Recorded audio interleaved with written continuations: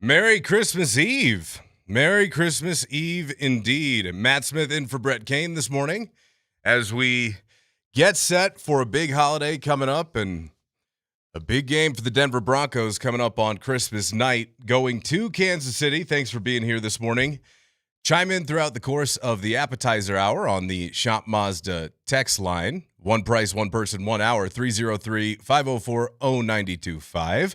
Thanks for being here. I'm seeing everybody checking in on Twitch. Good morning to everyone. Big night in the Mile High City last night. We had a double dipperoo for the Nugs and the Avs.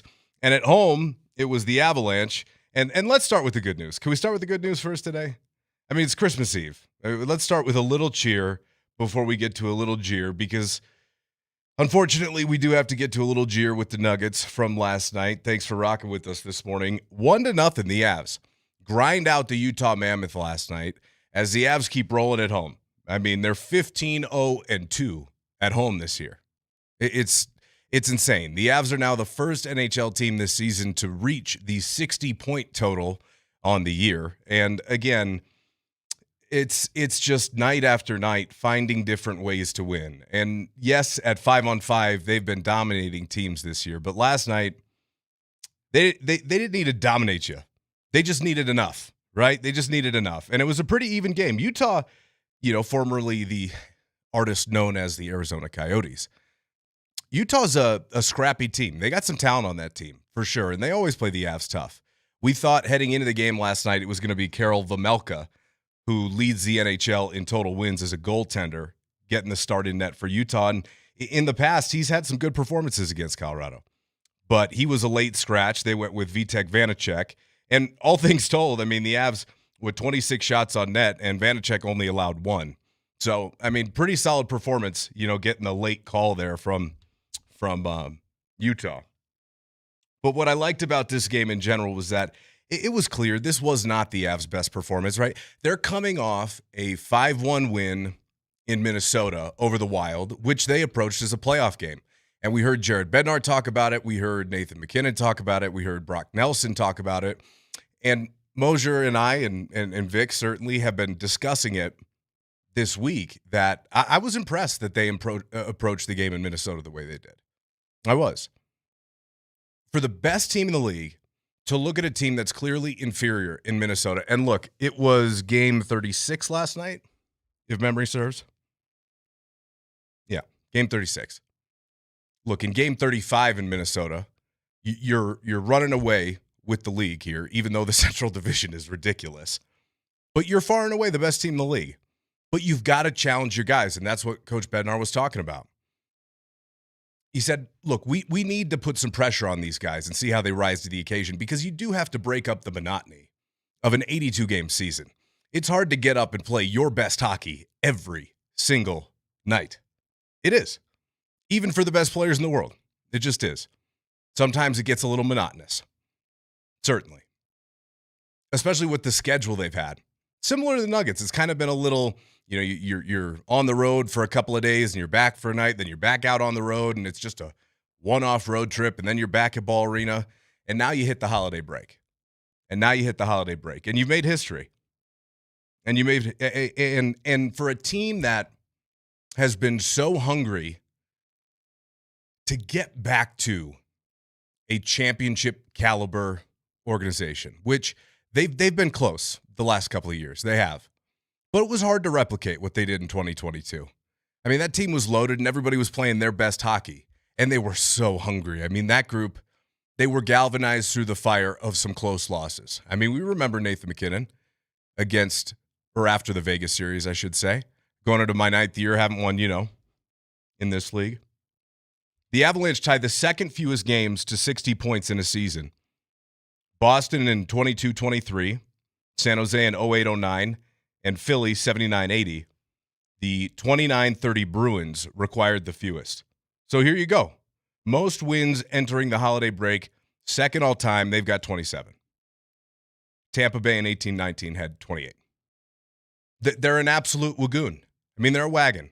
I mean, we had good fun with the TV crew and Moj and their little Colorado wagon song, but that's what this team is, because it's every night. There's some real stability here. there's consistency in production throughout the lineup. And sure, Nathan MacKinnon is leading the league in goals and, off to, as far as a scoring start goes, putting the puck in the net, his best pace ever. I mean, well over a 60-goal pace at this moment in time, which is nuts. And by the way, I don't know if you saw, but like 2 weeks ago, less than 15 games ago, MacKinnon had a sizable lead, okay? Sizable in the points race over Connor McDavid. Have you checked it lately? I mean, McDavid he's at 67 now. McKinnon's at 61. He's 6 up on MacKinnon. He had 4 more apples last night in the Battle of Alberta. The Oilers took down Calgary, kind of rallied back to do so. Leon Draisaitl with a hat trick. But the Avs, I thought it was good pressure to start. I thought they came out and played well in the first period. Second period, things went a little haywire. Utah brought a lot of good pressure. I thought they were first on pucks. They were doing a good job in the neutral zone and making it tough for Colorado to kind of get their rush game going with their zone entries and getting into the zone cleanly. Not to mention, we've been talking about this power play that's been a problem, right? They're just trying to figure things out. They got rid of Ray Bennett last year. They hired Dave Haxtell to come in and make the adjustments on the power play because they want to be able to throw different looks out there in the playoffs. They got stifled the last couple of years and didn't have too many plan C's or plan D's to go to and struggled to adjust on the fly. And so that's why they brought Haxtell in. And that's why they got rid of Bennett. The power play has struggled, though. But I did like their first one last night. The first minute of it, they had 3 shots on net. And that's one thing that I said to Moser yesterday. I said, look, where they've had success lately is generating traffic in front of the net, being first to the pucks in the crease, and just less finesse, more volume, right? More volume, more intensity, better sense of urgency. Second power play was no good. Was no good at all. And in fact, the Avs didn't score on the power play at all last night. It was a goal by Sammy G. G-Baby on the board. Really nice backhand, too. Put it right in the roof. Really good play in the neutral zone. Pokes it free, kind of going the other way. Quick change of direction. Had trouble getting the puck to settle down, but stuck with it. And honestly, from the angle that he had, considering he had trouble controlling it, it was a good job by him to pick it up as high as he did over Vanacek's shoulder. And that's the only goal of the game. Girard's second of the year. Unassisted. Hell of an individual effort. But that wasn't the biggest story of last night, my opinion. Biggest story, Scott Wedgwood. 32 shots seen, 32 saves made, second shutout of the year, 10th of his career, first star of the game last night. And as Jared Bednar said last night, he was far and away the best player on the ice. He was the best player on the ice for either team. There's no question.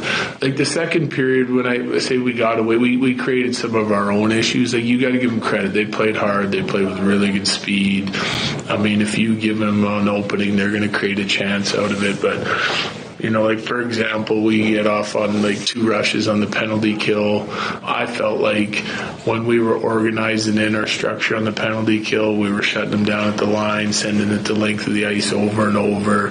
We weren't giving up anything dangerous in zone. We take off a couple times. We mismanage the puck on both of those rushes, and then they get a power play opportunity, and then a second one, and then a third one, all while we're trying to get organized. And it was a little bit the same way 5-on-5, right? So like just calming things down and being a little bit more predictable to ourselves. If we're not going to score a lot tonight, then being able to sort of lock it down and be a little bit more patient, I think is important. And it's hard to do that in stride, but I thought the guys did a nice job of it again in the third period. The Avs may not have the most potent power play in the league, but their penalty kills, I mean, if it's not the best, it's number 2. I'm not even sure where it sits right now. It's got to be the best. 3 power plays last night for Utah, and to his point, they did a really good job killing off the opportunities that they gave Utah last night. They did. And that's one thing that they have excelled at this year is playing with a man disadvantage. And they present some interesting They present some interesting options on the penalty kill. I'm not sure you could go around the league and find a team that's more versatile with who they can use as far as personnel goes. I mean, you get so many forwards who can kill penalties on this team. And good ones, too. Talented ones. Not just like third, fourth line guys. I mean, Val's up there. Brock's in there. Lecky's in there. And you saw some interesting chances going the other direction, at least some opportunities where Utah may not have been on top of things, and they brought it the other direction. But it was a penalty kill that saved them. But their best player, as is with the number one penalty kill, is typically your goaltender. That was Wedgwood last night. He was fantastic. He was dynamite. And the fact that the Avs have two guys in Wedgwood and Blackwood who should both legitimately be on Team Canada, considering where they were, 12 months ago, is crazy. It is. And the latest projections I've seen didn't have Wedgwood's name in the mix, but they had Darcy Kempers.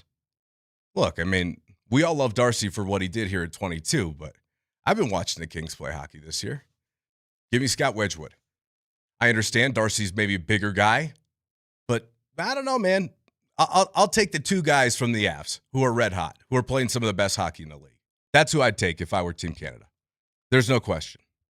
Here's Jared Bednar last night on the Avs being the first team in the NHL to 60 points this year. It's a testament to the guys and the hard work that they've put in and the focus that they've been able to maintain through the first half of the season or whatever. And yeah, it's hard to play that many games where you don't have off nights or nights that hurt you badly. And I'm really proud of the guys because they're finding a way to be in every game, even if they don't have their best stuff. Like, I don't think tonight we had our best stuff, but we had a good first, we had a good third, and we got a big goal in the second from G again. And someone new stepping up every night and being able to get the job done. But guys are playing with the right intentions and they're getting rewarded for it.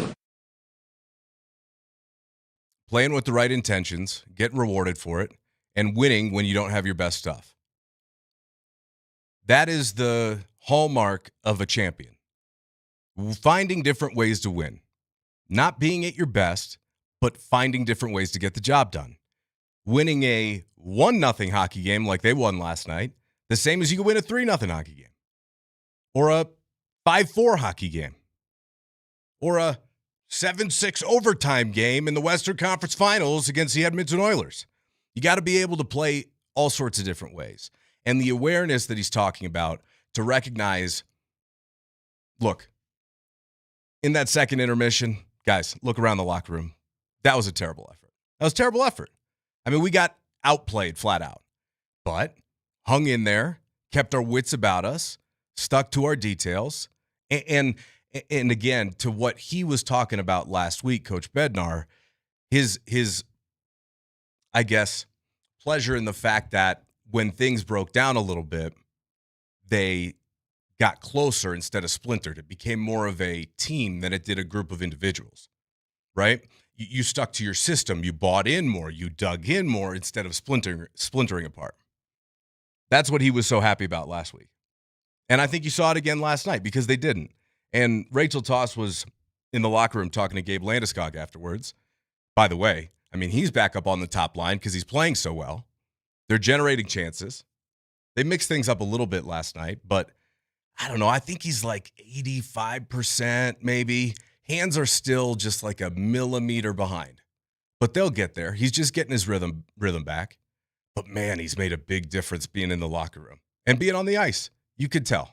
Because even if you're around the team, around practice, it's just different than when you're in the trenches with the boys. It is. And here's what Gabe had to say afterwards. 13 straight wins on home ice. First team in the National Hockey League to reach 60 points. What does that mean to you? I mean, it means that we've had a good just about half here, first half. So we're not going to blow it out of proportion. Having said that, we are going to take what we're doing good and we're going to continue doing it, right? And improve on the things that we're not necessarily doing that well. And I think some of the real big positives are, we've talked about them before, but finding ways to win hockey games. And tonight was just another example of that. It's not pretty. It's not perfect. Second period is pretty ugly, if I'm being completely honest. But we find ways, obviously, with fantastic goaltending. I think the third period we got better and started pushing back a little bit. And yeah, overall, it's been a fun first few months of the season. Look, I've told you guys I'm a hockey nerd, right? So I was watching the advanced numbers for this game while it's going on.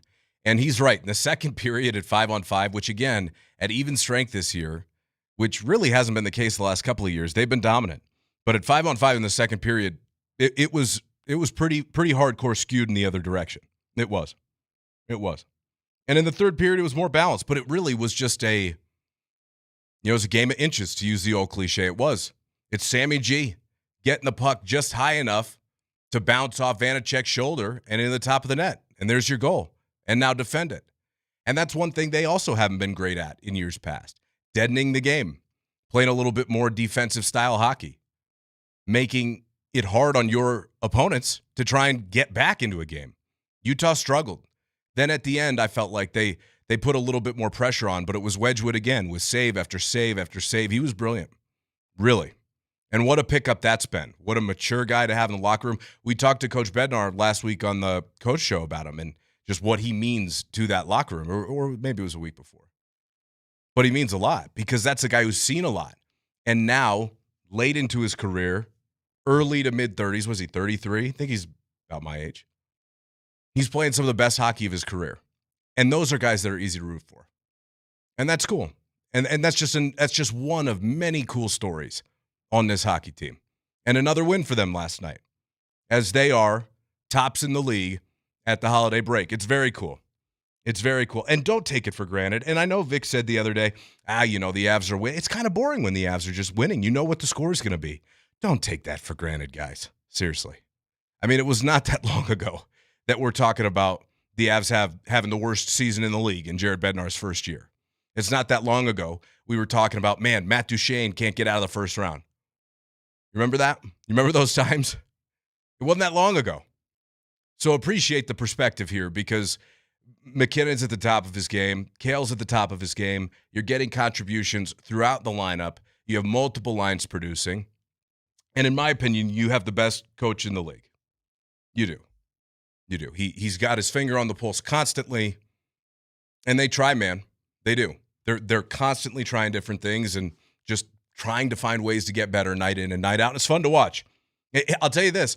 I watch a lot of different hockey around the league. You go watch a Pittsburgh, Washington game. Maybe I'll pick two teams with guys who aren't geriatrics. Hold on one second. You go watch I don't know. You pick it, a Canucks, Red Wings game. Do you know the difference in pace that it is when you watch an Avs game? I mean, it's almost like a different sport. The level of entertainment isn't even close. You sit there and kind of get glassy-eyed for a second because you're sitting there and you're going, how do these fans do it? How do you sit here every night and watch this slow hockey? And I'm sure to them it doesn't look like that, but to the initiated, no. You're playing in molasses. Because these guys are getting up and down. And how about McKinnon last night? Around the back of the cage, absolutely drills Carcone, just pops him off. What is McDavid doing that? He may have 6 more points now, and congratulations. Golf clap to Connor McDavid. I mean, look, hell of a player. But is he laying guys out like that, making a statement behind his own net, playing both ends of the ice? I don't think so. And if you were to really get the legitimate opinion of coaches and GMs around the league about what type of characteristics they want when it comes time for postseason play, they want Nathan McKinnon. They want that dog. They want the killer.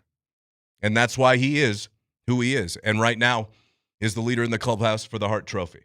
Chime in on the Shop Mazda text line throughout the course of the morning. Got tons more to get into. Nuggets last night. Oh, heartbreaker. All right, we got to talk about it, and tons of Broncos audio to get into as tomorrow they travel to Kansas City to take on the Chiefs on Christmas night and take one more step closer to securing the AFC overall title. Which, how nice would that be after how horrible it's been? We'll talk about it all and more. Stay with us.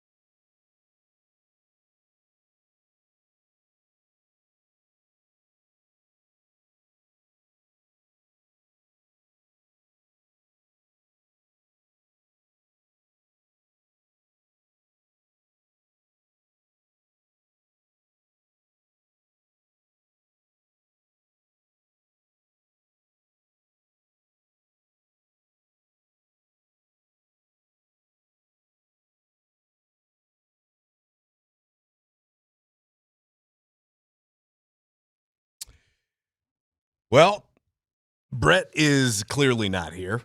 It's Matt Smith. Thanks for being here on I guess it's a Christmas Eve on a Wednesday. Here we are. 2026 already. Thanks for being here this morning. Chime in on the Shop Mazda text line and the Safeway Twitch stream. I see somebody on the Twitch stream says, hey, no sports on today. What am I supposed to bet on? I'll tell you, I was looking at the schedule today, and I was like, there's got to be at least like a college basketball game. Mitchell, you realize not a single sporting event on today? Chris Mitchell in with us this morning. Hello. Do you realize not a bowl game? Nothing. Nothing. Wow, that's so much time for me to watch Lethal Weapon. Holy cow. Well, actually, and it's funny that you say that because, well, it's a Christmas movie night, isn't it? And I'm curious on the Shop Mazda text line, what's on the schedule tonight? Like, what are the go-tos that you have to check off every year? For me, I'm not a giant Christmas guy, gotta be honest, but I probably will pop on the Grinch just in the background. Jim Carrey, what a performance. And that's like right in my age demographic. I remember seeing that movie as a kid. You know what I've been flipping on is like a Christmas New Year's type movie? What's that? Totally not a Christmas movie at all. The Matrix. Yeah. Is there even a mention of a holiday in that? I'm trying to think back. Absolutely not. There's also Batman Returns, my favorite Batman movie. I see you got that Wayne Enterprises hat on. Did you notice the Wayne Industries hat? Did you notice? Yeah. Yeah. I'm not picking up what you're putting down with the Matrix. We can have the Die Hard is a Christmas movie or is it not a Christmas movie conversation, but the Matrix? I just think it's a fun movie to watch around the holidays. Okay. Just throw on a classic, man. Okay. Watch something cozy. It's the holidays. I will tell you, because I've been so busy here, I'm looking forward to catching up on some TV shows. I got a bunch of them locked and loaded. Looking forward to it tonight. However, last night, we talked about the Avs in the first segment. We'll get back into the Avs when Moser gets in here a little bit later this morning, coming up in about half hour. And by the way, at 9, we're going to be talking to Danon Hughes, the Kansas City Chiefs color commentator, getting his thoughts on this game and what they've got cooking in Kansas City with the stadium now allegedly moving to Kansas from Missouri, not that far, but also not that soon. Sounds like maybe 2031. And also, what are they going to do next year? Because I know that Mahomes wants to be back for week 1, and I know that everybody's saying, hey, look at the way this guy heals. But I'm telling you, I don't know. Do you really want to rush it? The first couple months even of the season? I was listening to RG3, a guy's career who was wrecked by injuries, was like, hey, nah, when you got ACL and LCL, you might as well just book 18 months. So we'll see what happens. Looking forward to getting Danon Hughes' comments here coming up at 9 a.m. This morning. But last night, again, Avs 1-0 over the Mammoth. But on the second night of a back-to-back in Dallas, the Mavericks, who were a part of the 4-game home losing streak the Nuggets had a little bit earlier, then finally managed to snap. They got him again.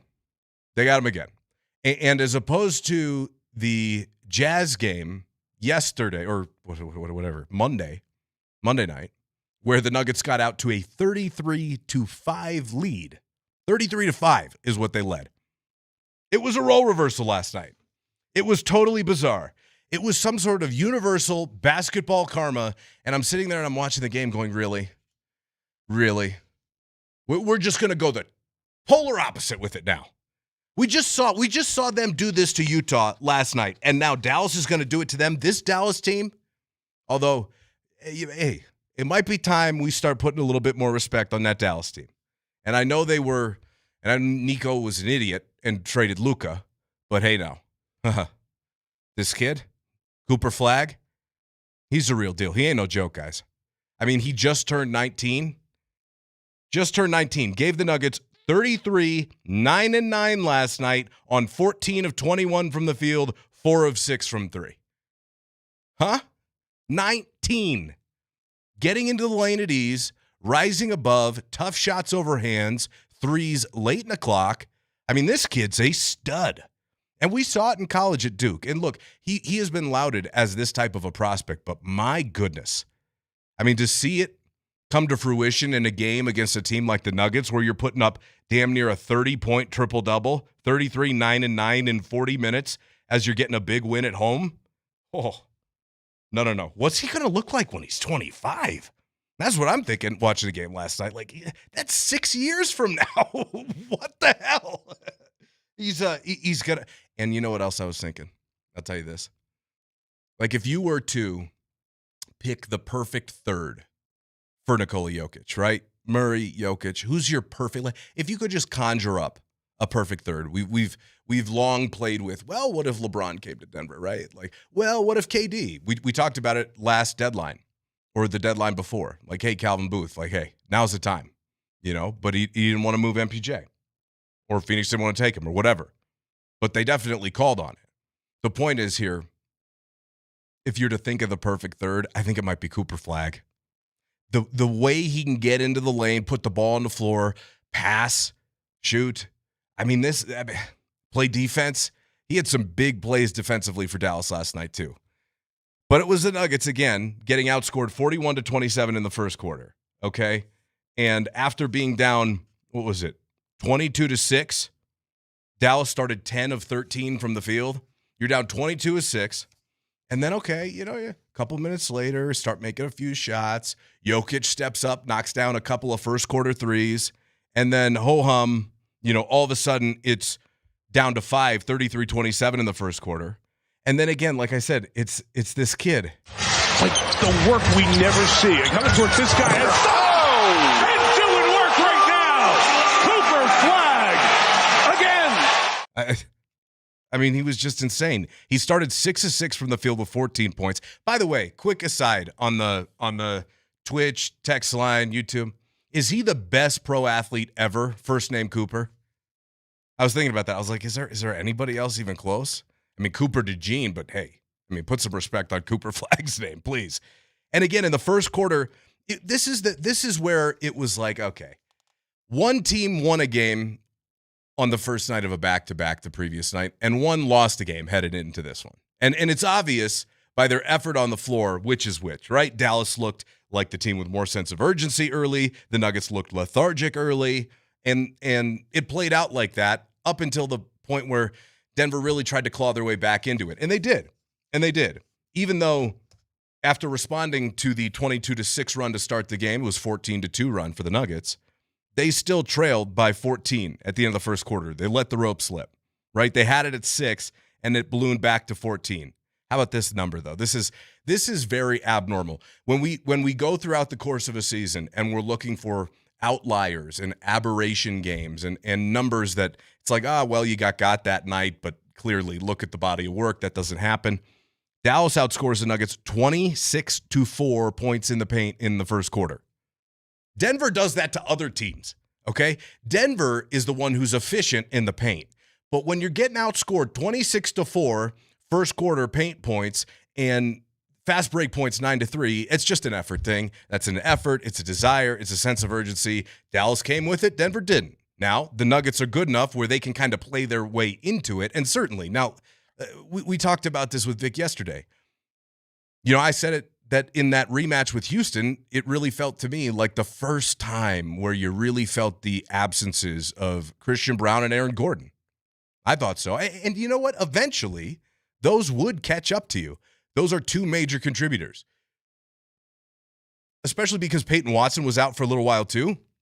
Those are your three best perimeter defenders in a league dominated by perimeter talent, where your bigs, where Victor Wembanyama at 8 is taking step-back threes as they beat the Thunder again last night. How about that?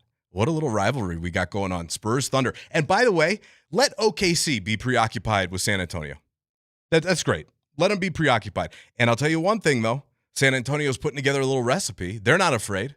And I was telling Vic this the other day. Like, yeah, okay, OKC is, off to this unbelievable, historic type of start. Let them clean up in the regular season. Let them go for the all-time wins record in a regular season. Let them gas themselves doing that way. Maybe they don't gas themselves, but let them focus on that.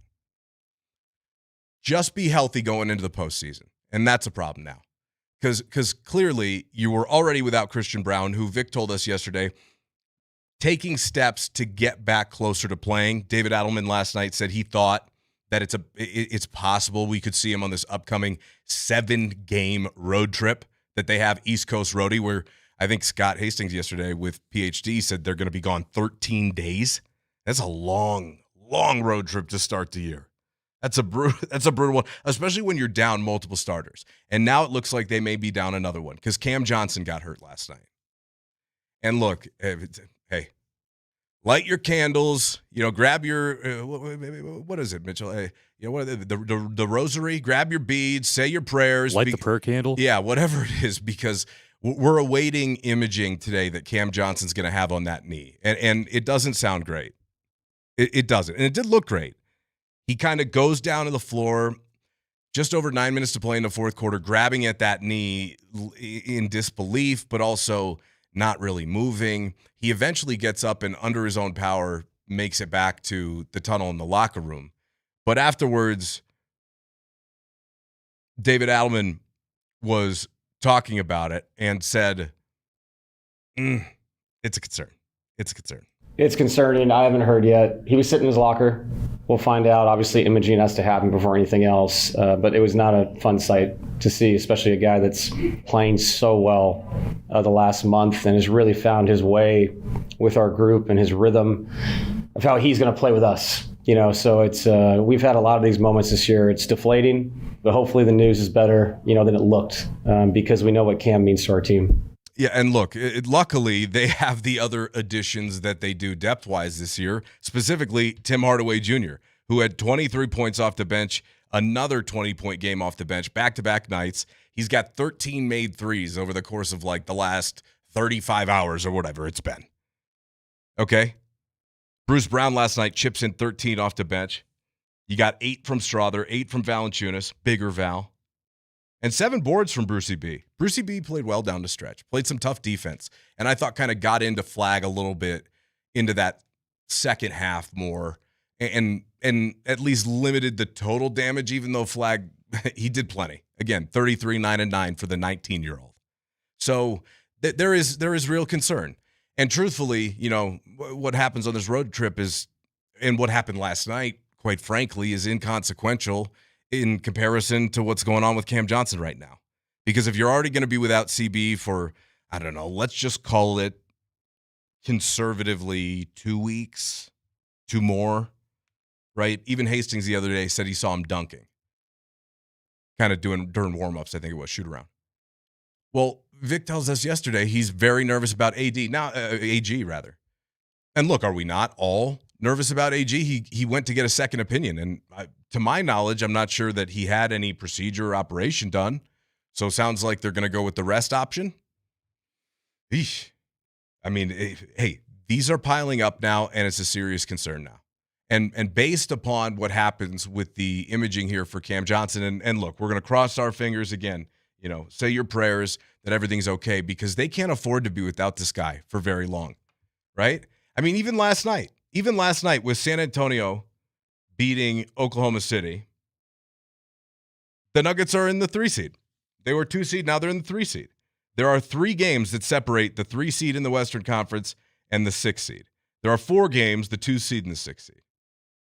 Now, the teams below that, Phoenix, Golden State, Memphis, Portland, I don't really buy those teams. They'll probably be playing teams, and maybe Dallas ends up getting healthier. They get PJ Washington back. Maybe Kyrie comes back half of the year, and they end up playing well. Maybe Derek Lively comes back, because that's a team that's also banged up in Dallas.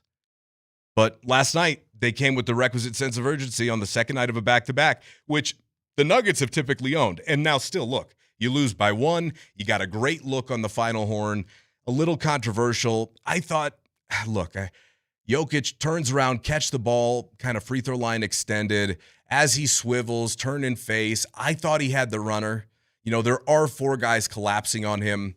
Went 2-man game, and you put Hardaway Jr. and Peyton Watson in both corners. And even Adelman after the game last night said, look, it's one of those situations where, you try to predetermine what happens best you can. But look, Watson was in the left corner, and I saw this number today that was kind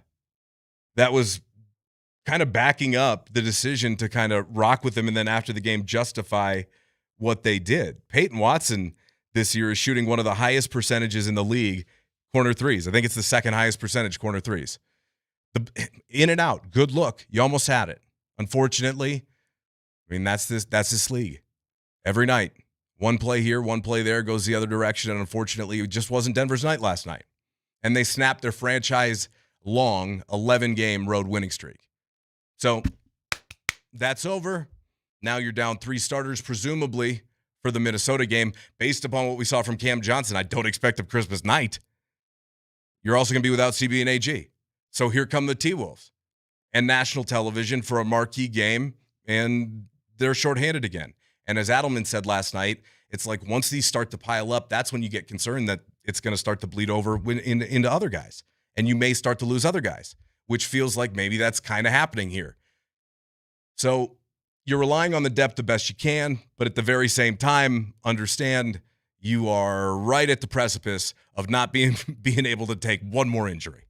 You really are. So, look, more of your reaction on the Shot Mazda text line, Safeway Twitch stream. On the other side, Broncos out at the facility down at HQ yesterday. They spoke to the media. Sean Payton, Bo Nix, Vance Joseph. What's going on with this defense, VJ? We'll take a listen to the defensive coordinator next.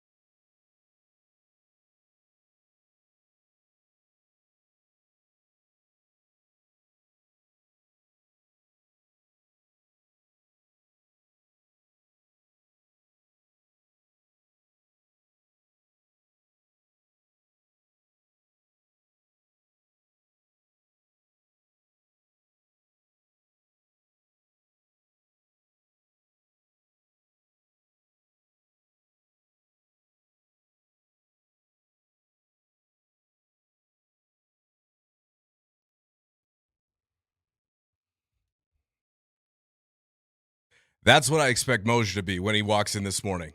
You know what I'm saying? A bad banana with a greasy black peel. A late game, first segment, definitely going to be a little grinchy. And we'll see if we get Vic today. We'll see if we peer pressured him enough into showing up today. But it should be interesting. It'll either be just Moser and I today, or it'll be the three of us. And the beauty of this show is you never know. So tune in another 12 minutes. You're going to find out. On the Shot Mazda text line, I asked you what your Christmas go-tos were. Somebody says Mongolian barbecue tonight, Die Hard. They're going Die Hard's a Christmas movie. And then this one was interesting. Homemade bourbon eggnog. Whew. First of all, I'm not a nog guy. I'm not a nogger. Mitchell, are you a nogger? Not really. No, I'm not a nog guy at all. No. Not at all. And this text, I think, brings up a really good point, too, that I think we should address. Talking about the Nuggets, somebody said, is that Cam Johnson in the corner instead of Peyton Watson last night? If he doesn't get hurt for that final game winner? Maybe. It might be. By the way, I stand corrected, and thank you all on the text line for correcting me. There is one game today. We do. In a desert of no sports today, we have one. The Hawaii Bowl. And of course. Oh, my God. We should have known that. And by the way, Cal quarterback Jaron Sagapatelli looks like he's going to play. And Cal, I thought, was a dog in that one. Although Hawaii's got, oh, God, what is the kid's name? Talk about the kicker? No, the quarterback. Alejado. Guy's a warrior. Kid's a warrior. So if a rainbow warrior. Yeah, he is a rainbow warrior. Good point. Very good point, Mitchell. So it should be a fun one. At least we got something today. At least we have something today. What time is that? Oh, it's going to feel like Hawaii here. I was going to say I wish I was there, but it's going to be like 70 degrees today. Again, it's amazing here. It's been warmer here than big chunks of like the Carolinas and Tennessee. I was reading Bianchi put that out there yesterday. By the way, Broncos back in action tomorrow night, which is nuts. Was that like 80-plus hours off of the Jacksonville loss? Probably good to turn the page. I would think probably good to turn the page right away. I mean, you don't really want to sit with that one, do you? Now, when you're turning the page, you'd probably rather turn the page to maybe a better opponent, so you've really got to be dialed in, maybe. But maybe it's a good thing. I mean, on paper, this thing looks like a layup. This is Bo Nix yesterday talking about what it means to prepare on the short week. Thank goodness it's a team that I've played already in the year, so it feels like an extension of the first game, so it's sort of strange, but all the retention, all the plays, and all the looks that you could get with those plays, and I know it hasn't been the season that they wanted, but they're still the Chiefs. Did you hear that last one? Did you hear that last point he made? Because Moj is going to come in here today. They're going to dominate him. They're going to whoop them. And that's what he's been saying all week. He started, I think it was first segment Monday, in a reaction Monday, talking about, oh, no, next game, that's in the bag. But look, I get it. I mean, they're starting Chris Olodikin. I get it. I mean, this is no Patrick Mahomes. They got a bunch of starters sitting out, but they're still the Chiefs. I will take pleasure with a Christmas night slaughter in Arrowhead. I will. They're still the Chiefs. I mean, let's not forget. Let's not forget who's won this division. Was it 9 years in a row, 8 years in a row, 9 years in a row? Not this year, but they're still the Chiefs. Just saying. Just saying. You don't pass up on opportunities to give them a lick back for all those they've given you over the better part of the last decade. You just don't do it. This is Joe Lombardi, the offensive coordinator, on preparing on short notice. Helps when you've played the team before relatively recently, but you still want to get through all the tape and make sure you're seeing everything. So it's just a race, making sure you're preparing for all the different looks that have come up maybe since the last game. Yeah, all the different looks. You mean the completely different offense? Look, and they saw Chris Olodikin last week, week 18, and Vance Joseph was talking about that yesterday. He's like, oh, we've seen him. We've got tape on him. He can move around well. Here's the truth. I mean, and Moj brought this up yesterday. And I would push back a little bit only because you really just have to get a win. It doesn't matter. But if it doesn't look, a little one-sided for a team that's supposed to be a Super Bowl contender in this Broncos team, I would be a little concerned, no matter even if it is the Chiefs, even if Travis Kelce is playing. even if Chris Jones is going, which those two guys are supposed to go. This is VJ yesterday on the condensed preparation time. Just having a good game plan, not having so much where the players can't play fast, but enough to win the game. So it's a fine line between, having a huge game plan versus letting guys play fast. It depends on who you're playing, obviously. This week we're focused on ourselves, playing better in the red zone, obviously. The tackling part we can't fix until Thursday night. We'll fix that and we'll move forward. Yeah. Did you hear it, though? Not giving the guys too much. And my favorite part about that, focus on us. It's not about the other team this week, specifically. Really. And typically you want to take the mindset of, look, if we handle our business, if we play the way we're supposed to play, that's well and good, all well and good. But you've got some good football teams you're going to have to pay attention to and what challenges they present to you. This week, though, it's about us, right? It's about the Broncos and playing back up to their standard. Because offensively, it slipped a little bit from what it had been the previous few weeks, which may be to be expected. Maybe that's more of a regression to the mean, to the average. Defensively, though, it certainly has been a little regression, and it slipped a little bit. And we'll get into that here over the course of Moser, Lombardi, and Kane when the boys get in. But this was Sean Payton wrapping up on, again, just turning the page immediately. I think the most important thing that we've learned is the recovery. How we approach this week compared to what we used to do, not knowing any better. Different than Sunday games, Sunday night games, Monday night games, Thursday night halftime lead, 82% winner. So starting fast is important on Thursday night. How about that number he just dropped on us? Did you hear that number? I think the most important thing that we've learned is the recovery. How we approach this week compared to what we used to do, not knowing any better. Different than Sunday games, Sunday night games, Monday night games, Thursday night halftime lead, 82% winner. So starting fast is important on Thursday night. Hey, let's get bodies right because, look, listen to that number. You got to lead at halftime Thursday night. 82% of the time you're going to win. Start fast. Start fast, finish strong, get this one over and done with, get back to Colorado. It's going to be a nice night in Kansas City. It will be. And it might be the last time that you play Travis Kelce at Arrowhead. It might be. Andy Reid talked about it yesterday. Chris Jones talked about it yesterday. We'll get to some of their comments coming up a little bit later. At 9 a.m., we'll talk to Danon Hughes, Kansas City Chiefs color commentator on their radio broadcast, get his take on what's going on there. Moser will join us here coming up on the other side. Back to the Avs. Back to a tough Nuggets loss last night. And tons more to get into with that John Elway doc because we only scratched the surface of some of my favorite takeaways and great moments. And if you didn't have a chance, Moser, Lombardi, and Kane podcast, wherever you get your podcasts yesterday, the Duke of Denver joined us himself. They did. He did. Second hour. Go check it out. Don't miss it. And for Christmas Eve tonight, cut on the Elway doc on Netflix if you haven't seen it. It's a fun watch with the family, especially for big Broncos fans. Stick with us on the other side. I see Moj rolling in. We got plenty more coming your way.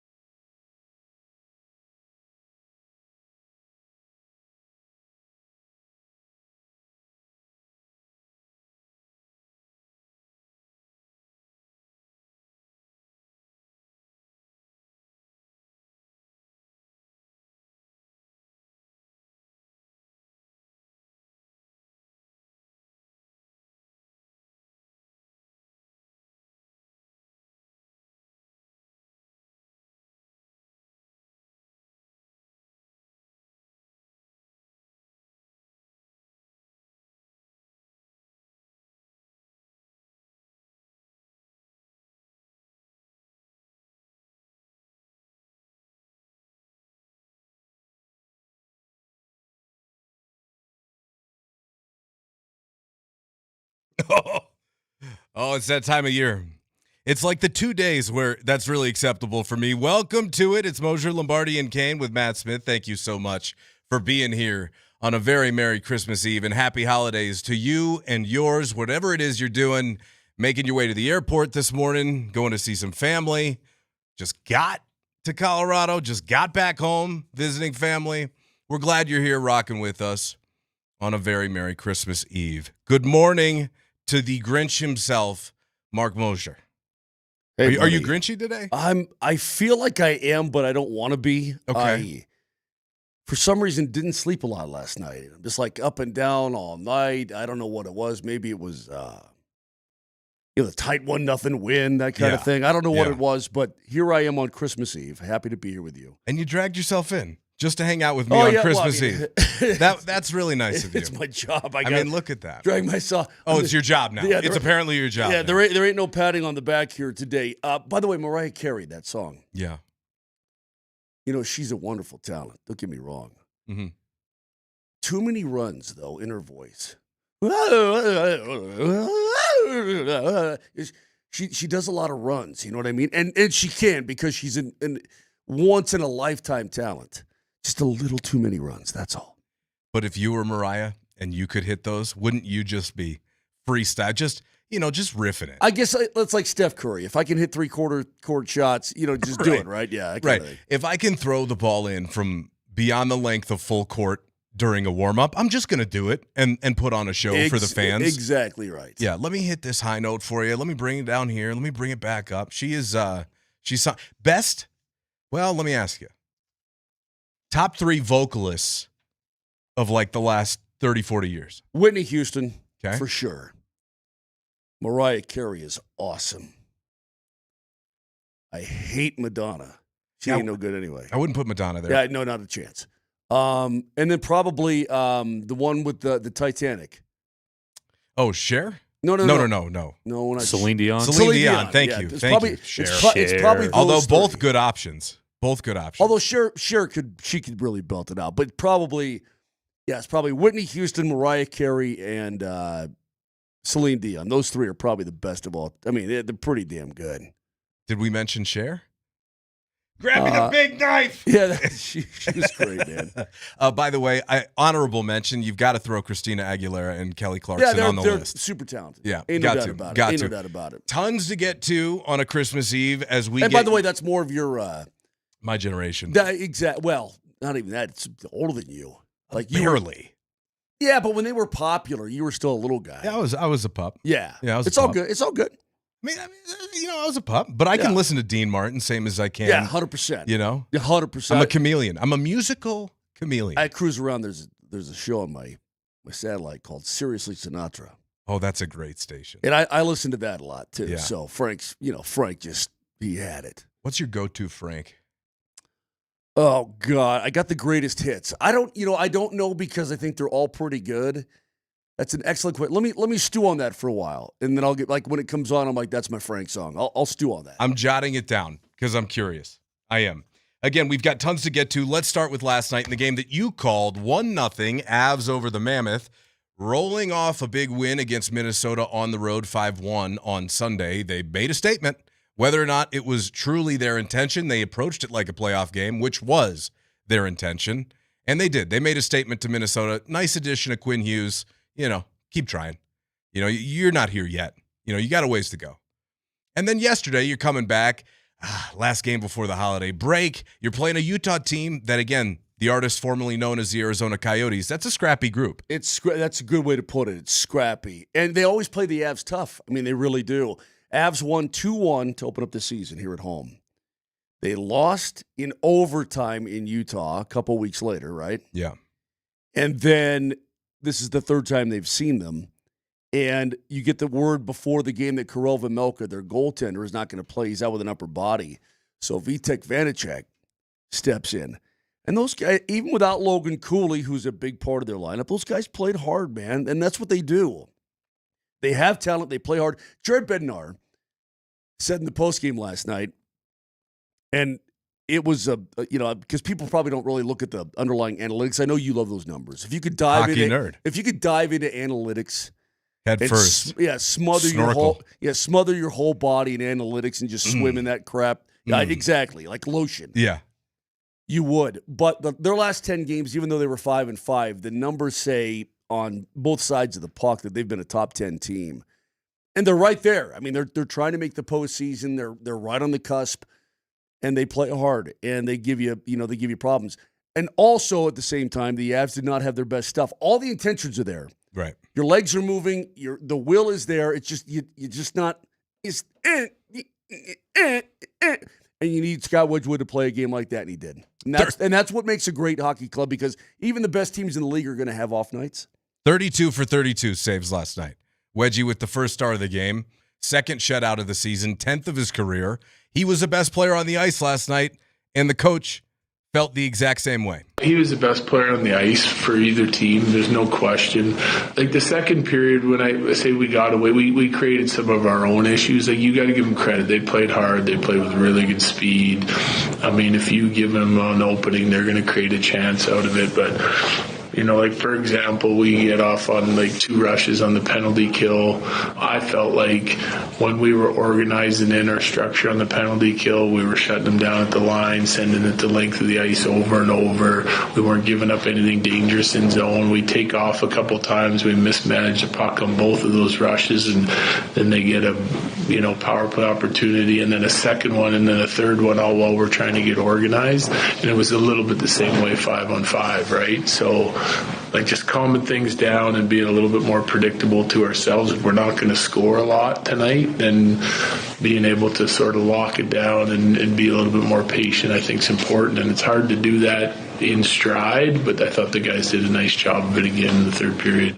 That's exactly the way it went. You could tell as the game went on, they weren't going to put up 5. So especially once you got to like the 8-minute mark of the third period, 8 minutes in, 12 to go, you could tell they were just managing the game. Manage. Get to the red line, dump it in, change. Get to the red line, dump it in, change. Don't let guys, swirl around your zone. Get the puck, get it out, change. I mean, they were just managing things as to not allow Utah to be dangerous at all late in that contest. They had a couple good looks late with the goalie pulled, but that's just the way it went. And you're going to have those games, Matt, during the course of the season where I said last night in the postgame, I said, look, there's going to be nights when the Avs throw up 4, 5, 6 a night, and their goalies have to make, some saves, and they can give up a couple 3, and it's no big deal, blah, blah, blah, blah, blah. And then there are going to be nights where, man, you got to lock it down, Holmes, otherwise we're dead. We're not going to win this game. So you find different ways to win, and they did last night. A couple points you bring up there that I really like, as well as the coach. We talked about Wedgwood. First of all, outstanding. And again, thinking back to where this team was even 12 months ago in that regard, it's ridiculous. The fact that both these guys should be going to Milan if that's where they're going to play for Team Canada. If you ask me, those are the 2 I'd pick. I mean, 2 of the 3, at least. Hey, listen, Jordan Binnington, whom we are our favorite, perhaps not fond of here in Denver, but nonetheless, he won you. I mean, he was great in that Four Nations tournament, and that's terrific. He was great. But if you're being realistic, like, who's playing the best right now? Well, you've got one guy who's 16-1-4. It's Scott Wedgwood, tied for the league lead in wins. Then along comes Mackenzie Blackwood back from injury, and he's 10-1-1. Right? And you're like, he's on any given night, they're both doing what Wedgwood did last night. And you're like, well, damn. I mean, that's pretty damn good. I mean, they're both playing that kind of hockey right now, and it's awesome to see. It's awesome to have. I mean, it's part of the reason why you are where you are as a group. And on any given night, boom. I mean, listen, they both have the exact same save percentage at .924. Their goals against are virtually identical. They're pushing each other in the blue paint. It's awesome to see. If I'm Team Canada, I don't know how you don't take both those guys and say everybody else get bent.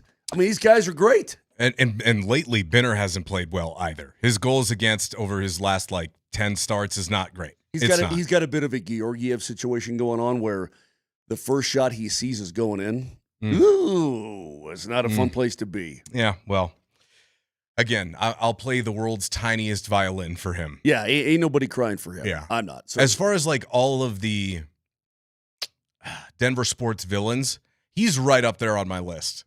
Right up there on the list. On my naughty list. Santa's going to be bringing him some coal, quite frankly. Okay? Just telling you. Or something else. Yeah. Well, use your imagination. By the way, so it's the best penalty kill in the league, right? By the numbers, or are they two? No, they're number one. They're number one. They've hovered around, Matt, between like 85 and 86.2% all year long. Right. Now, again, so some other teams are porpoising. They're going from 1 to 5 back to 1 because they have 4 in a row where they don't give up a goal.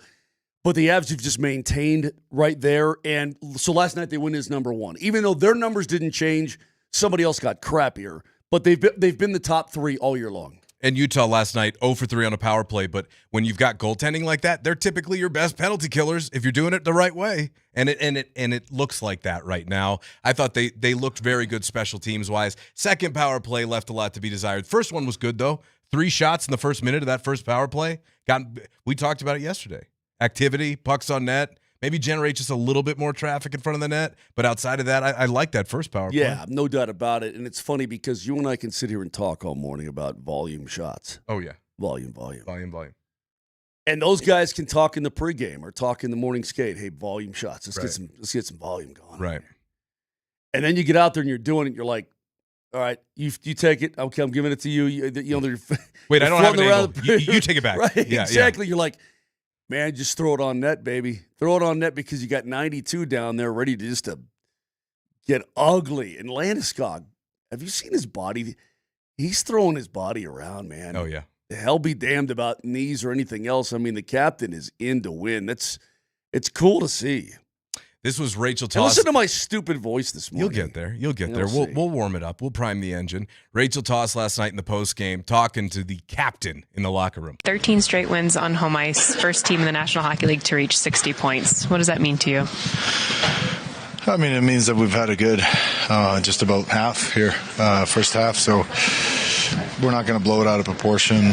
Having said that, we are going to take what we're doing good and we're going to continue doing it, right? And improve on the things that we're not necessarily doing that well. And I think some of the real big positives are, we've talked about them before, but finding ways to win hockey games. And tonight was just another example of that. It's not pretty. It's not perfect. Second period is pretty ugly, if I'm being completely honest, but we find ways, obviously with fantastic goaltending. I think the third period we got better and started pushing back a little bit. And yeah, overall, it's been a fun first few months of the season. If the second period was a face, it'd be Mitchell's beard. No offense. I mean, but like right here, Chris, right here on both sides. I mean, I get the same way. A little thin, a little scraggly. You know what I mean? That was the second period last night for the Avs. And I love the way you put it. It's maybe not pretty, but you just go find a way to win. And I'll say this before we get to our first break of the day. And happy Christmas Eve, everybody. Merry Christmas Eve. The league hasn't played on Christmas since 1972. Ooh, I like where you're going.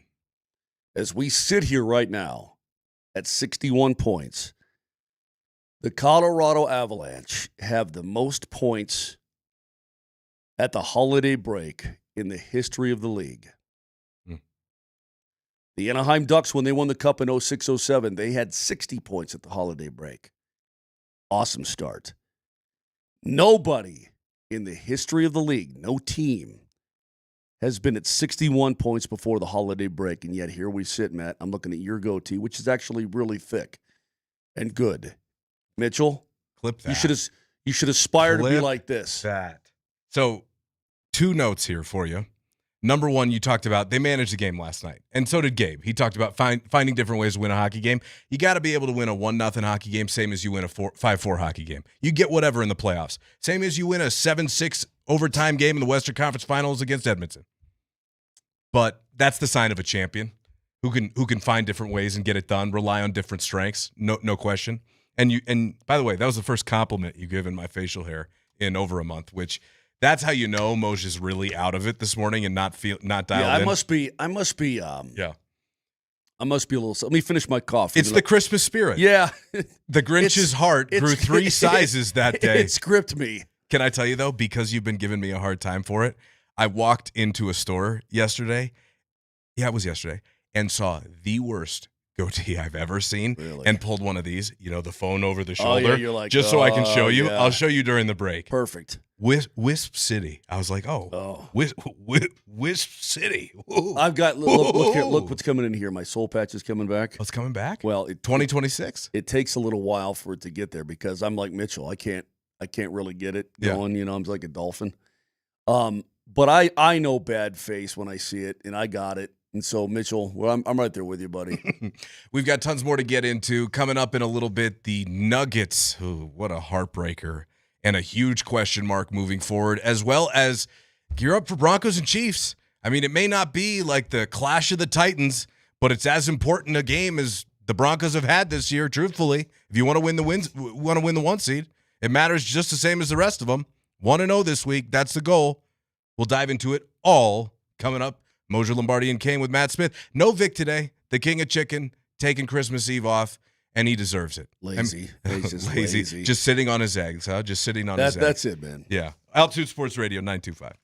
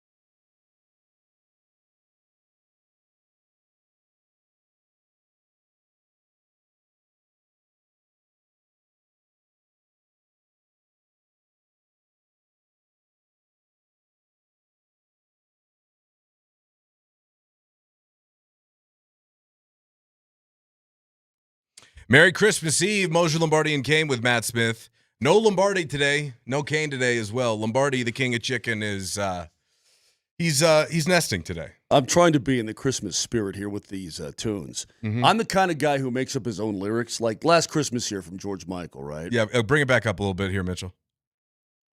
Mm-hmm. Now, is this George Michael or is this Wham? I think it's just George himself, right? By himself? Who is it, Mitchell? I think this is when he was still Wham. Oh, okay.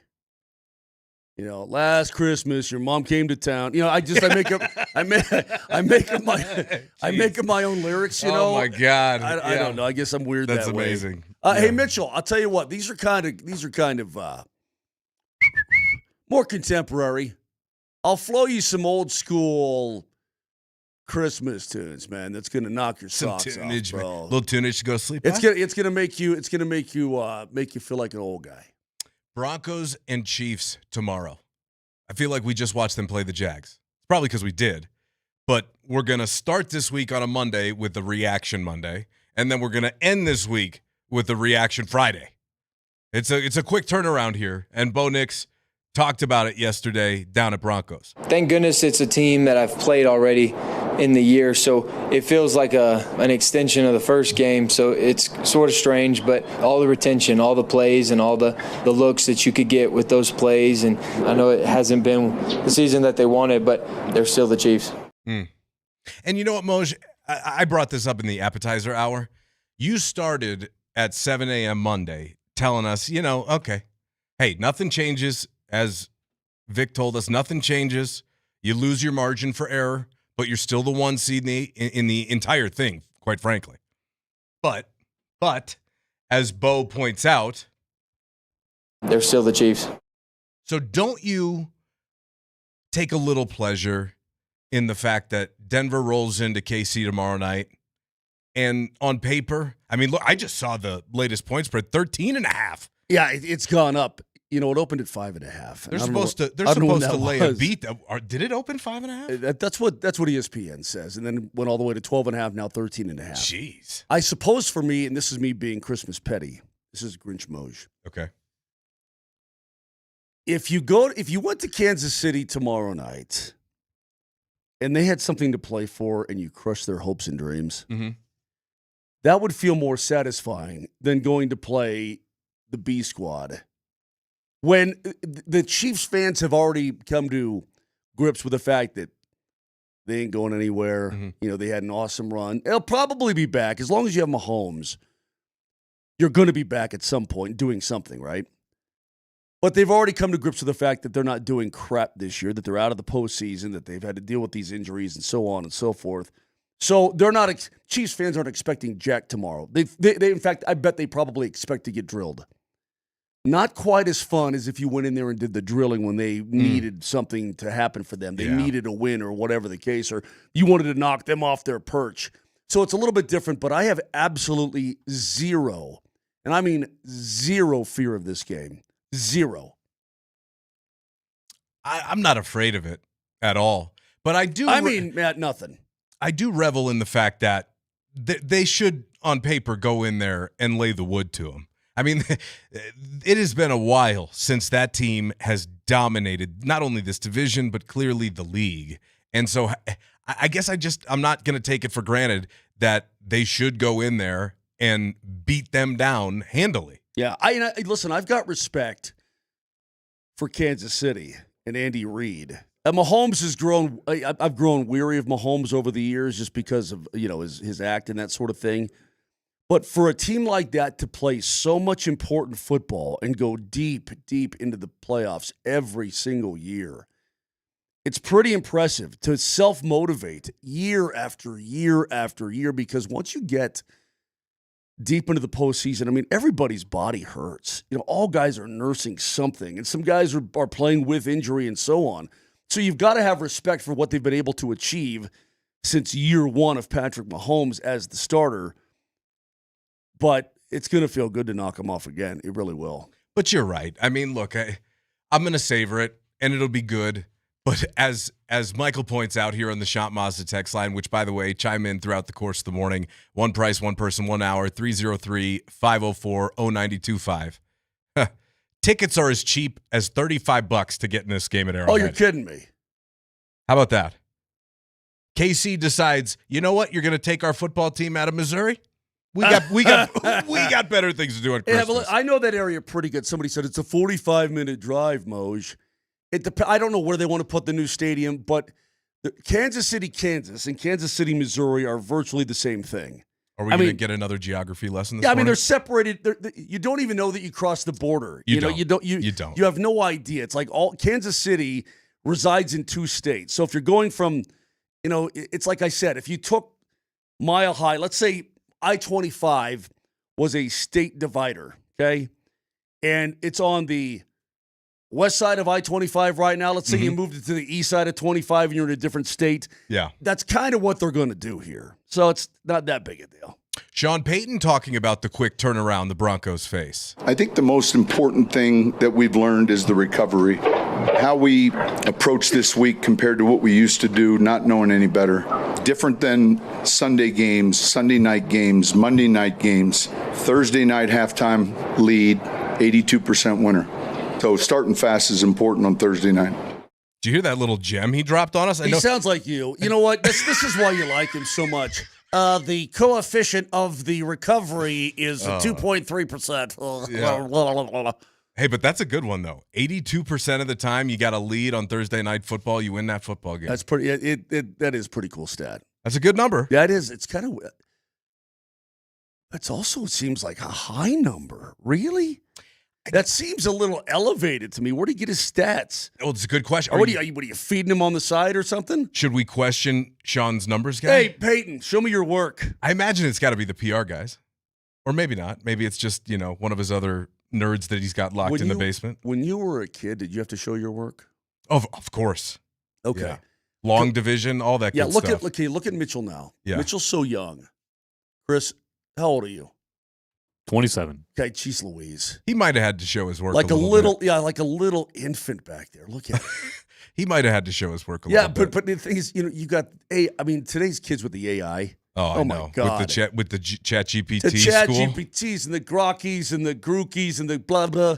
Why go to college if that's how you're going to do it? I don't get that. Exactly. It's kids got it so easy. Back in my day, we went off to war at 16. Exactly. Yeah. Well, even back in the day. Yeah, I know. But you got to show your work. So Sean, show your work where that number comes from. But listen, get a lead. Start off good. Look, that's a great point from Sean Payton. Do this. I don't know that Chris Olamusnaki is going to do crap offensively for you. Oladokin. Who are we talking to, by the way, today? Danon Hughes coming up at 9 a.m., the Kansas City Chiefs color commentator on their broadcast. Can't wait to talk to him. Former Chief, former Brewer, former two-sport athlete, actually. So I like that. Be great to catch up with Danon. So we'll talk to Danon Hughes today on the program about the Chiefs, and I'll show my all due respect to Kansas City. Don't worry. You don't need to. But, look. You can be a little disrespectful on this Christmas Eve, I feel like. I don't know that Chris Oladokin is going to do anything offensively. And if Kansas City, and I'll say this to Chris, to Danon's face, if they get to double-digit points, I'm going to be shocked. They didn't against Tennessee, okay? You're talking about the dog-butt Titans who played maybe one of their best games, but they didn't even get to double-digit points against those guys. If they, against this defense, and I don't care how the defense has been since the bye week, if they get to double-digit points against the Broncos, I'm going to be blown away. On the text line, I love you, Moser. First thing I hear and I turn on the radio is you talking about how the Chiefs are done. I love it. What a great gift for the season. Merry Christmas from Mike. Merry Christmas to you, Mike. Happy holidays. But that's kind of what I was trying to say at the beginning of this segment. Like, are we past the point now where we're not going to appreciate a win in Kansas City? No, I'm still going to revel in it. I'm still going to enjoy just a little revel. Yeah. Again, it's not going to have the same oomph, same impact, the same punches if you knock them off a perch or you denied them something they wanted. They've already gone to the light. It's like making them wait at the pearly gates, a couple extra days. You remember what Sean Payton had to say on his Zoom presser when he was asked if the defense was slipping, right? Mike, I don't buy it. I mean, you can listen. Our defense played pretty well last week, so you look for those trends, and I think our defense has been outstanding this year. They played a good offense yesterday. look, they struggled. We didn't play well yesterday defensively, but certainly the week before against a good offense, we played well and had a big win. So I don't see it. Okay. Well, before the bye week, you were holding opponents under 19 points per game. And after the bye week, you're allowing just under 26 points per game. So, I don't know, 4 games. Is that a big enough sample size to say there's a trend developed? He's got a point in that it doesn't look that different. It's just that opponents are capitalizing a little bit more than they did before. Mm-hmm. Now, I don't know that that's, hey, this league has figured that defense out. Well, hey, man. And by the way, I will say this, though. We were talking about the Jaguars and the zone they play. Mm-hmm. It's pretty damn effective for the most part last Sunday. 7 sets of eyes staring at Bo Nix. Yeah, but I mean, he still threw for over 300 yards. But that's a lot of fool's gold too. That's a lot of garbage and sure. That's a lot of free time picking up. This is Trevor Siemian. God rest his soul. God, I was going to say he's still around. That's right? the ghost of Christmas past. Okay, yeah. People say, well, T-Rev just threw for 279 yards. I'm like, well, yeah, they were down by 21. They weren't going to win the damn game, and the defense let them have all this stuff. Sure. That's what I'd say. Sure. But the Broncos' defense has not yet been figured out by opponents. Every defense is going to give up some stuff. It's just other teams are just capitalizing a little bit more than they did before. Mm-hmm. A little bit. Mm-hmm. That's it. So Sean spoke yesterday because clearly they're doing everything in a truncated version this week. It's an abridged version of a game week preparation with the quick turnaround going to Kansas City. So Sean, naturally, the narrative is out there now, even though he kind of poo-pooed it. I mean, it is out there now that they've slipped a little bit. And anybody with eyeballs who watch this team can tell you, I'll just ask you real quick, real simple question. Is this defense still a Super Bowl winning defense, what you've seen out of them the last 4 weeks? You're asking me? Mm-hmm. Yeah. Okay. Yeah. Hey, do you say that as confidently as you would have 8 weeks ago? No, I don't. Okay. No, I don't. That's all I'm asking. No, I don't, because you sent the numbers yesterday where, boy, did the Jags pick on Riley Moss. Boy, did they go after his bacon hard. He gave up 155 yards. Yeah. And so you're going to have to run safeties probably a little bit more the rest of the way. I've got a really bad analogy. It's not a Christmas analogy if you'd like to hear it. Please, lay it on me, Scat Cat. Okay, the Kansas City Chiefs offense this week is going to be a target-rich environment for the Broncos defense. It's like, I love that. It's like this. God, Mitchell, I love that. Mitchell, do you have a girlfriend? Keep talking. Okay. Yes, that's clearly a yes. Okay, so be like he's got a this. rotation. Okay, Actually. let me use you, Smith. Okay. Be like this. Uh-huh. You're at the bar with your boys and keep getting shot down. Give me a little bar music, Mitchell. You got some bar music you can give me just to paint the picture. I don't know. Just a little. What is bar what's music? a little bar music? Give me like a little grunge rock, something like that. Is that what it is, really? I don't know. Maybe back in your day. Chris, whatever you come up with is fine it's for fine. me. Yeah. You walk into. But a pub. you're out there with your boys having a couple of coldies, right? Uh-huh. All right, cool. That sounds good. And then like shot down in flames, shot down in flames. A little louder, yeah. And then it says, hey Matt, hey Moj, I need you to deliver this pizza to the women's prison. We're at the bar. We're getting a couple No. This is the next day. Oh, it's the next day. This is the next day. And we're working at the pizza place. I don't know. No, you're delivering pizzas. So here you go. Oh, door dashing? Yeah, Uber Eats. It might be a little bit easier in that. That's all right. So the bottom line, I'm saying we're at the bar, and I'm simultaneously delivering Chiefs, pizza to the women's prison. The Broncos defense against the KC offense tomorrow night is like you go into a women's prison. Oh, okay. Now, I get okay, it there now. you go. So I don't know. That's not very Christmassy of me. I don't know how that. Wait, delivering pizza? Well, whatever you're doing. Okay. I don't know that you're delivering would work guard at the uniforms prison. to the guards at the whatever. I don't. They even have know. to check the box. They're Yeah, gonna see what's Anyway, I don't know, man. I did not get much sleep last night. My bad. But at the same time, it was Jimmy Fallon and Justin Timberlake who sang about delivering that present on Christmas as well. Oh God, I'm just saying. I mean, you brought it up. By the way, somebody on the text line, we were talking about the best vocalists, top songbirds of our generation. Yeah, and you said Celine Dion, Whitney, And Mariah. Because Whitney just had the pure. Yeah.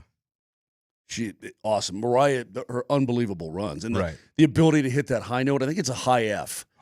It's a high F is right. It's insane. Yeah. And then Celine just especially with her little tiny accent. The power. And the power of Celine. Yeah, that it's just so recognizable and blam. Just a dash of the French is what you're saying. Oui. Yeah, oui. Yeah. But we also honorable mentioned Christina Aguilera. She's great. We honorable mentioned Kelly Clarkson, also amazing. She's great. Somebody else says, how are you not having Adele on that list? Yeah, Adele's got to be on she's there. She's really good. As far as power ballads go, is Moser drunk? Somebody said. I don't know, but I don't know. Have you? Is that eggnog in your mug? I wish. No, I'm not, but we'll see what happens. We got a couple more hours to go. Yeah, we got a couple more hours to go. On the other side, it was a tough one last night in Dallas for the Nuggets. 131-130, they lose. But did they lose more? And could it be an even bigger problem? We'll share the latest details next.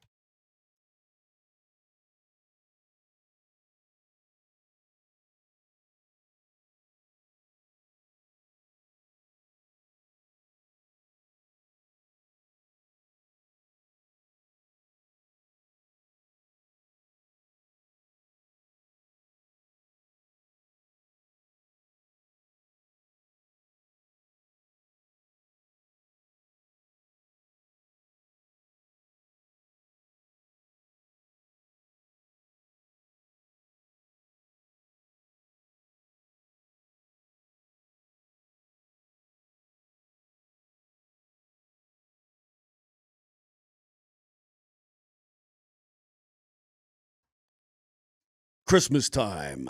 It's almost 2026 as well. I'm going to say 2 words, erectile dysfunction, guys. Is it ruining things for you? Man, if you're over 50, maybe it's happened to you. Maybe it's something you have to deal with. Well, get yourself fixed. I mean, look, man, we're almost at 2026. The Rocky Mountain Men's Clinic can help you. If ED is a problem in your life, stop waiting. Get something done about it. It's just a medical condition. If you had a bad ankle, you had a tummy, whatever the case may be, you'd get it fixed. So do that if you've got ED. Don't laugh it off. Don't say it's no big deal. Rocky Mountain Men's Clinic, well, their treatments work when the pills or the herbals fail. Treatment success rates well over 90%. And they've served the Front Range here in Colorado for nearly a decade. Successfully treated tens of thousands of men. Schedule a consult, $99. You got the Colorado Licensed Medical Provider, TPSA test, and if medically advised, a test dose right there in the office. If it doesn't work, your appointment's free, but it's going to work, and you're going to be happy. And your life is going to be better. 5 locations in Colorado to serve you. Fort Collins, all the way down to Colorado Springs. So call today, 720-440-7900. 720-440-7900 or RockyMountainMen'sClinic.com.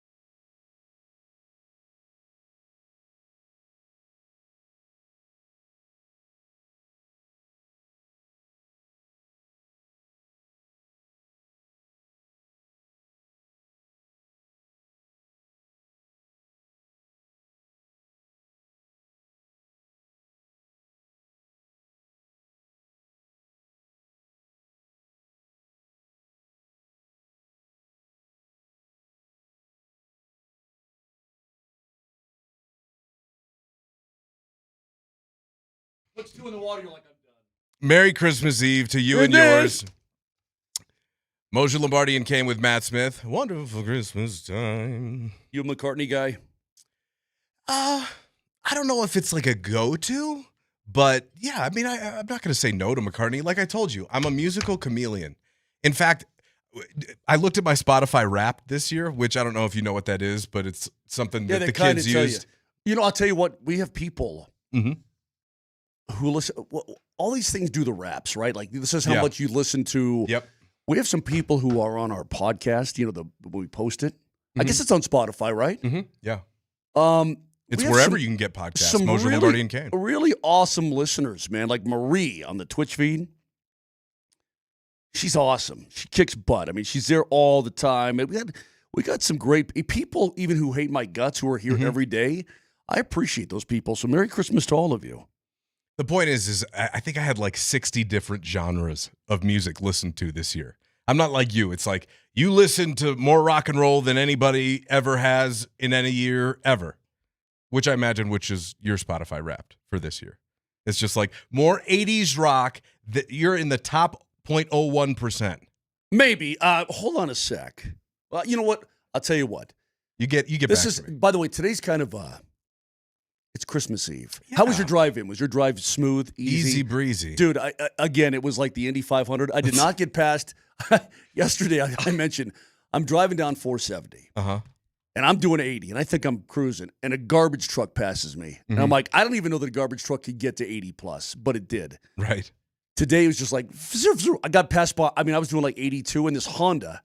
I'm like, you got a V12 in there? I mean, Jesus, good God. The Autobahn. Anyway, I don't even know how many people are listening today. I hope a lot. Plenty. I mean, it's pouring in. But the fact is that thank you for all being here. It's kind of a loosey-goosey show today because we got football tomorrow night. There's a lot going on. It's kind of a fun time to talk about things, even if the Nuggets weren't fun last night. And you bring that up, and it's important you do because they lost on the second night of a back-to-back, which, you know, okay, you got 82 of these things. You're not going to get it all perfect, but the fashion in which they lost was brutal. Coming off the Jazz game where you led 33-5 at one point in the first quarter, it was a total role reversal in the first quarter last night in Dallas. The Mavs jumped out to a big lead. They did. They jumped out to a 22-6 lead, started 10 of 13 shooting from the field. And look, the Nuggets rallied. It was a hell of a battle in the fourth quarter. Cam Johnson got hurt with over 9 minutes to play in the fourth quarter and then hobbled to the locker room. So now that's 3 starters you're down. At least you got Peyton Watson back, but that is a tough scene, and I'm very concerned, as is David Adelman, and today we all await the results from the MRI. It's concerning. I haven't heard yet. He was sitting in his locker. We'll find out. Obviously, imaging has to happen before anything else, but it was not a fun sight to see, especially a guy that's playing so well the last month and has really found his way with our group and his rhythm of how he's going to play with us. You know, so it's we've had a lot of these moments this year. It's deflating, but hopefully the news is better, you know, than it looked because we know what Cam means to our team. Playing his best basketball of the year. You know, I saw the injury. You've been around long enough, so when you see guys' body language, you know, typically you know if it's serious, maybe not as serious, but painful, that kind of thing. Yeah. To me, it did not look like a blown knee at all.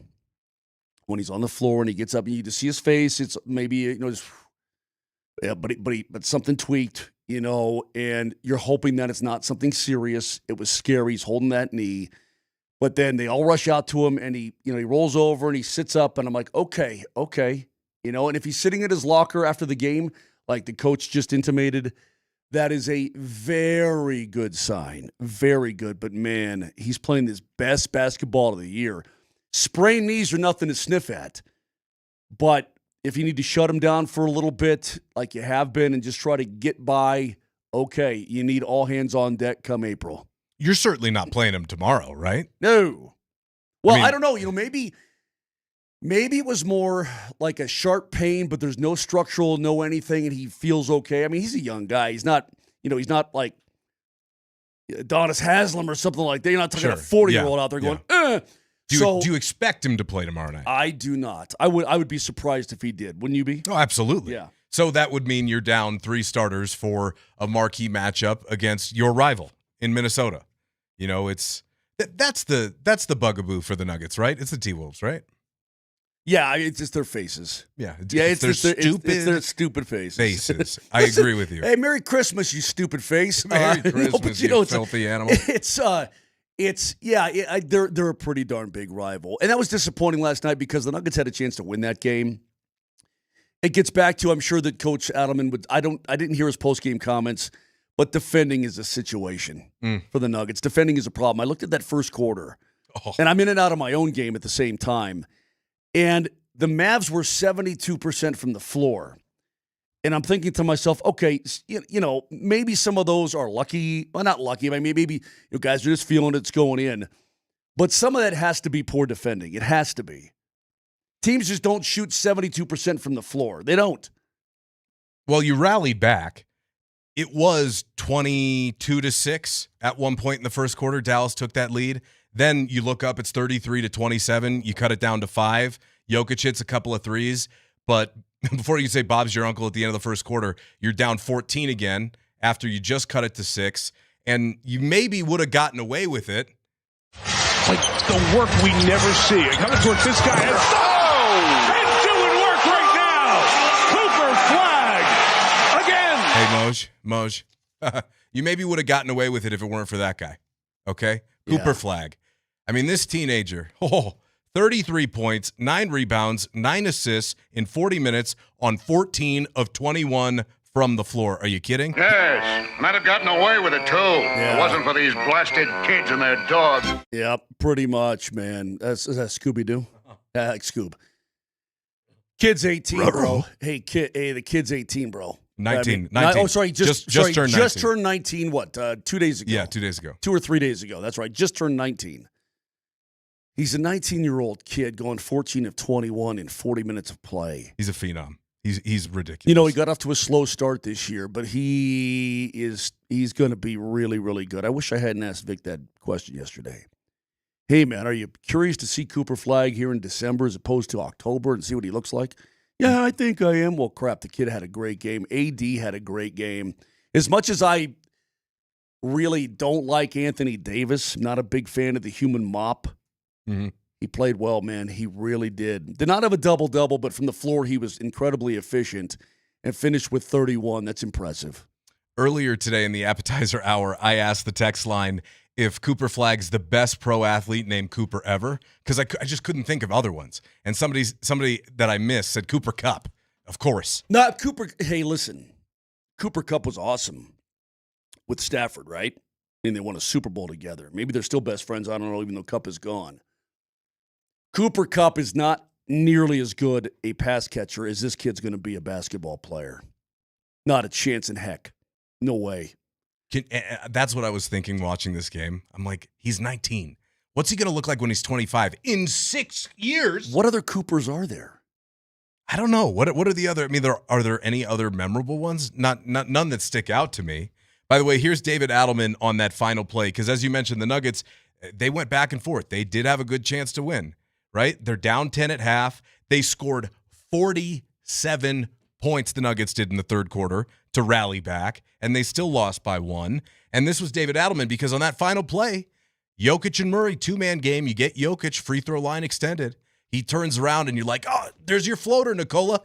Bread and butter. Just go up with the right hand, even though the defense collapsed. I'm not a huge fan of deferring in that moment, even though you had Watson and Hardaway in the corners, but David Adelman defended his guy. Yeah, I thought there was 4 people contesting a really tough shot. Our best 2 players made the right play. The first one was Jamal to Nikola, and the next one was Nikola to his teammates. Felt like 5 guys guarding 2. So you could presuppose you want to what corner to put Tim in, because Tim's got it going. He made 7 threes, but you don't know if they're going to set him left or right in the coverage. And Peyton's shooting 50-plus from the corners this season. It's not like Peyton's just a non-threat. So I feel for him. I really thought that ball was going in when it left his hand. Peyton Watson has the second highest three-point percentage from the corners this year in the NBA. How about that? Isn't that crazy? Corner threes are weird. You know I like to go shoot hoops early in the morning sometimes, right? Uh-huh. Do you? I didn't know that. Now I do. It's something about a corner 3. It's the easiest 3 because it's the closest 3. But there's something about a corner three where my eyeballs just can't. The depth perception. It's different. I need some backboard. It's different to help me. So any guy that can just rain those corner threes, they got my undying admiration. Yeah, tough one. Was in and out for the Nuggets, but couldn't get it done last night. They do welcome Minnesota into town tomorrow night in a game I can't wait for. All right. Alice Cooper. Mm-hmm. Super famous rock star, legendary rock star. Sure. Is he going to be better at rock than Cooper Flagg is at hoops? I mean, if Cooper Flagg's as good as Alice Cooper, then I think that's but he's not a pro athlete. Is it because of Cooper? Yeah, like best Cooper? I'm just thinking best Coopers. Cooper? Yeah. Bradley Cooper, obviously. Sly Cooper, yeah. Altitude Sports Radio is your home for all sports action on Christmas Day. Tune in tomorrow for games all day. Cowboys Commanders in the morning. Woohoo! Lions at Vikings, and then wrap it all up with Nuggets as they host the Minnesota Timberwolves. All on your home for all Denver sports Minnesota Timberwolves. and the NFL on Westwood One. Altitude Sports Radio 925.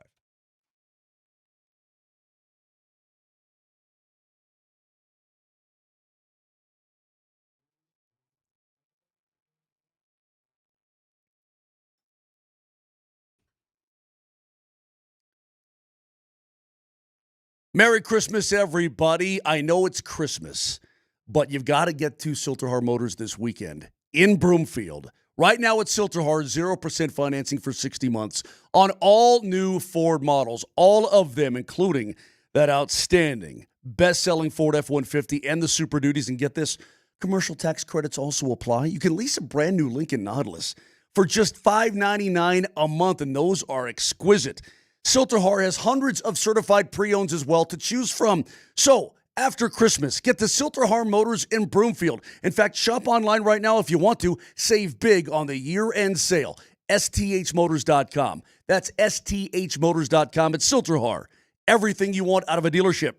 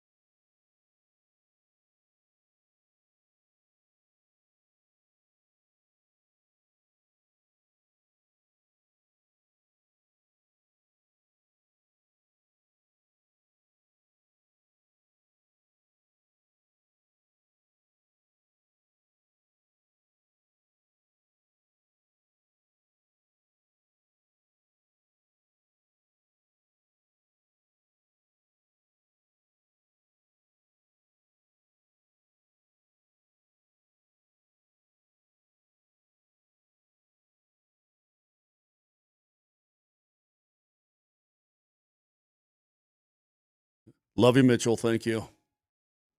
That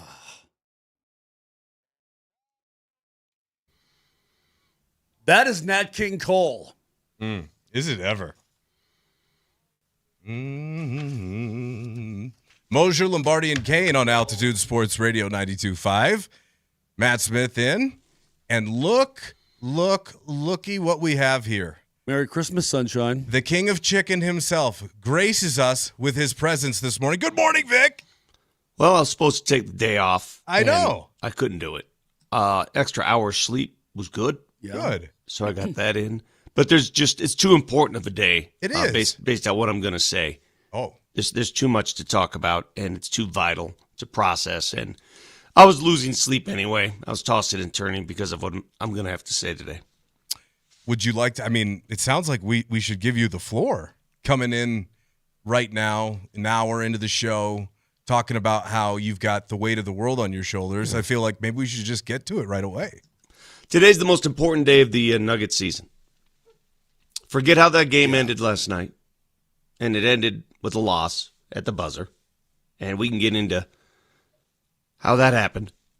But if the MRI results on Cam Johnson's knee do not come back the way the Nuggets hope, the way Nuggets fans hope, that could be the last Jenga piece in this puzzle.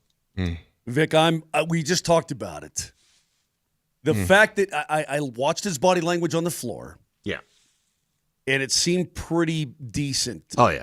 And then when Coach said he was at his locker post-game, that made me feel good, too, that he's not wrapped up in some medical room or something like that. Now, that doesn't mean that he's not injured in some regard and will miss some time. But the body language to me did not indicate a season-ending type of thing. Well, it did when he initially hurt it. Yeah. Yep, I When agree. he initially hurt the knee, his face lit up like, oh, my God, what was that? And that's the part I'm worried about. And listen, this is all speculative, and you're not supposed to get into too much speculation when it comes to injury. I get it.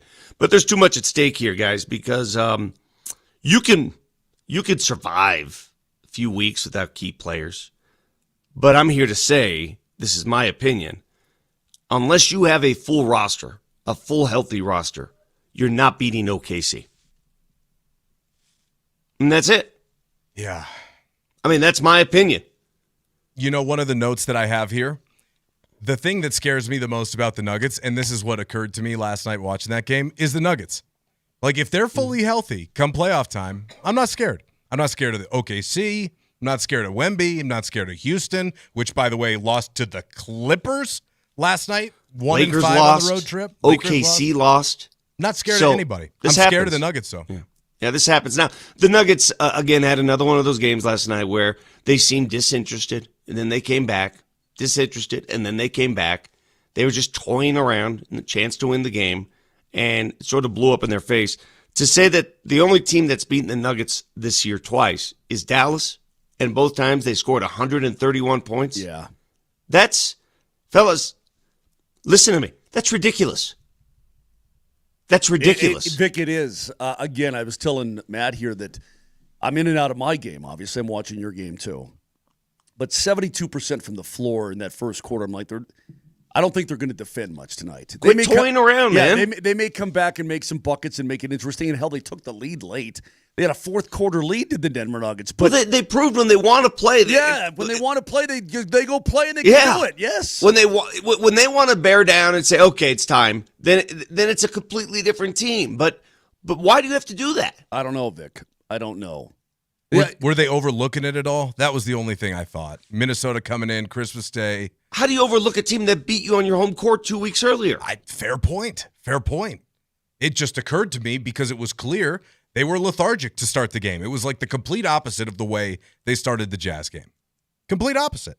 And it's not offense, guys. It's defense. Yeah. It is. Yeah. Do you know, this is a game last night. What were the final numbers on threes? If I told you, because I think the three ball affects the outcome of so many games now. Mm-hmm. If I told you that the Denver Nuggets won the 3-point battle 20-11, they made 20, gave up 11, and lost. You should win that game all day. And lost? Yeah, you should win that game all day and all night.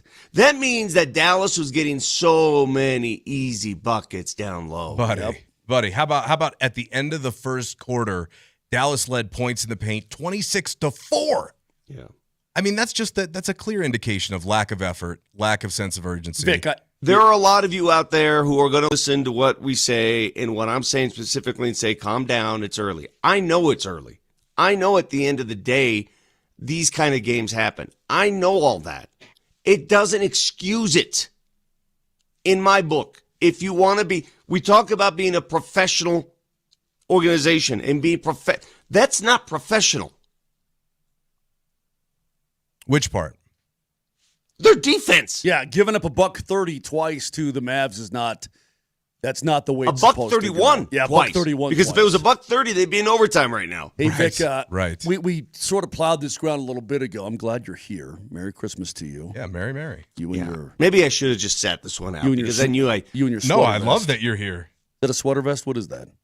It's my master's vest. Oh, okay. Oh, no big deal. Hey, I told Matt that I wish I hadn't asked you the question yesterday. Hey, Vic, this is me being dumb. Here's me repeating my dumbness. Hey, Vic, are you kind of excited to see Cooper Flagg tonight and see what he's like now here at Christmas time as opposed to October? Dude, that kid is going to Special.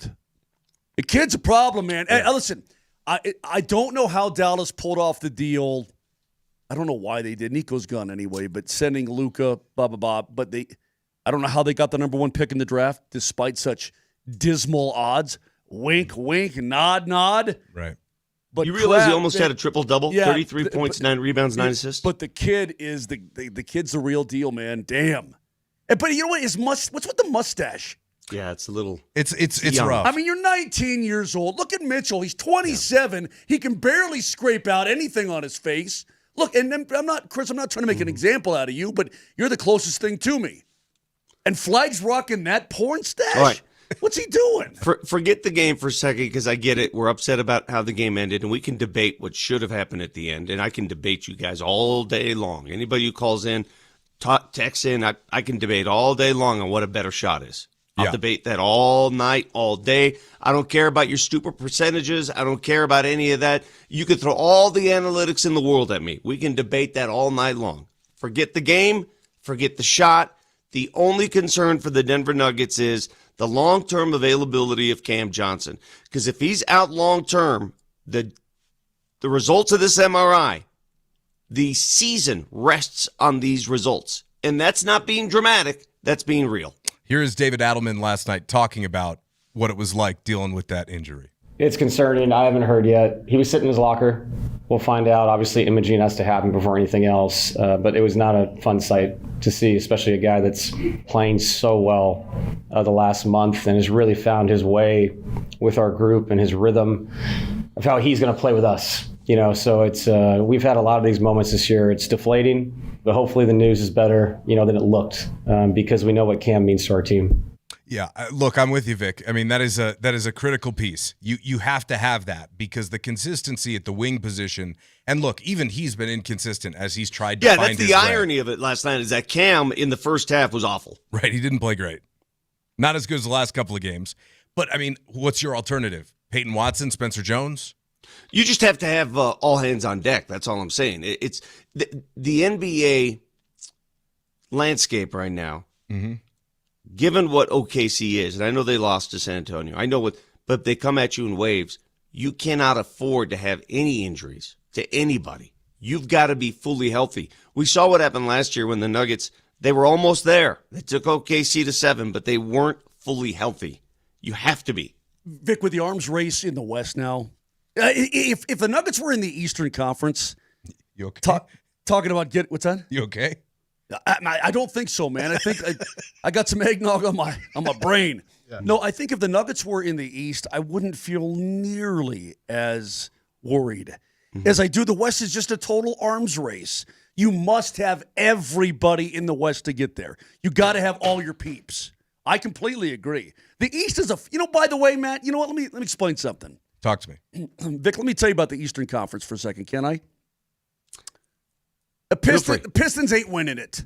I know they're good, but they ain't winning. They're not winning it. The Knicks ain't winning it. The Celtics ain't winning it. Raptors ain't winning it. Sixers ain't winning it. It's going to come from the West. It's going to come from the damn Western Conference. I So agree. we got to get there, though. You got to have your guys to get there. Yeah, there's no question about it. Adelman he was also asked last night about Christian Brown and AG. Any updates? I mean, that's a third starter with Cam that's going to have to miss time. And how much time, we don't know, but presumably at a bare minimum, at least tomorrow night's marquee matchup.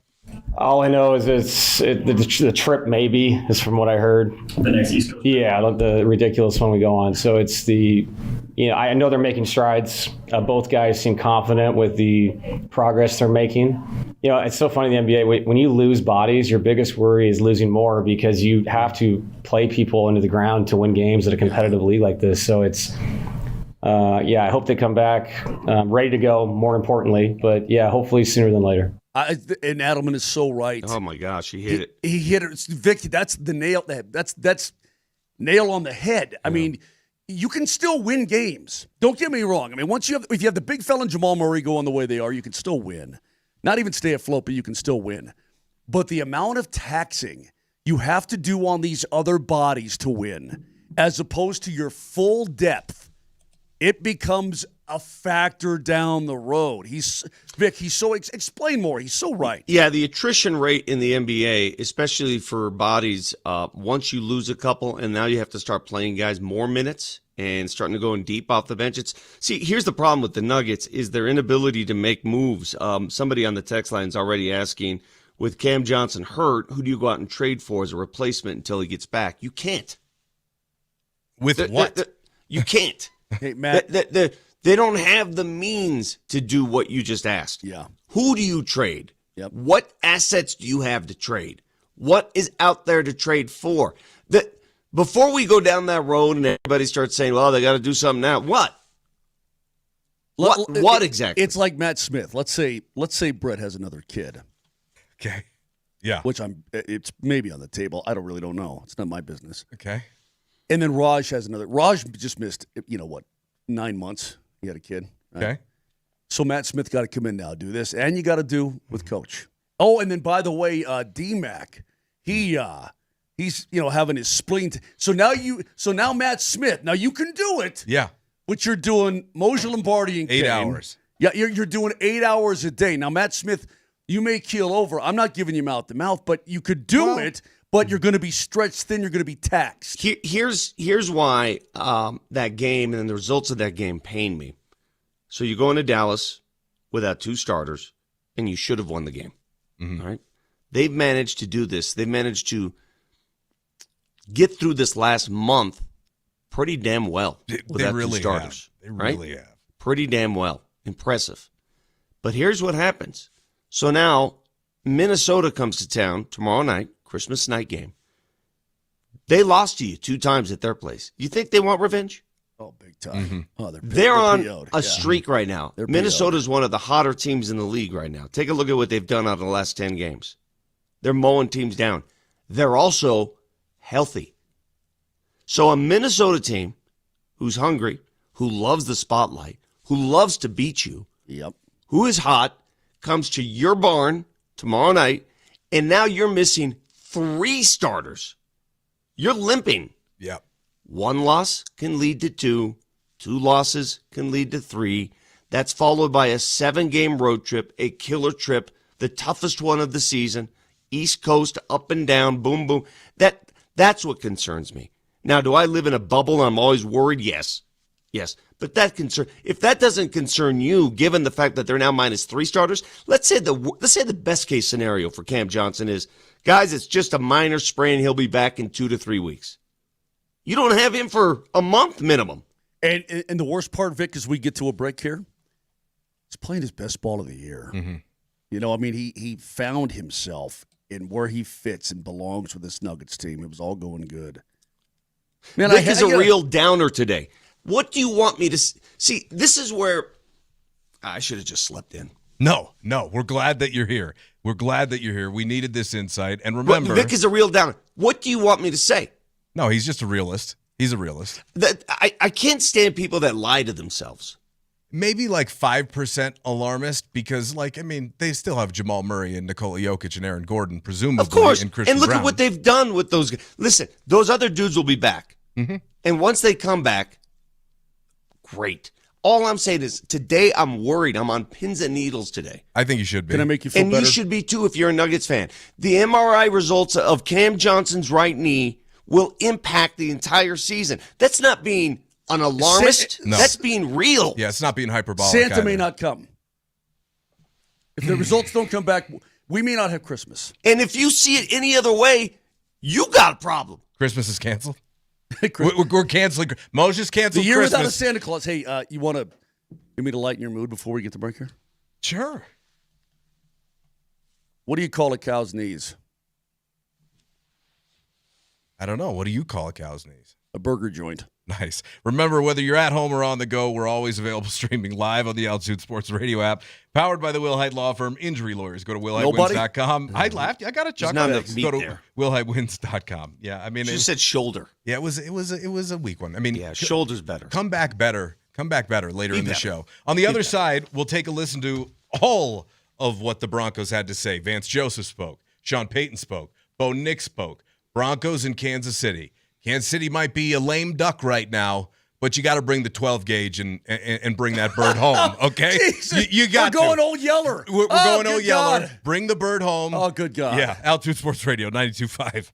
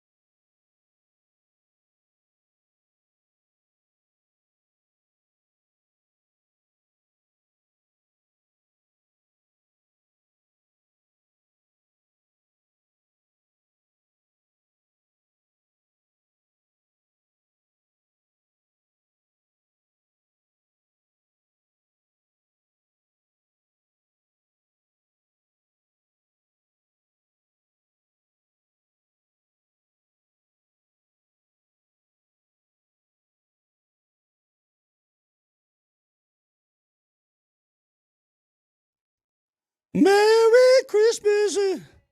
Yeah. Right on, Mitchell. Love you, man.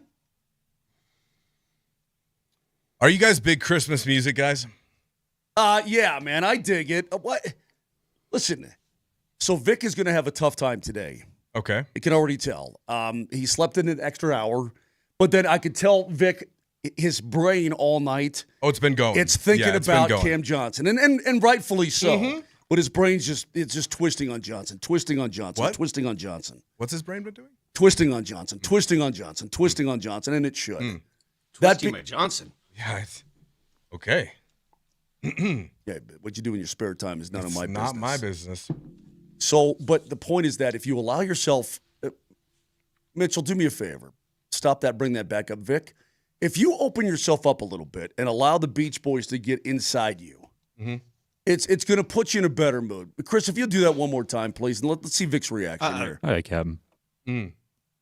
Don't bend your knee to his music wishes, please. But that's Christmas. I'm saying if you allow the Christmas spirit in, Vic. I love Christmas music. That would not be my first or 100th choice. This would not even make my list of 1,000 Christmas songs. What is what's the top? Give me a top time three each year. What's the top three? George Michael and Wham is probably number one. We already did that when you were sleeping. Yeah, well, that's number one, and number 10, anything from Dean Martin. Who's the blind Italian guy? Bocelli. Okay. Oh yeah, Andreas Bocelli. Yeah. Okay. Yeah, give me anything from him. Okay. All right. Well, we'll see what we can find. I want to get to the. Yeah, when I think of Christmas, I think of beach music. Although, to be honest with you, my best Christmases have been spent at the beach, quite frankly. So, I mean, really? You know, yeah, what is it? Malika-lika-laka. But it's Malaka-migli-maka is the way to say. Yeah. By the way, the overdogs, they're not underdogs this week. Well, we don't really pay attention to that. I think we try to stay in touch with the game, this game specifically. Every one of these players understands the significance of where we're at with 2 games left in the season. There's just too many other things. I mean, this is a 3-day work week. And so today's meeting this morning was where we're at, the opponent we're playing. You know, there's carryover. So I think for both teams on a short week, there's defenses and offenses, maybe plays that neither one of us got to use in the first game that still may apply. So that helps. Vic Moser led off Monday after the Jacksonville loss by saying that the Chiefs are going to get clobbered. It's a guarantee, beat down, another bold proclamation from Moser. And yes, I mean, they're starting Chris Olodokun. They've got every starter out. I mean, they're tanking, essentially. And by the way, at 9 a.m., we're going to talk to Danon Hughes, who is their color guy out in Kansas City, former Chief, former Milwaukee Brewer, former two-sport athlete. So looking forward to getting his takeaways on what the heck is going on in Kansas City, because there's a lot of it. But look, this isn't the most thrilling game on paper. It would have been way better if this game was to knock KC out of the playoffs. Mm-hmm. But this counts just the same as the rest of them. Sure. Like, this is a huge game for Denver. Hey, man, you can't everybody's got to go through it. Every team goes through it. You can't affect what another team does. The Broncos went through it for 10 years. This is the Chiefs' turn. Mm-hmm. Think about all the things going on in Kansas City this week. Right. What a week to be a Kansas City Chiefs fan, because your team is done. Your Hall of Fame quarterback is done. His backup is done. It seems like your future Hall of Fame tight end might be done. And you're moving your entire facility to the other side of the border. Yeah, but when you say you're moving, I mean, it's 6 years from now. 6. Okay. Bro. I mean, 6. Does it not move at some point? I mean, when the Broncos announced that they're moving their stadium, did that not excite you a little bit? Yeah. No, it did. It did. I don't look at that as any big deal at all. I mean, in terms of moving from Missouri to Kansas, that's no player. I mean, there's not one employee who's going to move. Sure. From where they currently live, you know what I mean? That's all. But yeah, I dig what you're saying. I mean, it's just a change. That's all. It's just interesting, because I never had that in the cards. Did you guys? I knew that Arrowhead had some issues and this and that, but I had no idea that they were going to do this. Hey, you know what? I'm actually looking forward to it because Matt, Vic, you know it. Arrowhead has been a massive pain in the butt at all times for Broncos. A massive pain in the butt. Yeehaw. That stadium is loud. It's old. It's weird. It's freezing Merry Christmas. Freezing tail cold. It's not that bad. You're fine. Usually it's freezing. I mean, Vic, when I look at the schedule and I see Broncos on the road at Arrowhead in December, I'm like, ugh. Do you see what's happening? Because now they're going to put a dome on. It's going to be antiseptic. It's going to be a big deal. You see what's happening across the league, right? NFL stadiums are doing what every other NFL stadium is doing. They're reducing the capacity size. This new stadium is supposed to be 10,000 fewer seats. They're increasing the suites and the foo-foo sections. Yep. They're putting a dome on it. This is happening across the league. If you go down to North Denver and you see the old, unique homes that were there for 100 years, 50 years, and they're raising those houses, taking them right out of the earth and building the same type of house, that's what's happening across the NFL. Mm-hmm. Hey, man. Every stadium is being reduced to a big suite. Well, I'll tell you this, Jerry World, right? And the one in Atlanta, nice dome stadium. It's gorgeous. The one in Minnesota is kind of freaky. It's like a big glass box. It's kind of weird. But the standard, and I'm not talking about Arizona, which is nice as well, but when you look at SoFi, Jerry World's nice too. No, it is, but it's more of like a stadium. Sure. SoFi is more like a flippin' cathedral. But what I'm saying, though, Moj, the days of, and I don't even know how to describe this, like Mile High with 77,000 fans stomping on metal seats and very few, luxury suites. It was all about fans in the stands. Those days are gone. How many of those stadiums exist anymore? How many of those stadiums are out there anymore? Which is why Buffalo's screaming. They're gone. Chicago's screaming. Even though they redid that joint, I mean, it's all about luxury now. You've been to the new spaceship, Soldier. Soldier Field is a joke. They took Soldier Field, left the facade, old Soldier Field. You're right, Vic, redid it, and they just put a spaceship around it. It looks stupid. It's all about luxury. Do you agree? It is. Yeah. I got to play this for you. It's all about stuff that I cannot afford. This was a caller into a local KC sports station this week when the news broke. This guy, I mean, somebody's not happy about having to drive across the border. Missouri's down today. You turn Kansas City into a Polduck cow town, a.k.a. Omaha Junior, is what Kansas City is now. Now, you put that in your pipe and smoke it. Missouri's down today. You turn Kansas City into a Polduck cow town, a.k.a. Hey, buddy, I don't think Kansas City needs any help being turned into a podunk cow town. Like, I mean, I don't know if it's that, if it's quite that, but there isn't much going on anyway. And if you've ever been out there, the only people that I could understand being upset about this are the people who would want it to just be rebuilt where it is, okay?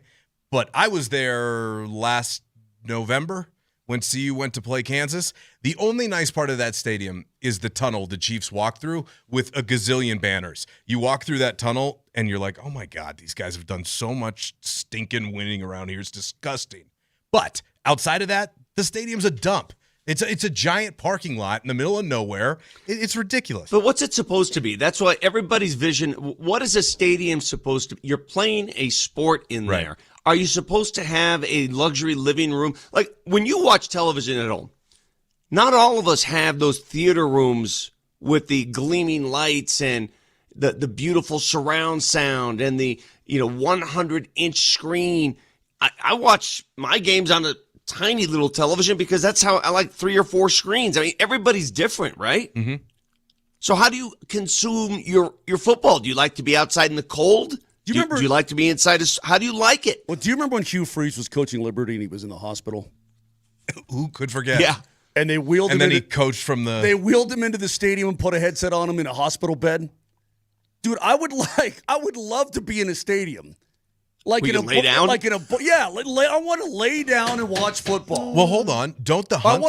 What's that? I was going to say, don't the Hunts have like a penthouse at Geha? I'm pretty sure they have like a 4-floor apartment in there. That's awesome. I'm would love 90% sure they do. Dude, I would love to be like in a Barca lounger.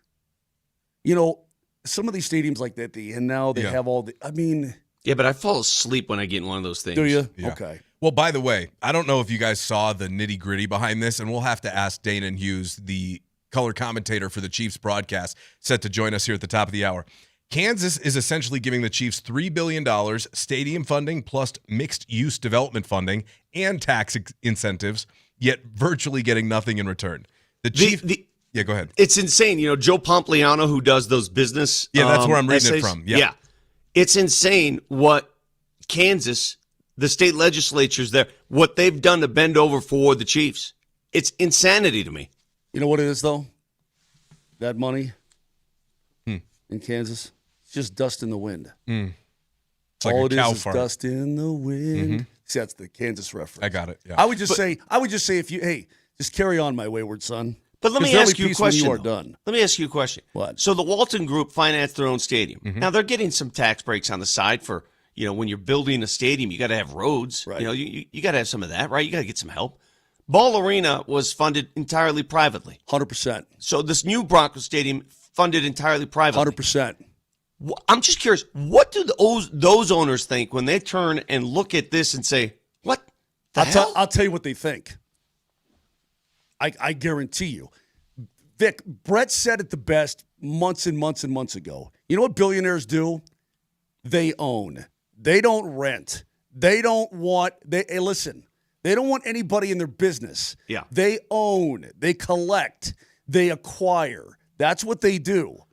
You're not, hey, Mayor, let's go 50-50 on a stadium. But here's if you got the bread to do it, you do it, man. But Moj, here's the difference with this. I understand that privatizing these things means that you control everything and you make more money. But in this specific case, if you read the fine print of this Arrowhead move, whatever they're going to call it, they're basically socializing the cost and capitalizing the profit. Right. Well, because they have the team. That's why they own the team. The Hunt family doesn't have the kind of money that they got here. They're the second wealthiest owners in the NFL. Yeah, they don't spend like what that. Are you talking about? I did not know that. Yeah.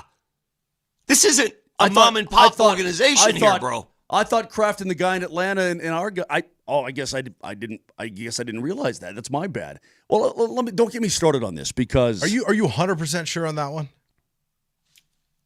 Vic?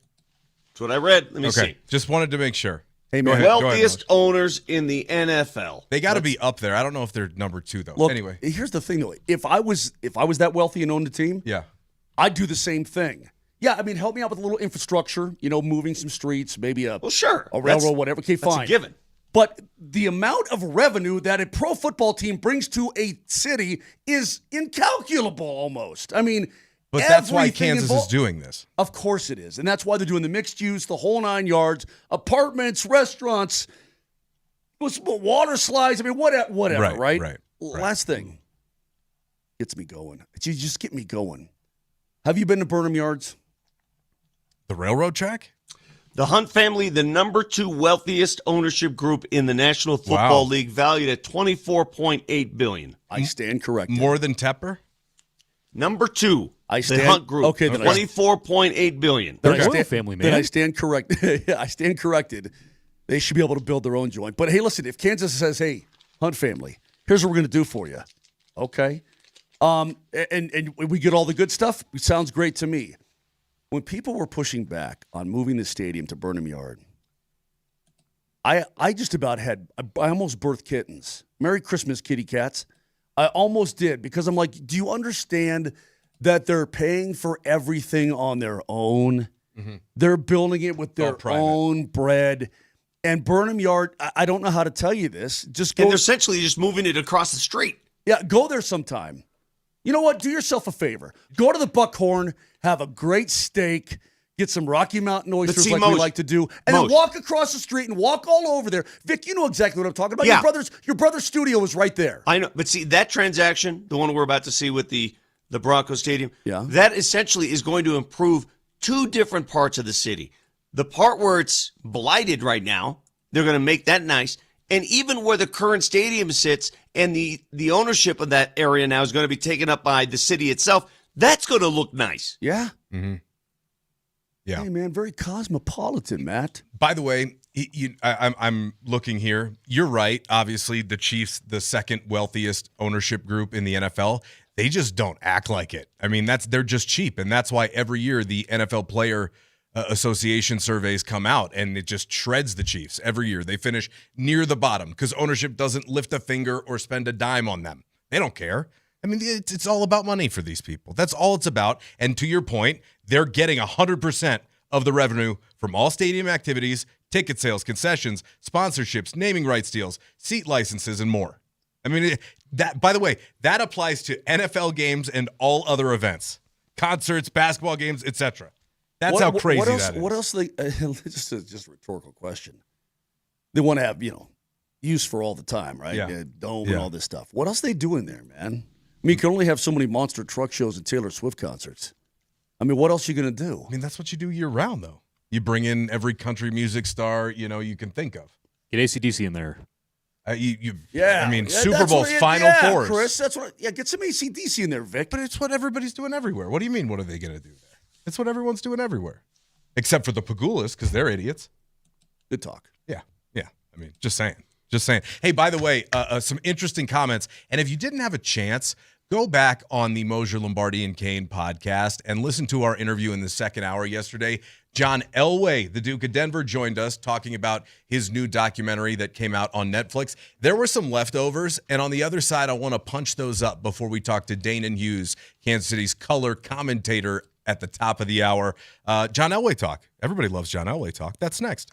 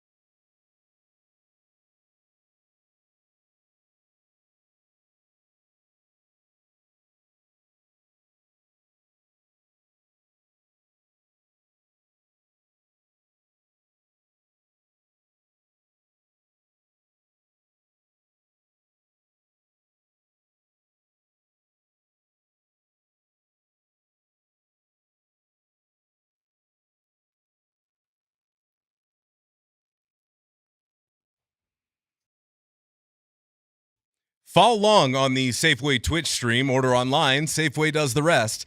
Get easy delivery or free pickup with the same great deals. Get started now at Safeway.com or on the Safeway app. Safeway, fresh foods, local flavors. Oh, man, come on. Don't placate to him. He doesn't even appreciate it. It's a great song. It's a great song. We've already done it once, though. I know, but it's well done. I mean, if you did this every single time. Hey, do you ever heard of Pentatonics? Yes. They're really good. They got some good Christmas stuff. Okay. All right. Well, Mitchell, take note. You got something to do here because I want to bring up what you sent to us real quick. Just real quick. Go ahead, please. Hey, Vic, the Trust and Will Holiday Bowl. You ever heard of that? I have not, but there's a new bowl sponsor every year. That's the Holiday Bowl, but the sponsor's what? Trust and Will. Okay. What's that? Well, they help you plan for the future. Sure. They help you plan for death. Mm-hmm. Yeah, they've got. I'm in that business. Listen, this is so morbid on Christmas. They've got a opportunity for a lucky fan to throw footballs into a casket to win money. That's awful. I mean, good way to get some pub, I guess, a little PR. Dude, these bowl games. I mean, come on, You man. tell me what you think. You see what they're doing? All right, so Notre Dame catches all this heat for not going to the Called the Pop-Top Bowl. It's called the inheritance toss. Okay, yes. Yeah, go ahead. Oh, my Nick. God. Yeah. So Notre Dame catches all this heat for not going to the Pop-Top Tart Bowl. Yeah, the Pop-Tart. And they're making the teams who participate sprinkle those little Pop-Tart things on their helmets. So they're going to be wearing those on their helmets. Yeah, it's a joke. Just idiotic. I mean, it is. I'm with Just you. so stupid. Can you imagine putting sprinkles on the Golden Dome? They would never do it. I don't. And you know what? Way more. The shame in BYU that's a and Georgia funny Tech thought. to do that. Have some dignity, Some man. pride. A little self-respect. I mean, seriously. By the way, thanks for getting John on yesterday. That was a treat.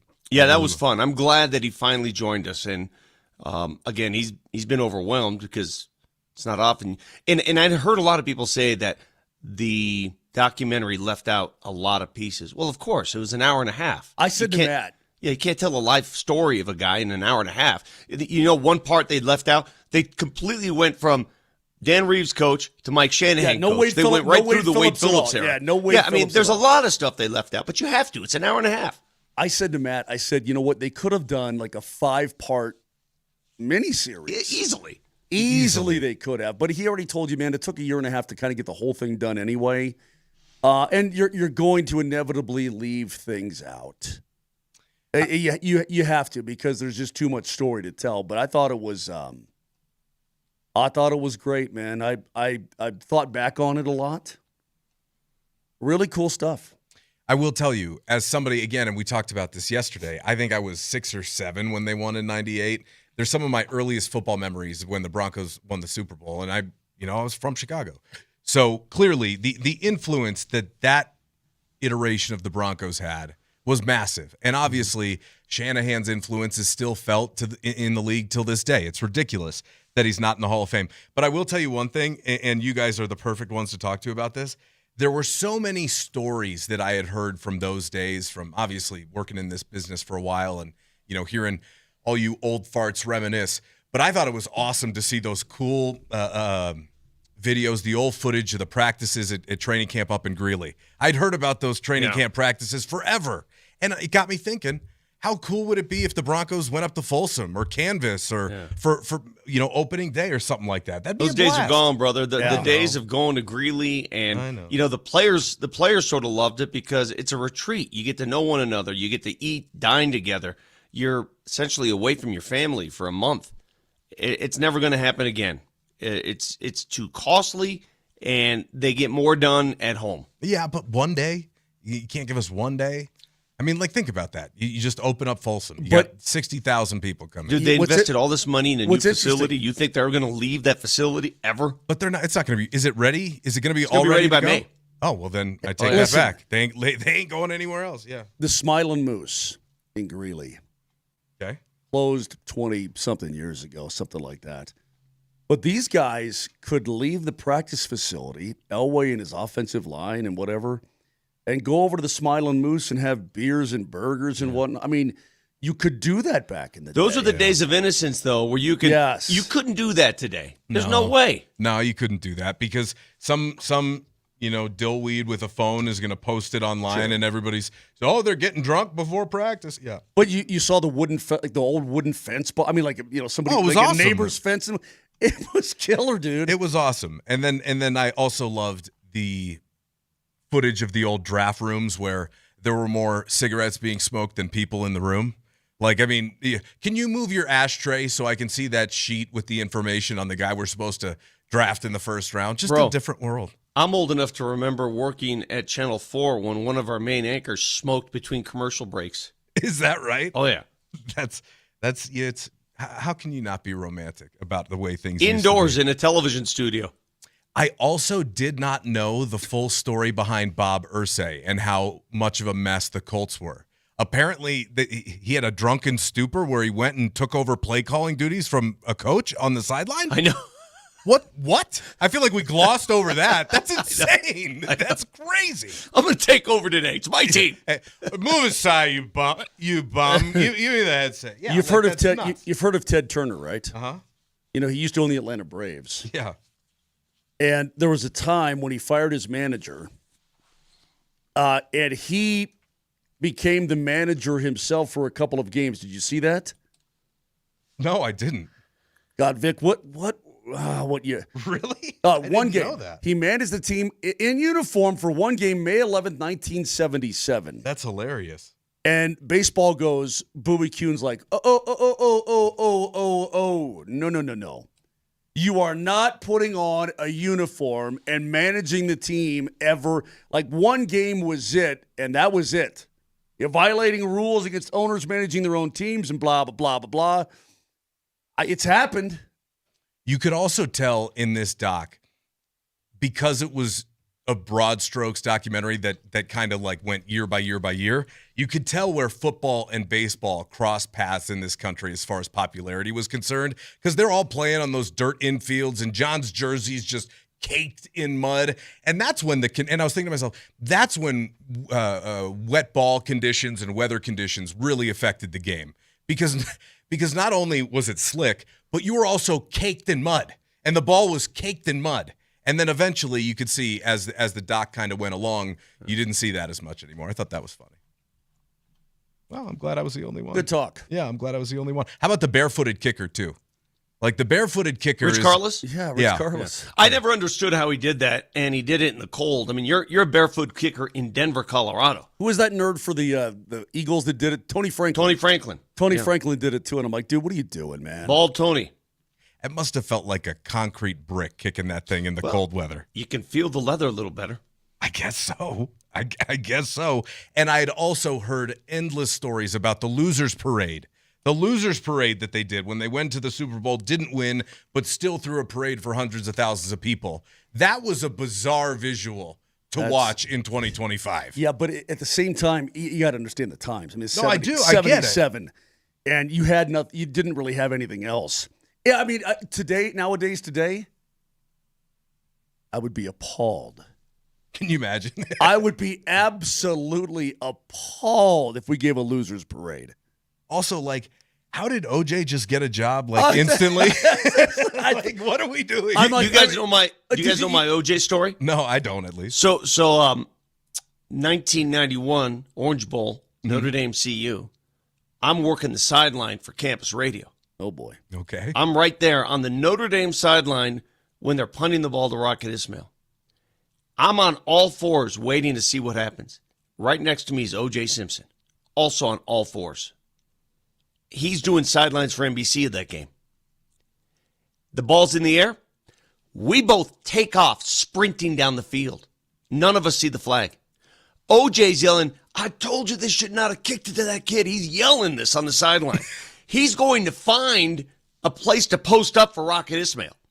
Wow. And then we see the flag, and he sprints all the way back down the field again. That's amazing. That's fantastic. Dude. When I saw OJ on the it was like, interview, he's like, thanks, OJ. I'm like, different time, man. It's a different time. On the text line, somebody says, why is Vic always on all fours? I don't have the answer for that. Intense moments require intense positions. You and Michael Irvin. You're an all fours kind of guy. By the way, one other note, Al Michaels, Bob Costas. I know I said what was it, last week or 2 weeks ago, like, is it time, for Al Michaels? Look at how young those guys look. I know. And all the events those guys have called. I mean, those are there two bigger legends other than maybe Cosell in all of sports broadcasting history? No, They're up there. My favorite game caller of all time was Keith Jackson. Okay. Summerall was beat. No, Summerall was great, but Keith Jackson calling college football on ABC, dude, when I was a little kid, and my old man, Keith Jackson was like, he was like a superhero. He did bring a certain value to the the way his staccato delivery was brilliant. That guy was brilliant, man. They don't make him like that anymore. To me, it's always going to be Cosell. Cosell is the GOAT of national broadcasting. It's got to be. He was different. By the way, tomorrow's Christmas Day, and we are here for you. Pre-game coverage of Nuggets and T-Wolves, powered by Ramos Law, will start right at 8 o'clock. 8 o'clock. Adelman yesterday in his press conference said it was probably looking like 8:45, the tip. Oh, tomorrow night? Yeah, it's going to be brutal. Friday's going to be a roller coaster. Good God. Talk about a delusional show today. Friday's going to be one for the books. Spend your Christmas night with Berto and Kaz on Altitude Sports Radio 92.5. On the other side, we will join he will join us, former Chief and KC color analyst Danon Hughes. Looking forward to talking to him, figure out what in the world is happening in Kansas City. Stay tuned. We'll find out all the answers next.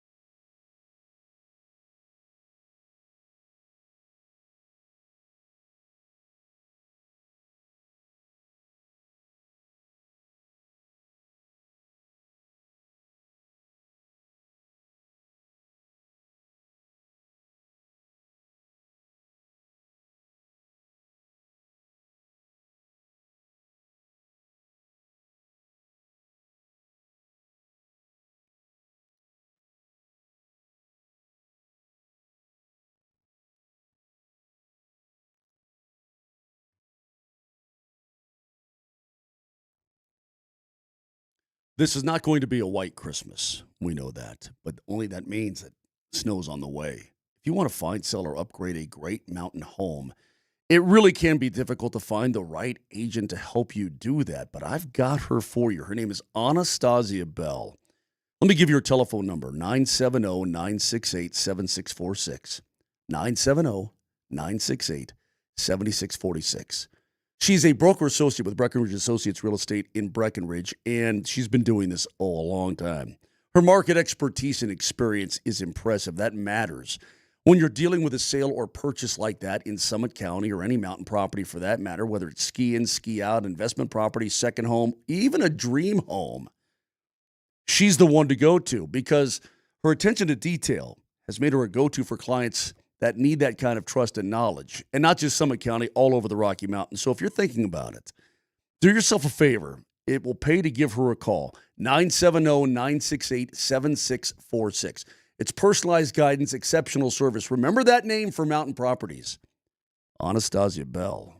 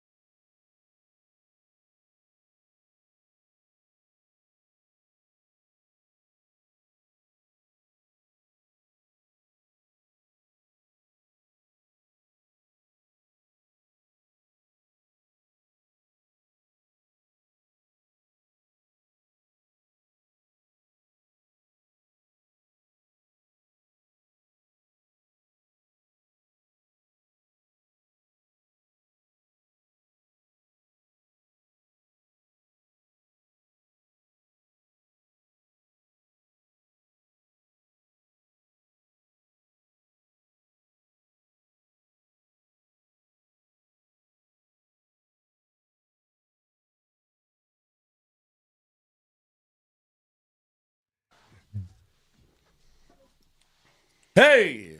Joining us now on the Ramos Law Hotline, car accident? You need Ramos Law, medical doctor and attorney, ramoslaw.com. Hopefully you don't need them over the holidays, but if you do, they're there for you at ramoslaw.com. Former chief and current Kansas City color commentator Danon Hughes joining us now on the hotline. Good morning, Danon. Thanks for jumping on the holiday.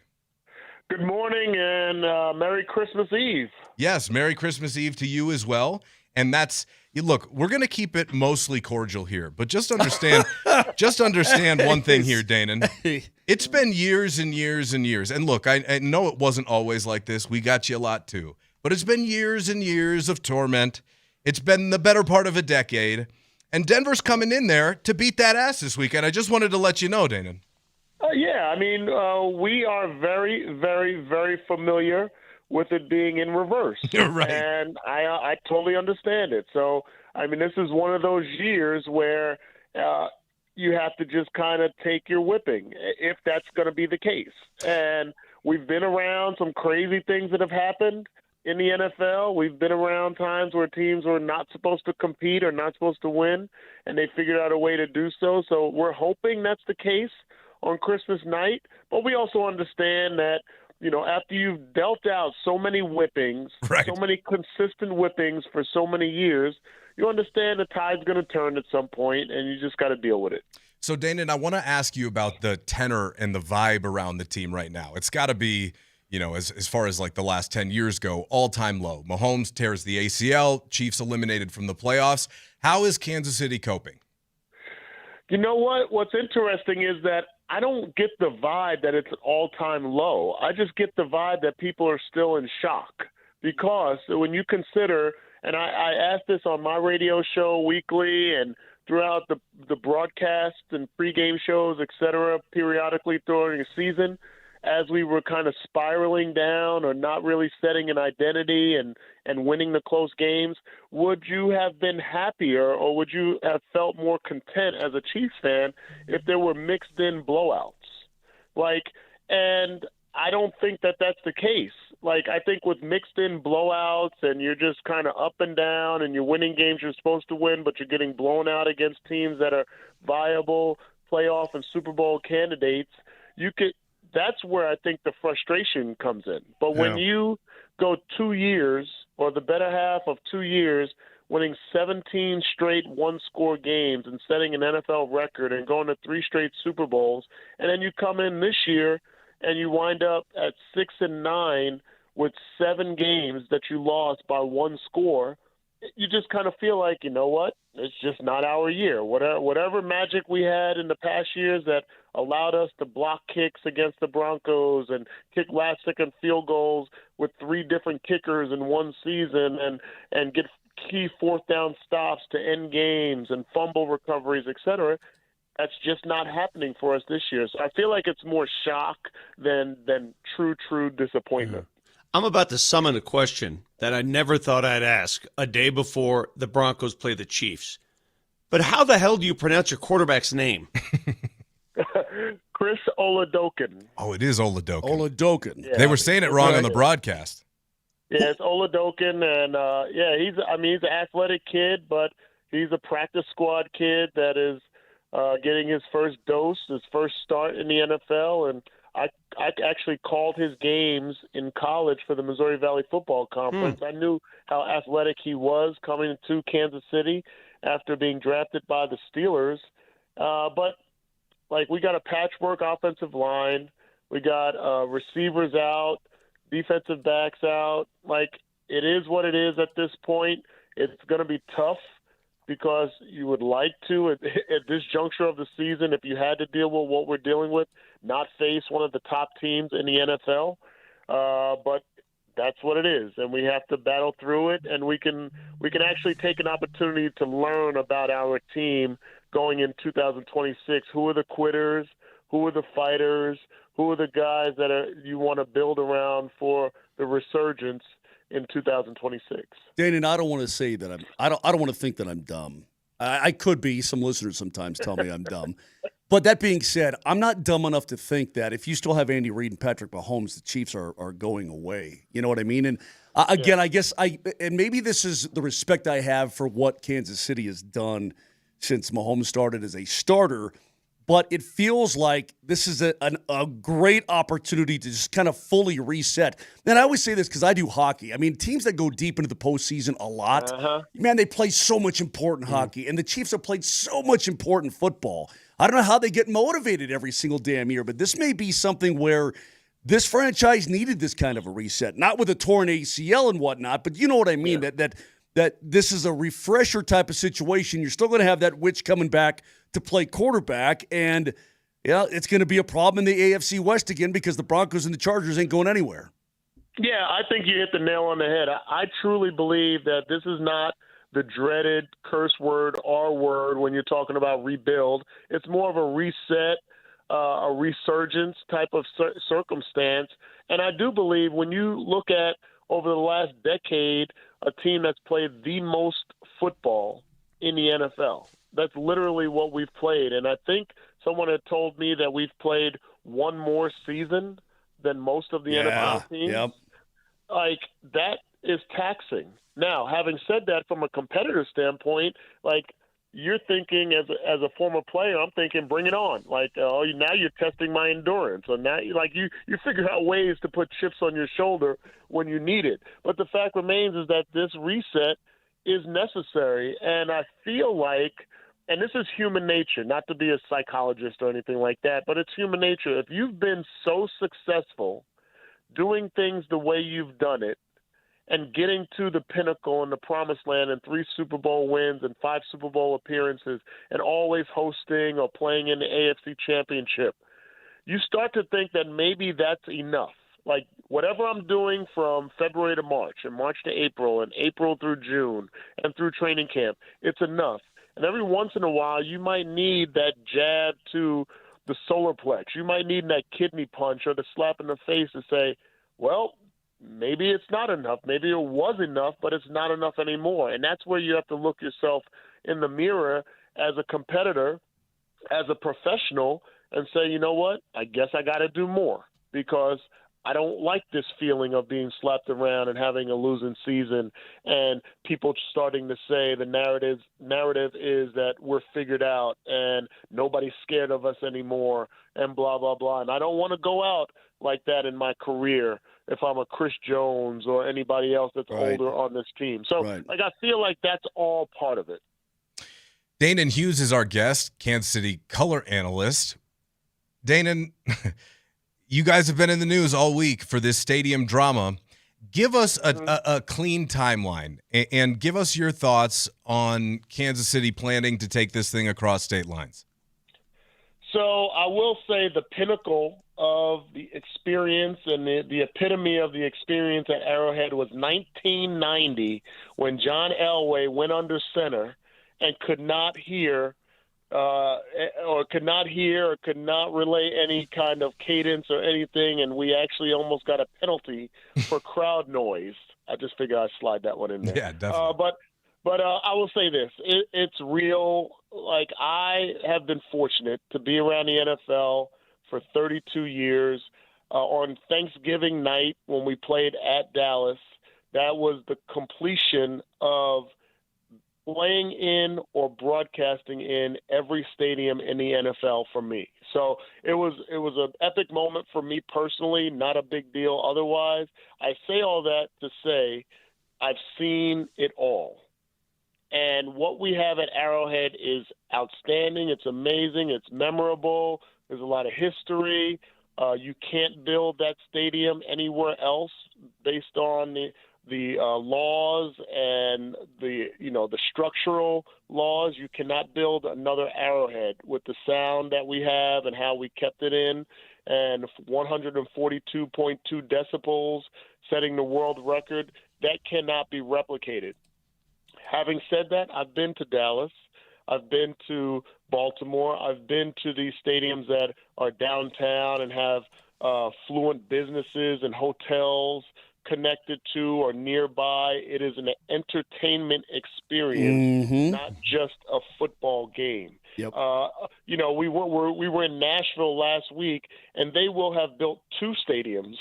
They will have built 2 stadiums before we have gotten out of one. So I feel like it's necessary. I get the vitriol because we got this whole Kansas-Missouri border war thing, which I understand, but I really don't understand in 2025. Like, really, we're still there. But I get the mindset of it, that there was a lot of pride and ego that it was on the Kansas City, Missouri side of the state line. And for those listeners out there, there's literally a state line. There's a road called State Line Road, and if you step on one side, you're in Kansas.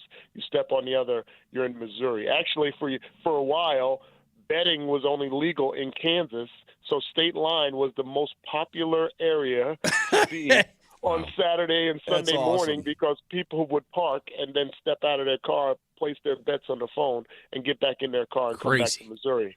So it is what it is. I think it's great for the area. I think the Chiefs Kingdom will rally around it, and I'm looking forward to a dome stadium where we'll house things for 365 days a year. All right, last one for me. I've never understood why the city of Kansas City isn't claimed by the state of Kansas, since it's called Kansas City. But whatever, I'll get into that another day. I got hours.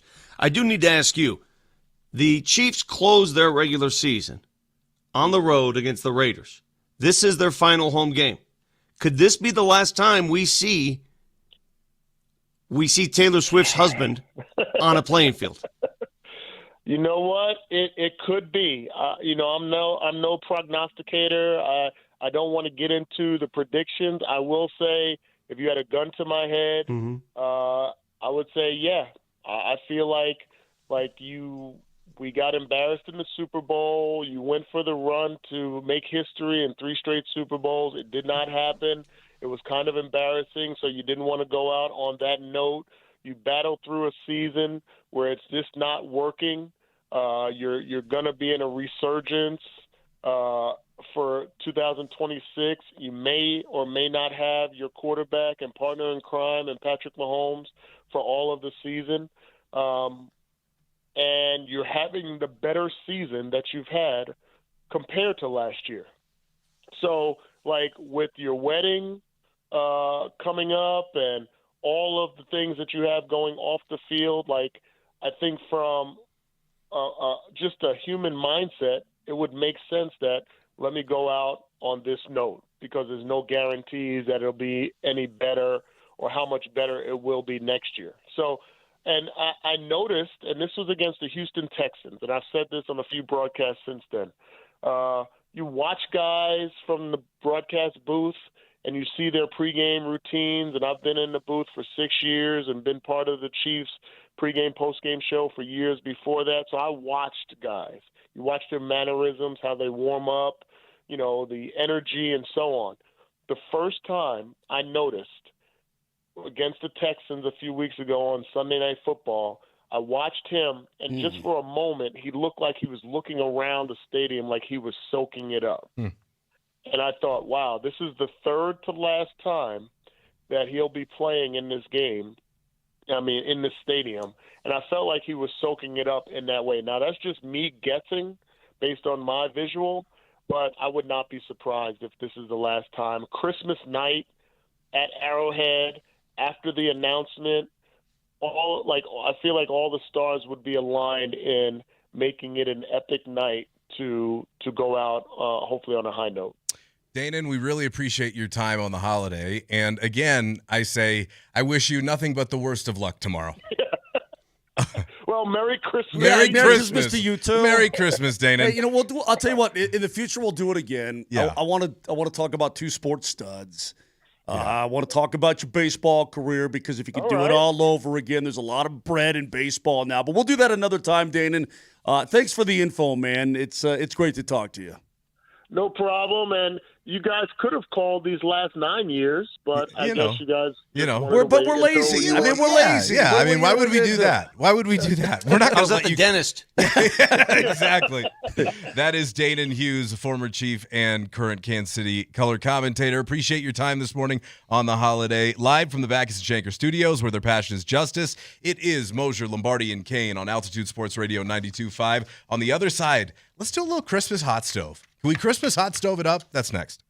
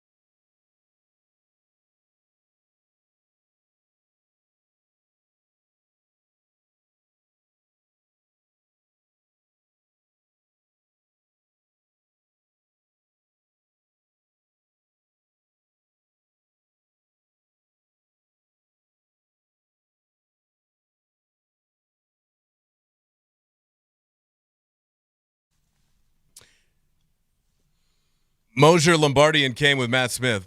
When there's lightning. Is this a Christmas song? Hell yeah. Ronnie James Dio's Christmas All Day.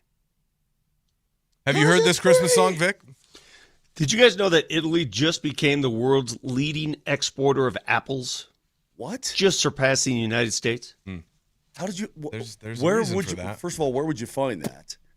That show up on your timeline, or were you looking for apple deportation? The interwebs.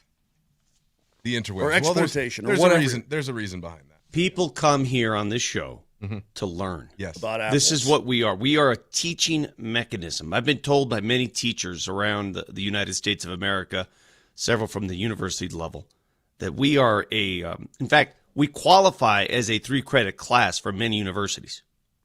We should. It's an educational platform. I mean, with my space knowledge and your knowledge of food exportation, I mean, this should, you should be getting A's all over the place. Got a bunch of fun, different things to get to here. Broncos and Chiefs coming up tomorrow. Are we interested? I didn't ask you off air, but are you interested? Do you have anything to? Add to the Broncos and the Chiefs? No. Little Christmas laydown. Oh, a mini one. Maybe you'll take a perusal. Yeah, I'll take a perusal on that. I'd feel better about it on Friday. So maybe we'll wait for the weekend. So we'll I wait. do like those uniforms that the Broncos will trot out there. Those all whites. Those icy. Those are sweet. The white helmets. Sign me up for that. I have absolutely no questions about this game. I mean, Danon talked about it. You got a practice squad player as your quarterback who's athletic. My biggest fear in life, I guess, to this point for the Broncos would be, I don't want. What was that movie with Lady Gaga and Bradley Cooper? Star is Born. Star is Born. I don't want a Star is Born moment. Yeah, with Chris Oladokun. Well, my fear is that they run the Olawunoka. ball and run the ball and run the ball, and they'd completely change their makeup and what they Kareem do, and Hunt they sets a new decide NFL record for rushing yards in the game. I've seen that before. I've seen teams reinvent themselves. Hell, the Broncos did it midseason with Tim Tebow. Reinvent yourself and become a completely different animal. Somebody on the text line said that I mentioned Broncos and Chiefs was tonight. Clearly tomorrow night on Christmas. But, we're getting there. It's the holidays, folks. All right, little Christmas hot stove. I got some fun stuff here. Chris, if you wouldn't mind. Okay. So I don't know if you guys caught this. You guys know what Cameo is, right? The online platform, Cameo. Have you ever heard of that? Yeah. It's funny you say that.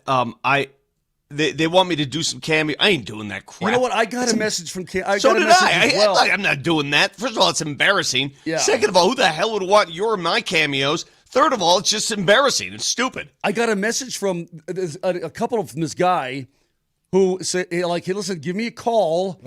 I'm with Cameo. We'd like. I'm like, nobody's going to want to pay even 20 cents to have me say, hey, Merry Christmas, Jimmy from. Plus, you do it for free, let alone going on I'll do it for free. It's embarrassing to say, hey, give me money and I'll say happy birthday. What is that? Yeah, the only online subscription service that requires me to post videos that I personally have an account for is not that one. But it's a different one. Now, Moser has an OnlyFans account. That's a different version of That's Cameo, completely different. Mm-hmm. Where in the heck is it? You're good. I get it. Oh, yeah. I believe you. Yeah, Jack. Look, he's like, give me a call this week. I want to set you up here. And I'm like, dude, nobody wants me to talk to their family. How much would you charge for your cameos? A nickel. Dude, you should tell them you do it, but you want 1,000 per pop. $100 a pop. Yeah. So those of you who don't know, Cameo is this website where you can pay celebrities or athletes or musicians or politicians or what have you to record little videos for you or do little things for you. It depends. The bigger celebrity, it costs more. The lesser celebrity, it's more cost affordable. So apparently, Ric Flair, wrestling legend Ric Flair, has a Cameo. And the way that he's been doing his cameos are he goes to brunch by himself. He gets loaded, okay? And then instead of essentially what happens is you send in a little message. You tell the person, this is how I want you to do it. Do this, say this, hit this note, in this tone, here's a little backstory, blah, blah, blah, so they can give you the best video. Apparently, he's just reading the notes that people send in, which you're not supposed to do line for line. So this guy sent in a Cameo note about his brother who got married to this, or was engaged to this girl after like a weekend thing. He got her name tattooed on his arm, and it was like a weekend thing, and they got engaged. And his brother is just ripping him in this message to Ric Flair.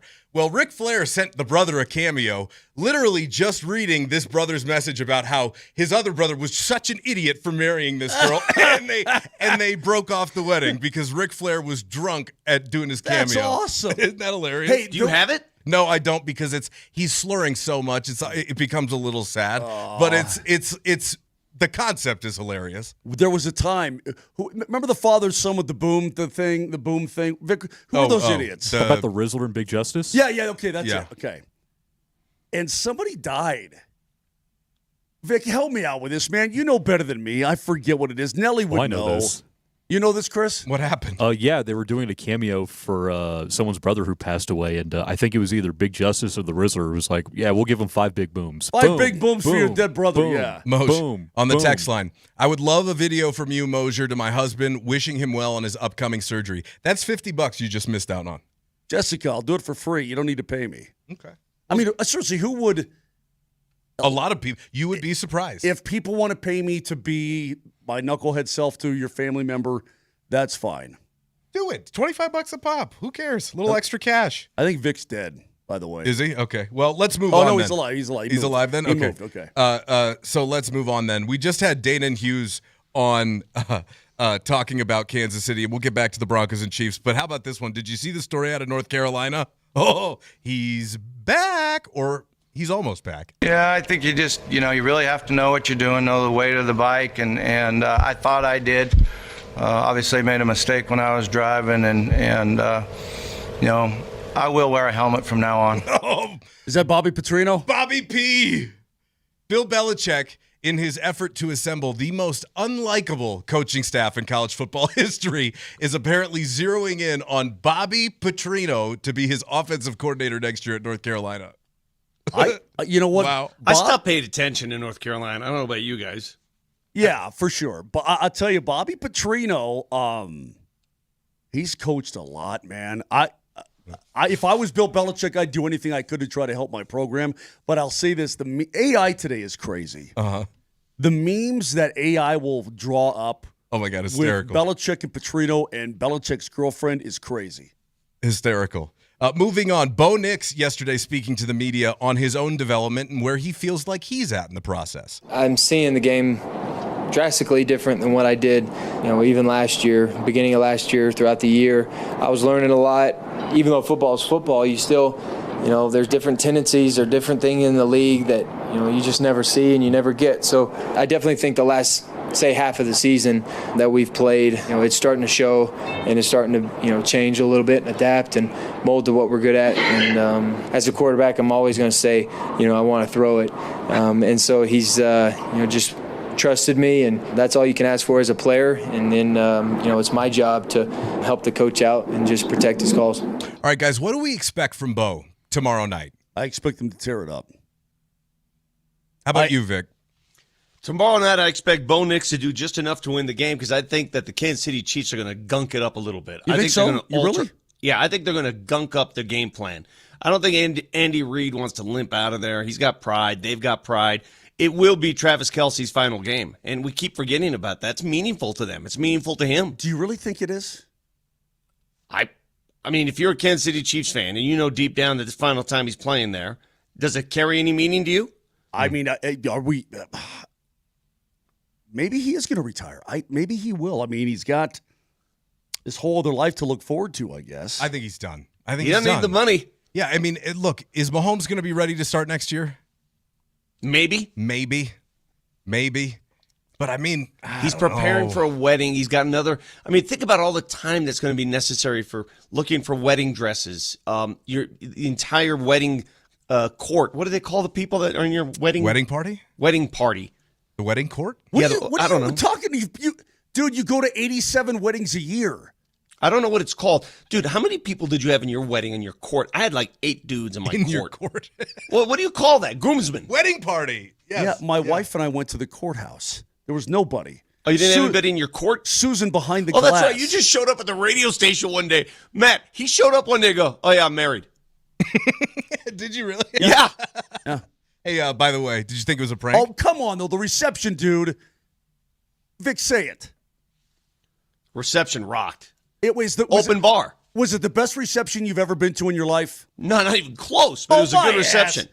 Merry Christmas to you, too. It was nice. Let me ask you, what kind of a wedding guest are you? Are you the guy who's trying to tear it up and make it fun for everybody else, or are we just clocking in and clocking out?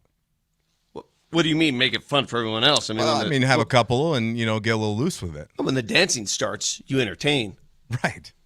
I mean, Vic, are you one of these guys that's always calling for dance circles around you? No, but I mean, they've got to have the appropriate dance music. But everybody was cutting a rug. They just naturally formed is what he's trying to say. It was a very, very good deal. I mean, if you're not playing wobble at your reception, what are we doing? Well, Sean Payton got a little sensitive when Mike Kliss at the Monday Zoom presser asked him if the defense is fading. The Muggles went back to the well. They asked him again yesterday, do you pay more attention this week to the defense because they've been slipping a little bit, Sean? It's a good offense we played, and, man, we didn't do enough on our side of the ball. Our numbers third down-wise, so that wasn't just one phase of our team. We got beat. We talked about it, and then we get the corrections made, and then we get on to the next game. Why do we have to pretend? Why? Why do we have to pretend? Pretend what? You're playing a practice squad quarterback. Why do we have to pretend? If I'm Sean Payton, if he could really say what's on his mind, he'd be like, dudes, we're playing Chris, blah, blah, blah, blah. You pick him out of a lineup. None of you can. The guy's never played in the NFL. We're going to kill him, and we're going to rock him. I understand where you're coming from, but I want you to look at it from a coach's perspective. This is a home game. It's a Thursday night game. You don't have much time to prepare.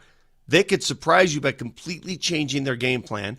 The last time you played a mid-team on Thursday night, you barely won, and that was at home against the Raiders. So anything's possible in the National Football League. Okay, you're right. Vic, if the Broncos lost this game to Kansas City as a 13.5-point favorite on the road, would you not kill them on Friday morning?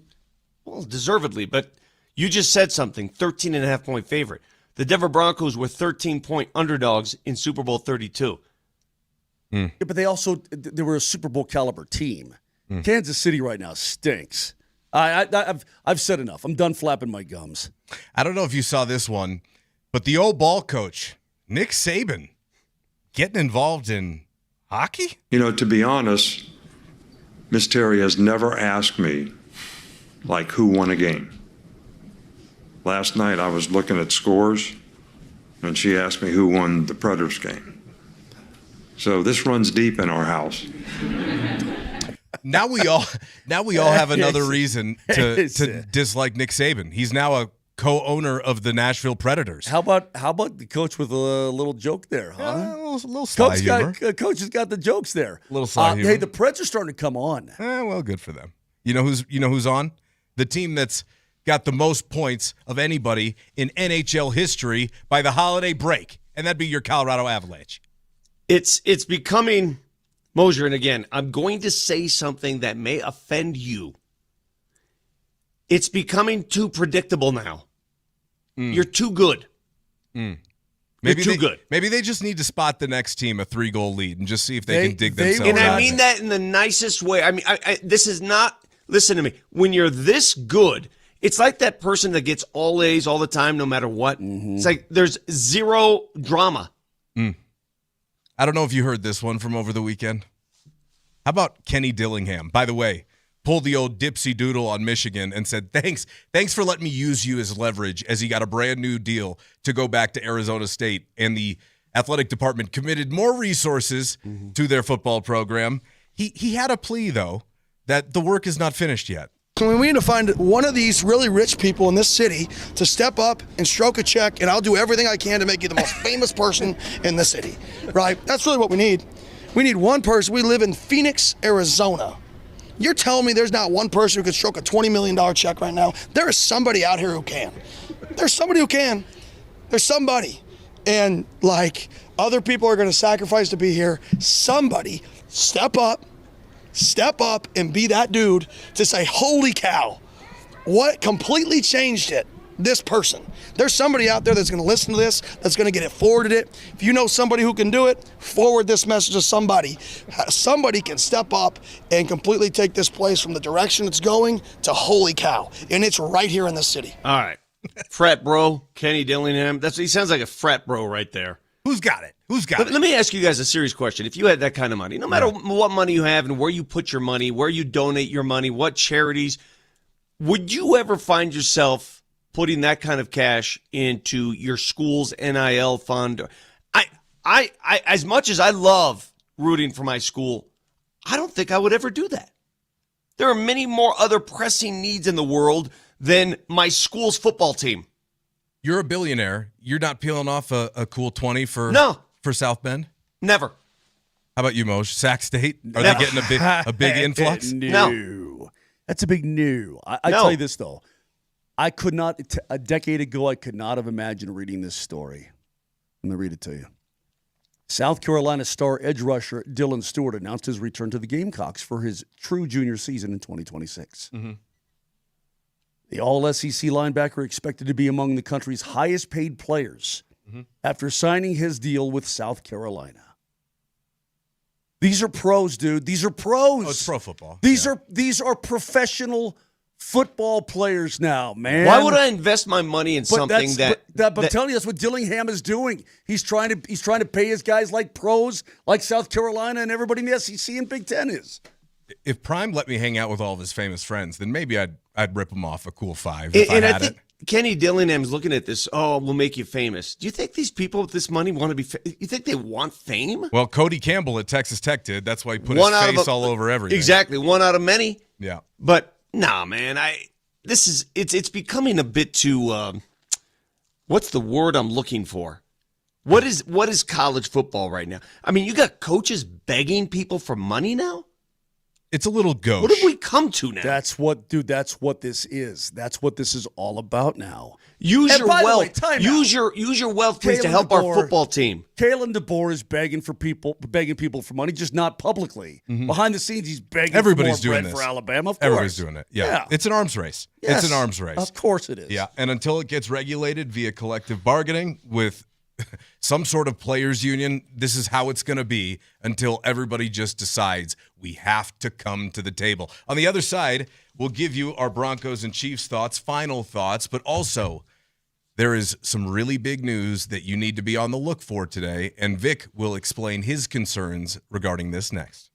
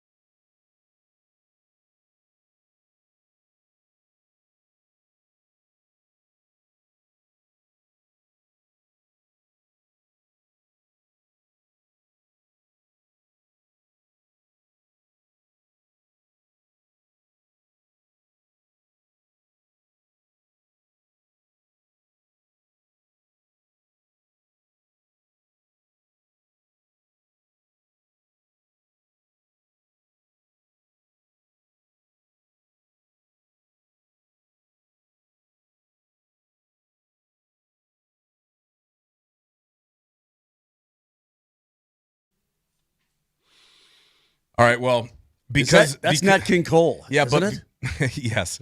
yes. By the way, Vic, I heard. I'm going to play this. You tell me when you're sick of listening to it. This is an excerpt from one of the new. What is it? What is a pod there called? The Puck Pod Bros. What is the old crew over there called? Puck around and pod out. Puck around and pod out. Yeah. Hey, by the way, Moj, I'm done with your country song. You did it again on the postgame show last night. No more. You mean this? No, not that one. Oh, not that. You did a different country song? Oh no, we just do the Colorado Wagon. You know, Yeah, Colorado I'm done with Wagon. it. I'm done. He's done. Vic is done. So Okay. understand. Just let the guys know I'm done with it. Okay. Well, Let you know the what? guys I'm know. not sure that the guys really give a rat's rip if you're done with it or not. Okay, it's fine. Just let them know that. By the way, Vic, just let me know at any point when you need me to pull the ripcord on this pumping of Moser's tires. I'm like, Oh, no, pull the ripcord right now. I am Pull the ripcord I right am this second. scrolling Twitter yesterday, and I'm like, and I come across this video. I'm like, oh, what do the boys have to say? And then I'm like, oh my God, slow down, jeez. Mark Moser is an absolute garbage man. As soon as that puck drops, he turns on a switch. I don't think there's anybody better in the game. Hold on. Riker, you know. Lyles, you like know, I say, he pulls up really the Ferrari. like I had never done color until Thanksgiving of last year. And Riker pulled me aside beforehand. He goes, wait until you see Moj and what he's able to do. And I'm like, oh, okay, cool. And then I got up in the booth. I was pouring sweat. I was like this. Like I was all over the map. And I got done and I texted Riker and I was like, I have never been more amazed at a human being's ability Yank it right now, and I'll explain. They're right. I mean, they're just sitting there waxing poetically. My boys are being nice to me, but listen, they'll call me a freak to my face when I am a freak. I understand. You are a freak. But when you get in the broadcast booth and call a game, and hockey's the toughest game to call, you are a mutant. Yeah. You're so good at it. And it's like that. You know what it's like? It's like when you're playing sports and you see that gangly or weird-looking dude, and you're like, there's no way that person can play. And then all of a sudden they start playing, and you're like, holy crap. That's what Moser is in the booth. I'm not a horn honker. That being said, years of experience, I suppose, is probably what it's all about. Because again, I've got the Nuggets on. I'm doing the bass thing with my, a chameleon where one eye goes here, one eye, that kind of thing. Look. By the way, when are you going to come in and see what we do? I've been waiting for the invite. You let me know. Well, I ain't coming now. Yeah, that's what you got to shave that goatee off. It's a no-goatee zone. I don't know if you knew that or not over at Ball Arena. Yeah? Is that? Yeah. But Riker's hair is all good to go. But Riker's hair is good, but Vic, you know the no-goatee rule, Yeah, right? Yeah, no Riker's goatee. grandfathered in. He can do it every Understood. Thank you for letting me know. By the way, this is something, we've been doing this now, 5 weeks? This is something that I've been wondering. Before these broadcasts that you do they give you the Mariah needs to sing tonight stuff? Because the attitude that you start your broadcast with is polar opposite to what you show up with at 7 a.m. Oh, I mean, I seem happy? Oh, you seem happy, seem ready to go. I told you, it's engaged. a completely different person. I'm just saying. I'm like, who is that guy? Because that's not the guy who shows up at 7 a.m. every day. Well, actually, what Can we get that guy? I didn't sleep a whole lot. He was up and down. Yeah, absolutely. Can we get him on Friday? Friday, you got him. On Friday, for those of us who think that we're curmudgeons, you listen to us in the morning for 3 hours when we get no sleep. This is what you're going to get, so just deal with it. Last night, Nuggets, it's a heartbreaker. Yeah, where's Loretta? You know what? Loretta, who hates my guts, by the way, and there's another old lady who hates... There's a lot of people that hate our guts, and what you're getting is not real. We don't sleep. That's very true. What do you expect? How many hours of sleep did you get last night? I don't even know. Not much, though. It's kind of up and down all night. I got 2. Yeah. I got 2 hours of sleep last night. But there's one old lady. Yeah. Like maybe once every couple of months, she'll send a text in, and I don't know how I see it. How do you know she's old? Because she admitted she's 72 years old. Well, in fairness, when was the last time you met a Loretta that was well, under not 40? Loretta. That's right in your age range, Loretta's a different one.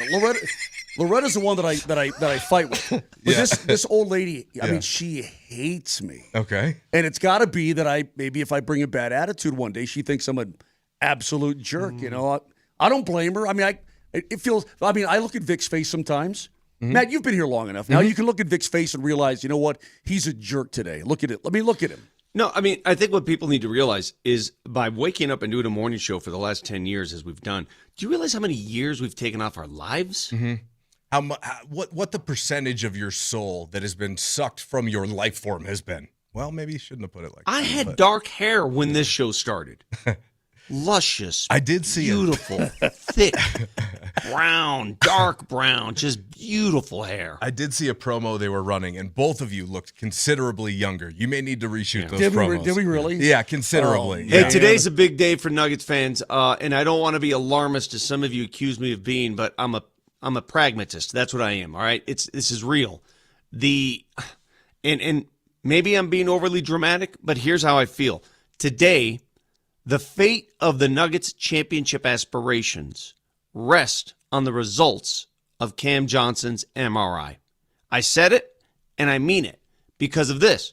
The entire offseason strategy was to gather more depth, to become a deeper team for the stretch run and the playoffs. If you lose one of your key pieces, that depth takes a hit. Can you survive? Sure. Can you win a championship? I'm not so sure. And if they lose Cam Johnson for an extended period, and when I say extended, I mean the season, that is a huge piece missing from the Jenga puzzle. Huge. So today's MRI results, best case scenario, just a mild sprain, out a few weeks. Let's get on with it. Awesome. Let's think. Worst case scenario, I'm worried. Vic, it's Christmas time. Let's just think positive. Okay? I know. I like to think positive. I do. But can you give me the David Adelman quote again, please, Matt?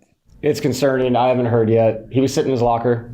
We'll find out. Obviously, imaging has to happen before anything else. Okay, we can stop but it right was there. not a fun sight. He said he's sitting in his locker. To me, if there was something massive like a season ender, Vic, he like would. When we saw Jamal go down at Golden State years ago, he was they done. knew. You knew he was done. Yeah, they knew. He was wincing on the floor, but then when he rolled over and sort of sat up, it was like a. I mean, it seemed like okay. I thought it could have been worse. Yeah. I mean, this could be a sprain that's going to keep you out a couple weeks. Exactly. But I hope it's just that. And it's not going to be a couple weeks. By the way, if you sprain your knee, it's not 2 weeks, bro. That's a month minimum. Okay? That's a month. And all I'm saying is that stuff's going to add up after all. You're already minus 2 starters. Those guys are coming back. Let's just hope it's that. And that's it. The results of that game last night, it was painful to lose the way they did. But it's you wish that shot went in. Great. It was a wide open shot by Peyton Watson. He's a 50% 3-point shooter from the corner. I don't mind the shot. Did I want Joker to shoot it? Probably, yeah. But it's okay. That shot means nothing. The game means nothing. What means everything is the result of this MRI today. On the text line, quit blaming it on the morning. You guys are all dill holes, but that's why I listen and watch, Mike. Thanks, Mike. Merry Christmas Eve. I mean, he's not wrong. So I say that, and Vic is a desperate housewife needing drama and attention. Am I being dramatic in making that assessment of the injury? About that, or was that about the comments about what I just said about no, but I think you're Cam Johnson? I think when you stare Oklahoma City in the face, yeah, I'm not worried about the season. I'm looking at the playoffs here. Peeps. I'm with you. You have to have all your pieces, guys. You have to have all your pieces. Tough loss for the Nuggets last night, 131-130. They fall in Dallas. And this little juicy nugget was just dropped via Shams Charania. Sit down with Anthony Edwards. Now you play Denver. What can we expect from Ant Edwards on Christmas Day 2025? Oh, it's going to be a night. I'm going to have 30 for sure. I might have 40. I'm over it's going to be guy. a night. Uh-huh. Yeah, I'm over this guy. Yeah, I'm over. I've been over him for a while. Why did I like? I'm over him. I genuinely liked. He might have 30 when he was a baby, and he's still very young. I genuinely liked him. He's becoming a pain in my tail. Hey, do we have sports hate in our heart for Minnesota? I've always Minnesota. Absolutely, 100%. Let me tell you, you've beaten them twice at their place. Again, this is going to be a tough game. They're going to want revenge. He loves his spotlight. They love playing on national TV. They get it when they play the Nuggets. The Nuggets are shorthanded. They're now going to be out 3 starters. 3 starters tomorrow night. Yeah, I know. All right, Mitchell, let's wrap this thing up. Nelly monitors the mistakes in today's Fact Checker. Presented by Rock Plumbing, Heating, and Air Conditioning. Your local home comfort specialists. RockHeating.com. Rock, bringing comfort home and simplifying your life. All right. Merry Christmas, everybody. How about that? Christmas is tomorrow, just a day away. Mose, you kind of messed up, pal. That rendition of Rudolph the Red-Nosed Reindeer we played out of this break, I'm taking it a little bit easy on you. That rendition, that wasn't Nat King Cole, man. That was bum bum bum bum bum. The Temptations. Oh, the Temptations. You moron. Damn What it. a loser. They're really good, though. I'm telling you, man, I'll take all of that all Christmas. I love it. You know, we have a piano at home, right? My wife plays the piano. It has a disc player in the piano. The guy we bought it from put a player in it. So I can put a Christmas disc in there and the piano plays. Plays itself? Yeah, it's bitching. It's totally awesome. We'll leave you guys today with your captain, Gabriel Landeskog's plans for Christmas. Yes, but nothing too extravagant or crazy. It's going to be a lot of family time, which is kind of the point of it for me. And obviously we're going to get some good weather, so we'll spend quite a bit of it outside. And good food, good company, probably some board games, some charades with the kids, stuff like that. So it'll be fun. So you ready for Santa's arrival? I am ready, yeah. Yeah. Well, happy holidays to you and As, yours. Merry Christmas, Moj. As Tiny Tim would say. Merry Christmas, buddy. Merry Christmas to you too, Matt. Merry Christmas to all of you. Tiny and Tim. to all a good night. Tiny Tim, take us out. What would he say? Vic, idea what you're Tiny Tim, Jack. Who did not die. Yeah, Tiny Tim's kicking. I don't watch cartoons. He says, God bless us, everyone. All right, screw Tiny Tim. Altitude Sports Radio 92.5.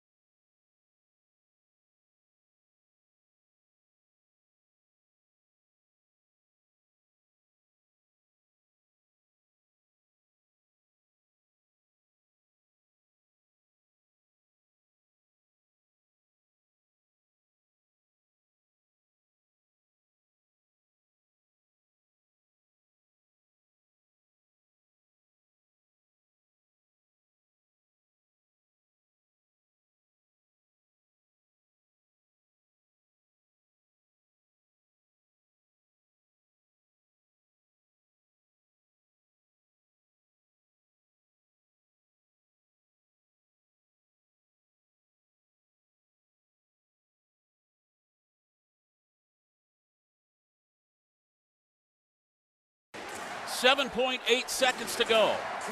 Inbound goes to Jamal Murray. He picks it up. He's across the timeline at 5. High pick Jokic. Murray throws it to Joker. Throws it in the corner. Watson for the winner.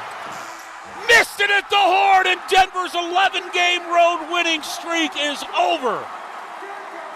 It rims out on Peyton Watson. Final tonight from Dallas.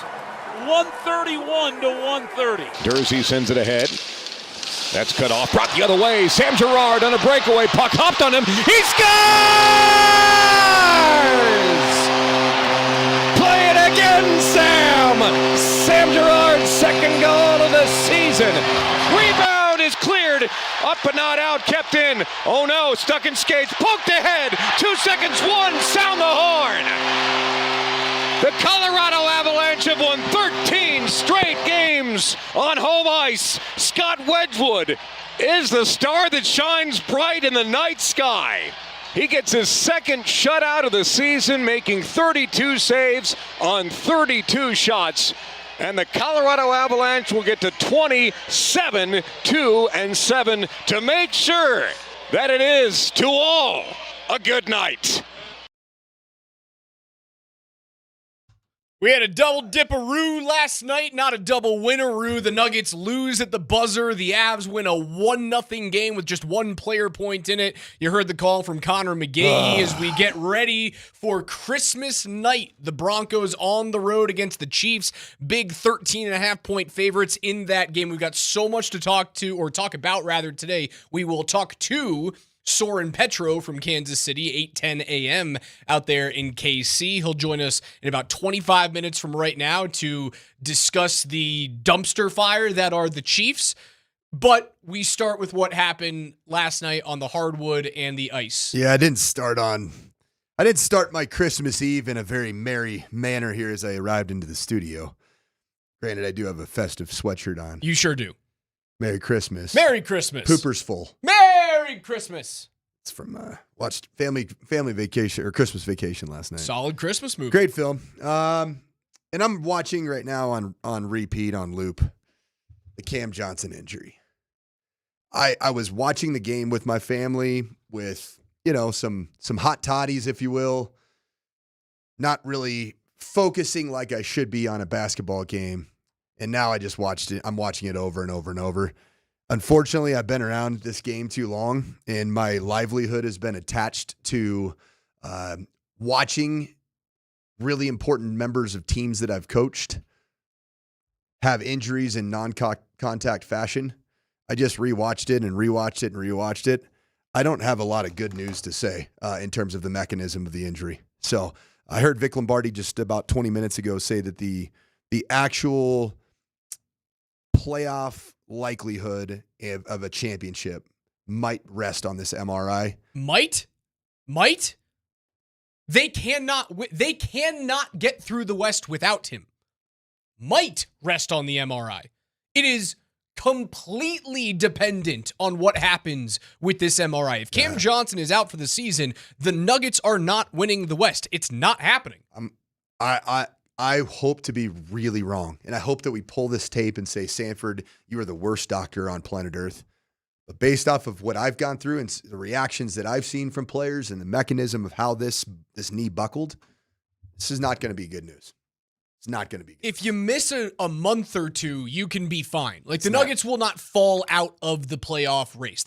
They're too good in terms of their top-end talent. Jamal's playing too well. Nicola's the best player on planet Earth. They've got some young guys play. Like Peyton Watson coming back from the trunk injury has looked good despite rattling out a 3 at the buzzer yesterday. He was wide open in the corner. It was the right play. Peyton's been fine. You get AG back. You get CB back. You can deal with 2 months of an injury. You cannot whatsoever deal with him being out for the season. Now, that right knee buckled. It hyperextended, went back on top of itself. It's going the wrong way. It's going the wrong way. Just like my camera is. Camera's going. You had two looks at me today. Yeah, it's it would be devastating if he was gone for the season. He is that good defensively. I hate to say it. It's not good. But you dang near beat the Oklahoma City Thunder last year, and you didn't have a Cam Johnson on your roster. You did have a Michael Porter Jr. This year you do have a Tim Hardaway Jr. You do have a Bruce Brown. I'm not yet willing to say if the results come back the way that I think that they're going to come back, which is not good. Season ender. Terrible news for the Nuggets. I'm not willing to say that the whole season's throw it away. I'm not. You're so wrong with that take. Okay, so if so he's how out for am I the wrong? season, you're toast. What was that different about last year? There was Michael Porter Jr. was on the team. Do you think and he was overall? You had to get rid of Michael Porter Jr. was not a negative. Was he a net and he's positive? not on the. Yes, he was a net positive. He's a solid rebounder. He's one of the best spot-up shooters, and especially three-point shooters in the game. Major liability. He was injured. That's fine. That's fine. It's not. You can't just go. Cam Johnson isn't here, and they got OKC to 7 games last season. They're not the same team. Yes, they got deeper as a result of the trade, but MPJ was part of the reason that they pushed OKC to 7.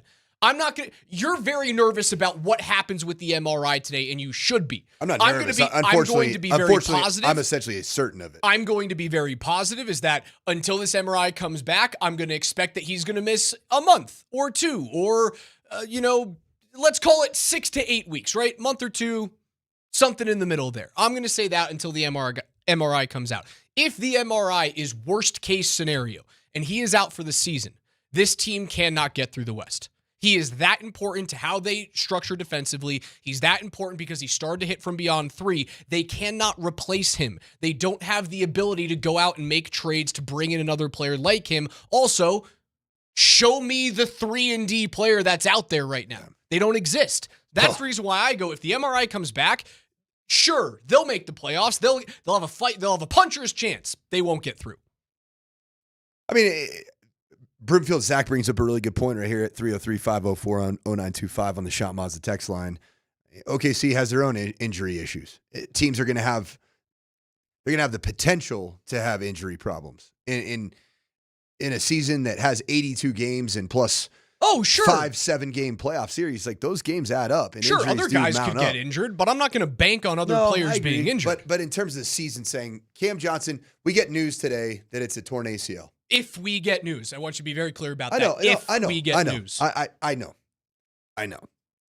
And I hope I'm really wrong, Raj. Like that's what I want to make sure that I am on this Christmas Eve. I'm spewing into a microphone. I watched Cam Johnson last night hobble off the floor, and I said, "Oh no." And I think it was because my parents just got into town. I didn't really have it in me to go back and do the whole what I do and go as a coach and go back and watch the film and watch it, rewatch. And I'm like. And typically, the mechanism that I saw is not good. I'm going to say that. Hopefully, it's really good news, and it's a hyperextension that just led to a sprained MCL, and that's probably 4 to 6 weeks. Awesome, be the greatest news ever. That'd be the best news ever. But if it's not that, I mean, what's the mindset for the Nuggets going forward? I mean, yesterday on this program, I talked about how the basketball season doesn't really start in my eyes. Really start with the teeth of an NBA season until the month of February. Sure. The reason for that is because the NFL dominates the airwaves by design until the Super Bowl is over, and then all of a sudden it's time for the NBA and NHL to eat up the airwaves. Yeah, run into the playoffs. Which is a great thing. It's a great thing about American sport. Dude, it's December 23rd when this happened. That's a long time until June, man. Of course it is. But the way that we're talking right now is worst case scenario when this MRI comes through, it's a tear. And he's done for the season, and he's not back till next year. I guess my question to you is, if you completely remove Cam Johnson from this roster at the beginning of the season, and he's not here, and everyone else is, do you still go, oh, they can beat OKC? You're really confident about that, like we were at the beginning of the season. I'm not as confident. I mean, honestly, the way Oklahoma City is playing, I don't know what my confidence level was like truly with Cam Johnson. They did lose again last night. 4th loss in the season. They lost to San Antonio. Slumping. They've lost to the Spurs twice in their last 4 games. It's interesting. Yeah, I'm nervous about it. It was a really ugly land for him.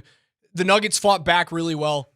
Nikola makes the right play at the end of regulation. There were 5 Mavericks either in the paint or within 4 inches. Right play, yes. It's the right play. Right play by design by the Mavericks playing analytics. I want the guy that is a known non-clutch shooter and or non-high percentage 3-point shooter in his career to have the open look. And you could see right when it rimmed out, Peyton Watson's reaction was that of somebody who's did not truly have that deep underlying confidence that I am going to drill this. Dude, I think he thought he made it. When that thing left his hand, dude, it was halfway down. It was a good shot. It was a good play. It just rattled out. What actually killed the Nuggets last night, man, was not that play. It wasn't Joker trying to take on literally 4 defenders in the paint with a backside help trying to take away Hardaway for an opposite corner 3. Trying to take away 4 dudes. He makes the right play after Cooper Flagg starts to flash in off the block. Cooper Flagg was great. He was good. 19 years old is nuts. He looks crazy, too. He looks nuts. He does have those crazy eyes. He makes the right play to kick it out to Watson, who's been better shooting from 3. Kind of weird hair. Facial hair kind of... Cooper Flagg? Yeah. Yeah, weird white guy facial hair. Yeah, it's just a weird vibe. Strange vibe. The play that killed them wasn't that. The play that killed them that was 0.2 of a second away from a 4-on-1 fast break to end regulation. Right? Nembhard takes the air ball 3 from the wing. Airballs it to the right side, and 0.2 of a second before it hits Jamal Murray's hands, the buzzer goes off. And you know how I know that, Coach? Because there's big blinking red lights everywhere in the stadium. Take note, NFL, and delay of game. Everyone knows it. They call the play dead. If that doesn't happen, if it's the NFL, guess what happens for the Nuggets? Jamal Murray and Nikola Jokic and Peyton Watson and Hardaway go down on a 4-on-1 fast break with 7 seconds to go on a 19-year-old, and they probably win the game. But they don't, because the NBA has it right, and 0 means 0. But the NFL don't really know what zeros mean. Stupid rule in the best sport in the world. Mm-hmm. That's what ended up losing them the game. 0.2 of a second. Fast break opportunity led on the right side by Jamal Murray. Nikola Jokic getting up the floor. He either feigns a pass, goes with the right hand, or Cooper Flagg tries to cut off Jamal Murray at the top of the key. He dishes it off to the best player in the world. They win at the buzzer. That's how that game should have ended. Yeah, our texters right now, I think are bringing some pretty decent points here. First off, here from Rob, P-Watt will be great in place of Cam. First off, I want to have that conversation. Bookmark that, and then you just need AG and CB to be healthy. Getting a little wild here this morning, Raj. Basically, yeah. AG and CB have to get healthy. This team is really good with those 2 guys back, in my opinion, even minus Cam Johnson. But is Peyton Watson really the starting replacement in your starting 5? Or do you undo the 2-way contract and long-term Spencer Jones, because he has proven to be a D&3 player with high IQ? God, do you trust P. Watt, man? I trust Peyton Watson more than I trust Spencer Jones at this point. Because I've seen more from Watson than Jones. Peyton Watson, for me, is more of an unleash him and coming off the bench and just to go run wild as a defender, as a rim protector, as a guy that can fly around, give you an energy, but just as an off. I still believe he's a bit of an offensive liability. And I guess you could say the same thing about Spencer Jones, because the stats the sample size isn't thorough enough. But Spencer Jones is a player that's leading the Nuggets in 3-point percentage shooting this year through 20-some-odd games. You're going to have to replace Cam, if indeed Cam, we get bad news on Cam's injury, you're going to have to replace some 3-point shooting in your starting 5, I think. Because then you start looking at Michael Porter Jr., that loss does loom very large. If you don't have, is Peyton Watson ever going to be a consistent, known 3-point assassin? I mean, if he is, he will not be a Nugget because you won't have the money to keep him. Yeah. I hope for his sake he gets to that point, but you will not be able to sign him. And they've already made their bed salary-wise, right? They've gone after Christian Brown. They've gone after Aaron Gordon. They have signed and obviously traded for Cam Johnson. They've made their bed there. It was a tough loss last night. We are hoping for the best when it comes to Cam Johnson and that MRI on his right knee. Soren Petro from Kansas City is going to join us at 10:30 today. We'll get into the Broncos, their Christmas night matchup on Amazon Prime against the Kansas City Chiefs, 13.5-point favorites. A little bit later on, we'll break down that 1-0 win for the Avs. They continue to roll 13 straight at home. They have not lost in front of the Ball Arena faithful since before Halloween. And guys, it's Christmas. That is preposterous. KJ Granderson is behind the glass. Coach Mike Sanford. I'm Alex Ryan. You're listening to the Morning Sprint on Altitude.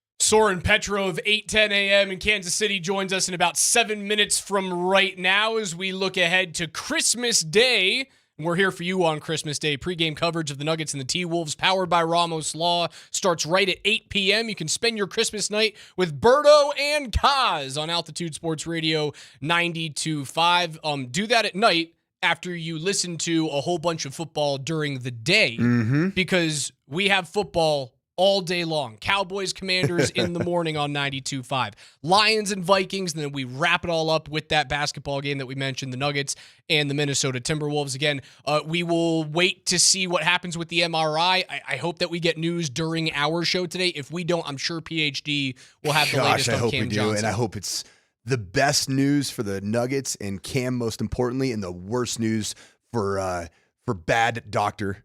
Bad orthopedic surgeon, but not really any form of doctor, Mike Sanford. Speaking of bad things, have you seen the Christmas Day quarterback matchups? Oh, okay. I had this conversation with my dad. We were going through this, and I said, hey, how good did these matchups look 10 months ago? Originally, these matchups. So when the schedule came out, we had When does it come out? It comes out like in May? Is that right? Or no, a little earlier than that, isn't it? I can't remember when NFL schedule day is. It's around combine time, isn't it? Or draft time? NFL schedule day is... It's got to be April. May 1st through the 4th. Okay. Something like, yeah, good on you. May the 4th be with you. Yeah, your spidey senses tingled correctly. Yes. When that came out in early May, our matchups were Dak Prescott versus Jaden Daniels. So good. Followed by Jared Goff. Let's go. Against J.J. McCarthy. Yes. Or at that point, Kevin O'Connell, known quarterback whisperer, is going to be humming at this point in time. At that point, had Sam Darnold already left Minnesota? I think so. I think so? Yeah. So, okay, it was either we knew it was going to be J.J. McCarthy, or at that point, it could have been Sam Darnold coming off of a really good year with Minnesota. And then you finish it off, Bo Nix on the road against Patrick Mahomes. Can he finally take down the witch at Arrowhead? 2 of those 3 quarterbacks who are still playing right now are out of the playoff picture, if not on life support. Dak and Jared Goff with the 8-7 Lions, who were once again my NFC choice to make the Super Bowl. Until I told you, you're a big dumb idiot. You're an idiot because Ben Johnson is truly that good, and the 2 guys that were hired to replace Ben Johnson do not make up one Ben Johnson.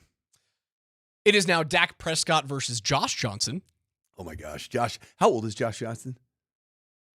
I've said this before and I'll say it again. When I took over at Stanford in 2007, okay, Rush. He's 39. Rush, 2007. How old were you in 2007? I was 14. I was making cut-ups for Jim Harbaugh coming from University of San Diego. And all the film was of non-scholarship superstar quarterback Josh Johnson of Oakland, California, that played for the USD Toreros in the 2005 and 2006 seasons. That is 20 years ago. 20. And he's going to start on Christmas Day in 2025? Insane, isn't it? A mere 6 days before 2026? Against a Cowboys team that's been knocked out, and for a Commanders team that was like the coolest story ever last year, and now they suck. Well, they haven't been healthy. Then that is followed up with Jared Goff, still healthy, still a fun quarterback to watch, right? Yeah. Even though the Lions aren't the same thing, they're entertaining. He's still a top 10 quarterback in the NFL this year. Max Brosmer's on the other side with Minnesota. Ooh, Max Brosmer. Who? You know where he played college football? No, but I know he looks like Paxton Lynch, so I think he sucks. He played for the University of Minnesota Golden Gophers. So it's a little bit of a hate watch for you. Yes, it is. I love that. Yep. Okay, and then we have Bo Nix against Chris Oladokin. I spent a lot of time getting that pronunciation right. What a nightmare for the NFL that you weren't able to flex all of these divisional matchups that should have meant so much at this point in the season, the second to last week of the year, and all 3 games are pretty much throwaways. Christmas is a hard one to flex, isn't it? Impossible to flex. I mean, just because there's so much from a man, like you imagine some of these, if you flexed certain teams in on a 10-day window, and you imagine what the wives of coaches and players and family members would do if they found out, honey, I'm playing on Christmas Day. Wait, you're what? Our whole family's traveling in to see you on Christmas Day. What are you thinking? How can you do that? I can kind of picture that because that's happened to me during bowl season. When you find out the bowl game's like 13 days before Christmas and your wife is basically ready to start calling an attorney of sorts. When they made these matchups, Coach, every single one of those teams outside of the Dallas Cowboys was a double-digit win team from last year. So crazy. Double-digit win team. And the Cowboys, like, at 7-10, you realized why they were 7-10. You didn't have complete health. The defense fell apart. But, like, Dak was still good enough to be exciting when he was healthy. How many games did he play last season? Like 8? But looked good for those 8 games? Mm-hmm. You could go, if he stays healthy and Dallas makes the right decisions in free agency, they could compete for that NFC East crown. And now it's just disintegrated in front of our eyes. The good news is the Broncos get to reap the benefits. So an unlosable football game. Are the Broncos the only team of the 6 that are legitimate contenders? Unless you believe that if Detroit gets in, they could be that like sneaky, hey, we've been there lurking around the past few years and we just get hot at the right time. I would say yes, Denver's the only true contender at this point. Is there any news on David Montgomery? Lions running back David Montgomery? Because there was a very weird Instagram post from him yesterday where he posted a picture of his jersey on his shoulder pads in his locker room and like a kind of like a heartbroken or something like that. I didn't know if there was an injury that happened. We'll take a look at that a little bit later on in the show, but let's head out to the Ramos Law hotline where we are joined from 8:10 a.m. in Kansas City. Soren Petro. Soren, I don't know if you heard it. I know you were talking to KJ. I said this is an unlosable game for the Broncos. Do you agree? 100%. I mean, like the conversation we had on our Red and Gold and Gold podcast last night was like, is it going to be worse than it was last year? I mean, there is literally, I've never been more certain of defeat for the Kansas City Chiefs during the Andy Reid era than I am in this game because, one, they're down to their third-string quarterback. Chris Oladokun, did a decent job. He's been around the team for 4 years. He knows the system, but he's, a practice squad quarterback. They're down to their, 4th and 5th offensive tackles. Jeez. There's literally nothing to play for. I mean, they tried to get some fire going at Tennessee, and you saw Creed Humphrey and Trey Smith barking at some of the guys trying to get them going, and it did nothing. It did literally nothing. And they were trying. They were playing the best players to the chagrin of a lot of people. This isn't one of those like, well, they're playing all the young players. They left a lot of the young players sitting on the bench, and they went for it, and they got their ass kicked by the Tennessee Titans. So, yes, I expect Sean Payton to make a point to bury the Chiefs, to kick them while they're down, and in this game to be over in about 10 minutes. Soren, is this going to be Travis Kelce's swan song at Arrowhead? It needs to be. There's no scenario where Travis Kelce coming back works for where the Chiefs are. $35 million over the cap already next year. He's used to making $18 million a year. He's making $18 million this year, and at this point, he's probably a $5 to $7 million tight end. I think the man could still play, but he should not be paid $18 million. And the Chiefs' scheme needs to evolve and needs to change. They've clearly fallen behind. They're not the offensive force that they were. You're seeing how important Patrick Mahomes is when you see how they played against a 2-win Titan team that, people are trying in this town to be like, well, Pat's got to play better. Like, you need to shut your mouth. Like, Pat is not the problem. The problem is everything around him. The problem is the scheme. They've got to take a long look. Andy Reid, Matt Nagy, got to look in the mirror. If Matt Nagy's not the head coach of the Titans, because a former Chiefs, assistant general manager is down there now running the show, and his name's being thrown around as a possibility there. But they need to overhaul the scheme. They need to be able to play more power football. They're way too finesse. They've got too much money tied up in Chris Jones. Still a good player, but not a guy who's worth $45 million against your cap, which is his number next year. So they've got some real difficult decisions. What we're watching this year may just be the precursor to difficult times next year. And to me, that's what I would do is take the pain now and set yourself up for 27 and beyond. But that hasn't been what they've done, and they're finally going to pay the check on all the big contracts they've given to a lot of players at positions, like I said, center and guard. You have the highest paid center and guard in football. You see what it got you. Those aren't necessarily the positions you ought to be tying up a lot of money, and the Chiefs have done that because they wanted to keep the band together and keep making a push for it, and they're paying the price for it now.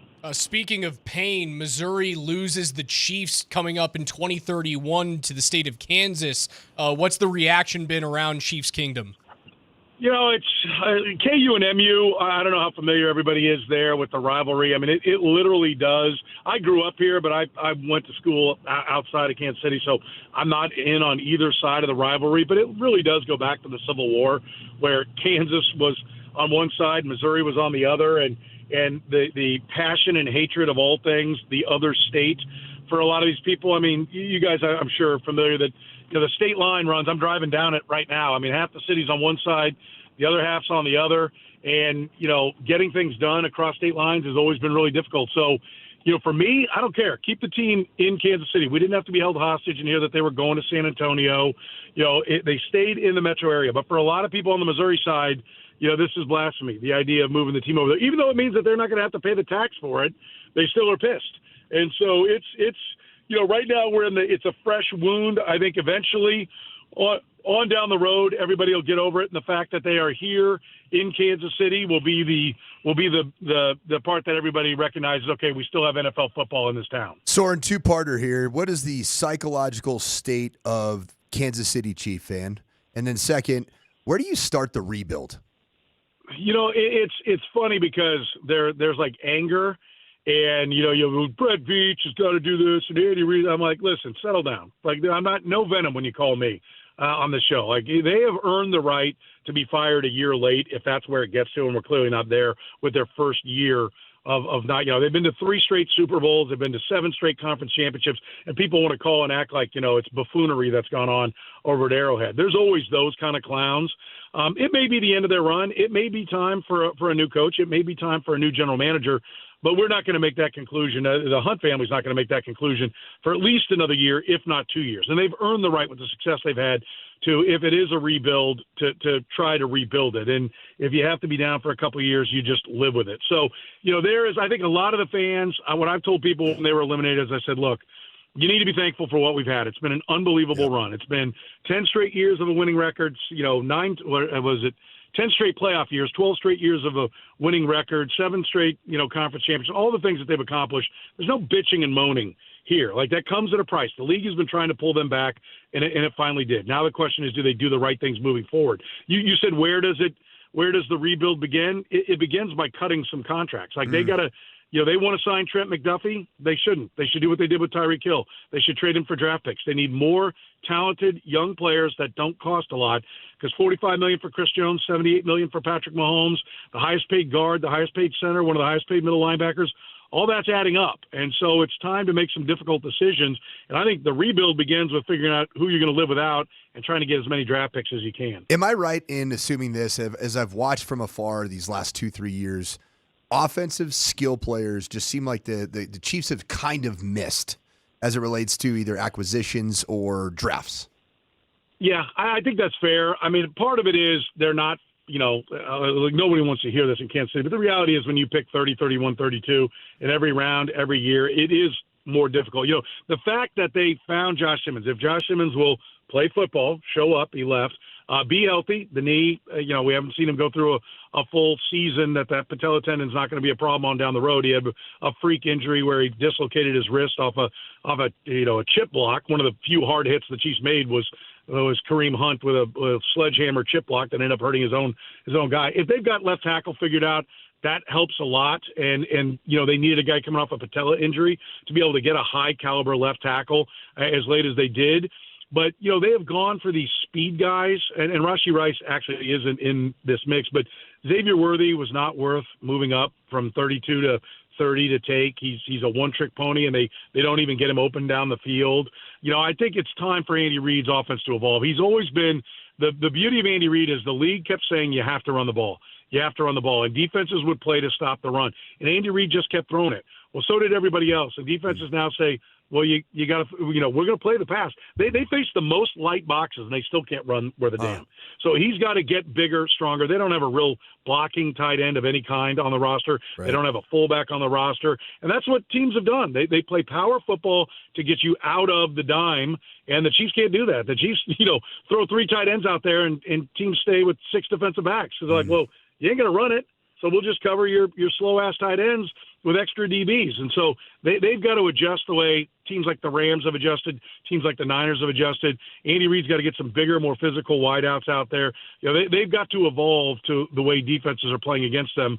And if they don't, then we're going to be talking about a change in a year or two. So if the sobering thought is retool or the taboo word of rebuild, even though you have Patrick Mahomes and he's not going to be playing at the beginning of the season, is Andy Reid the right dude for that job? He's never had a team that has had back-to-back losing seasons dating all the way back to 1999. He's 67. He's going to retool it? Yeah, I mean, to be determined, right? Like I said, he's earned the right, if that's what he wants to do, to give it a shot. This organization owes it to him with all the success that he's had, but I don't think it's a guarantee that he'll be able to do it. And I think, listen, Brett Veach is his right-hand man. We know Andy Reid is the guy who has the final say on everything. Veach is the personnel guy and a very good one, but one of the Achilles heels for Brett Veach is the love of trading up. And when you trade up and get Trent McDuffie, that's great. But they've had all kinds of other trade-ups in other rounds where they give away picks. And, Darian Kennard doesn't work. There are numerous guys I could go through that they have moved up to get and they don't end up paying out. And if you look at a team like the Rams to me are a team that they need to model themselves after. Because if you remember when they won their championship a few years ago and then they crashed that next year, everyone's like, well, it's going to be a long time before the Rams are back. They made all these picks. They don't have any first-round picks. They haven't done anything. What they did do was pick 3 guys in round 4, 4 guys in round 5, 4 guys in round 6. Like, they kept getting low picks and throwing numbers at it. And, everyone goes, well, Puka Nacua in the 6th round, what a great pick. Well, they had like 5 6-round picks. You got to get somebody good when you take 5 shots at it. I mean, you look at the Rams on Pro Football Reference. I mean, anybody can go to it. Look at the Rams' history of their drafts. I mean, there are so many picks, rounds 4, 5, 6, and 7, that, they hit on. And they've done a good job in their higher picks as well. But to me, that's what the Chiefs haven't done. They keep moving up, trading up, and making those moves to go all in on one guy, and they need to be playing the numbers and understanding that more lottery tickets gives you a better chance to hit. And so I know the question was about Andy Reid, but I think part of that, the reason they're doing it that way is because Andy Reid wants his guy. And so Brett Veach goes and gets his guy. And I think it maybe a little bit more needs to be turned over to Brett Veach and say, listen, you guys do all the scouting. Let's take a lot of guys and let's try to hit a few more times as opposed to thinking this guy in the 4th round. It was last year, Jeffrey Bossa was a linebacker. They took in the 5th round. They had a desperate need for a running back. And in the 4th round, they took Jalen Royals because we couldn't believe he was there. And I think they might even have moved up to get Jalen Royals. He can't get on the field as a wide receiver. They take Jeffrey Bossa, a linebacker, in the 5th round. We weren't going to take him, but we had him graded as a 2nd or 3rd round pick. Doesn't play at all on defense, right? But it's a guy that somebody decided they had to have instead of just saying, let's roll back, let's get more numbers and try to diversify this team. So, they need to evolve schematically. They need to evolve in talent acquisition, and they need to get their cap right. That is Soren Petro of 810 WHB. You can listen to the Red, Gold, and Bold podcast wherever you get your podcasts. 38-0 was the score last year. What is it this year? I kind of copped out. I mean, I really think it could be name your score. I think the Broncos it could be 40-something nothing. I think I went with 23-9. 26-9 is what I think I went, because the defense is good as long as their heart is in it. They can present some problems. I think they'll keep the Broncos to some field goals. I mean, the 9 is generous. I really don't know how they're going to move the ball against this Denver defense. It's so good. They're so good at pressuring the passer. They got a guy that was cut by the Jets starting at left tackle. Now, they like him. Esapoli, they had coming out of camp, and they liked him and tried to squeeze him onto the practice squad, and they lost him. The Jets ended up deciding he couldn't play, and so they got him back. And he's better than what you would think, but he's still a guy that was available, was cut by the Jets. Right tackle is a kid from Nigeria who's an international signing that they never had any thought would be on the field, and he's going to be playing right tackle. I just don't know how they move the ball, how they score any points against the Broncos. So, listen, 12.5, I'll be shocked if it's not covered by the end of the first quarter. It'll definitely be covered by halftime, and only if the Broncos are drunk on eggnog in the 4th quarter do the Chiefs get some kind of backdoor cover. I've never been more sure of an ass-kicking than I am in this game. Popping tops on eggnog, Soren. We appreciate your time. Merry Christmas, man. We'll talk to you soon, all right? Same to you guys. Thanks for having me. Again, Soren Petro, our guest on the Ramos Law Hotline. Let's take a look at the official injury report on the other side of the break. That's Coach Mike Sanford. I'm Alex Ryan-Emmy on Altitude 92.5.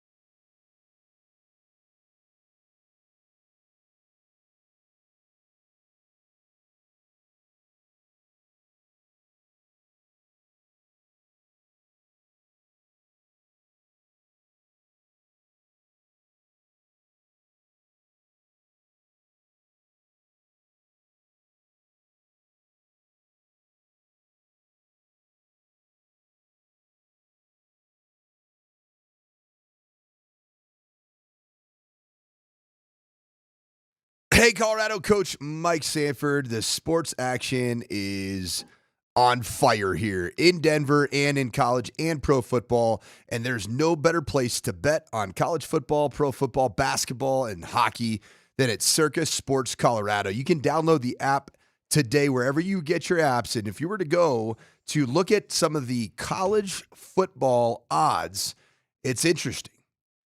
Playoff game. The University of Miami Hurricanes coming off of their massive victory at Texas A&M are 9.5-point dogs right now to Ohio State coming off their loss against Indiana. Well, I like that. So check out Circus Sports Colorado, where you got high app limits, player-friendly pricing, as you saw right there, and exceptional customer service that treats you like a VIP. Circus Sports was made by sports bettors for the sports bettor.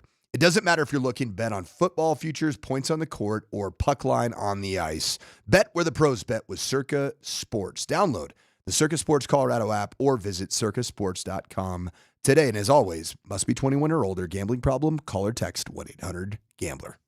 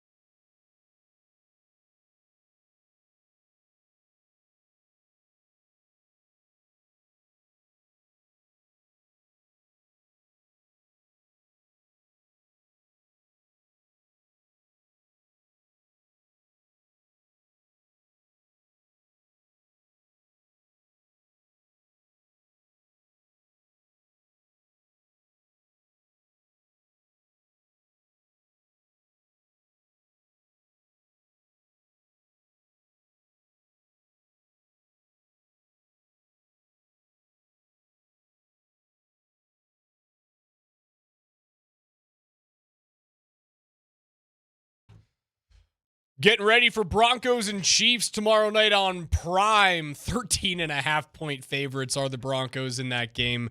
There's like 13 Chiefs on the injury report. No one knows who's really going to play. It might be Travis Kelce's final game at Arrowhead. I'm excited to kind of hate watch that with, as Soren said, a couple of eggnogs in my hand. That was a great guest, by the way. Soren was an awesome guest. You know why? Number one, he was passionate and articulated a lot of things that probably have been bubbling up for some time with Chiefs fans. But I don't know if there's an activity more fun than hearing sad Chiefs fan. Yeah, it's great. Angry Chiefs fan. And really informed Chiefs fan too. Of like, yeah, we're not good enough. Yeah, like this It's sucks. very clear that this road has ended. Like, did you feel like you were living in a bit of an alternative universe Heck when yeah, we started hearing about Travis Kelce should be like a $6 million tight end? And you know what he wanted to say? He wanted to go, Andy Reid should retire. Did you not kind of like that too? Oh, yeah. Even though And he kind of should. Like, Andy Reid shouldn't subject himself to rebuilding that roster. By the time they're good enough to, like, truly compete again, because we expect that Mahomes is going to be out, 6-8 weeks next year? Probably. Yeah. Who knows? Maybe he's one of those Adrian Peterson guys who comes back in 6 months. Like, even if nothing changes personnel-wise, outside of, say, Travis Kelce's no longer there, like, do they scare you? No. Does Pat Mahomes want to come back to that? Hobbled? Like yes. He does. I think was he making 70-something million next year? He's going to make it either way. With the injury he had, he's going to make it either way. And the way that he's a $78 million cap hit next season. Isn't that crazy? Oh man. That's insane. No wonder why they don't have a roster around him. He didn't do the Tom Brady discount. I mean, I guess he's not old enough in his career where you should do that. Right. But man, you got to think Subway's paying him like, I don't know. I'm sure he's making fine money. It was nice to hear them sobered up of like, yeah, we're not good enough. We kind of suck. Jake from State Farm, how much do you think that's up? That's he has so many endorsements. And he's doing fine. I'm not worried about Patrick Mahomes' wallet. That doesn't scare me for him. I'm just glad that he didn't do the Tom Brady. I'm glad he didn't do the Tom Brady discount. Because that team right now is we said it last year. Like, man, 15-2 just feels flawed to me. That offense was gross. Like, I don't want to glaze Mahomes too much, but Soren going, you understand how important and how good of a masker of all the crappy things behind the curtain Patrick Mahomes is. He's the Wizard of Oz. I hate to throw this out there, but that point about Pat Mahomes and masking all kinds of things. Just envision that you take Bo Nix out of the lineup, same exact everything else, and Jarrett Stidham is playing against the Chargers. Do you think that you're going to lose by 30 points just simply in the absence of Bo Nix? No. Like, they're not a 12-3 team with Stidham. Are they an 8-win team? Are they 8-7? I think they're a playoff team. I bet you they're hoping to get in as that final seed. They are like they're hanging out, lingering, like lurking. Yeah, they're not a 12-win team without Bo. But they are complete enough around him because, well, he's not a $78 million cap hit. He's a first-round quarterback on his rookie deal. Like, that's what you have to win in those first 5 seasons. Raj, the 206 says, are the Broncos this year the Chiefs from last year? Remember we kept watching and seeing that, they're just sneaking by, winning, all kinds of one-score games that ended up in victories, and then an offense that just never felt like it was really going. A lack of dependence on the run game. Having injuries at the running back position, last year being Isaiah Pacheco. Does it feel kind of similar? No, because it always felt like the Chiefs were coasting, and it has never felt like the Broncos have coasted. It also felt like the Chiefs were old. Yeah, old coasting, and they also had the aura around them of any given time when they decide to flip the switch. Oh crap! Here's the real Chiefs, and what happened in the postseason? They get all the way to the Super Bowl. Yeah, they get smacked in the Super Bowl, but they flip the switch. The Broncos, I don't think, are waiting to flip a switch. I think this is who they are. They win tight games. They play down to competition. Typically, not Jacksonville, they play up to competition as well this year. They're different. They're very, very different. 15-2, 12-3. Like, are the Broncos going to finish 14-3 this year? Probably. If they beat the Chargers, they'll be 14-3. But they're very, very different versions of similar records. How cool is it? Even though we all are doing what Sean Payton said, and we're swallowing these last 3 days, we've been swallowing a lot of swallowing, right? After that Jaguars loss. Because he told us that we can't spit it out. Yeah, you got to sober up a bit. You got to swallow, and we've done it. The sun came up. Yeah. How cool is it that this game over a very hapless Kansas City Chiefs on Christmas Day tomorrow is going to get you to 13 wins? That's freaking awesome, right? Like, I know there's been a lot of negativity. I know there's a lot of people looked at the game against the Jaguars as a referendum on maybe where the Broncos are going to be in the playoffs against good teams that are playing well. Look what you did against Green Bay. I know. Green Bay's a good football team. You did it against Philadelphia. Is going to win their division, and I know that, but that's a team with legitimate Super Bowl pedigree and championship pedigree in recent years. You did it there too. You were going to stub your toe at some point, and I hate that. Like, I don't like that narrative, but I am glad it happened.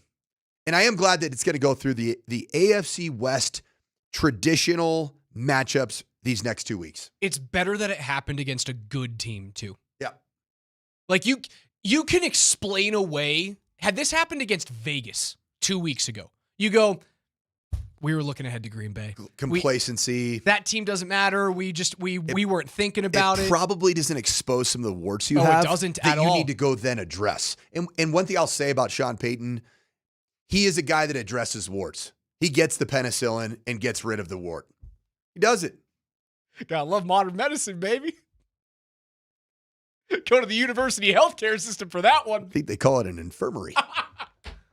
What's the other thing that they call at college campuses? They call like the health center. Is it just the health center? Is there I think another it's just term? the health center. I don't know. You guys let us know. 303-504-0925. Talking Broncos and Chiefs. Nuggets. We're still waiting to see what happens with the Cam Johnson MRI. We have not talked about yet another Avalanche win. This one coming off a 1-0 Scott Wedgwood shutout. Wedgie.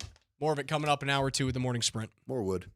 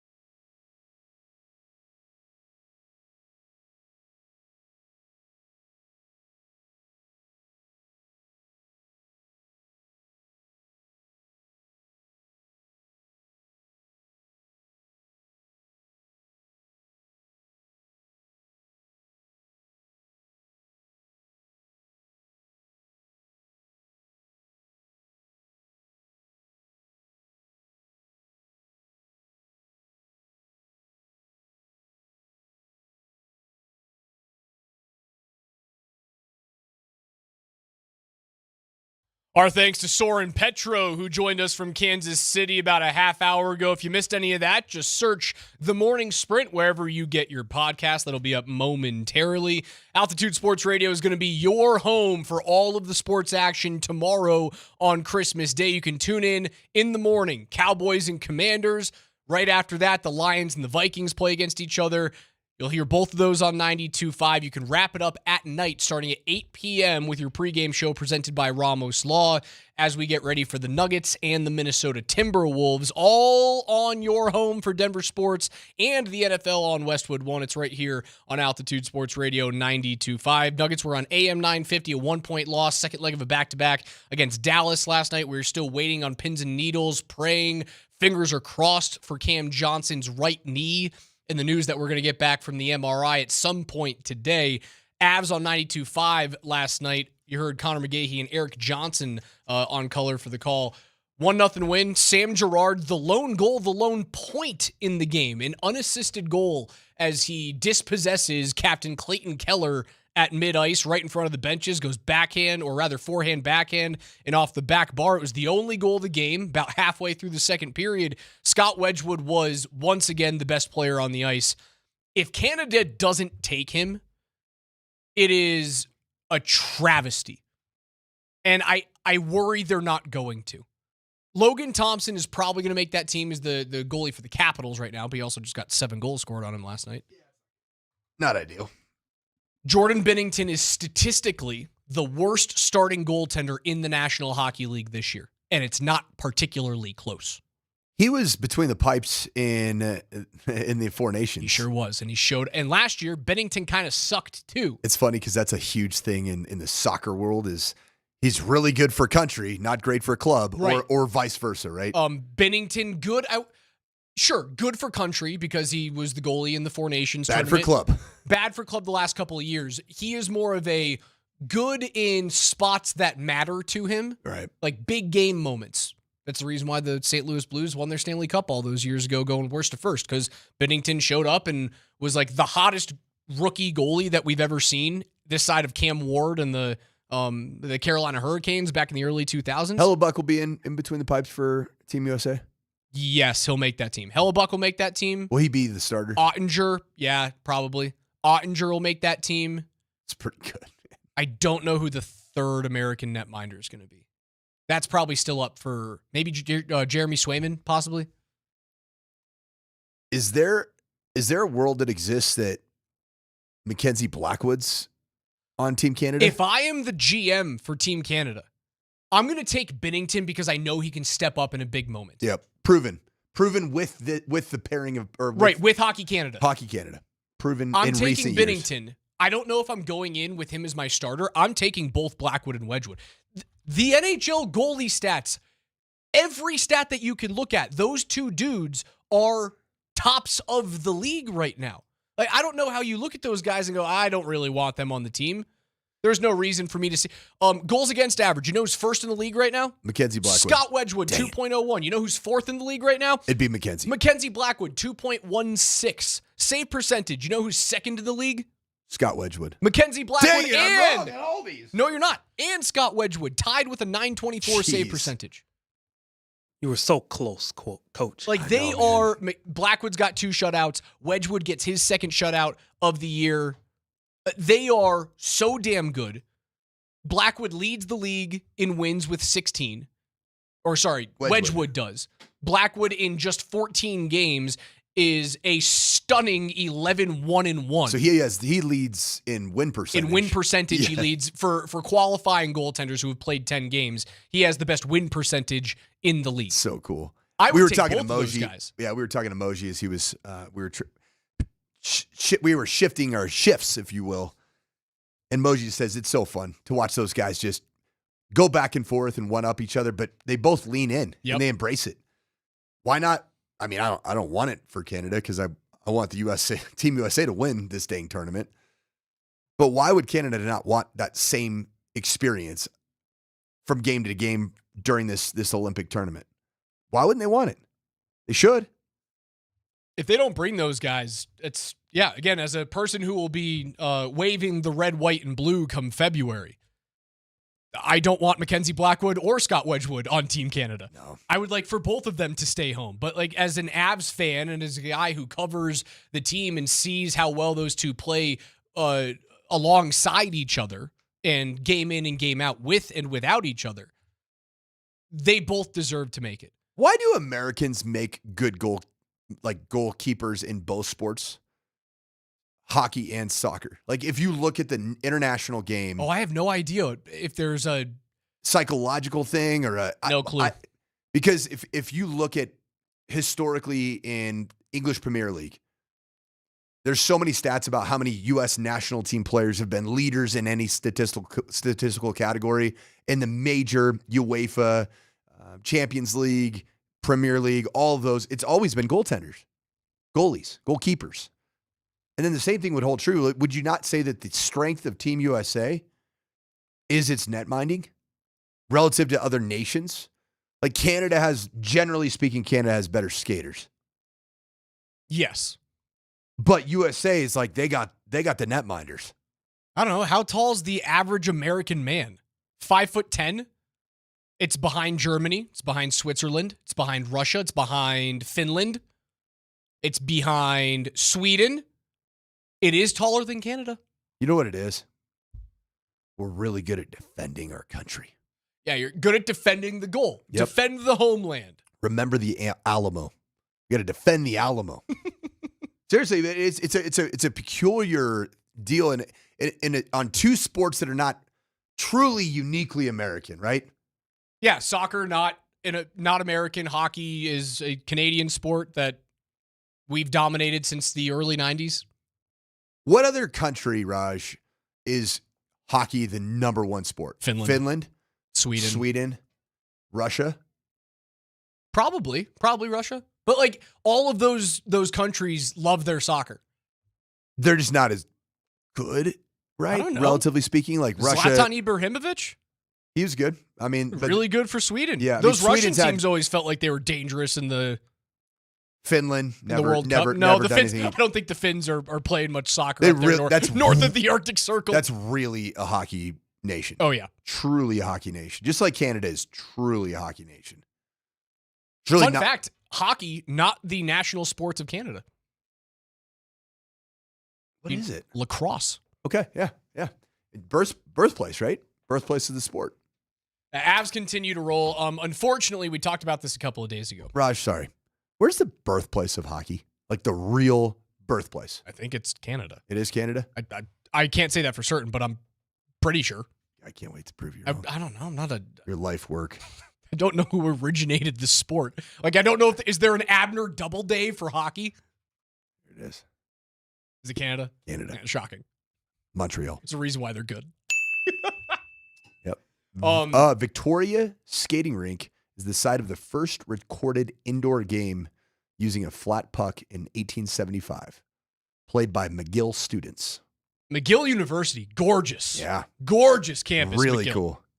They shot Blue Mountain State. You ever seen Blue Mountain State? I've watched some of it. You grew up a football player and a quarterback. Also, hold on. A quarterback and also was a backup quarterback at one point in his career. I've been compared to characters that I have no idea who they're talking about throughout my life. It's a story that I think you would love because there's a lot of parallels to your college life. I have a hard time watching bad football, though, in film. It's not about football. It's about all the things. You know how we were talking about the university health clinics? Mm-hmm. It's more about that than it is about football, Coach. Yeah. Blue Mountain State was fantastic. I don't know if it holds up today. It probably doesn't age well in terms of the humor, but a wonderful watch. It was on Spike TV or something like that. Spike TV. It was great. I love me some Blue Mountain State. UFC, The Ultimate Fighter on Spike TV. So good. I told you a few days ago, don't look now, Connor McDavid is coming. And, the Oilers, they scored 5 goals last night. And you know how many assists that Connor McDavid had? 3. He had 5. Oh, that's And good. now he leads the NHL in points by 6 over Nathan McKinnon. Jeez. I don't think you're going to catch him. There's just times where McDavid runs away with things. I was really hoping we were going to get the season of a full sweep from Nathan McKinnon. Rocket Richard, Art Ross, Hart Trophy, followed with a Conn Smythe and a Stanley Cup, and then he goes and wins gold at the Olympics and is the most outstanding player. It would have been the first time that has ever happened in the history of the sport that one dude walks away with all of those awards. And I fear that the Art Ross is something that we're waving goodbye to right now, just 35 games into the season. The crazy thing about Connor McDavid is, while he is just like any other player, he doesn't sustain many injuries. He's just available. Always there. He's available. Nate typically too, but Same. McDavid more so. McDavid's just rarely ever hurt. He was hurt last year for a bit and then came on super strong. What he's able to do is he scores in bunches. There's like these weeks where he has 14 points in 5 games. Where did that come from? McKinnon's more consistent. 2 points here, 2 points there, 1 point there, 3 points there. McDavid has these crazy 4 or 5 point outings. Hockey, for as physical and brutal, tiresome, taxing as the sport is, it's got something kind of brilliant about it. As we await the news of Cam Johnson, there really is no part of hockey where you are leaving the ground and landing awkwardly. Therefore, you avoid so many of the things that end in L with regards to knee injuries, ACL, PCL, MCL. And it does happen with, hockey, very abrupt hockey stops that go a little awry. Yeah, you can toe pick. It's just not to the extent that you see in other sports because you're frankly not planting indoor jumping and landing like 100%. You are in basketball and football. And as a result, you get players like Connor McDavid and Nathan McKinnon that just don't really have the Patrick Mahomes injury. You're changing direction laterally as often as those other players are, but you're doing it on a singular plane. Yes. You don't have to worry about rolling an ankle and then your knee giving out because it's trying to overcompensate. The only time that happens is if you toe pick, right? And then your toe stays one way and all of your body, your momentum take your knee and your hip the opposite direction. You're on 2 singular planes. They're very small. They're knife's edges. But you don't have to worry about your foot actually holding you. It's a really good point. I've never thought of that.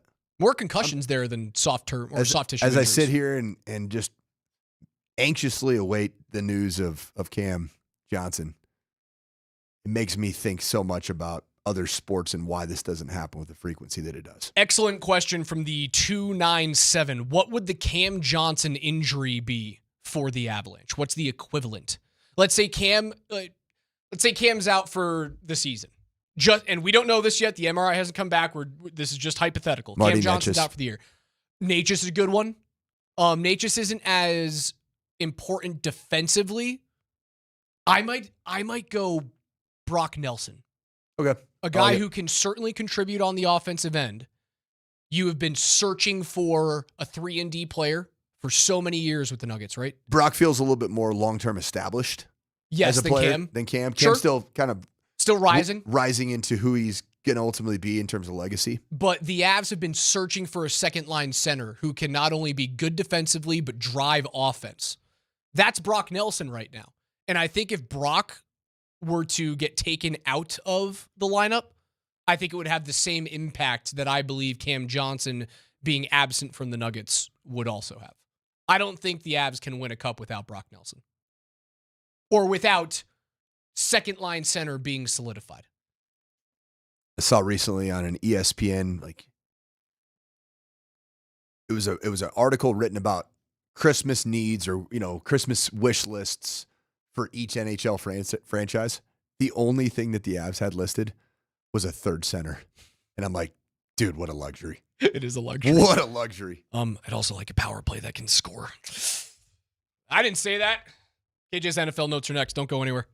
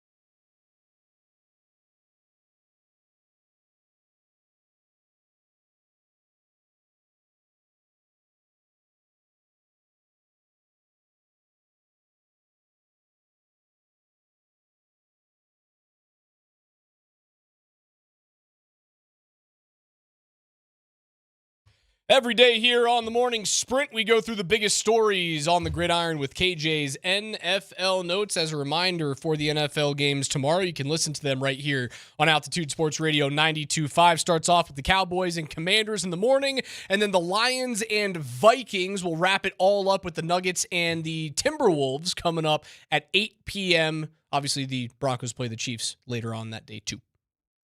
Our friend Eric on the Sean Mazza text line just came with a heater. Why couldn't you guys do tickets today? So because tomorrow is Christmas Day, we will not be having in-studio live programming. He said there's probably about 10 of us listening today. My odds would have been great. They would have been great. And also, I'm sure 3 or 4 of you out of the 10 haven't done your Christmas shopping yet. Hi, it's me. I started wrapping my presents this morning. I'm the problem. It's me. KJ, what's first? The Denver Broncos are currently 13.5-point favorites versus the Kansas City Chiefs heading into tomorrow's matchup. In this current betting climate, obviously teams are more aware of that kind of stuff than they've ever been. And Sean, he addresses how he handles a game where they are such huge favorites and where he knows that this is kind of what people are thinking about, the betting line. Well, we don't really pay attention to that. I think we try to stay in touch with the game. This game specifically, every one of these players understands the significance of where we're at with 2 games left in the season. But we don't really follow the spread, honestly. And there's just too many other things. I mean, this is a 3-day work week. And so today's meeting this morning was where we're at, the opponent we're playing, can play since the last time we played them. There's carryover. So I think for both teams on a short week, there's defenses and offenses, maybe plays that neither one of us got to use in the first game that still may apply. So that helps. Some tomfoolery happening in the background there. What's going on, man? I guess this is his over course correction to calling Jacksonville a small market team. And again, if you actually listen to that quote, Sean at the beginning of the week was trying to give them a compliment saying they're a smaller market team, therefore people don't watch as much Jacksonville football as they should. They're very good. Liam Cohen, being a smart, heady head coach, takes that for anything, makes it bull or bulletin board material, smack it on the way out of the locker room the whole week. They use it as a rallying cry. It feels like it's a little bit of an overcorrection of like, I'm not going to talk bad about the Kansas City Chiefs, even though we're playing. It's not even the JV version. Like, it's the C team. It's the freshman team that they're playing. Last year when you played them in the meaningless Week 18 game for the Chiefs, at least Carson Wentz was the quarterback, a guy who had like starting pedigree in the NFL. He was on his way to win an MVP before he blew out his knee. This is Chris Oladokin. Who? Shane Buechele, potentially. Who? Yeah. KJ, what's next? You were there for the press conference. What'd you think? We've had the conversation earlier today about, not letting young quarterbacks gain confidence. We've talked about the importance of burying teams and not letting them get any life or anything of that nature. Vance Joseph, he talked about the challenge of preparing for a Kansas City team that is shorthanded on a short week. And he throws a little shot at the media there towards the end of his answer. Well, it's a problem because obviously, it's a short week and we hadn't played these guys in a couple of weeks, I guess, So just having a good game plan, not having so much where the players can't play fast, but enough to win the game. So it's a fine line between, having a huge game plan versus letting guys play fast. It depends on who you're playing, obviously. This week we're focused on ourselves, playing better in the red zone, obviously. The tackling part we can't fix until Thursday night. We'll fix that and we'll move forward. It's a good get-right game for them. It does not matter. They could have 6 takeaways. They could have 12 sacks. They could win by 55. I will learn nothing from this game, but if it at least gets them But back don't you to want confidence, all of that? Don't you want, like as a Broncos fan, don't you want double nickels? You want everything. You want 6 takeaways. You want 12 sacks. You want 48 points scored offensively. It will mean nothing. It will mean nothing, but it will mean something. Like that's the weird thing about it is that if you sleepwalk your way through this game against the lifeless, talentless version of the Chiefs, you win 21-3. And it's just kind of like last night's Avs game where you go, oh, you won, but like that wasn't inspiring, other than Scott Wedgwood. You worry about the state of the team going into the game against the Chargers, okay, which I'll give you that. most likely is going to be massive. Now, I'm an idiot, a known idiot, and you can clip that and use it against me. You're just a little absent-minded spirit. I definitively want the Chargers to win this weekend because I want every bit of Week 18 to be the Broncos' ultimate tune-up game for what needs to happen in the postseason. Because I want this team to go to the Super Bowl. Hell, I want this team to win a Super Bowl. And you think I'm crazy right now. I think that you're going to be better prepared for that endeavor if you play at home against Chargers for the division, for the number 1 seed in the National Football League. I think that bodes well for this team for the bigger picture of it. You can get the easy way in. I don't want the easy way in. I want the way that's going to prepare you for what is to come. And for the next right step for Bo Nix as a quarterback that has already played in really big spots, that'd be a really big spot. I don't think that would be the biggest spot that he's played in his career. Yes, that is a bigger game than going into Buffalo, likely knowing we don't really have a shot against this Bills really team. Stack up. Right. We're here maybe a year earlier than we probably expected to be. I agree.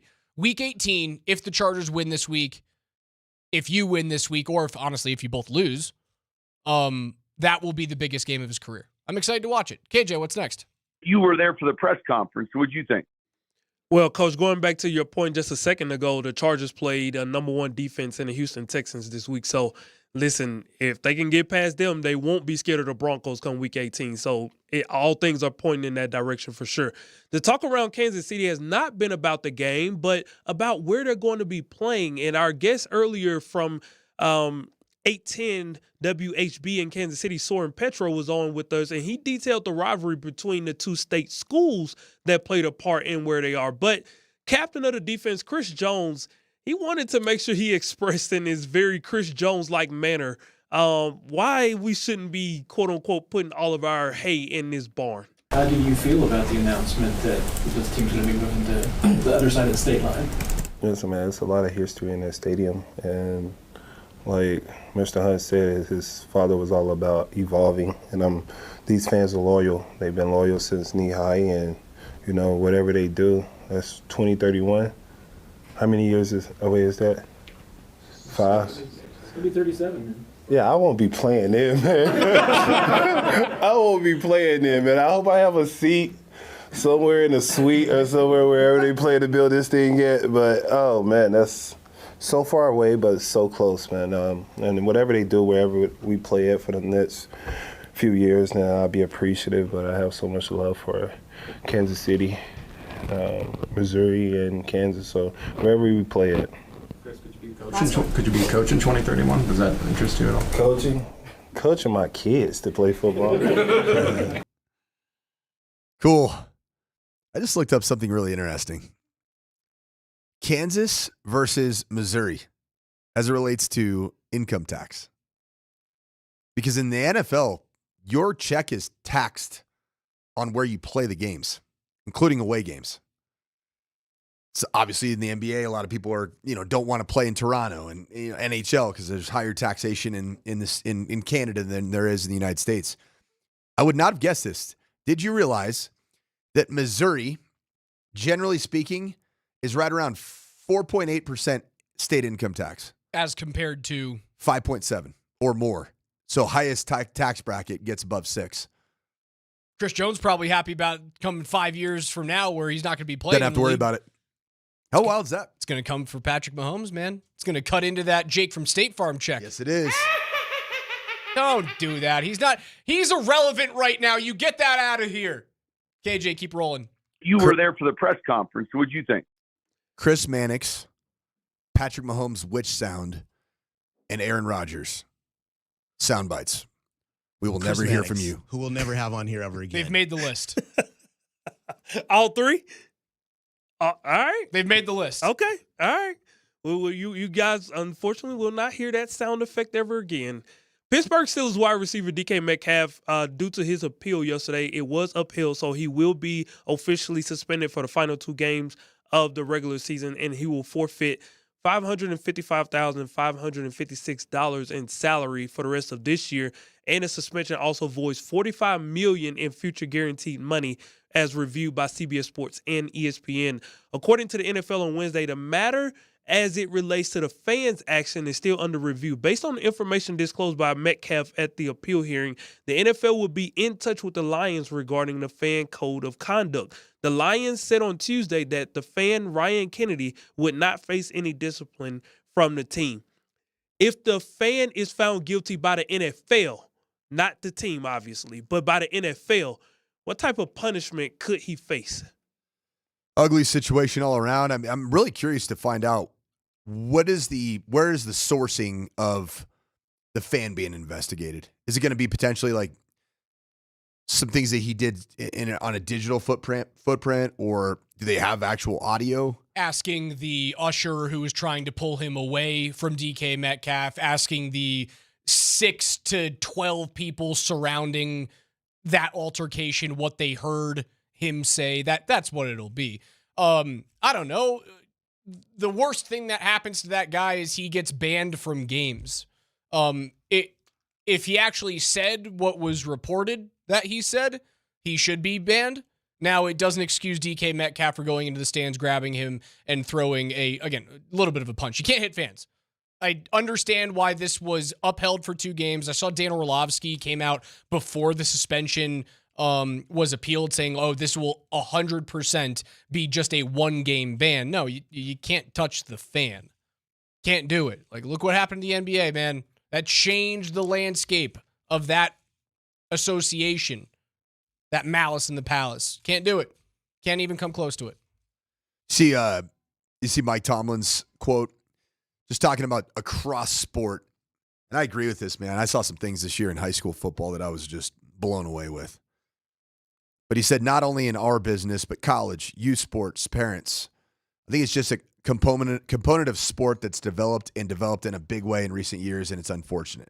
Just the volatile rhetoric. Yep. It just sucks, man. It's a sport. It's a sport. They're real people. They're involved in it. Let me ask you guys this. Have fans become too entitled? Of course. Of course. The thought process is I've paid for my ticket. I can do whatever I want. That's not true. You've paid for your ticket. You know what that buys you? The ability to sit down on your butt and watch a game. It buys you the ability to stand up and cheer or to go to concessions and buy a beer or a hot dog. It does not give you the ability to go and verbally berate someone because they are a different background from you, a different team than you cheer for, or are costing you money on a betting app. That you don't get that privilege. The privilege is buy ticket, walk through door, and that's where the privilege ends. KJ, keep going. You were there for the press conference. What'd you think? Well, the Packers will face off against the Ravens this weekend, and they're still trying to figure out which quarterback will be ready by Saturday. Both Jordan Love and Malik Willis were limited in practice yesterday, despite Love still being in concussion protocol. Malik Willis thinks his shoulder will be fine by Saturday. He said yesterday, quote, I try to take it one day at a time, but I would assume that I'm going to be ready, end quote, is what he told the Associated Press. Knowing they're going to the playoffs pretty much regardless of seeding, would it be in the best interest of the Packers to rest Jordan Love this week versus Baltimore? Man, it looks like Lamar Jackson's not playing in that contest either. I just think if you're have any possibility of being available based off doctor recommendations and return to play protocol, the Packers got to stop the bleeding because they're hemorrhaging right now. Micah Parsons' injury against the Broncos, the loss against the Broncos, followed up by a monumental collapse against division foe Chicago Bears. Packer team's got to get some dudes out there on the field that can play. They got to win, or they could be in danger of miss the playoffs. Yeah, because Detroit is still very much alive in the NFC. I still think right now they get in, Detroit's going to be on the outs. Which, again, not good for me. If I predict something's going to happen in terms of like postseason standings or champions, I'm typically wrong. We know that about me. So I'm sorry, Brett Kane. I'm sorry, Lions fans. By the way, Brett Kane coming back next week. Come back a week early. Just like I did. I'm with you. Just like I did. I'm with you. 303-504-0925 is where you can reach us. KJ's NFL Notes are brought to you every single day by our friends at Mountain High Appliance, Colorado's most complete local appliance store with locations in Denver, Louisville, Littleton, Colorado Springs, and Glenwood Springs. They offer every major appliance line and brand. You can find them at mountainhighappliance.com. Yes, Coach? KJ, back there on your little board, your little control board thing, do you have you guys back there, you producers, have a catalog of drops for every one of the on-air people? We do, and we usually do it by show, but if there's something specific you want, we can always type it in. Maybe something like this. So we can always kind of get to stuff like that. What would you do for Vic? All right, let's see what we got for Vic here.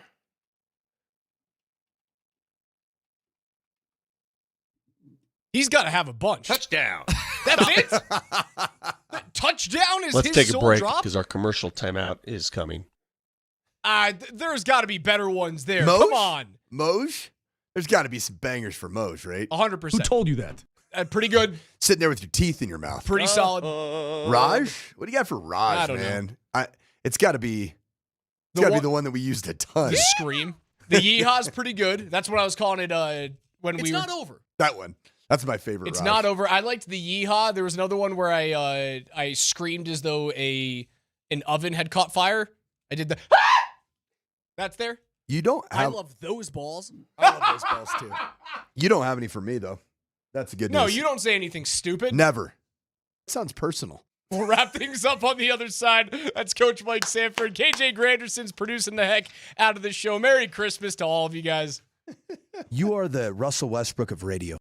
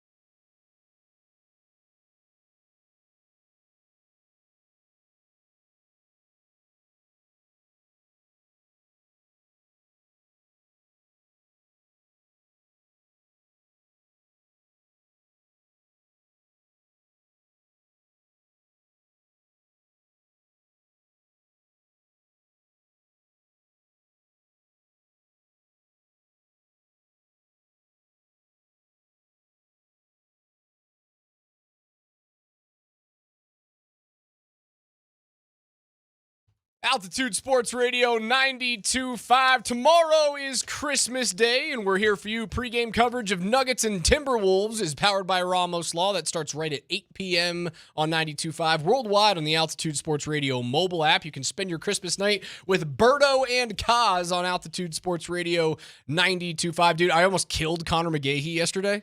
Don't do that to my guy. So Connor missed his second Avs game in history just a couple of days ago. Now, the first time it happened during the pandemic, and there was a test that didn't go his way, and he had to miss a game.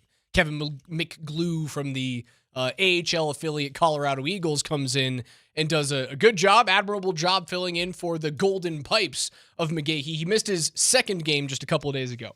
He had a little procedure done. Connor's on the mend. Can't travel right now, but can go to home games. I hadn't seen Connor in a handful of weeks. So typically, what do you do when you see one of your buddies? You dap him up. You give him like a tap on the back or the shoulder. I thought it was a cup check. A cup check can work too. Yep. So Connor and I was like, hey, how are you? Was that the kind of procedure you had? No, not that. It was a little bit higher than that. Not a reduction. Shook his hand. And then as I'm walking past him to get into the booth, I gave him just the friendly, like, 2 pats on the chest. Like, oh, hey, good to see you. Hit it hard, directly on the stitches. Thought I killed the guy. Thought I was going to have to bring you through play-by-play of Avs and Mammoth. And guys, I would never subject you to that. Jeez, almost killed the guy. I would have loved to have listened to that. And then not only... If that ever happens, let me know. Not only did I almost kill him, I tried to drive from Ball Arena back here to the studios after the second intermission was done. I've done it multiple times because I wanted to ensure that we had a good internet connection for Between the Pipes. I'm flying down 25. I've got so much time, not even worried about it. There's 15 minutes to go in the third period, and I am 8 minutes away from the studio. Like, all the time in the world. I've got 25 minutes of buffer. There's a crash underneath Colorado Boulevard at I-25. I-25 at 9:30 last night shut down completely southbound. Bad. I'm not getting to the studio. Was it a fatality? I don't know. I'm not going to speculate. Have no idea. It was probably a very bad crash. I'm panicking. I'm not going to be able to do the post-game show. I'm going to miss the first couple of segments. Not only did I almost kill Connor McGahee, but he saved my butt. Came back, did the first 2 segments, filled in for me. I did segments 3 and 4, and then we went into Between the Pipes. So, Connor, you're a better man than I. Had you tried to kill me and smacked as hard as possible on my stitches on my chest, I don't know if I would have covered. Connor McGahee, elite teammate. Elite teammate. It was a semi-wreck, according to Eric. Okay. Speaking of you potentially filling in as the play-by-play announcer on radio. I've done color with radio or with Connor on radio. Well, you've done play-by-play with me for a high school football game. My favorite thing about working with you in play-by-play capacity, and I've done it a bunch. You know, I enjoyed doing high school games. I'm actually doing the Snoop Dogg Bowl in about, I guess, 3 days. Hey, hold on. Before you go in there, I just need to put this in your head. If you don't come back with a pack of gin and juice, KJ and I are going to be real pissed. I'll be better this year. All right. Last year, I was just trying not to get fired. Continue. I love getting fired. It's my favorite thing. So I love that after every time we go to a commercial break, you are the most self-deprecating person on planet Earth. Like, that sucked. I just don't have it. I don't have it today. Golly, this is terrible. I'm just fishing for compliments, baby. And I'm like, Raj, you're doing good, man. I'm having fun, man. It's a good shit. It's a good game. Fishing for compliments. We're good. I know my game. Dude, I understand. Coach, the number of times he gets in my ear and it's just like, I just don't have it. Gosh, how do I stumble over that? This is terrible. That read was spit it out. It's so bad. Again, I just want you guys to say nice things about me. You have to counterbalance what the text line says about me. I'm looking for fuzziness and warmth and joy this time of year from you two goons compared to everything else that I see. Well, you also got some just, speaking of the text line, as you're talking about how everybody hates you, you also had one of the worst hot takes on Between the Pipes about a team losing on purpose to fall to the 7th spot. Oh, okay. You want to hear about this? Yeah, I do. So the NHL's playoff system is so stupid. It's not 1 through 8 anymore. You have to go through your own division. There's a reason why the Edmonton Oilers have been out of the West 2 straight years. It's because they have to go through the Pacific. It's way easier than going through Winnipeg and Dallas and Minnesota and Colorado in the Central. So I was going, if you're the 3 seed, even if you're the 2 seed in the Central, do you think about throwing games at the end of the year to fall to wild card number 1? so that you then get paired up with not the Avalanche, right? Because the Avalanche at this point, if the playoffs started today, they would play against the 8 seed. You would then be the 7 seed going against whoever wins the Pacific. Vegas is a good team, but they're not Colorado. Vegas is a good team, but they're not Dallas. Maybe Anaheim wins the Pacific. So if you're Minnesota, you're going, I have to go to Dallas and then to Colorado in order to get to a Western Conference final. If I'm Minnesota right now, I'm going, I want wild card 1. I'll go through LA. I'll go through Anaheim. I'll go through San Jose if they find a way to make it into the playoffs, and then I'll see what battered and bruised version of the Stars or the Avs or the Jets come out of the Central. I think it's a 3D big brain move. So the text line is playing along with a bit of Raj self-deprecating, therefore fishing for compliments. And so our very fine friend here texts in, one of our very loyal listeners. Ignore the text line, Raj. Everybody is wrong. I love you and Coach and KJ. That's what I need. love this show. Merry Christmas, boys. It's the season of perpetual hope and love. And then we got somebody else. Yes, Raj. People thought I was nuts for that same take last season. I love when people play along with the bid, man. Well, Christmas time is tomorrow. I think Hanukkah's wrapped up, has it? I believe so. Yeah. Came and went quickly. I mean, it's the same length every single year. Yeah, but sometimes it just feels like that doesn't change, Coach. Yeah, but the whole lunar calendar thing, it changes the time of December. Yeah, it just messes it up for me. But the length is very much finite. There's a whole thing about oil and flames. I need to be better with who was my guy that called it Chinooka? I have no idea. It was one of those cameo drops. You remember that? Our guy, we did it a couple years ago on this show. No clue. Chinooka. Couldn't tell you. All right, Coach, we got Broncos and Chiefs coming up tomorrow night on Prime. 13.5-point favorites are the Broncos in this game. Absolutely stunning that we had this 3-game slate of NFL put onto our schedules at the beginning of May. And now we have 3 guys who are third-string quarterbacks in the league coming into play. Ridiculous that Cowboys and Commanders is not Prescott and Daniels. Amazing that it's not McCarthy and Goff, and it's not Knicks and Mahomes. All but the Broncos and Lions again on life support at this point. The only team guaranteed to go to the playoffs, the Broncos. Out of all 6 of those teams, the Broncos! Was that going to be?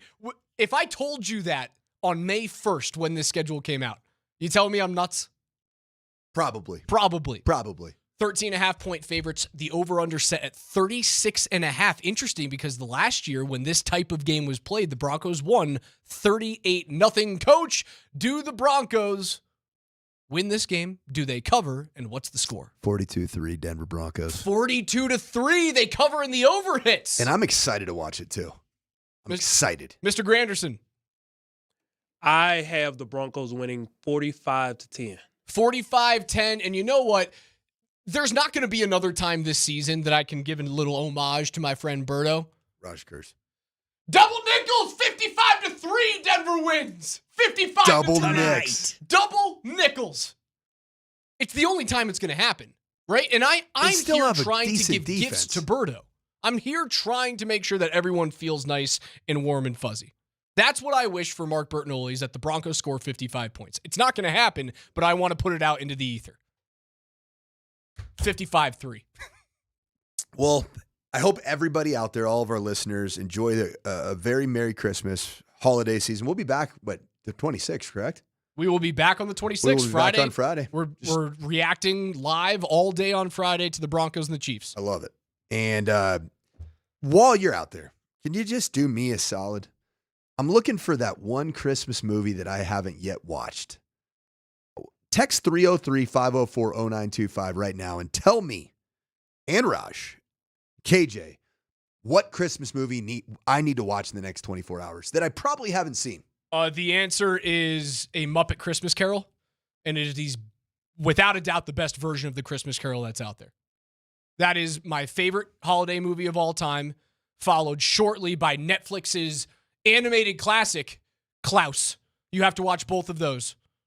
Scrooged the night before, Merry Christmas to all of you guys. Thank you from the bottom of all of our hearts for Coach and KJ for listening to us all year long, to dealing with the nonsense that we talk about, dealing with our squirrel scattered brains. We love all of you, and we wish you a very Merry Christmas and happy holidays to you and yours. And I'd say happy Hanukkah to all that observe.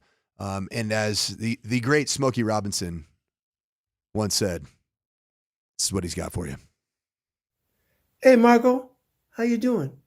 Surprise, surprise. This is Smokey Robinson. I know you didn't expect to hear from me, but I was contacted by your sons, Jeff and Jared, and they told me that you used to live in Detroit across the street from me, and gosh, that's beautiful. How you doing again? Nice talking to you again, I guess. But anyway, you're living in Vancouver now, and they wanted me to wish you happy Chanukah. I have no idea what Chanukah is, but happy Chanukah because they said so. PhD's next. Don't go anywhere.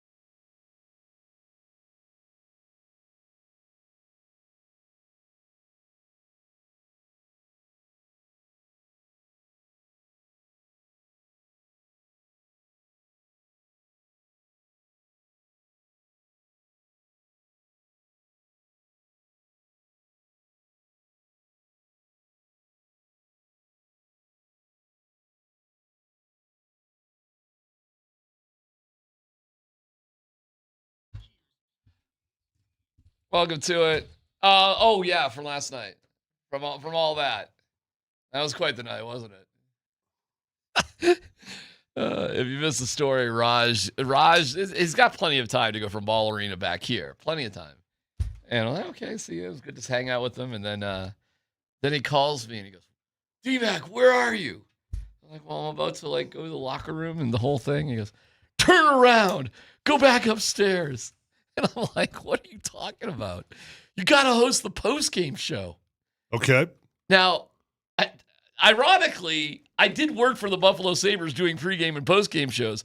Let's see, like 30 years ago. I was going to say, you've been working in radio for 30 years, and 2 segments of a post-game show on network scared the bejesus out of you. A little bit, because I was like, I don't know what I'm doing. Wait, the post-game show on what? The network post-game show, like what Birdo normally hosts. So I fill in for Birdo when the Nuggets and Avs play on the same night.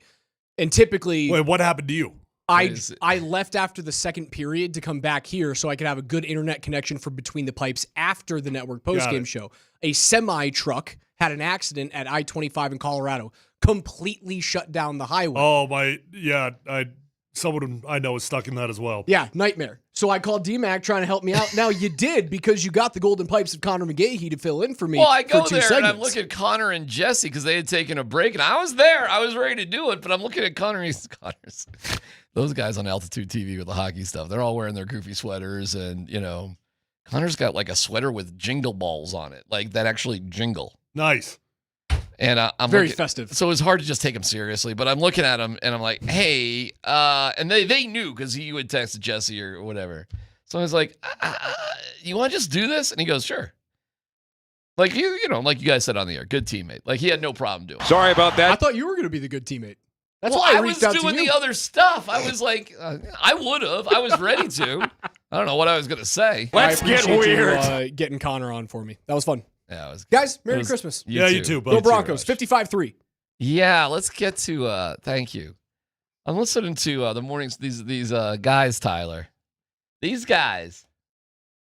I don't know, man. I'm hearing blowouts left and right. Man, I hate to be the sky is falling Chicken Little dude here 2 weeks in a row, and I don't think the Broncos are going to lose, but these guys got the Chiefs they got blowouts left and right. Do you have a blowout in this game? Well, my definition of a blowout is much different than most people, but in my opinion, if you're in control by 10 to 14 points for the entirety of the game, that's a blowout in the NFL. So, well, they don't have that. They've got it 55-3, 44 to nothing. Yeah, no, I mean 38-6. They're being goofballs. It's like that. No, they're being goofballs on that. There's no way they're being serious with that prediction. That's what they just did. No way.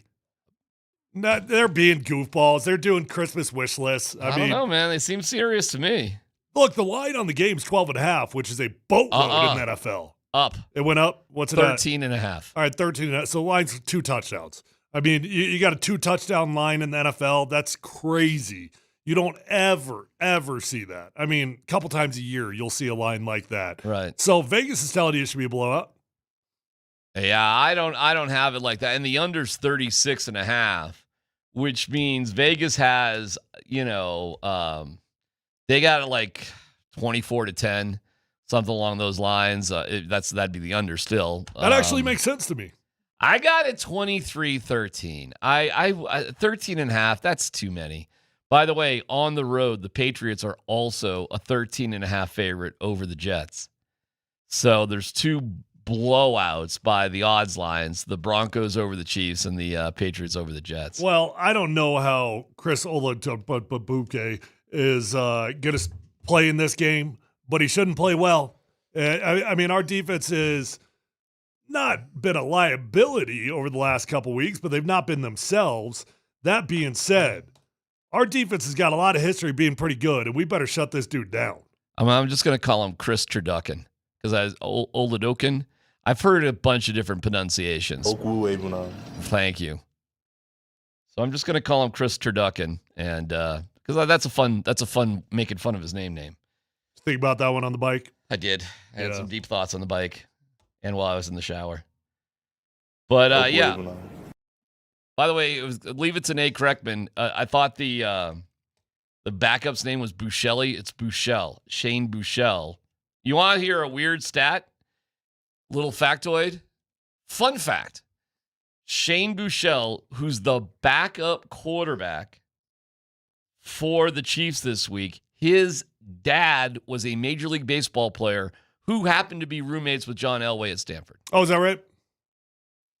There you go. The absolutely fun fact of the day. Positively useless fun fact of the day. And I only bring him up because do you think it's crazy that we see Bouchel in the lineup at some point in this particular game? Probably. Where Chris Turducken maybe, yeah, I mean, gets a boo-boo or two, too? I mean, Shane Bouchel, outside of an injury, though, you can't imagine that Shane knows much about that offense. I don't think Turducken knows much about the offense. It's, he finally took snaps with them. Well, he was on the practice squad, right? He was on the practice squad, and he took real snaps for the Chiefs in a real game against the Broncos last year. How much did they want to utilize with him is a different story, but he should know the offense. Yeah. Yeah, I guess so. I don't know, man. But still, here's what my take on this. I think the Broncos will try to do to the Chiefs exactly what they did to Raiders Part 2. They're just gonna beat them up death by inches. And it's not and I think the Chiefs are going to more or less allow them to do that. Because the only way the Chiefs stay in this game, Tyler, at all, is to kind of slow everything down.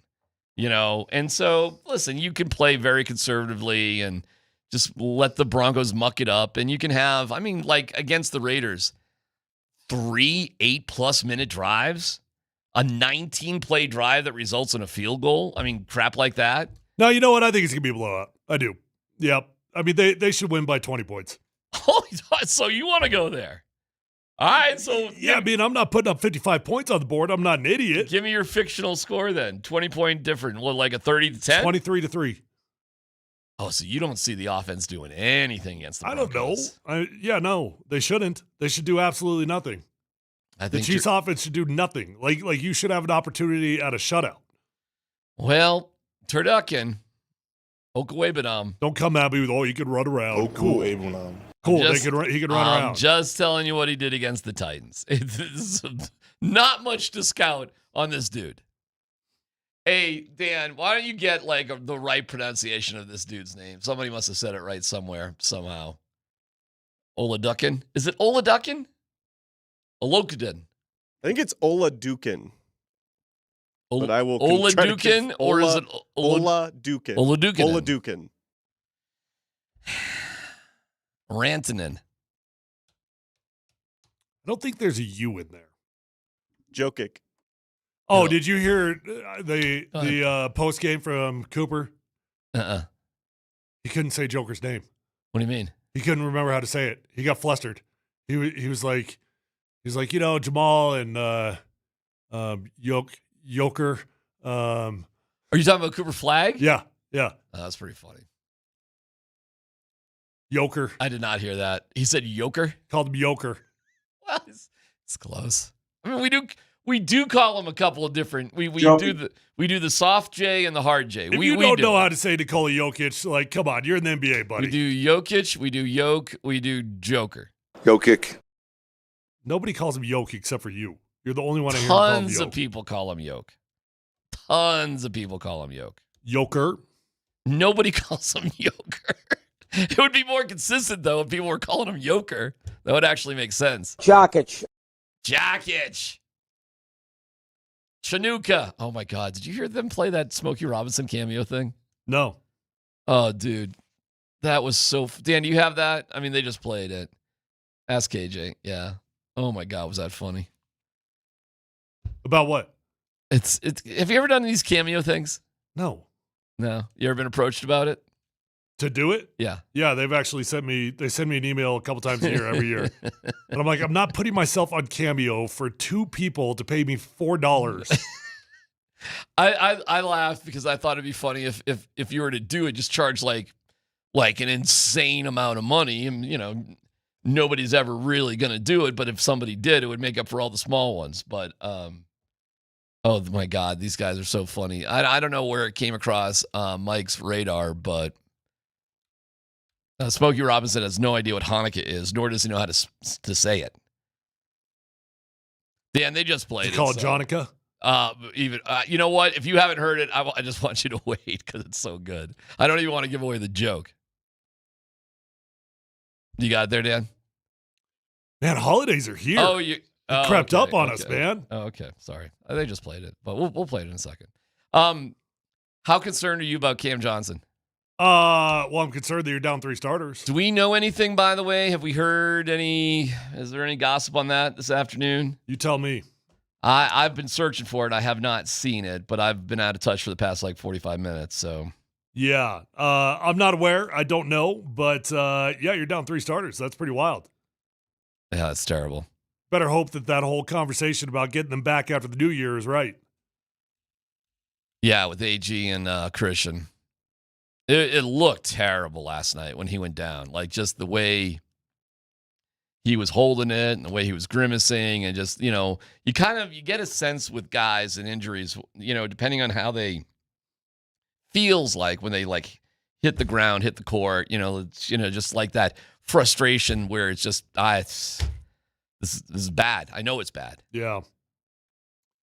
So, yeah, not good, man. That is far from ideal, but it's pretty impressive the way the Nuggets been able to weather the storm without the other 2 guys. Should Joker, should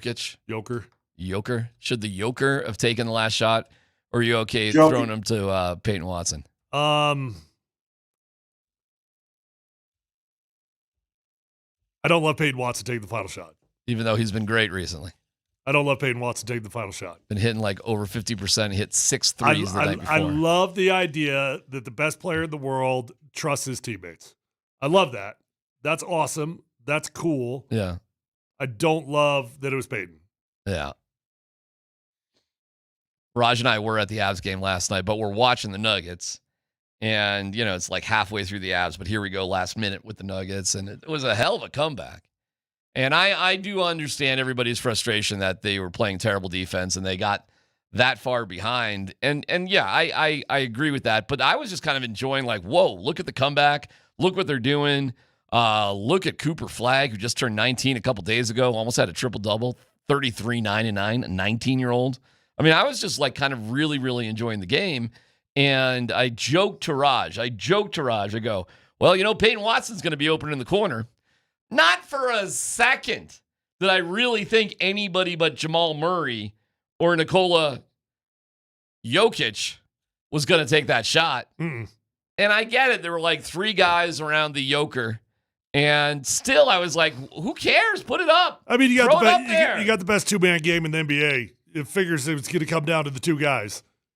And he's got the ball in the lane. He's surrounded by dudes. But, we've seen Joker throw up, crazy shots and the ball kind of stumbles in or whatever. And maybe you get a foul call. I don't know. And he does throw it out to Peyton Watson, who was wide open. I mean, could not have been more wide open. And Tyler, the ball just, that thing was in. That bad boy was in until it was out. Till it didn't. Yeah, I mean, I don't want to tell Nikola Jokic to change his trust of his teammates, right? Like that's a cool thing. And it's a hell of a compliment. And I honestly believe if Nikola didn't think he was going to make the shot, he wouldn't have passed the ball to him.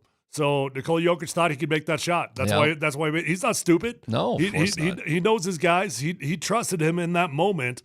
But I also don't mind a guy like Nikola Jokic being selfish at a moment. That was there. It was so there. There were 3 guys around him, but if you go back a little bit, Dan, there were 3 guys around him, but he had position, and he's inside the lane. He was already there. He was already up in the air. Talking about 4 feet? Yeah.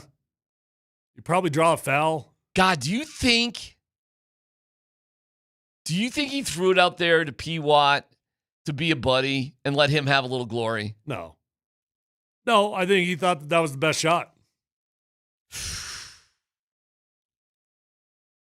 Oh, man, you got it. You're not thinking through stuff like that in the heat of battle. You're not thinking about, hey, how do I give my guy a moment? No, you just thought that was the best play. Oh, God, that was in and out, man. Look at Watson's reaction, Was it really in and out? Oh, yeah. Look at it. It hit off both sides of the rim. Kick, wide open. That wasn't in and out. You don't think that's in and out? That's not even close to in and out. How would you? Are you describe- serious, Dan? how- Would you call that in and out? Yes, that's a. Really? I mean, it was close. It's bouncing all around. Well, yeah. I mean, I think that's what in and out is. What would you call it? You can call it whatever you want. I don't know. I missed shot. So you just sum it up. Missed shot. That ball's not in and There's out. no difference between that and like an air ball or a ball that goes off the backboard. No, I mean, I front rims. certainly know what a ball looks like when it's in and out. That didn't look like it was in and out. Dude, that thing is dropping. Oh my God. It hits off the front rim and the back rim. Yeah, and the sides. It's in and it's out. It did never come close. Are you really yelling about in and out? Yeah, that's not in and out. Why don't you go get a burger? All right, we're here for you. We're glad you're listening. We'll give you the updates with Cam Johnson when we can. Broncos, Chiefs, yep. The Avalanche, fascinating deal with the Avalanche right now. Really, really interesting deal. We'll give it all to you. We're in and out on Christmas. It's PhD here on 92.5.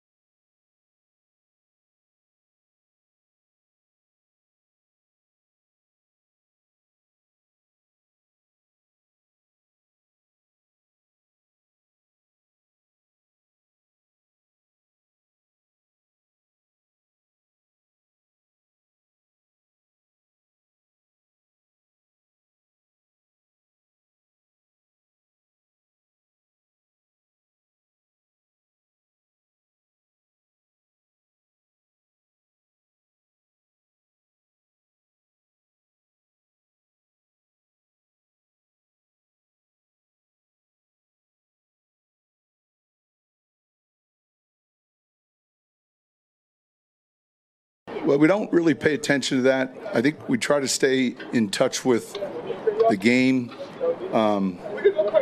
This game specifically, every one of these players understands the significance of where we're at with 2 games left in the season. But we don't really follow the spread. Okay, well that's cool. I'll assume he's right. Did you guys, when you were playing, were you aware of the spread before games? Honestly, no. Yeah, I believe that. I'm with you. Maybe we were aware if we were a huge underdog, because that usually finds a way into the locker room as some sort of motivational tactic, right? Mm-hmm. But knowing like the specifics of it, not really. And it's definitely not something that we monitored. I guess if it came up, it came up from the press. Yeah, I mean, I don't know how you escape if you're a player or a coach that you're just a heavy favorite, or a big underdog too, or like the Broncos were the other day, an underdog at home to the Packers. They were certainly aware of that. If Liam Cohen knew this, he'd have airplanes with banners flying above the stadium, because he's such a massive master manipulator of narratives. But yeah, it's a huge spread. I'm looking at this comment on YouTube. DMac, under similar circumstances last year, game 18, Denver beat KC 0-38. You really do the score first, 38-0. Denver's going to jack up KC tomorrow. Denver wins by 24. I mean, okay. I'll tell you this, as bad as things are at Kansas City, as bad as they are, they're a better team right now with all their issues than Oakland, but the Raiders. I mean, you're talking about some weird semantics there. I mean, are they a better team than the Raiders? Okay, fine. They've got some dogs. They do. They've got Travis Kelce. They got Chris Jones. They've got a great head coach. So there's some players out there, but I mean, in the big picture, they are in the same realm as the Raiders. They're in the same realm as the Titans at this very point of the season. I don't know, man. 23-13. What were we favored by against the Raiders? That's a good question. It was. I bet it wasn't 13.5. No, it wasn't. It was, I want to say like 9 or something like that. It was along those lines. I think it was more than one possession. But I you know what? I honestly, God, Dan, I have no idea how to find that out. I really don't know. I mean, I didn't even really care because I was, just in the world of they win by 20. I mean, do you think Vegas knows what they're doing or not? Sometimes they do. I mean, a lot of times they do. It was 8.5. It was 8.5 for the Broncos at the Raiders. It was just slightly more than one Also, possession. keep in mind, the Raiders are a team that are going to continue to fight to win, whether they should or should not. The Chiefs are probably in a point that organizationally they're making decisions that we want to lose as many games as we can. So you combine that with the lack of Patrick Mahomes and whatever else is going on, and that adds up for a game that should be a blow-up. Sean's not underestimating them. Well, we don't really pay attention to that. I think we try to stay in touch with the game. This game specifically, every one of these players understands the significance of where we're at with 2 games left in the season. There's just too many other things. Okay, we get it. I don't doubt that either. I mean, here's my only concern, and it's a small concern because I think they're going to be fine. But they did have a bit of a wake-up call last week. And to properly utilize that wake-up call, you need to come out the next week guns a-blazing, right? That means we woke up. That means we got the message. We fell asleep there for a quick second. Well, when you lose a game like that against the Jags, if you had the Packers the next week, it'd be no problem to get up. But knowing that you are huge favorites, knowing that the Chiefs are trying to lose football games, knowing they don't have Patrick Mahomes, will this team utilize the wake-up call in the proper fashion that they should? My gut tells me they will, but I'm concerned about it. You think style points matter in this one? No, I'm over it. Yeah, I am too. I'm over style points. I don't care. I don't care if they win this game by 1 point. Honestly, me too. Whatever. There was a point in the season that I wanted to see style points. Because I'll tell you this. Even if you got style points, I wouldn't believe it. I wouldn't think like, oh, the offense has got it figured out because we won by 14 points. Yeah. I would still think we got the same problems. there was a point in the season that I desperately wanted to see style points, but now I've got too much evidence. The evidence is real, and I know what this team really is, and they're not a team that's going to win by blowouts. I agree. And they're a team that in the playoffs, if they played the way they're capable, could do really well. They could be eliminated in the first round. There's no doubt about it. Peyton on the defense. It's a good offense we played, Hold on a and second. well, it's not just luck. It's not just luck. It's a byproduct of pass rush. It's a byproduct of punch outs. I would say it's anything but. Now, sometimes you recover your own fumble, and maybe that, but that's something that we're working on. He's talking about takeaways. Like when you say this is who they are, like certain things it's too late to be something different. You are not, for the 2025 season as a defense, a good takeaway team. It's part of your story. Can't do anything about it at this point. It's been weird, Tyler. It is weird because, usually teams that are not good at takeaways are not good at defense.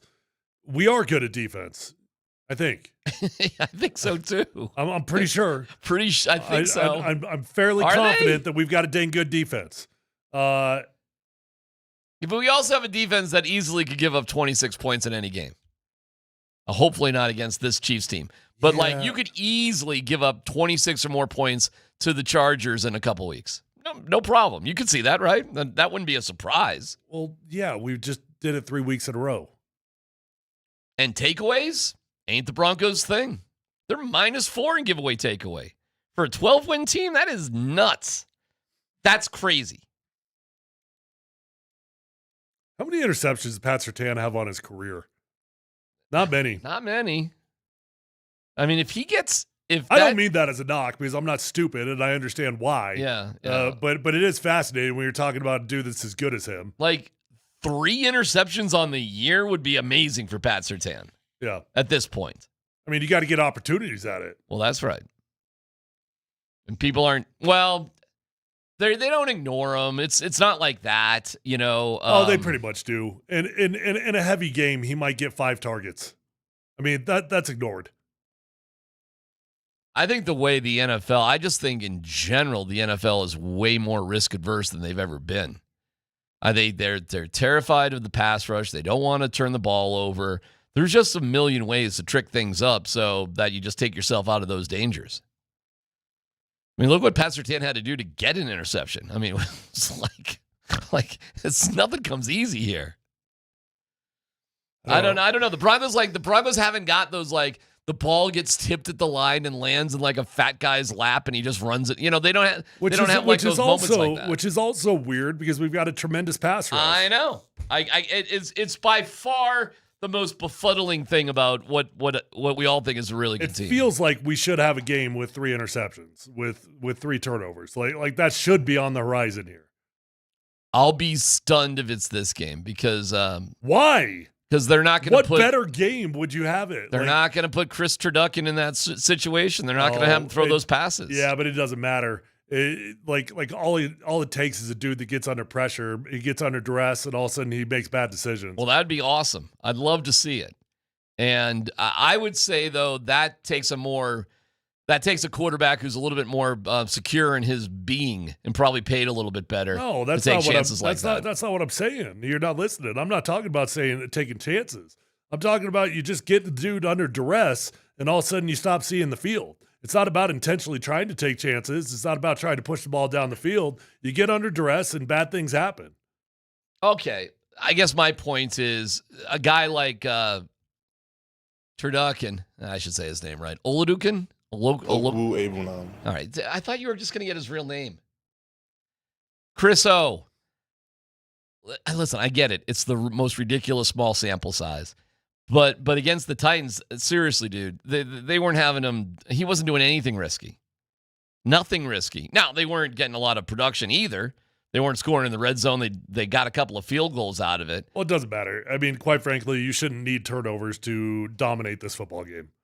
You should dominate this football game with or without turnovers.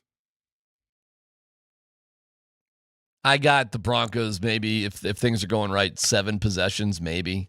They'll score on 5 of them, I hope. And that sounds like a blowout. I got him Scoring 23. on 5 possessions? Well, I got 2 touchdowns. No, I got 2 touchdowns and 3 field goals. It's 5 possessions out of 7. Listen, if they can get a turnover, cool. If not, whatever. I'm not really worried about the game. I'm just like, hearing people say, 55-3 and 44 to this and 38-0. I'm like, geez, guys. I think Andy Reid's going to have a little pride here. See, that is the difference between this game and the last game. The Chiefs were getting ready for the playoffs. They literally didn't care at all about that game. I think the Chiefs, Tyler, care about the game. I do not think they're going to try to lose on purpose. Oh, I do. You think they're going to lose on purpose? To the degree that they're capable of it. But the problem is you can't tell the players to try to lose on purpose. I mean, the players out there are trying to keep a job. The players out there are trying to get a pay raise next year. So the players on the field are going to play their butts off. But I do think organizationally they're going to put themselves in a position to be least aggressive as possible, to sit whatever guys they got to sit. I mean, come up with a game plan that gives them a chance to lose the game. Yeah, I do think the Chiefs are trying to lose. So you think Andy Reid will go into this game plan knowing if I do X, Y, and Z, this is not going to work? I mean, he's in charge. I mean, listen, like, it's not going to work sounds pretty aggressive. Like, I don't think he's going to intentionally sabotage the game plan, but I think he will intentionally not put his best plays out there. Yeah. You don't think he's holding anything back? That's what Sean Payton said said yesterday. Or Bo, maybe it was Bo who said it. Like, there's plays that we didn't run that we got, You don't think Andy Reid's holding on to any secret plays for the Broncos this time around? No. Why would he put anything on film right now? Here's what Bo said about the defense. I'm seeing the game drastically different than what I did, even last year, beginning of last year, throughout the year. I was learning a lot. Even though football is football, you still, there's different tendencies or different things in the league that, you just never see and you never get. So I definitely think the last, say, half of the season that we've played, it's starting to show and it's starting to, change a little bit and adapt and mold to what we're good at. And as a quarterback, I'm always going to say, I want to throw it. And so he's, just trusted me, and that's all you can ask for as a player. And then, it's my job to help the coach out and just protect his calls. We have the pronunciation. Oladokin. Oladokin. All right. Oladokin. Well, give me a Bo Nix line you think for this game. Give me a line. What do you think? What do you think he puts up? 37 passes. Okay. Because Sean can't help himself. All right. 213 yards. Okay. 2 touchdowns. 37 passes for 213. Okay. So we're dinking and dunking a little bit if we're doing how many completions out of those 37? What do you think? He's 23? Something like that? Sure. Yeah. What you got? I don't know, man. I think it's going to be low. I think they're really going to try to run the ball. I do. I think that's going to be what they're going to lead with, and that's what they're going to feature. I don't think Bo's talking about trust and all this. I mean, yeah, let me know when Sean Payton does that. I think Sean. That's why I have the score so low. I just have the Broncos trying to replicate what they did against the Raiders. That's all. So that's why I don't have it as a huge blowout, but I have it a game that's well under control. And a win, and we kind of move on. We'll have more sound from that yesterday. We have the Cam Johnson situation to get into, and also the Avalanche are doing some crazy things. But Dan, for all of you holiday people out there, and Morning Sprint, full credit, because I heard it on their show, it was hysterical. Here is Smokey Robinson's cameo, wishing the finest of holidays to everybody. Hey, Marco, how you doing? Surprise, surprise. This is Smokey Robinson. I know you didn't expect to hear from me. But I was contacted by your sons, Jeff and Jared. And they told me that you used to live in Detroit across the street from me. And gosh, that's beautiful. How you doing again? Nice talking to you again, I guess. But anyway, you're living in Vancouver now. And they wanted me to wish you happy Chinooka. I have no idea what Chinooka is. But happy Chinooka, because they said so. Anyway, God bless you, babe, and enjoy Chinooka. Have a wonderful time. Happy Chinooka. Happy everybody. Chinooka. We'll see. We'll be right back.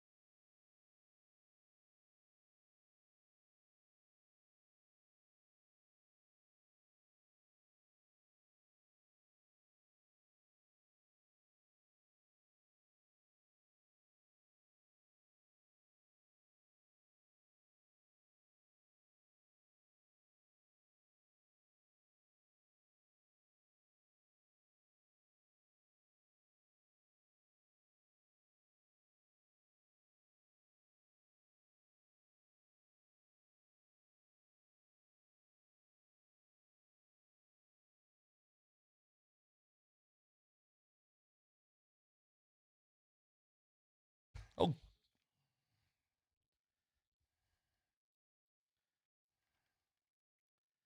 All right. When you wake up in the morning, are you going to wake up and be like, Santa, that was awesome? Or are you going to wake up and be like, did the fat guy come down the chimney? What's your mood? Where are you this holiday season? Well, you know it better than anybody, but if that hustle and bustle is just bummer and exhaustion, this could be a sign of low testosterone.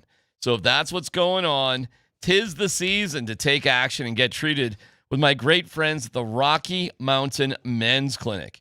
Guys in their early to mid-30s start losing 2 to 3% of their testosterone every year. It happens gradually. You probably don't even realize it's going on, but it's not the only fat man in a red suit. And that libido, Mrs. Claus, putting on some weight, and you're not giving out any presents. Go to RockyMountainMen'sClinic.com. Take the low T quiz on their website. 10 questions, yes or no. Just takes a couple minutes. They'll draw your blood and have your results within 30 minutes. A Colorado licensed medical provider is going to review those results, talk about the options, and then you figure it out. It's $99. You get a consult, a T, and a PSA test. If you sign up for testosterone treatment the day of your appointment, your visit is free. Call today, 720-440-7900, 720-440-7900, RockyMountainMen'sClinic.com.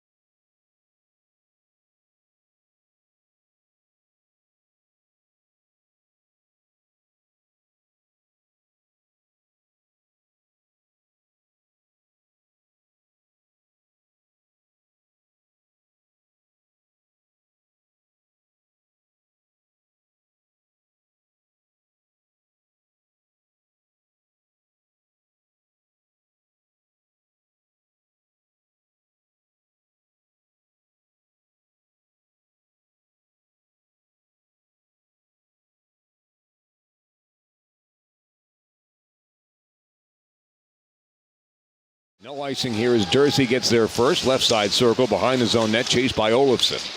Dursey sends it ahead. That's cut off. Brought the other way. Sam Girard on a breakaway. Puck hopped on him. He scores!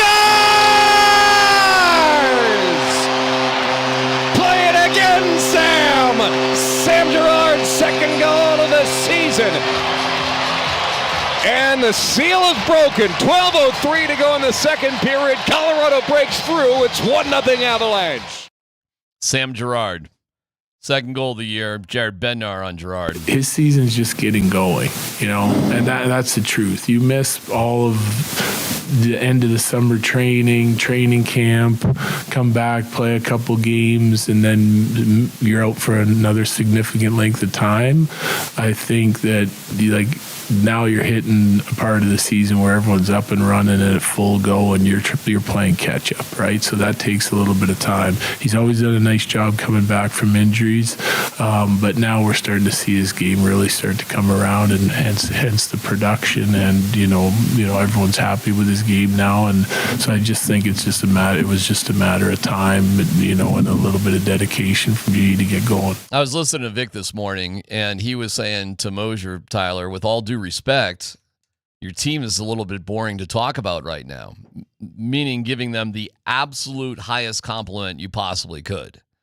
You're so good right now that these wins are just falling off the fruit tree, and it's no big deal. It's like the opposite of the Kansas City Chiefs, who are boring to talk about because they suck. Kind of. And even Bednar last night, post-game, was admitting that, we didn't play our best last night. Then you still won. Really frustrating for a team like Utah within the division. I mean, Utah really isn't that bad of a team, but through 39 games, they have 39 points. The Avs have 61. So if Utah was in any other division, they'd be doing all right. They'd be kind of scratching around. And in this particular conference division, they're out of it. Like, the season's over after 39 games. Let me give you some numbers on the Avs. It really is remarkable. The great Brendan McNicholas, PR guru for the Avalanche. RF, Colleen, Jesse. The Avalanche are the first club to 60 points this season. Well, that's for sure.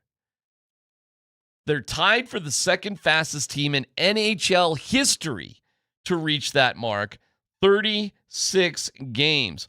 Only, Tyler, the 29-30 Bruins, when there are only 5 other teams in the league, got there quicker. They did in 35 games.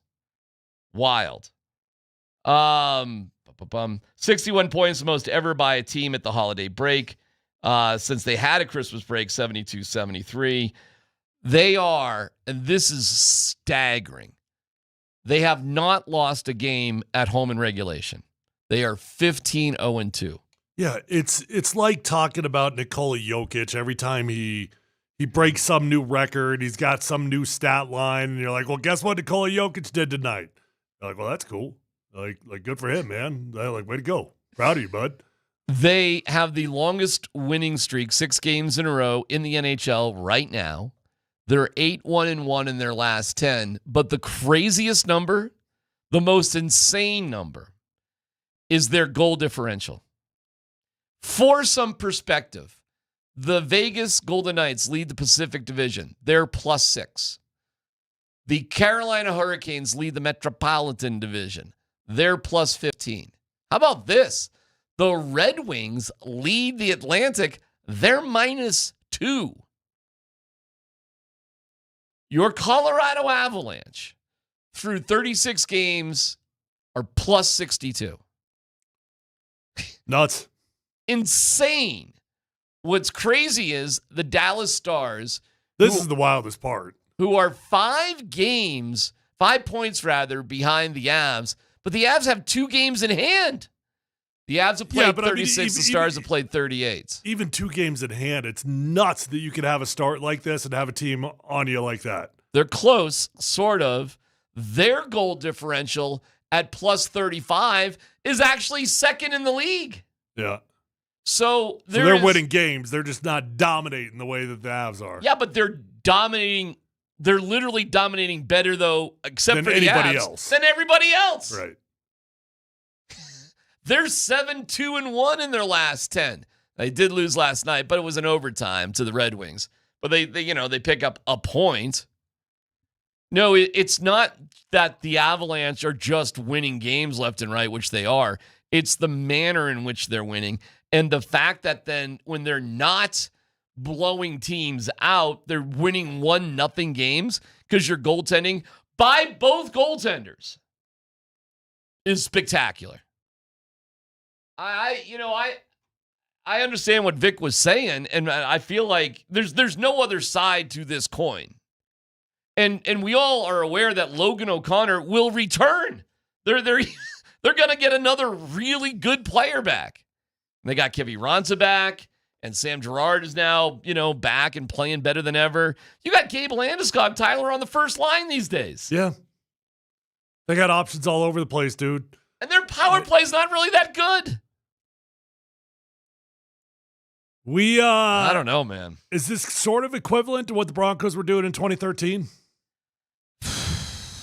Got to be relatively similar. I mean, I don't know what the point differential was. It but had to be massive. They were blowing teams out all over the place. There weren't like a bunch of close games in 2013, and they had one. I think in 2013 they won 10 in a row, something like that. Exactly. Kind of, yeah. I mean, I don't mean to bring that up as as a negative because we know how that season finished. I'm just saying that's probably the last time we experienced something like this in Denver. Well, the good thing is the Avalanche, once they get to the playoffs, won't have to play in an outdoor rink where it's -10. Yeah, like but the Broncos did. The bad news is they have to play the Stars before the finals. The second or before round. There's no way to avoid it because they're your idiotic playoff system there, hockey fan, that you're going to face the Stars. You're going to face the Stars in the second round. I mean, you're going to have to face them at some point, so it's, okay. But you're going to have your two best teams in the entire NHL playoffs facing off against each other in the second round. What would it take for the NHL to fix this? A brain in their head. I don't know. It's a great question. I have no idea. Common sense is not exactly ruling the roost with Gary Bettman and the organizers of the NHL. It's frustrating. Are you asking what it would take to fix the playoff format? Yeah. 1 through 8. No. But no, I'm not asking how to fix it. What process would you have to go I'm through? asking what the hell would have to happen to the league office to wake up. Good well, question. Here's the problem. They set it up like this. It didn't used to be like this. When did it change? I think it was, help me, Dan. Like 10 years ago or so, something like that. Yeah, they were trying to build What were they trying to do? More rivalries, local, like really build up rivalries. Well, you know what? Build up the interest. I'll give them credit. I mean, I think that's sort of true. I think that does work a little bit. Yeah, I guess. I don't know why any league wouldn't want a path for the two best teams to meet in the finals. So what the NHL is actually saying by doing that is that we need to create more interest in the regular season. The way that we do that is by having these teams face off earlier, sooner, more often, so that we actually get these matchups, so that people will care during the regular season. We're valuing increasing the viewership during the regular season more than we value getting the best matchup in the finals. Basically, because it was probably a snooze fest the way it was before, and it probably was actually. They were probably right about that. And listen, that the change doesn't happen if it's not for significant financial and probably viewership TV reasons. I'd be curious if it worked. I think they've had a new TV deal. I mean, I don't know. Who knows? Got me. All I know in terms of this particular Avalanche team, it's something really special. By the way, do you like this? How about this? The NHL just you can't practice, can't do anything. Like you literally starting today, it's 3 days mandatory off. Like that's it. Can't do anything if you want to. I mean, you can watch tape on your own, stuff like that, but you're not allowed to get. I'm sure the players appreciate it. Yeah, Bedsy said I'm telling you, like I know no fan wants to hear the complaints of a player that's playing on holidays and stuff like that, but they hate it. Players do not like this. Broncos players are not excited about playing on Christmas Day. I mean, I heard the Lions complaining about it because they had to play on Thanksgiving and Christmas Day. So they're like, why do we have to do both these? Like, we're missing out on our families with both of them. No fan wants to hear it, but I'm just telling you that's the reality. Fans hate or players hate it. Well, they get the time off. I didn't even know they celebrated Christmas in Canada. Really? As it turns out. Bunch of godless heathens up there. Bedsy was yeah, I'm gonna detach. I just couldn't you picture Bedsy going up to his ranch, splitting rail, walking around with a bunch of hay or something for the horses, shirtless. 3 days. That's a pretty nice little break. How about that? Like off. Like just like you could get on a plane, man. I mean, they must have like real HR in the NHL. There's no such thing as HR in the NFL. Hell no, man. We're getting ready for a triple header of. Hey, listen, on the surface, this triple header looked good with the games, and now it's just like. I mean, hey, it's a good game for the Broncos. You're a Broncos fan. You want to see the Broncos play, but look at these games on the surface, Tyler. Well, this is not exactly a murderer's row of games here. So it's Lions versus who are the Lions playing? Let's see. I'll get it for Christmas you. Day games. I know. It's just it's a load of garbage, unfortunately. Okay, Lions play the Vikings, Cowboys, Commanders. Yeah. Yeah. Yeah. I mean, are the Lions going to make the playoffs? I mean, maybe, barely. So that's kind of interesting. You got to think they're still in the hunt, right? I mean, if they get to 10 wins, I think they're hanging in there by the skin of their teeth. By their kneecaps, they're hanging in there. You see who the Commanders are starting a quarterback? I did not. Josh Johnson. Wow. Josh, who was part of the Denver Broncos and all 31 other teams in the NFL at some point of his career. He's starting. Josh Johnson is getting the start on Christmas Day. Have fun with that matchup. Well, hey, Tyler, they're battling right now. They can't afford to win a game. They're in a crazy battle, with the Saints, because the Saints got 5 wins. The Commanders have 4 wins. The Cardinals may sneak up and win a game. That'd be a dream come true. Yeah, you got a game there. They want to lose. The Lions, they got to win. They're desperate, so they got to win. So at least there's a little something there. And then the Broncos Chiefs, which is, we can't figure out how to say the Chiefs starting quarterback's name. Can you imagine you tune in on Christmas? Like you just haven't been really paying attention, and you hear Mahomes is out, and you're like, oh man, like who's the quarterback? Was it Steve Levy? What announcer was it that could not say Okwebanam? Who was that? It was Steve Levy. Was it Steve? Because he was being told a certain way to say it, and so he just rolled with that, even though he knew that's not how it was being said. And Al Michaels too. Al Michaels, if you remember on the Thursday night game, was like, I don't know how to say it. I'm just going to call him Alberto. Well, there you go. I mean, at least he said that. Yeah, but Levy was like, but Levy was confidently saying the wrong name. Because that's what he talked about it. He was told that's how you say it, but it was not how we were saying it, and not how Alberto said it. How was Levy saying it? It wasn't like that. I don't remember, but it was all weird. I remember he really paused on one of the syllables or something. It was something really odd. Anyway, we'll get to the update with Cam Johnson. Broncos facing off against the Chiefs. The latest and greatest on that. We appreciate you. We love you. We thank you for listening. Merry Christmas. It's PhD here on 92.5.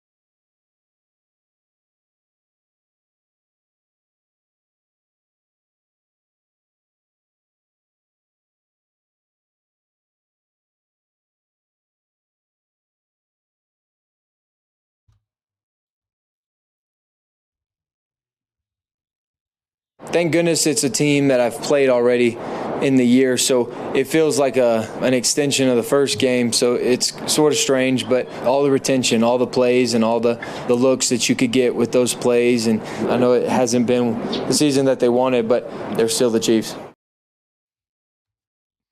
They're still the Chiefs. That is true. We'll see who's actually even playing for the Chiefs. That'll be interesting. How about the fact that this is likely Travis Kelce's last game there at Arrowhead? Could be, at least. Could be. I don't know, man. Do you think he's going to want to go out like this? Yeah, I think he'd be fine with it. I think he'd be fine. I think he's got a lot of other things going on in his life that are pretty cool. And, yeah, of course you'd want to go out as a champion, but they couldn't get that done last year. They were close. And then this year is obviously a disaster. And he knows Mahomes ain't going to be Mahomes right off the bat, one way or the other. Yeah, I think the Mahomes deal might be the deciding factor for him. Yeah. My gut tells me, if the season just ended and Patrick Mahomes was healthy, I think he'd actually come back. I don't think he wants to go out like that. I think he'd want to go out with another crack at it, and he had a very productive year. It's not like he doesn't know how to play football anymore. Oh, there's no doubt about it. The dude can still play ball. So maybe because Mahomes is out, it's the last game. Maybe. It is kind of crazy, despite his age and everything, how much they're leaning on him still. He'll be 37 next year. He's going to be married to Tay-Tay. June 13th in Rhode Island. I don't know, man. They've got the Raiders next week. Talk about a stinker to go out on in Vegas. So this is it for him in Arrowhead, unless he comes back, of course. I don't know. He can do whatever he wants. I don't think it's guaranteed, dude. Obviously nobody knows. Nobody knows what's going on in his mind. But competitors, you want it even if you won it before, you just want to go out with a good taste in your mouth. Yeah, I mean, there's you might just like hanging out with the guys playing football too. I mean, that could be sort of the deal. Oh no, it'll be interesting for this guy. He's got a multi-million-dollar podcasting business. What do you define 100 as? Is that multi? Well, he's got a split. I think 100 million's got its own category. I don't think they get 100 million each, do they? Well, it's a $100 million podcast. Yeah, so call it 50. Sure. And look at his endorsements. Look at his life. I mean, it is just. I'm sure Pfizer gave him a pretty penny. I'm sure he did all right with them. He's good, and to me, Travis Kelce will be the new Peyton Manning. He'll be everywhere in retirement. We'll see more of him in retirement than when he was a player because he'll have more availability to do stuff. Maybe. And what do you think? Taylor Swift's slowing down anytime soon? She'll have another tour. She'll have another this. She'll have another that. They'll do something together. He might go 1 year off. Think I want to do the marriage thing, and then he's like, you know what? Yeah, that's for sure. Football's pretty cool. Maybe I should try that. They got to kind of get to it, man. I mean, if they're gonna have kids, what if he just timed it with Mahomes' return? Would that surprise you? Nah, that's in hindsight. That's what he should do. Yeah, I mean, you could look at because then he can see how it's going. Then he can see, do the Chiefs have a chance? Do they are they going to be in the playoff running or not? Why not? He could definitely Gronk it up. He could be doing TV, Tyler, which would, by the way, pick what network and he'll be on it. You know what I mean? He will have offers from everywhere to be on TV. Everywhere. But yeah, Gronk did that and saw that Tom went to Tampa. So, okay, here I go.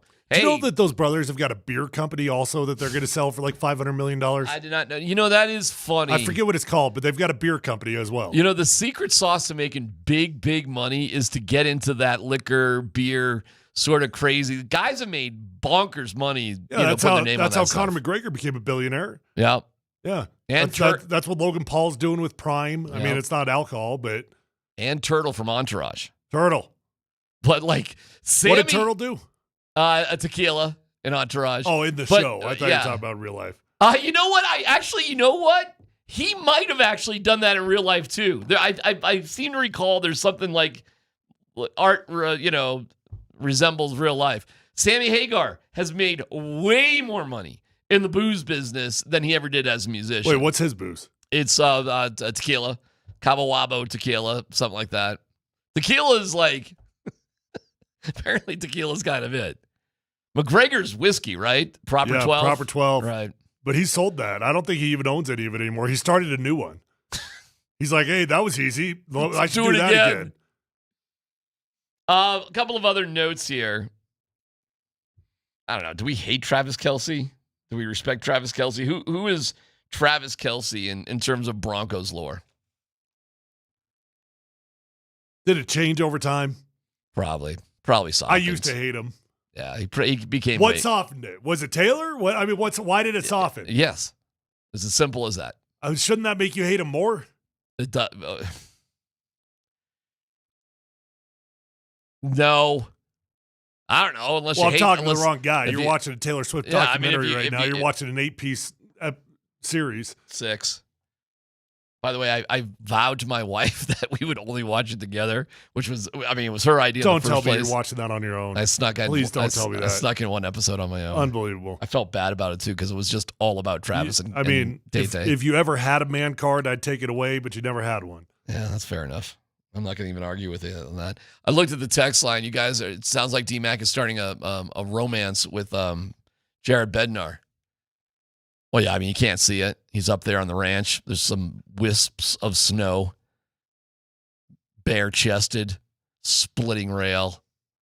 Doing it all before the rooster crows. Then it's time for the Christmas dinner. He slays his own goose. Plucks the feathers, debones it, serves it up piping hot. How we doing there? Maddie has offered us a pair of skis each that says that Kelce will be playing here with the Chiefs next year. He'll even throw in some sweet-looking pivots. Okay? What are pivots? I do not know. Okay, I don't know that. What are pivots? Is that a ski term? I don't know. I don't know. My question is, what are we supposed to wager in that? Are we just taking a free wager? Oh, just take a skis? Because I accept. Sure. You did not ask for anything out of return to me. We accept the bet. But I accept the bet. Yeah, I do too. Deal. Done. So we have nothing on the line, but if it goes our way, we get skis. Exactly. I'll take it. This is a great deal. The Broncos need, Tyler, on this one, 9 quarterback sacks to tie the NFL record, 72 from the 84 Bears. Boy, they were cruising on that number for a good chunk of the season. Easy. That's not going to be. That's quite a few. Do you think they get How many 9 has Nick more? Benito had in the last Not 5 many. games? Like 1. I got to pull up his It's stats. not a lot. It's not just last week that he was quiet. I feel like I haven't heard Nick Benito's name in a long time. I think he's sitting there at 12.5 right now. So he did have 2 sacks against the Raiders, and he had 1 the week before against the Commanders. That's pretty good. So he had back-to-back games with no sacks. He's got 12.5 sacks. Okay, let's relax a little bit. But here. don't forget, so he's got 1, 2, 3, 4, 5 games total with 0 sacks. Every other game he's had a sack or more. But by his own admission, he played like ass against the. You know what? I watched it. It wasn't that bad. He didn't play that bad. I mean, he didn't show up on the stat line that he wants to, and that's probably for him. If he doesn't get a sack, he probably thinks he played like. It wasn't that bad. All right, so do you think they get there? They don't. 9 more to set the NFL record, tying the NFL record. You could. I don't. I mean, if you're putting me on the spot today, 9 in 2 games is a lot. It's a lot. And I think Andy Reid is just going to scheme things up that Olajuwon, listen, he's a young quarterback. He could get confused. Like a lot of things can happen. I get it. But I bet you anything, whatever they do, they're going to try to stay away from that. Like they'll be happier, I think, just to, 3 and out and maybe scramble for a first down here and there and punt rather than take sacks. Because taking sacks and calling plays that take sacks, that's the most avoidable thing you can do. You can avoid that as long as you're happy, just punting away left and right. Just for the record, keeps you in the game. Our bet has been accepted with us wagering nothing. Bet has been accepted. We wagered nothing, and in return, what has to happen? All Travis Kelce has to do is suit up for the Chiefs against the Broncos next year. So if he suits up against the Broncos, we get skis? Correct. And by the way, pivots are bindings. Apparently that's another word for bindings. Well, why wouldn't you just call them bindings? It's a good question. All right, hey, a reminder, Christmas Day, we're here for you. Pregame of the Nuggets and the T-Wolves is powered by Ramos Law. It'll start at 8 o'clock. Spend your Christmas night with Berto and Kaz right here on Altitude Sports Radio 92.5. We got you covered on that one. Our guy Adam Schefter previews this Christmas Day matchup and what the Broncos have to look forward to in the Chiefs. And by the way, hopefully Adam has some information. Was that the biggest, worst deal ever for that stadium? Did you read details about the Kansas deal for the stadium? Yeah. Oh my God. We'll ask Adam about it coming up next.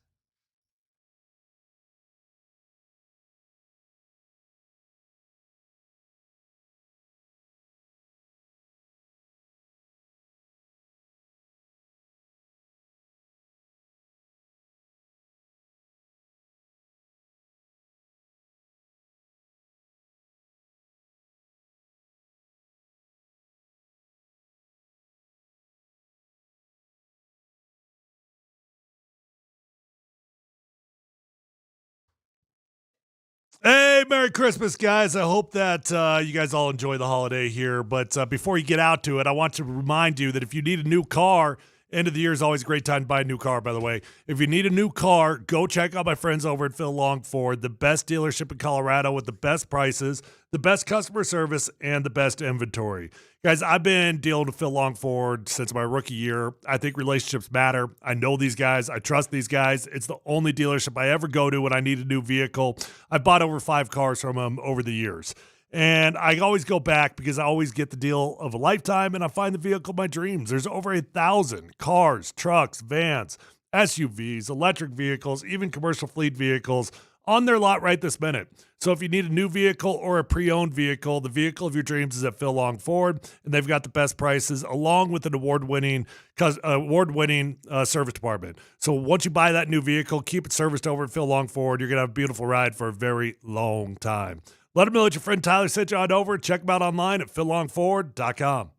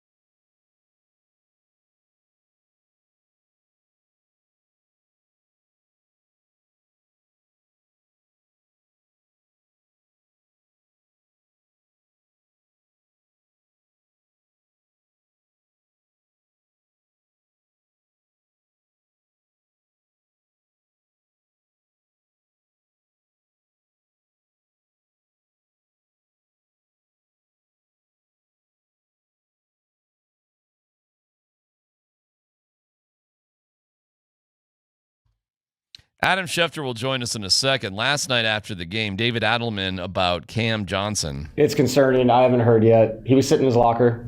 We'll find out. Obviously, imaging has to happen before anything else. But it was not a fun sight to see, especially a guy that's playing so well the last month and has really found his way with our group and his rhythm of how he's going to play with us.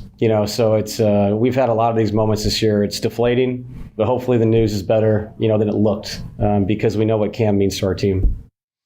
Well, we have an update from Shams about Cam Johnson, Tyler. He's been diagnosed with a bone bruise in his right knee. Okay, well, that's better than an ACL, right? So that's good. He is expected to miss some time. Best case scenario, as an MRI reveals no structural damage or major injury. So this is good news. This is definite good news. Playing without him for a period of time, all right. But if that was an ACL, it would be done. Yeah, obviously significant improvement upon an ACL. I do think a bone bruise on your knee could be significant. And, I mean, I'm not talking months or anything like that, but that could be a couple weeks even. It depends on the severity of it and it depends on the location of it. But I've had those, like, when you get a really deep Charlie horse on your thigh and you got to sleep with your leg bent and you got to wrap it. There's all kinds of things you got to do. You wake up and you literally can't walk. You feel like it's debilitating. So I've never actually had the knee itself, but I've had it very close to the knee. Sounds painful. And it can suck. It's time for Adam Schefter, our guy. He's brought to you by Johnson Auto Plaza, where you get selection, service, and incredible savings on Ram, Jeep, Chevy, Buick, and GMC, all at one location. Experience the power of the plaza at Johnson Auto Plaza. Adam, you just put out a tweet about the Chiefs. I'll go ahead and let you relay your own news for everybody listening out there. They put Rashee Rice, Tyquan Thornton, Trent McDuffie, Jalen Watson all on season-ending injured reserve. So the Broncos will not be facing any of those players tomorrow. Okay. How much are the Chiefs shutting things down here, Adam, in your opinion? Well, I don't know if they're shutting it down, but they're eliminated, and they're hurt players, and they're down to their third-string quarterback. So it's not even like they have to shut things down so much as they're kind of in a bad spot. They're in a tough, challenging position that they know about.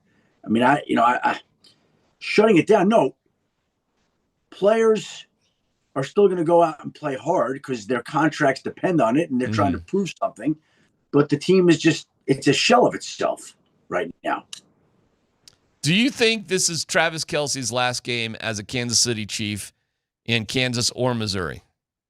I don't think he's made the decision yet.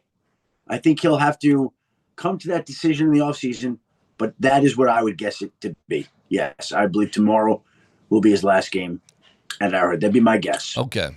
Here's my speculation on it. Obviously, if I were Travis Kelce, I'd wait it out till Mahomes comes back. I'd see how things look. Do we look like we got a fighting chance or not? If Mahomes comes back, we got a fighting chance. I might come back for another half season. Yeah, I would say that Travis Kelce is at the point in his life where he's got obviously a lot of personal things, off the field interests, made a lot of money. He gets to do whatever he wants. If he wants to go play, he can go do that. Yep. If he doesn't, he doesn't have to. My sense is just the way people have spoken, reading between the lines, it sounds like this will be his last home game tomorrow. That's what it sounds like to me. What do you think the Jacksonville game did for the Jaguars, Adam, against Denver? What do you think it did for that organization? I think it gave them even more of a conviction that they could go beat anybody in the AFC, that any goal is within reach this season. It put them in position to win that division. It put them in position to get the number one seed. I mean, it did things you could actually categorize and things in other ways that you can't in terms of confidence. Like they went and won in a place that's been hard to win against a team that had won 11 straight games. So to me, like that was a big win for them. Obviously. Okay. So, and on the converse side, what do you think the loss did for the Broncos?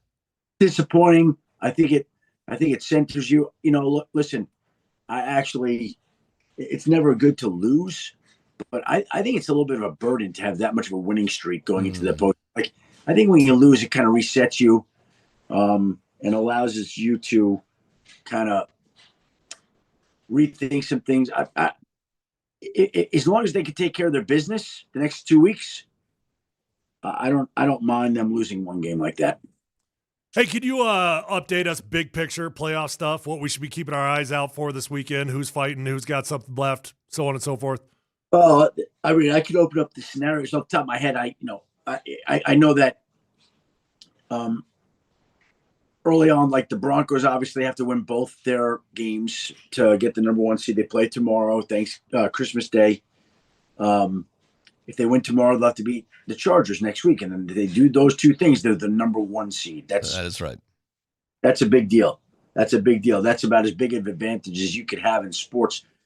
The Pittsburgh Steelers need 1 win or 1 Ravens loss to win the AFC North. So if the Packers beat the Ravens Saturday night, I think you see Pittsburgh approach that game in Cleveland a little bit differently on Sunday because they're not going to have a bye, and they can kind of use that game in the next week's game as sort of like a bye. I don't think that, I think Aaron Rodgers will play some, but not a full game. So that's up in the air if the Packers beat the Ravens. If the Ravens win, all systems go. I'm seeing these reports today. I mean, I don't know if they're reports, speculation that the Ravens and Lamar Jackson might be heading for a divorce. Could you see that? Oh, man. There's been a lot of talk. Second, I'm going to get a text about it right now. Oh, wow. Well, good timing. There we go. Well, we'll just chill out here. I can read minds. Perhaps some Christmas music, Dan, just on the ready. Adam's going to. Basically, look, here's the deal. They've had a tough season, the Ravens and Lamar. And Lamar hasn't been available. He may not play a game they have to win. He's missed 7 straight, or he's missed at least 1 day of practice. At least 1 day, 7 straight weeks. Tyler, you tell me. I don't care how much of a veteran you are, especially at the quarterback position. If you miss at least 1 practice for 7 straight days, for 7 straight weeks, what type of impact do you think that has? I could go either way on that, Adam. I don't know. I mean, I had guys during the Super Bowl year. Evan Mathis didn't practice the entire week and would play every Sunday. And DeMarcus Ware would do 1 or 2 things throughout the week and play great on Sundays. So I think you can go either way. Quarterback's obviously different. The accumulation adds up. I'll give it. Yeah, I mean, you're right. The accumulation adds up. It's not ideal. Not ideal. Like, it seems to have impacted his performance. Like, he has not played like Lamar. So whether that's injury or another reason, he hasn't played like Lamar this year. That I think we all could agree on, right? Oh, we have no doubt. No doubt. Well, we'll see. We'll see with him. What other stories are you just kind of keeping your eye on out there in terms of coaches? And I'm thinking of Stefanski and Shefter, and Tyler just brought up Lamar, and all sorts of other the Steelers, what they got going on or not going on because they're doing good now, and Rodgers and that stuff. You bring up Baltimore. I just think there's a lot of questions in Baltimore. When you go through a season where a lot of people expected you to be the AFC representative, and it's a season in which Mahomes isn't going to the playoffs, Burrow's not going to the playoffs, and there's an opening for you, and you can't even capitalize on that and take advantage of it. That is not ideal. So, they're going to have to make some decisions here as the offseason approaches. And once they get to the offseason, let's see if they make it first. But a lot of questions up in the air right now. Who's the coach of the year? A lot of candidates. Yeah, a lot. I think there are 3 clear leaders in the clubhouse. Okay. I think you get an argument for 5, 6 coaches. To me, the 3 favorites, in no order, I'll list them alphabetically. Liam Cohn, Ben Johnson, Mike Vrabel. Those are the 3 locks to me. Now, you could also make an argument for Sean Payton, Kyle Shanahan, Mike McDonald.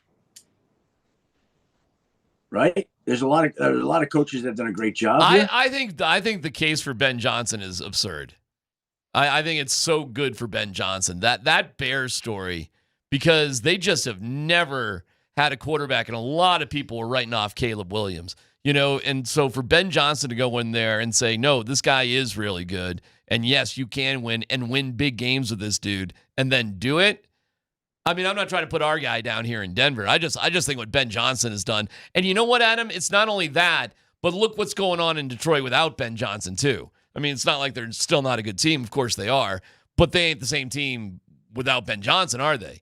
So, but I could say to you, everything that you just described is applicable for Liam Cohen in Jacksonville. It is. And we found out with Liam Cohen, he likes to take things out of context and wrap them around in a bow so his moron players just sort of suck into it.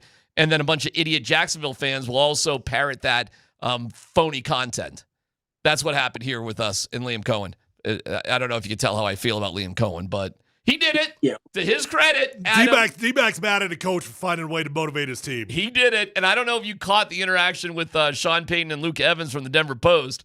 But Sean gave him credit. But Sean was also like, you heard the press conference, right? To the reporter, Luca, and to all of us, basically. Like, the point is, you realize, Adam, Sean did not say that in like a demeaning fashion, and Cohen just took it and turned it around. To his credit, I guess.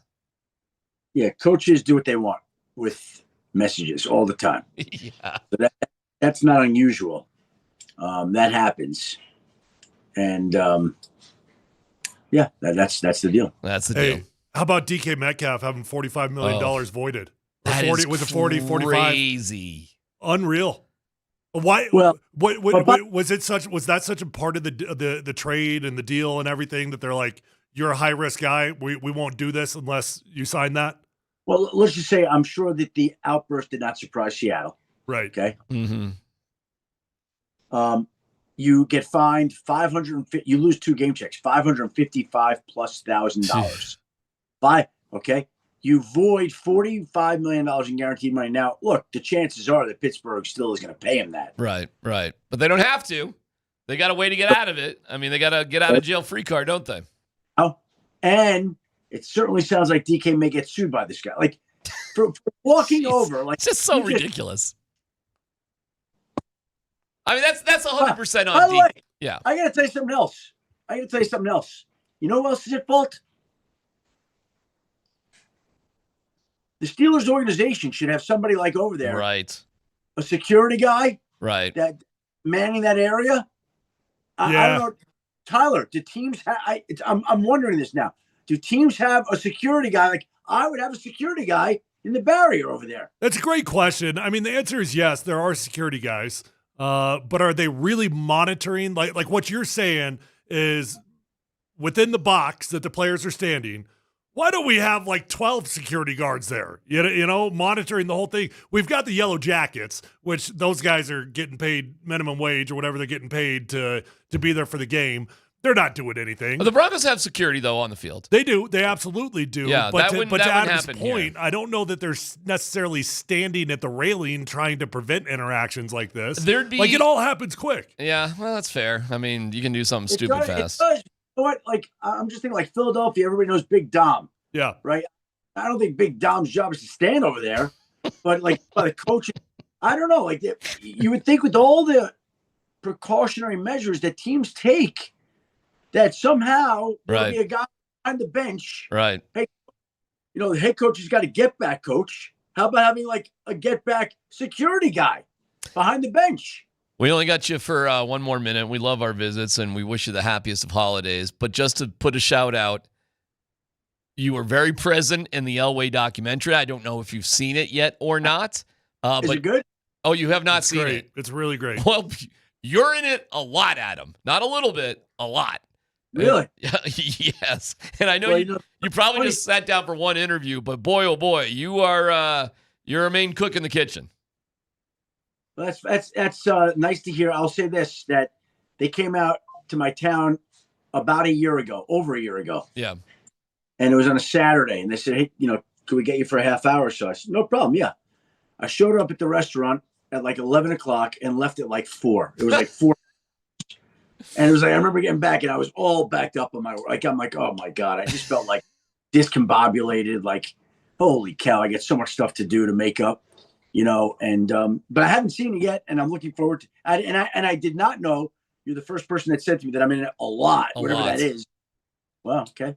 Well, I mean, there's 3 people who are in a lot. You, a good friend of John Elway's, and Mike Shanahan.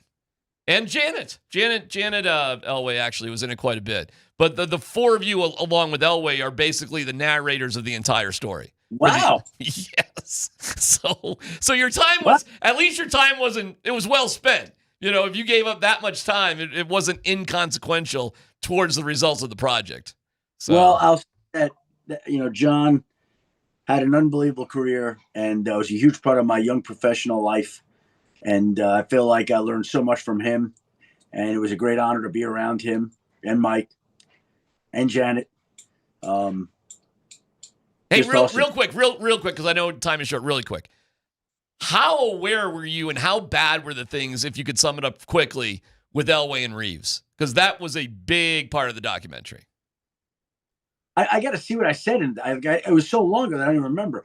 But, here's the deal. I think as we go on through time, John and Dan didn't get along great. There were issues. But John also respected Dan and recognized what he did. He may not have liked him, and he may have felt like he was ready for a new coach, but he did respect Dan, right? Like, and it's sort of like a relationship sometimes. I guess like a married couple, maybe you get divorced and you step back and you're like, couldn't stand living with that person, but I respect that person, right? Sort of like that. And I think that appears to be the case with John and Janet. I don't know if that's the case with John and Dan. Maybe it is. I don't know. But boy, you'll see it yourself, and we'll talk to you about it after you see it.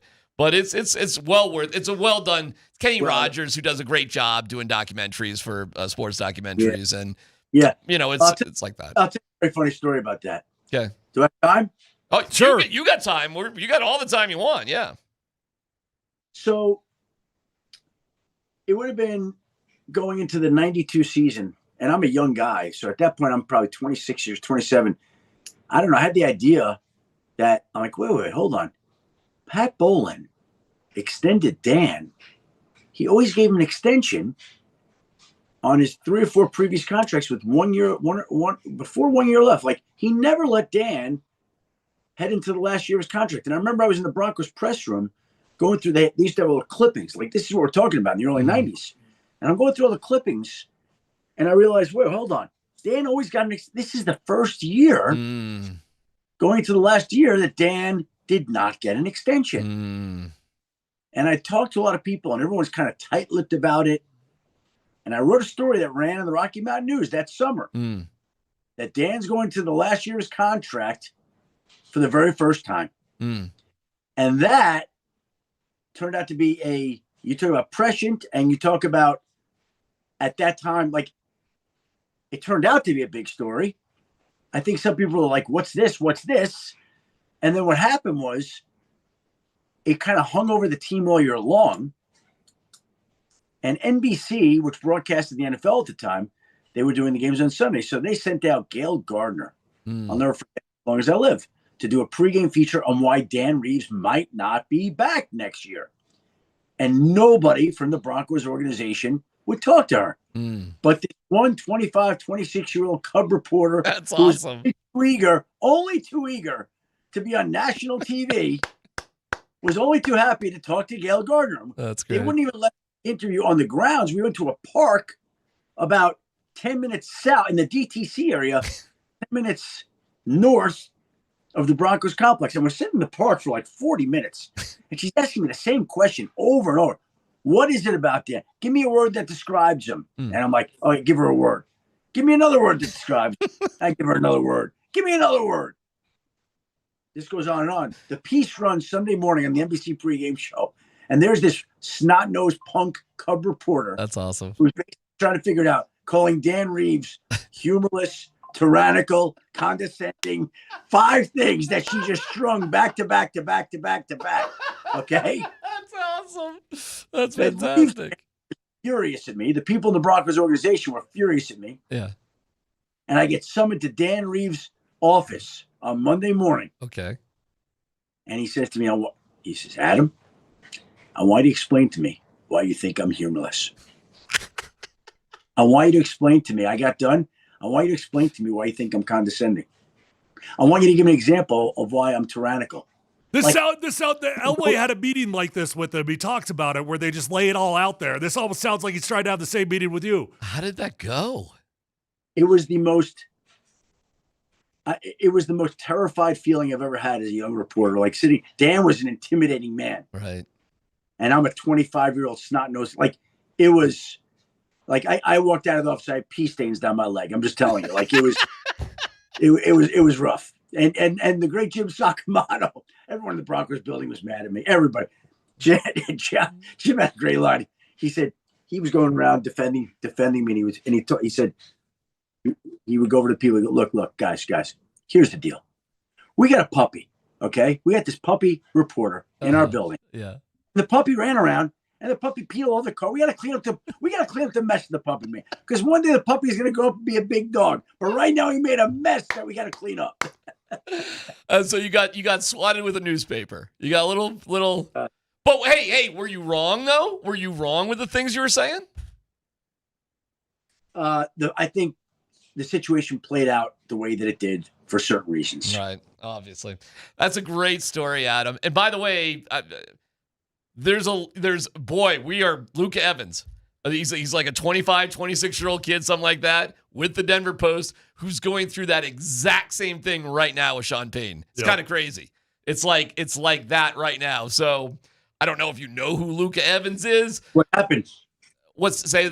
It's been a season building. It's a young kid. He's a young kid who is pressing Sean's buttons left and right, and it's about respect, and it's a little bit of like, hey, who does he work for? Denver Post. He's the Broncos. He's you. He is you in 2025. He is exactly you. Very talented kid. He actually asks really good questions. He really does. does. Yeah, he's a talented kid, and he's going places too. But what you're telling right now, that is exactly what's going on with him and Sean Payton right now here in Denver. The exact same thing. So it's pretty funny. I don't know if you want to reach out to Luke Evans, but I mean, that is happening right now. It's pretty funny. That's funny. Yeah, it was. So I'm looking forward. I would like to have both my kids watch the Elway documentary with me because it was such a significant part of my life. I want my kids to watch it because they don't like they know who he is, like they know the name, but they don't know anything about him. No, but that's so funny that Adam wants that. Like, will you kids please care about something that's I used to do? That's like me trying to get my kids to look at my scrapbook. Like, will somebody look at my scrapbook? I mean, it's clear you don't give a crap about what I do now, but will you please just see? Your dad did do something. I mean, this is me on Netflix.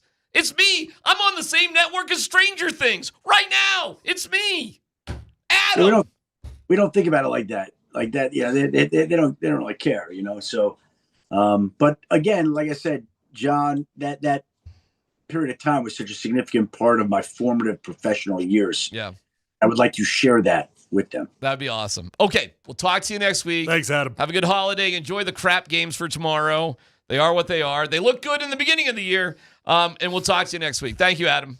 Wait, one final John Elway story. Yeah, I have you. Sure. So, and most people don't care about this, but you remind me of the crappy Thanksgiving games that aren't so crappy to me for this reason. I have played in the ESPN Fantasy War Room League, 16 teams for 15 years, and I've never won a championship. I'm in the finals. Against who? Against Matt Garrett, a producer on Game Day, and Eddie, a producer of SportsCenter. Two great guys, two of my good friends. Okay. They actually took over Mort's team, so they call it Mort's Mafia. Nice. So I'm trying to beat the namesake of Mort's team. Okay. But anyway, the thought occurred to me this morning because I have the Detroit defense tomorrow against the Vikings. I have George Pickens as two of my starters this week. I've never won the league. I've been in the basketball league. I won the basketball league 4 of the last 8 years in a 14 team. Like, damn. Yeah, really good. But football, never in 15 years. And I thought to myself, I'm going for my first championship in 15 years. And I looked up, I'm like, in what year did John Elway win his first Super Bowl? He was 15 years in. And now here I am attempting to win my first fantasy football title 15 years in. So John Elway is providing a little bit of inspiration to me this weekend in fantasy football championship weekend. Dude, you guys are like twins. I mean, it's almost the same Yeah, exact pretty much story. the same bodies. It's the same underdog, same everything. Yeah. Oh, yeah. Same thing. You know, your mom also said, Adam, do we have to go back to the championship fantasy football game? Like John's mom said, do we have to go back to the Super Bowl? I mean, Adam, it is identical. It's a great story. Yeah, exactly. Okay. Best of luck. We'll see you, Adam. Thanks, Thank bud. you, Adam. Merry Christmas, guys. Merry Christmas. Yeah, you too. Adam Schefter is brought to you by Colorado Credit Union. Love where you live, love where you bank. CCU, helping Coloradans achieve their financial goals. Visit ccu.org to learn more. No dumb questions coming up next.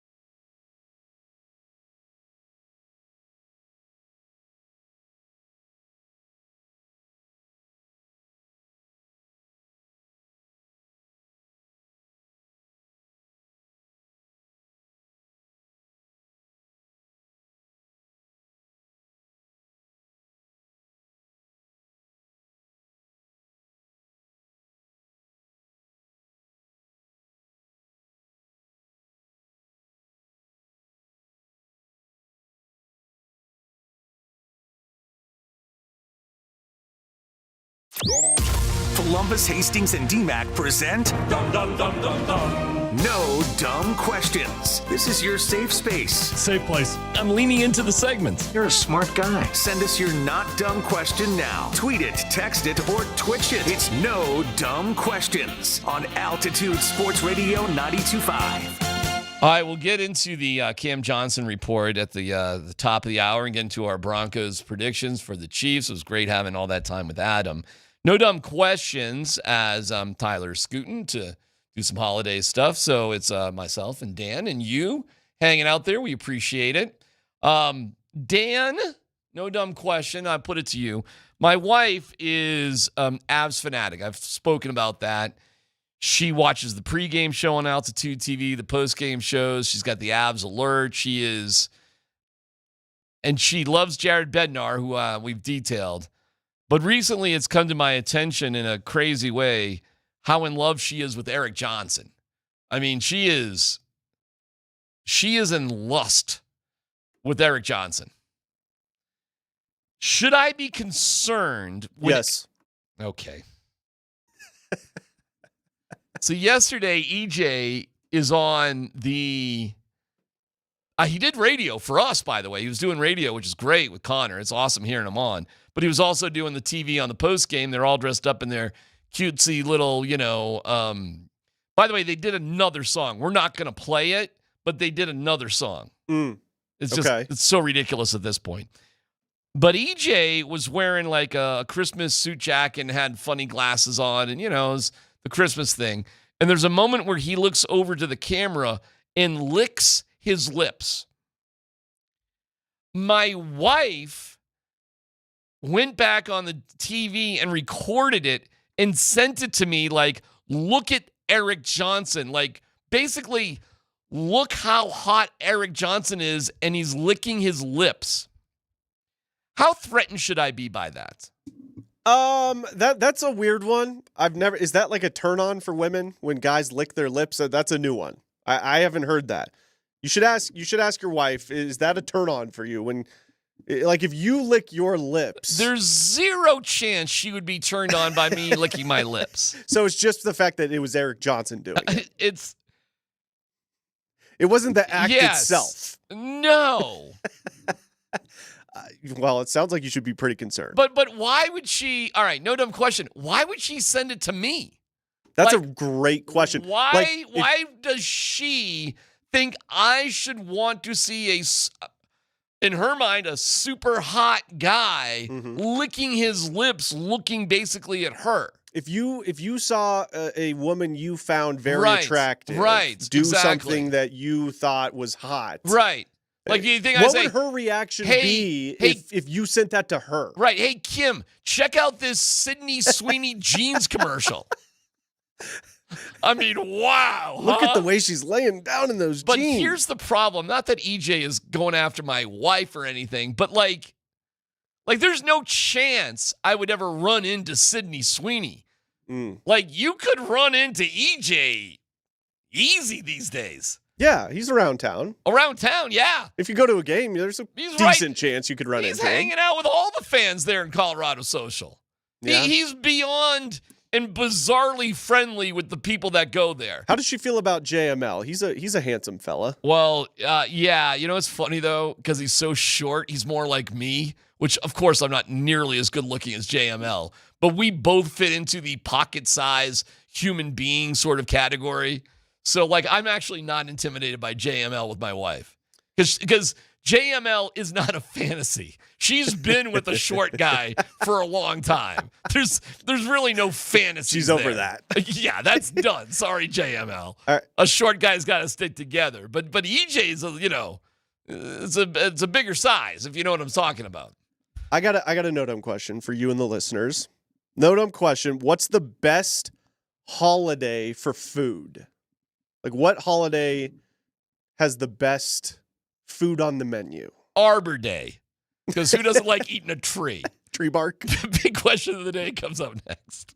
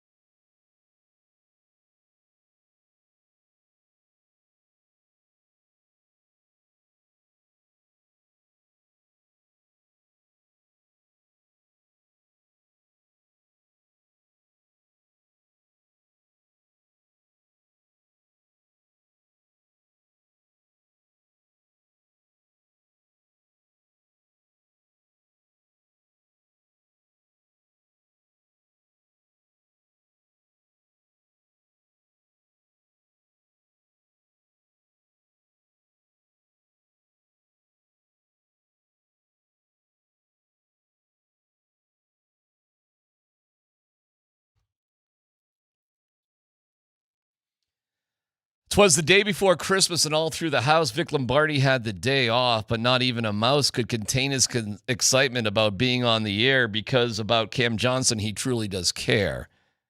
Vic joins us right now with the news coming out. What's happening with Cam Johnson? Vic, give us a shout. Sean says it's a bone bruise, and that's not that bad because an ACL is what we all thought he had. So talk to us, Vic. Talk to us, Almighty One, and let us know that not everything is done for the Nuggets this Christmas, and all through the house we'll be at least hoping good things happen on this road trip, except for that stupid mouse. Stop talking. How long are you going to go with that? I don't know. I was just rolling right there. That's pretty good, actually. Hey, what do you think?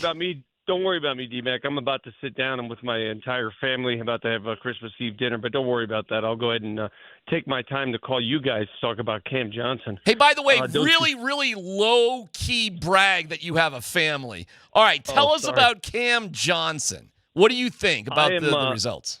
I am exhaling. I am happy to no end, because when I saw the initial injury and saw his reaction, you know what I thought, and you know what a lot of people thought. You thought, oh, my goodness, this is going to be a long-term thing, and you hope not. You hope for the best.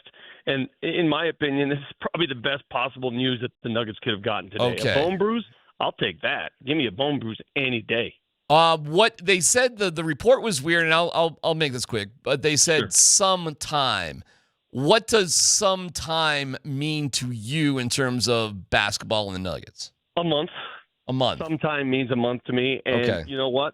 What I was fearing, the fear was that he would have to miss the entire season if there's any ligament issues, and it would be an issue for the entire season. And on the surface, you're thinking, okay, well, you can replace Cam Johnson. They got guys.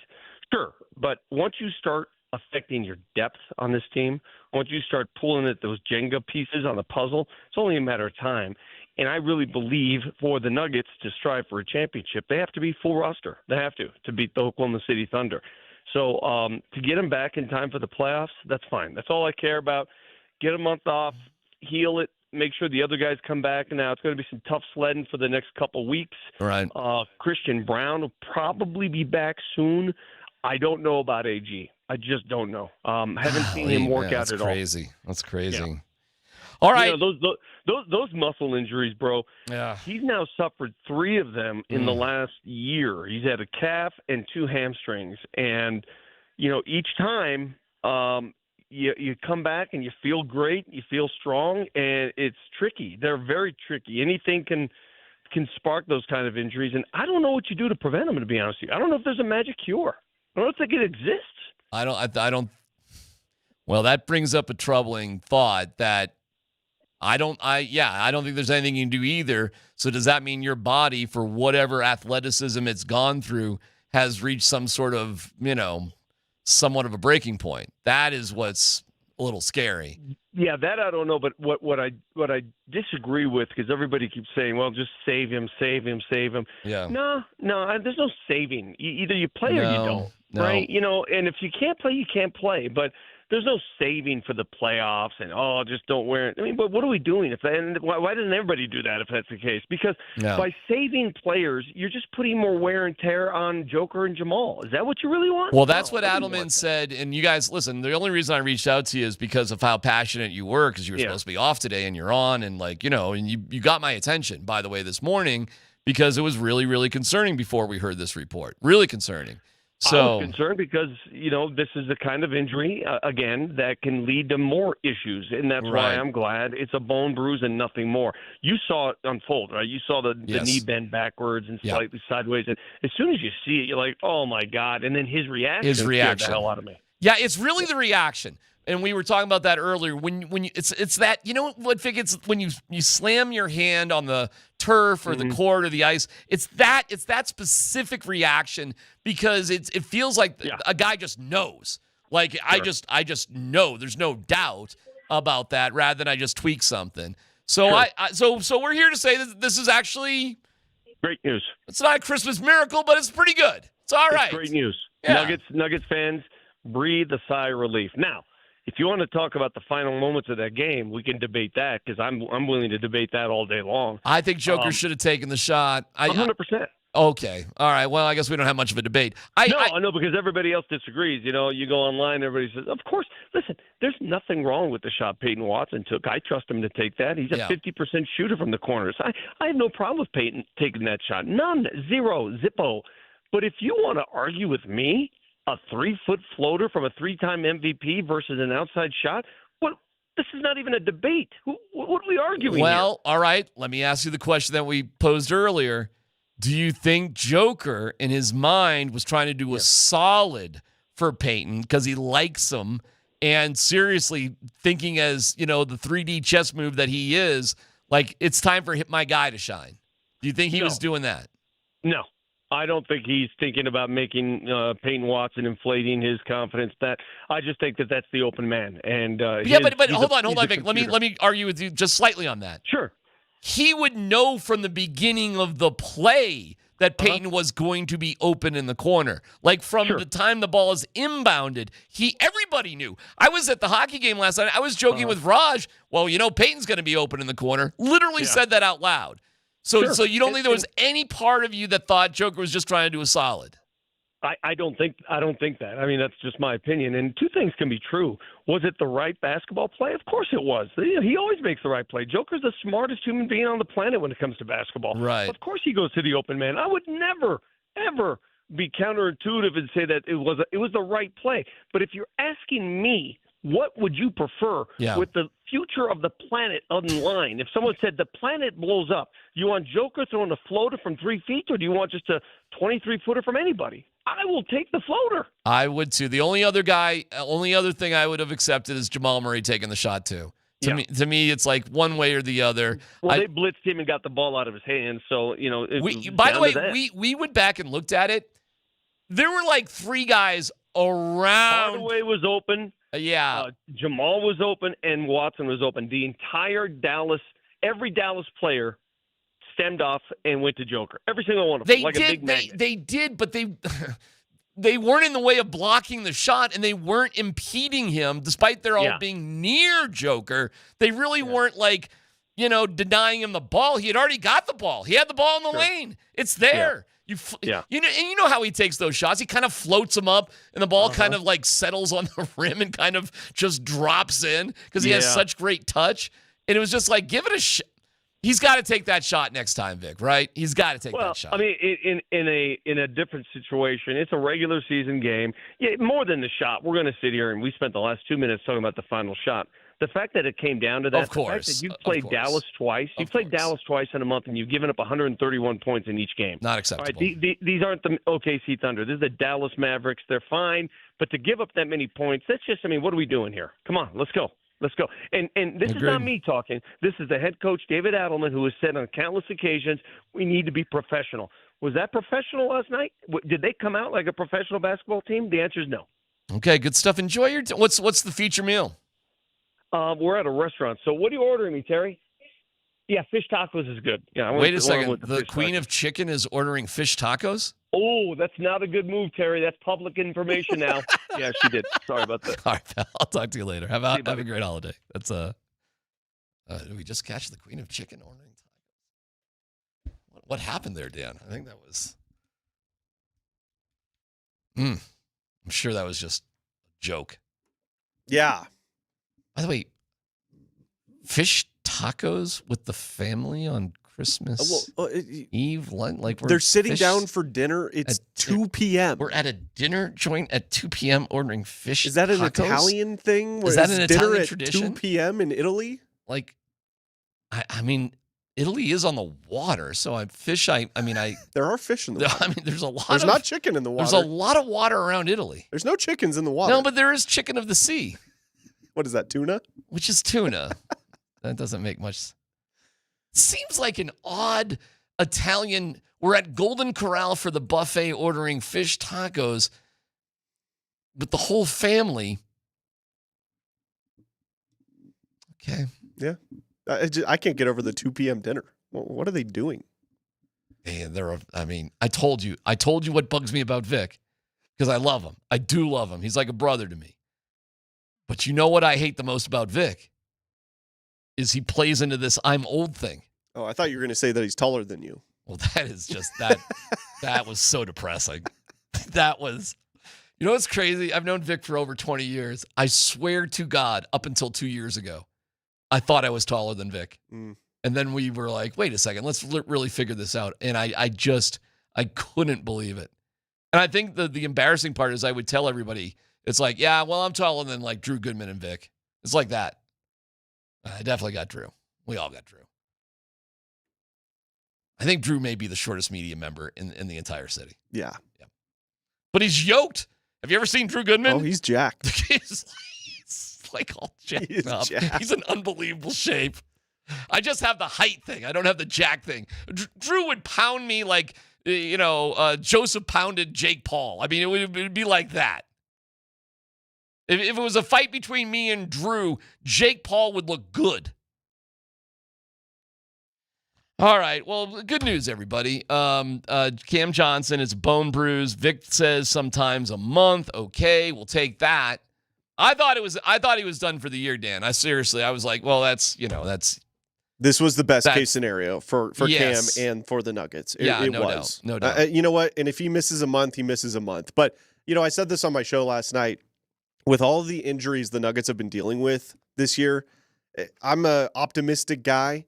At least they're happening early in the season, right? Like these aren't happening in March. These aren't happening in early April. I know it sucks for Nuggets fans, but if you're going to have the injury bug hit, at least it's happening now. Here's the bummer. You may lose by 20 tomorrow night against Minnesota. It may happen. You may be scraping on this 7-game, 13-day road trip, which they leave on Friday morning or afternoon, whatever, to go Orlando. Like just winning, Dan, like 3 out of those 4. If you win 3 out of those 4, you may be like, woof. If you go 3-4 on the road trip? Yeah.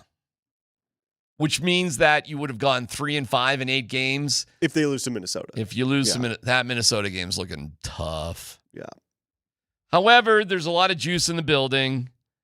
We know from a couple years ago with the late start. The one a couple years ago on Christmas was unreal.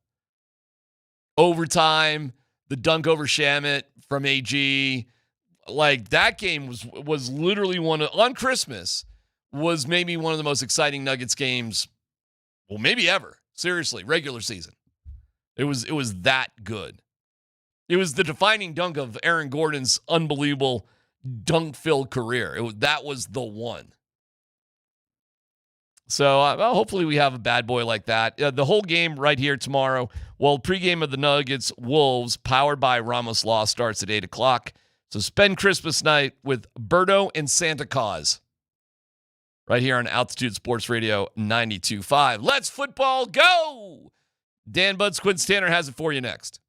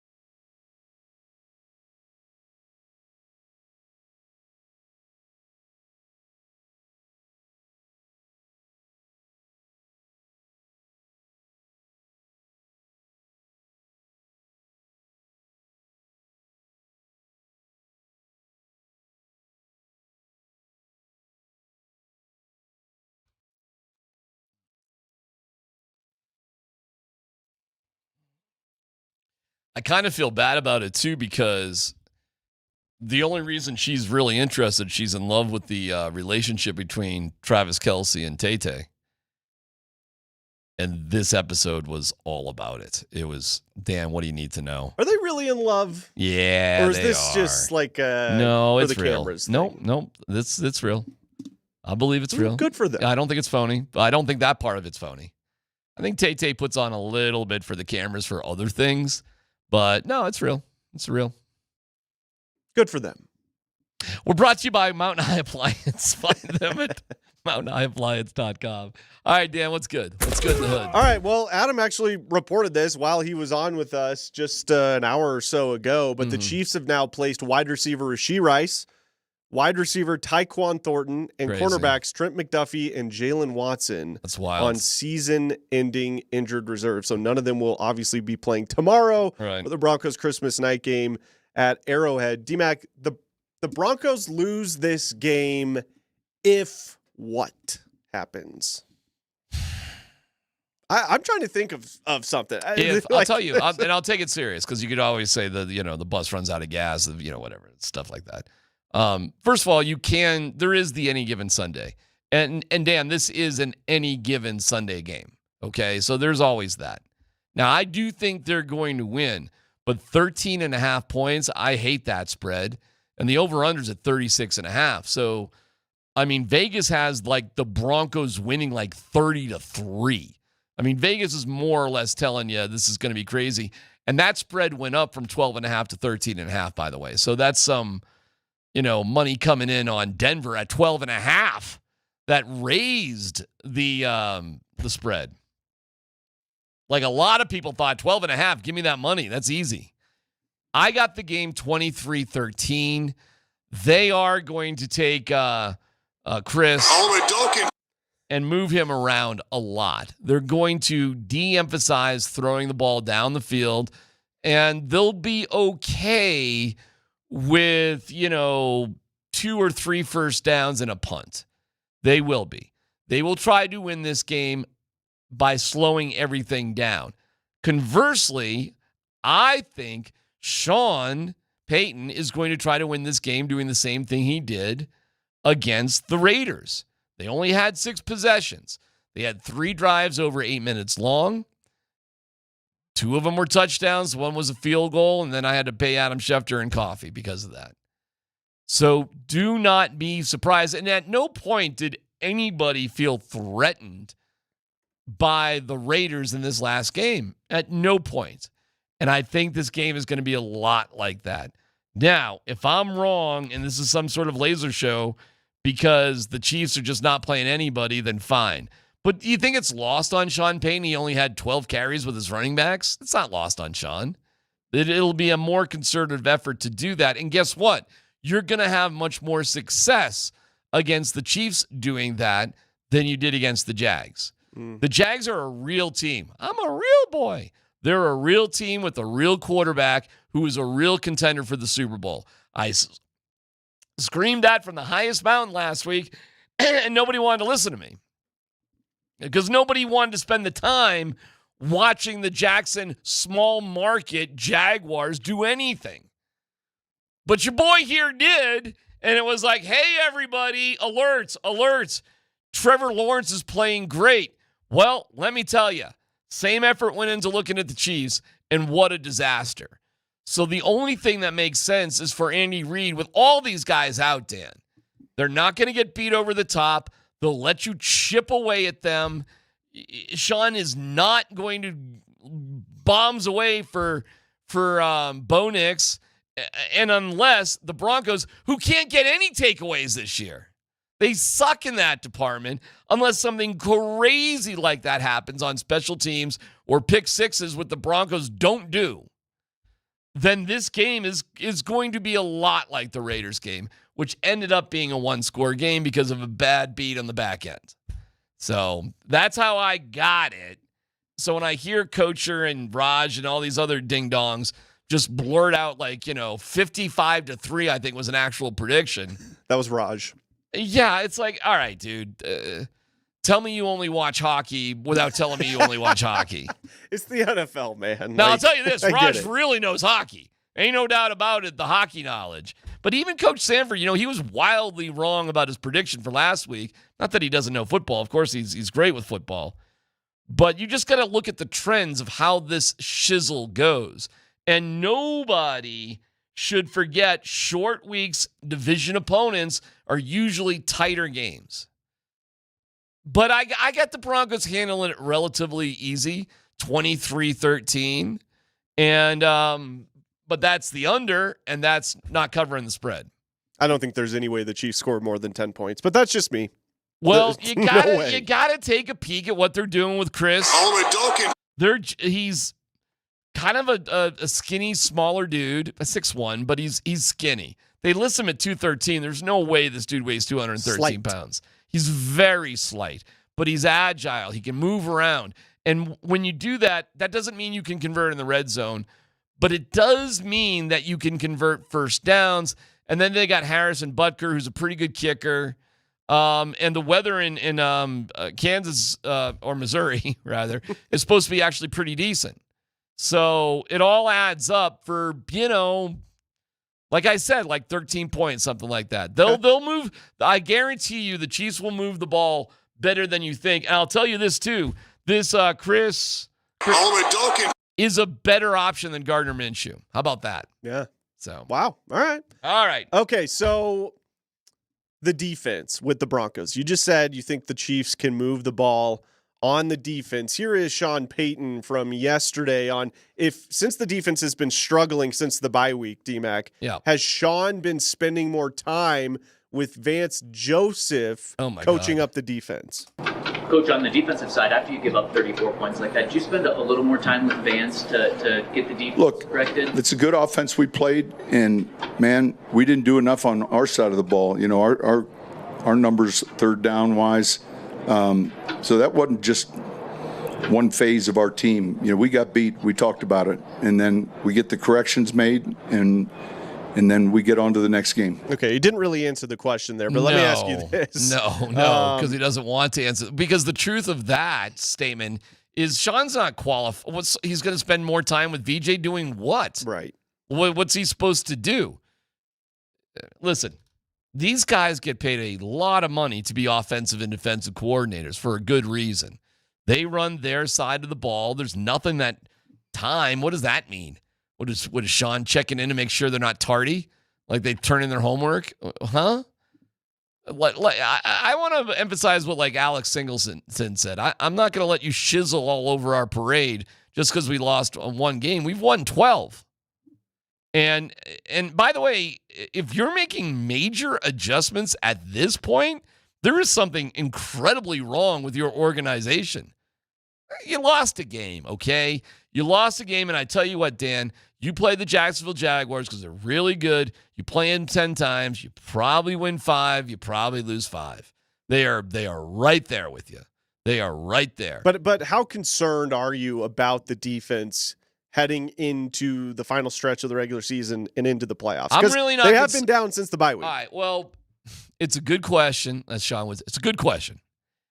My prediction with the Broncos all along this year was an 11-win team who would win a wild card game. So I have the Broncos one way or another making the playoffs, which I've said all year, and winning their first round. Now, if they get a bye, that is the equivalent of winning a first-round game. Other than that, if they don't get the bye, I have them winning a first-round game no matter what.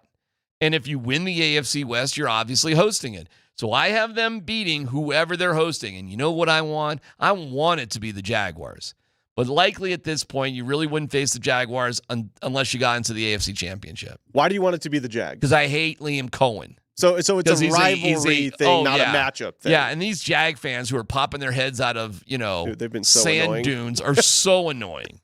It's so annoying. I think you posted something about the Avs or the Nuggets last night, and you had Jags fans talking about the small market thing. I don't regret a word I've said. I don't regret a podcast. But a handful of Jags fans are alert to my social media, and you want to talk about a They're ticking me off. And you can say, this is just what coaches do. Okay, fine. But I really do think what Liam Cohen did was scuzzy. I think it was scuzzy. And you can do whatever you want, and Sean gave him credit for it.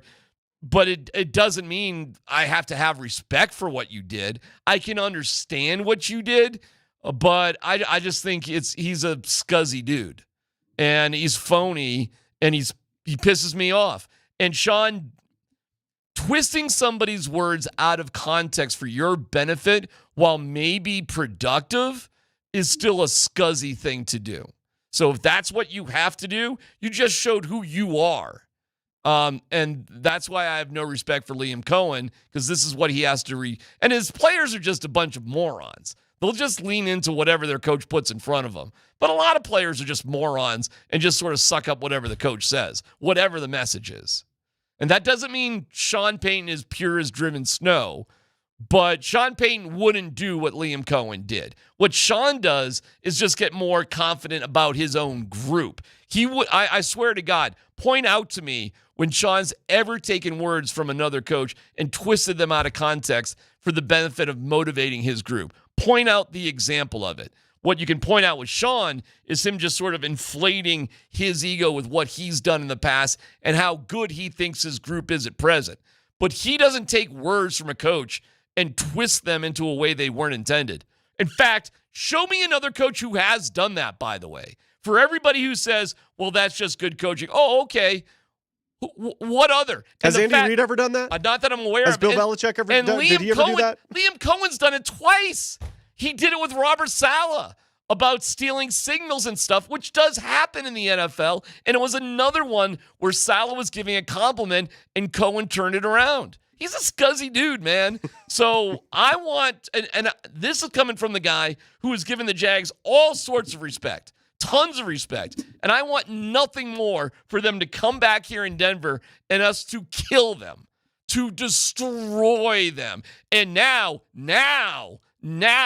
we've got legitimate beefs that we can use against them and Liam Cohen. And we'll have everybody's attention now. So I want that matchup more than I want anything. And I think that's exactly what the Broncos would do to the Jags, by the way. I think they would pound them into submission on the rematch.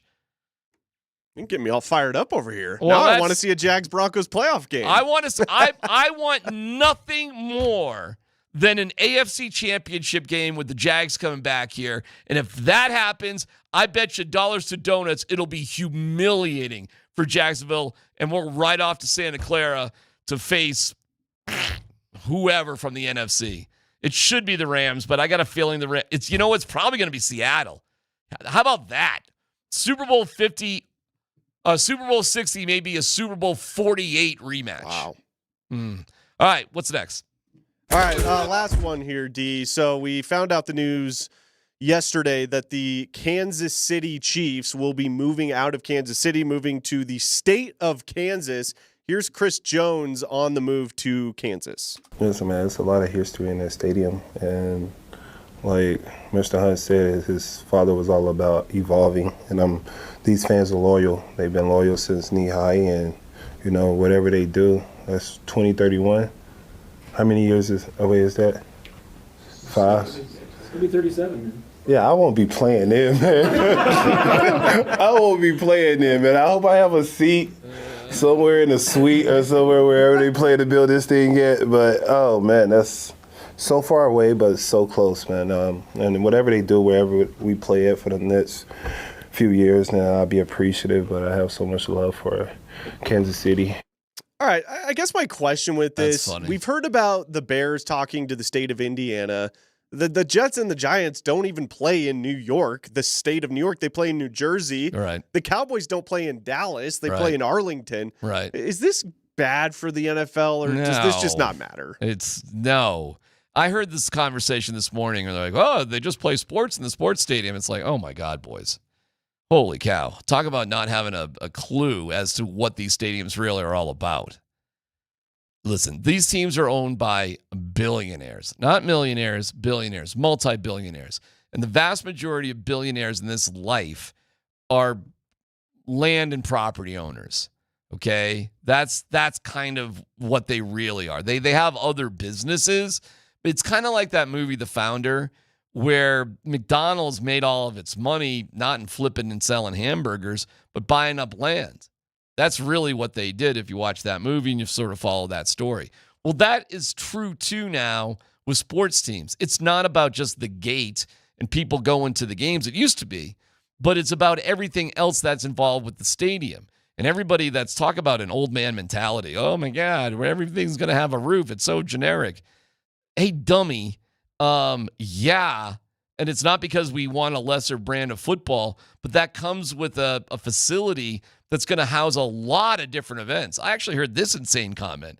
Well, how many like Final Fours and Taylor Swift concerts that can you have? Talk about a limited imagination. The answer to that question is limitless. Also, you do not understand how many small events happen throughout. It happens at Empower Field now. Do you know every day at Empower Field, there are 2 or 3 events that actually happen at Empower Field? I mean, they're not the biggest things in the world, but it's like a business meeting or an event or an award ceremony or whatever. Oftentimes, multiple things at the same exact time in the facility itself. So it's not just the field, it's everything inside of the building and around it. And if you don't get that, then I don't know how to help you.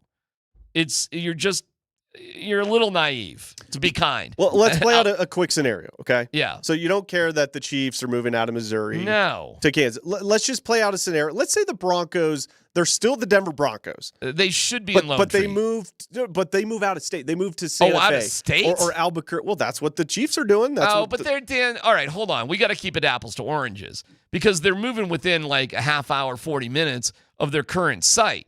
So you got to put it like the Broncos moved to Fort Collins. Or the Broncos are now in Pueblo, which would be horrible. That'd be ridiculous. But that would be a more apt comparison. So the out of state is a bad comp. Well, also you got to understand out of state. The states of Missouri and Kansas split Kansas City. You can walk to the other state. You can't walk to you can, but good luck walking to Utah, Nebraska. Wyoming. It would be like if Salt Lake City and Denver were split down the middle. Well, okay, that's a different conversation. It's apples to oranges. Right. Listen, I guess I love the morning show because I keep referring to them. They're talking about the Buckhorn Exchange as if Mark Moser, spends every Friday afternoon there. If Mark Moser has been to the Buckhorn Exchange, which is a cool place, if he's been there more than 3 times in 30 years, I'd be shocked. I'll tell you where I've been. I've been on the light rail. I might have been on the light rail 3 times last week going at 10th and Osage. I go past that area a lot. And I don't get it. I think the Broncos ownership is great. I think they're amazing. They're the number one reason the Broncos are so good. But I think they did surveys. I think it came out strong that you can't have the Denver Broncos if you're not in Denver. I think that was probably the number one thing that came out. It was the easiest way to go. But, hey, man, you realize how much better things would be overall for our state, for the fans, for the team, for everybody, literally everybody. And I'm sorry if you live in Thornton and it's a pain on the ass to go into the tech center. But you realize more people live south of Denver than north of Denver, right?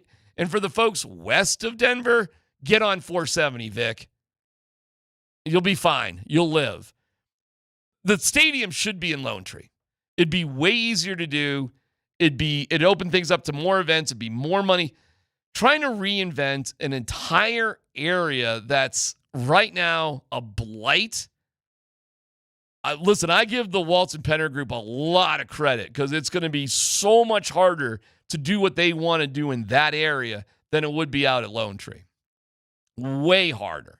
And I don't think you get a bigger bang for your buck aside from the fact you get to say the Denver Broncos are still in Denver.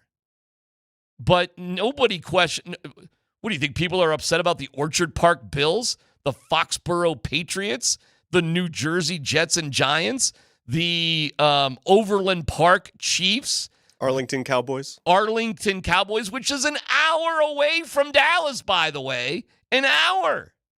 Arlington is as if Arlington is the same distance like Fort Collins is to Denver. And they're the Dallas Cowboys. We lost our brains with this, sort of myopic, local yokel sort of dusty cowtown vibe with where this stadium should be.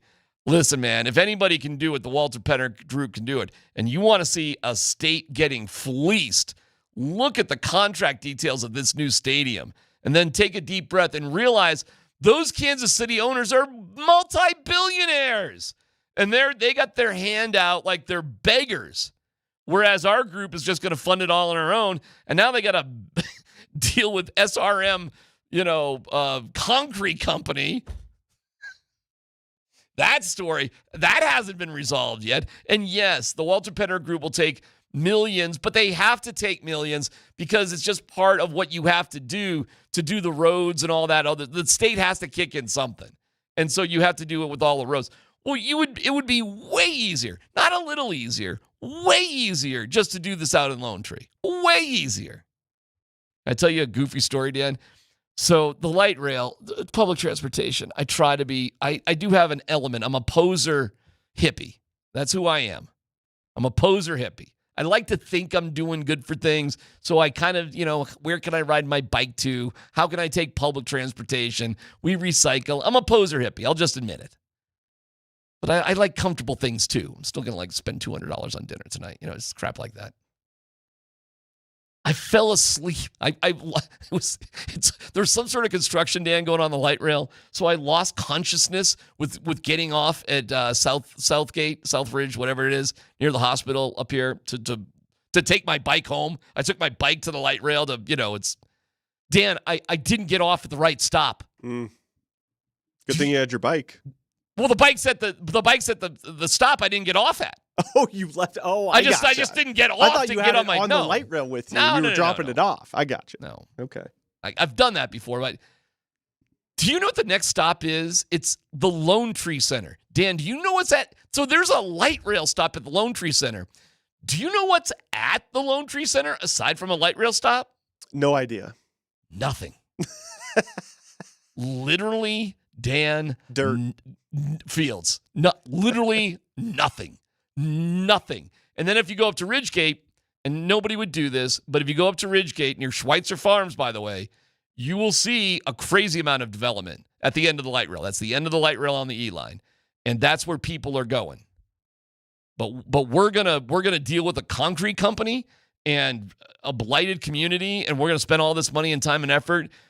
I'm just blown away by it. I'm good for them. They got more imagination than me, way more. And all you provincial folks are going to be mad at me for spitting truth balls here left and right. You can go pound sand.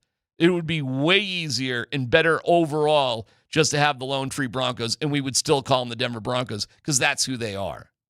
And nobody else gives a crap what other towns these teams play in. They just call them whatever they want to call them. So that's the truth on that one. Happy holidays. It's PhD here on 92.5.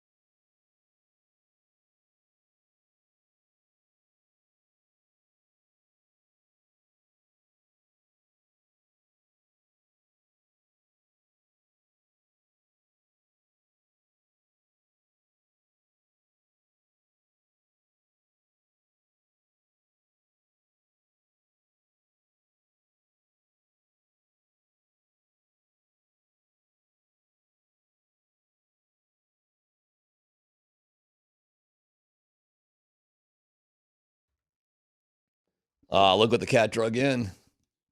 One of my favorite guys. What's up, man? Bardo. What's going on? What do you even do for Christmas? I mean, you're just going to do the same thing on Christmas you do every day. Every day. You just go watch sports, and then you go talk about the sports, and then you're going to go to a sports arena. Kinda. That's exactly That's what I'm doing. Well, listen, man. It's I'm usually what I like to do in Colorado is get up in the mountains, and I do have an Icon pass. And this killed me a little bit. My older son, who's 25, going on 26, he is going with his friends, like skiing tomorrow. And I was like, oh, could have invited Dad. No Dad, way. Dad would have liked. No but way. like, They don't invite Dad to that trip, brother. But they don't. No. I guess not. I guess they don't. So he told me about that. I'm like, oh man, I got an icon. I like copper. I got an Icon pass. You didn't invite yourself though, right? I did not invite myself. And my younger son, who's up at CU, and has got an apartment. He's got what a life, by the way. Being a CU, he's up on the hill. He's on Marine Street, hanging out by the Flatirons and dude going down Pearl and just enjoying life. Owning Pearl. So he's like, and he's got friends, and they got passes. The Eldor is like right there. So like he's going up.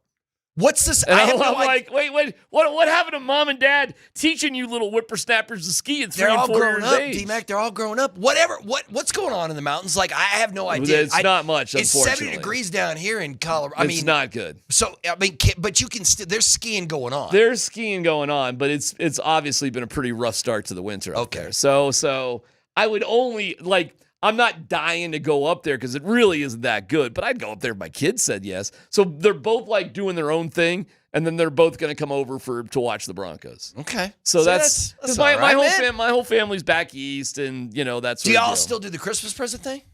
Not any, because you know what happened? They got older, man. So with the Christmas present, here's the Christmas present. My wife goes up to Boulder to hang out. Groceries are a Christmas present. Like she bought. Yeah, I get what you're saying. She like bought the kid like $200 like snowboard pants. Like it's like Do you get your wife a Christmas gift? Nah, it's because like that's another weird one, man. Like because we share money. So I don't know how you guys are in your personal relationships, but it's weird Alone. It's DMac, alone. Me and Springer are both alone, bro. That's what. I guess that's different. We ain't sharing money with nobody. We're happy though. It's well said. It's odd buying somebody a present when they can track exactly right when it just pops up on their phone. It's like what a Peloton. I try to do right, which sends another message. Right. Get in shape, lady, honey. Yeah. Anyways, I hope everybody has a wonderful holiday. Maybe we're all in the same crew, like it's just a little different. So not all, a lot. You're working. Yeah. Tomorrow, Spring. Are you working? Friday. So you're not working tomorrow. Yeah, you get a couple tomorrow. Burrow's working tomorrow night. Little Nuggets you basketball. And KJ. Baby. Yeah, me and KJ. I'm working a little bit tomorrow too. And Baca. Right, you got to talk about it. Broncos. Well, we're on the a part of the Altitude TV post game show, and then me and Sanford do our little thing after the games. How is the Altitude TV thing going? I think it's great.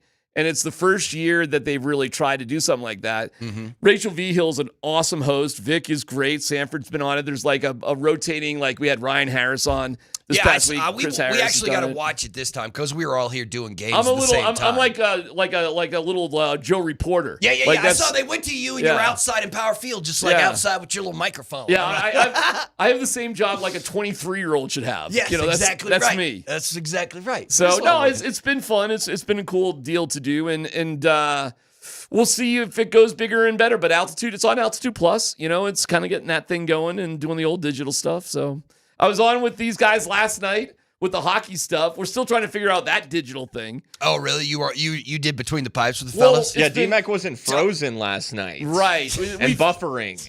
We've had... Which I did enjoy those, though, because it felt like you were a Weather Channel reporter in a hurricane. Right, like Jim, just from what's that ringside. dude's name? Jim Cantor or something? He's something like that. But all right, I don't want to bore people with the inside baseball stuff, but there was it's fascinating. No, it's not. There was a way just to be a better connection, but you can't tell where I am. I'm at the arena, but because of what I got to do to be on a better connection, you can't see me near the ice. Oh, all you would have no idea that I was at Ball Arena. Stan just let you use the penthouse. It's like the moon landing. It was in front of a green screen, But right? you just never really know. Spring's right about that. We did get good news about Cam Johnson today. Yeah, you know what? I was sweating that so much. I was sweating as soon as it happened. Obviously, we were all watching. It looked and bad he's on the when it ground happened. because he comes down and he just grabs the knee immediately. You know what I mean? And it wasn't any contact. It was just going up for a rebound, coming down. But yeah, And it was his reaction. Yeah, the Didn't you pain he think? was in, and Yes. just holding the knee, And slapping the like this that. one, this yeah. It looked like no contact. It looked Like- immediately like an ACL, right? I'm looked surprised it was a immediately like- bone bruise. Yes, thank goodness. Because that did not look like a bone bruise. Thank goodness. I though. just assume everything's an ACL. Although now you're missing 3 starters, and you're going to be missing 3 starters tomorrow night on a Christmas Day game when you take on the Timberwolves. You're going to be missing 3 starters for this almost entire 7-game road trip. Okay, so what would you guys be happy with for a record over these next 8 games? I literally asked KJ and Kaz this question last night. Like, what would make you happy on this 7-game roadie? How many wins? This was before we knew that Cam was going to go down. Yeah. And Kaz said 5. Oh, no. And I was like, okay. man, baby. Yeah, that would be amazing. That's going to be tough. Would be a hell well, of a, but okay, I think. But that, I mean, there's some of these teams that you should absolutely. I mean, if What you were we lose to told, Mike in the Brooklyn Nets, we were told that Christian Brown is going to be back just after Christmas. Yeah, but I mean, it think could it's- be the first game after Christmas. And no, I that'd think be great. I think it's pushed to maybe the first week of January or Okay. past the first week of January. Okay. Like I don't know if it's immediately because you're right. If it's January 1st, they'll be in the middle of that road Dude, trip. this game against Minnesota is going to be practically impossible to win on Christmas night. If Okay. they do, that would be unbelievable, but I'm not holding my breath on it. In fact, not only could they lose it, but it could be bad. Well, your bench is non-existent now because all those dudes are starters. You're gonna have to start Tim. Or Brew. Who are you gonna? You'd probably start.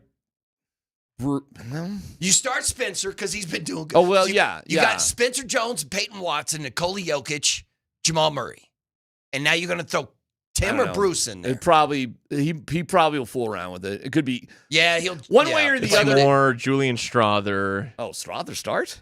No, I'm know, not saying man. he starts, Oh, but more. it's more. Oh, it's more. It's gonna be more of everybody. I like Jalen Pickett. He'll be playing. Right, He's playing a he gets lot some now. playing time. How about how he went with because it did look a little small the other night.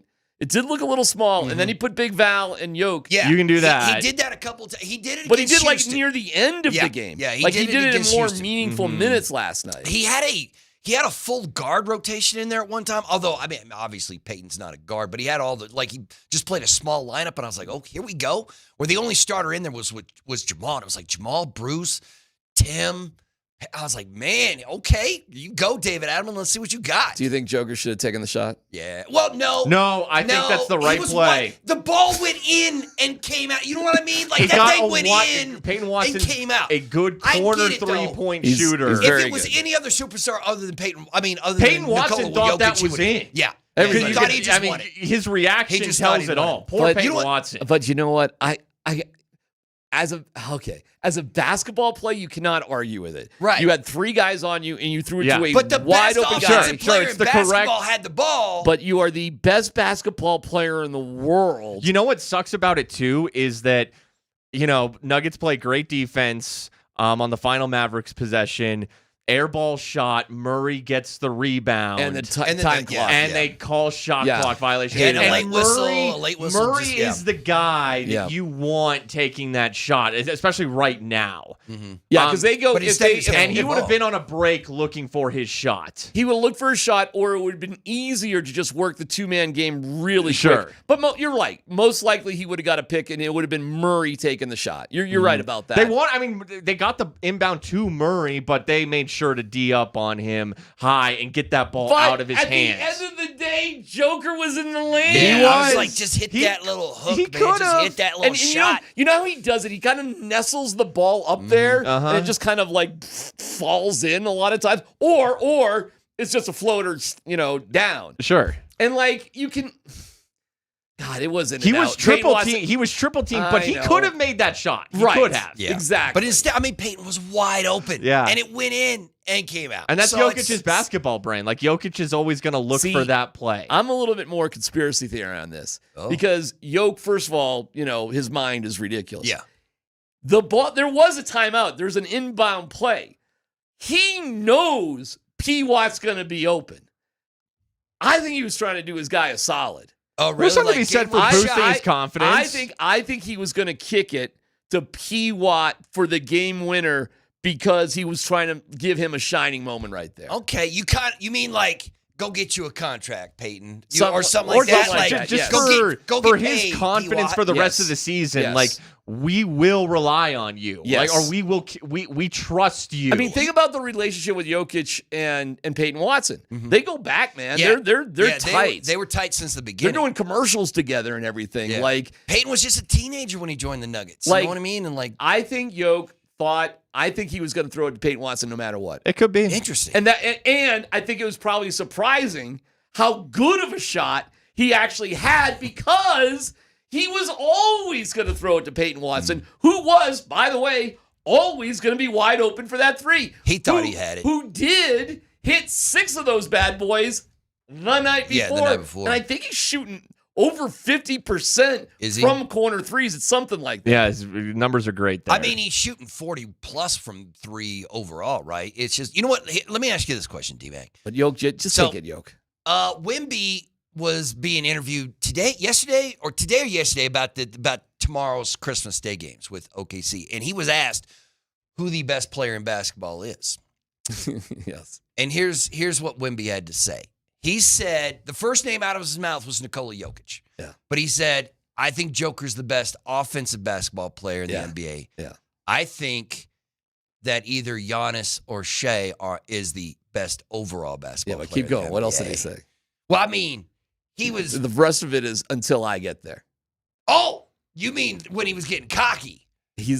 You think he's just popping off, or do you think he actually believes what he said? Oh, I think Wemby's. Are you thinking his heart of heart? Wemby's like, it's me. I'm him. Yes. Already, I'm him. I think that, yes. Okay. I think that's what he thinks. Okay.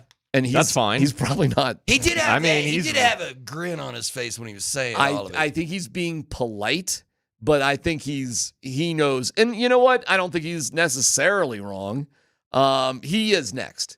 I mean, he is next. He's next. Cooper Flagg He's up there. He's not Wemby because Wemby's just a freak of and human. Cooper seems to go off against the Nuggets. The Nuggets just like let's let a teenager put 30 plus on us twice and it's like, you know what I mean? Like, But they go off in the first don't game. you love the fact he's growing like facial hair just to prove like he's not 19? Yeah. Listen, he's good. He's good. He's going to be good. Oh, he's a superstar. But what? I mean, you can't let the Dallas Mavericks beat you twice in this, right? You can't let that team was 7 games under 500 when they he's faced a off. superstar, but you let a 19-year-old go 33-9-9 against you. Like, you can't do that. You can't. But that being said, you know what's funny watching that game? And a lot of people are real emotional about 131 to the Mavs now twice. At the end of the day, I was like, well, that's a good comeback. Like, just win the game. I got you. It wasn't the greatest defensive thing. Yeah. But whatever. You know, They gave themselves a look to win. Yeah, but the problem is you got down 21 points because you were lollygagging in the first quarter. You know what I mean? They did play the night before. I know it was so Utah. So did Dallas. And they did. Dallas And played they on lost. the road too, And right? they lost to the Pelicans. Yeah, they lost to one of the worst teams. in the West.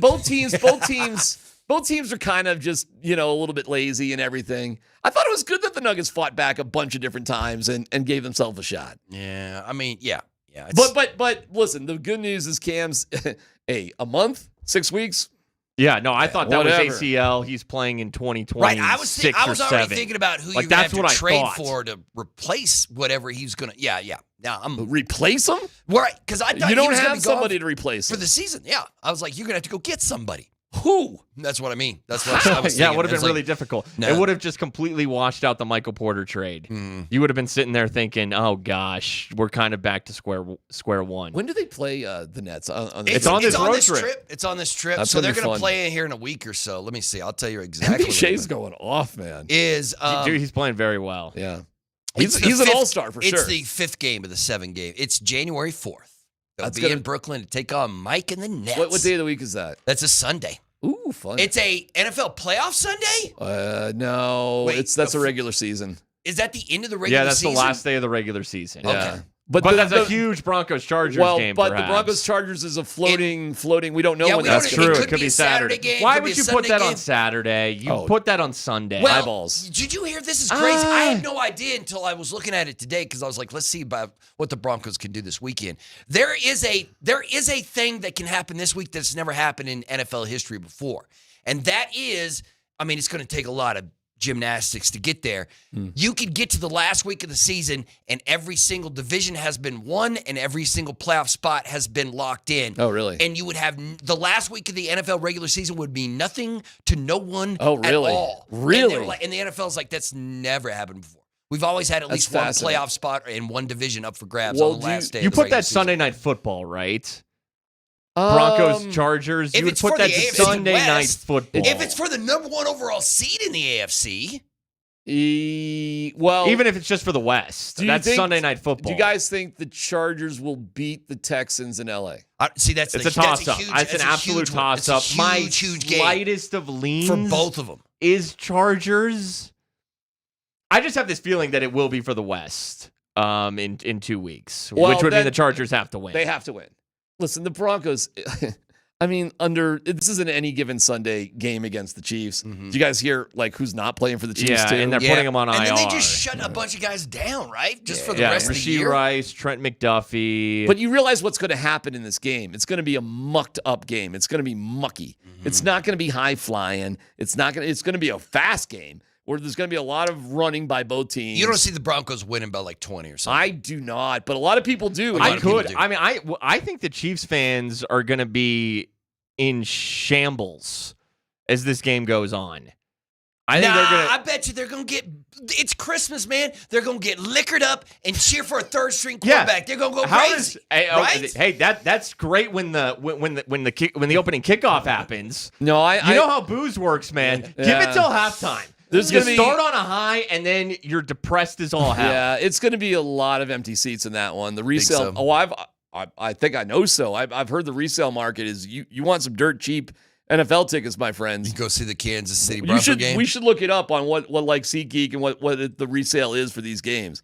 I bet you can get tickets for under $50. Yeah, I bet you could too. Good luck finding that in Power Field. I mean, that ain't happening. Good luck finding that for any of the Denver sports teams. It's been a shock to the system for Chiefs fans this year. You're on top of the world. Yeah, you think you're in the middle of this dynasty, and now all of a sudden, you're losing games that you thought you were going to win. Mahomes tears his ACL. Minshew hurts his knee. You're starting Chris Oladokun. Yeah. Is that how you say it? I believe so. Are you sure? I think so. I'm just calling him Chris Turducken. Oladokin. Oladokun? You know what? I heard him talk, and because obviously he had talked to the media, and he was like, I mean, he did all the he sounded like Russell Wilson, actually, where he's like, I'm just happy to be here, and I'm going to be blah, blah. Matt, not the Nagy, was like, he was like, yeah, it almost sounded like he was shocked that he was like, he did everything we wanted him to do. I'm going to agree with him on that. And I painfully rewatched the Titans-Chiefs game, which was brutal to watch. Oh, wow. I'll tell you this. He was better for their offense than Gardner Minshew. Oh, you think so? Yes, because he can move around a little bit. Listen, man, I'm not predicting huge things, but here's what this dude can do. He can scramble around and pick up some first downs. That doesn't mean he can finish in the red zone. That doesn't mean he's great on third down. But on first and second down, he can move enough. And what they'll do is they'll just move him a little bit so he can throw these little dinky dunky. And so watch. It'll be 4 first downs, 3 first downs, and then they'll punt, or Butker will get out there for a kick. It'll be something. I mean, you see dumb things in this league. You do all the time. I'm trying to think of these dumb random quarterbacks who start out of nowhere and maybe they win a game. For some reason, the first name that comes to mind, I don't know why this is David Blau. Remember David Blau? Or just a guy like that, and he wins a game, and you're like, oh my gosh, how did he do that? Well, David Blau was Lynch won a football game, right? Do you remember against who? No, I just Googled most random QB to win an NFL game, and Paxton Lynch was the first name. Wow, AI is doing Paxton Lynch dirty. The two names that came up was Gus Frerotte and Paxton Lynch. Well, Gus Frerotte was pretty good. Those are not the randoms of the Rams. No, Gus is a much better quarterback than Paxton was. You guys, do you really, without cheating? No, do you know who he beat? I do not. Who, I would not Paxton? know. I do not. You're gonna love it. I don't even know what year that would be. Beat Jacksonville? Yes! He beat Jacksonville? Yeah. Wait, back when? This was like if it wasn't his rookie year, it was his rookie year. Or his second year? I think it was his second year. Yeah, he had another win or two. Because Simeon, it was his. Oh gosh, what was it? 2017. Yeah, Jacksonville. He started 2017. His numbers were terrible. Yeah. He wasn't, it was a low-scoring game. I remember that. He Yeah. sucked. What was left of the no-fly or Paxton something? was a first-round pick. Chris Oladikin. No, right? Didn't Elway move up into the first round to get what? Didn't they move back up to get Paxton or something? Hey, I Berto, can't even remember. You're not allowed to say bad things about John Elway as a GM around here. Okay, my bad. It's been made clear by Vic Lombardi. Yeah. Elway just walks on water. There's nothing bad ever to say about Elway. No, but you know what? Here, let me ask you this question then, DMac. Yeah. With the legacy of John, like that man is beloved in this city. He's the Duke. Elway? He was all John Elway's, but his legacy as the GM of the Denver Broncos is in a weird place because when he left that position, the Broncos were worse than they've ever been in the history of the franchise, right? You want to have this conversation? I'm just asking you to either clarify. Everyone is aware of what John Elway's legacy is. Listen, the GM I put is. some of that blame on Joe Ellis, and every time I take a shot at Joe Ellis, somebody comes and tells me what a great guy Joe Ellis is. I don't care about that. I'm sure he is a great guy on this Christmas Eve. I'm talking about, I blame Joe Ellis as much as I blame John Elway for the state the Broncos found themselves in before they were bought by the, Walt I can Bitterman. tell you the real truth. The real truth. Give me the real truth. The real truth, it's Pat Bolin's fault. Because of how he set up the trust? Correct. Yeah, unfortunately. But it was still Elway's, it was his moves post Super Bowl, and they weren't great. We all know they weren't great, and that's okay. Sure. That's for sure. He did get him a Super Bowl. He brought in Peyton Manning. And this is what I would pay that price. This I'd is pay that price for 10 years I've said to suck. that everybody hates me for. John Elway is to GMing as Tim Tebow was to football. Oh, damn. Meaning, if you want to say he was nothing but a winner, look at all the games he won. Because Tebow as a starter does have a winning record and a playoff win. He's the last Broncos quarterback to win a playoff game as a starter. But if you want to say Tim Tebow can't throw, look at all the numbers, sure. If you want to say John Elway is a great GM because they went to 2 Super Bowls and won 4 AFC West titles and won a Super Bowl, fine. But you also have on your dance card with John Elway the worst record for any NFL franchise ever after winning a Super Bowl.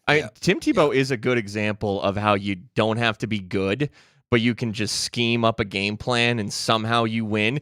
That's how. By the way, do you realize Elway? In his oh boy, we're crapping on Elway. Yeah, go ahead, man. And in his documentary, he goes, he says, Pat Bolin hired me to be the GM. He says that in his own documentary. That's not true. No. He was hired to be the president of football, and he hired, after interviewing one person, Brian Zanders to be the GM, and Brian Zanders and his crew, they were all working on the draft to get Von Miller. You think John Elway thought Von Miller was the best? He had nothing to do with it. He was barely on the job. Brian Zanders and his fellas had identified Von Miller, and it kind of goes from there. Joe Ellis is the one that walked down to John's office and said, we should go after Peyton Manning. That was not John's idea. It was Joe Ellis's idea. Okay. John Elway wanted to cut Peyton Manning's salary so much so Manning didn't want to be here until Joe Ellis got on a plane and worked things out with Manning for a bonus. He got a $2 million bonus for winning the AFC Championship and a $2 million bonus for winning the Super Bowl. So he eventually did get all his money, but that was after John Elway wanted to cut his salary by $10 million. Yeah, I remember that. But we didn't hear this in the documentary. It was Joe Ellis. If you're ripping on Joe Ellis. You think John gets too much credit for bringing Peyton to this city, you mean? And Joe doesn't get enough. The one thing that John did the best is that he slow played it because John just hated Tebow. As long as it wasn't Tebow, he didn't really care. Yeah. So John slow played it. He didn't overhype it. Pete Carroll was putting Air Force Seattle like at Centennial Airport, and Peyton didn't like that pressure. So John handled it the right way, but Peyton Manning didn't come to Denver because of John Elway. He came here because, first of all, he didn't get an offer from Houston. That's where he really probably wanted to go. Wasn't Tennessee? Tennessee was in on him. Yes, he came down to Tennessee, Denver, and it should have been Houston. But here's another fun fact. Gary Kubiak was the coach in Houston. He didn't want Manning because he had Matt Schaub, and he thought he could just win with Matt Schaub, and he was nervous about everything with Elway. So the story... But I guess you're right. There was a lot of people who thought Peyton was dumb because of the neck surgery, right? Well, and people like, Pat Manning can't play football anymore. Well, look what the Colts did. If anybody knew Peyton Manning... said see ya. And they knew, and they weren't wrong. Peyton had no feeling in his fingers. He really had some serious issues. I mean, but this is how much they hated Tebow. Elway hated Tebow. He didn't care. It wasn't Tebow anymore. Yeah, but everybody hated Tebow. Like, not the city of Denver. He never started. He never got another start. Did he? With the Jets? Did he get a start with the Jets? This is a fun one. So he had 2 offers.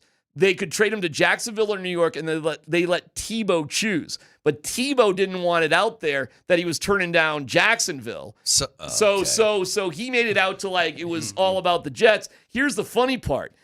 So the Broncos did him a solid by allowing him to have a choice. The Jets didn't realize, this is a great thing, they had to pick up half of Tebow's salary. So they traded for Tebow, not realizing they got to pick up $2.5 million. That happened after the trade happened, and they had to sort of figure that out later. So to your point, it's not like, yes, he did get traded to the Jets, but he was hardly like a high priority. And Tebow turned down Jacksonville. Had he gone to Jacksonville, he would have been a slam dunk starter, and here we go, and let's see what this really is. But Tebow wanted the spotlight about going to New York. Wow. For everybody who thinks Tebow is some, Saint Tim. Tim was about marketing and making money, too. I didn't realize that. Yeah, there's all sorts of cool stuff. You're right. It might have been completely different. And that pissed off Elway, and that pissed off Elway rightfully so. Elway he didn't like Tebow anyways as a quarterback. See, this is the problem with the trust, though. There was way too many feelings involved with all the decisions those people were making. Of it. They were all in their How feelings. about the fact that we couldn't get Mike? We didn't hire Kyle Shanahan. Yeah, because there's beef between you can't handle your business. You can't run your Kyle team Shanahan that way. comes in here, has an unbelievable interview, blows everybody away. But Gary Kubiak, who's buddies with Elway, recommended VJ, and they were sort of like sold on VJ ahead of time, except Kyle did a much better job. It is an interesting hire. Like, I don't know why you go with Vance Joseph. He was very influenced by Kubiak, who VJ had been working with, because he trusted Kubiak so much at the time. Because they were so tight. And then isn't the story that if they hired Kyle, they would have drafted Josh Allen? Oh, there's no doubt that would have happened. Are you kidding me? I mean, it's like of course that would have happened. And by the way, let's not snooze on the fact it's the biggest draft miss of all time. Because the Broncos certainly in Denver in recent history. No. Spring. All time. Well, a lot of people passed on Patrick Mahomes. People have passed on this quarterback, that quarterback. It wasn't as obvious because it was right there for him. Instead, they went with Bradley Chubb.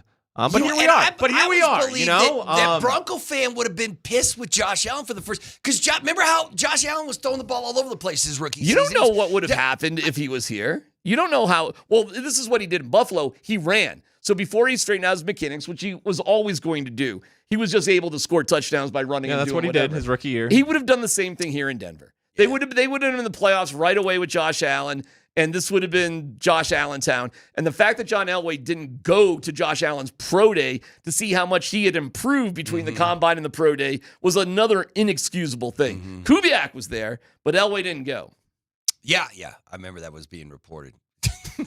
Yeah, he got exposed. He got exposed for, and the part of the reason that he didn't want Tebow. Well, number one, Tebow wasn't very good, but they had a good team. Like they had a good team around it. Correct. So many situations in the NFL of if you could just get that quarterback, and they ended up with Peyton Manning. But this is.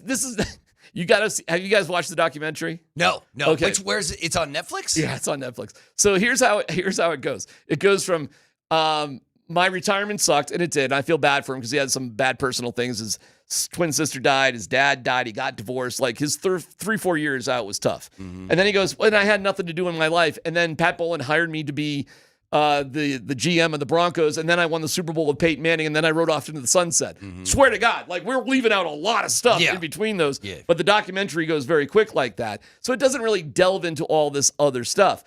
But if you just want to remember John Elway as the greatest quarterback, which he is of all time, and definitely the biggest sports hero here. We'll see what about Jokic, where that goes. But right now, Elway, I would say, is still number one in this state for all time. He is. That's what that documentary does an amazing job with. So I think you would enjoy it if that. If you're looking to like dig into the details. Well, Elway has to agree to make the documentary. Correct. You know? Correct. More importantly, DMac, go the hell home, man. It's Christmas Eve, bro. Your shift is done. You don't have to be here anymore. Well, we got to go to break. Go and then DMac gets the hell out of here. Home, man. Go It's all right. It's all good. All right. I got nothing to do. Yeah. I got nothing better to do. As I'm clearly proving. All right. All right, boys. We'll see you. All right. Thanks, that's man. Darren McKee, man. We'll roll on with Kreckman and Lindahl after a quick timeout with Alberto Ureta, Mark Springer, Mark Bertinoli. I hope you're enjoying your Christmas Eve. We'll be right back here on Altitude Sports Radio.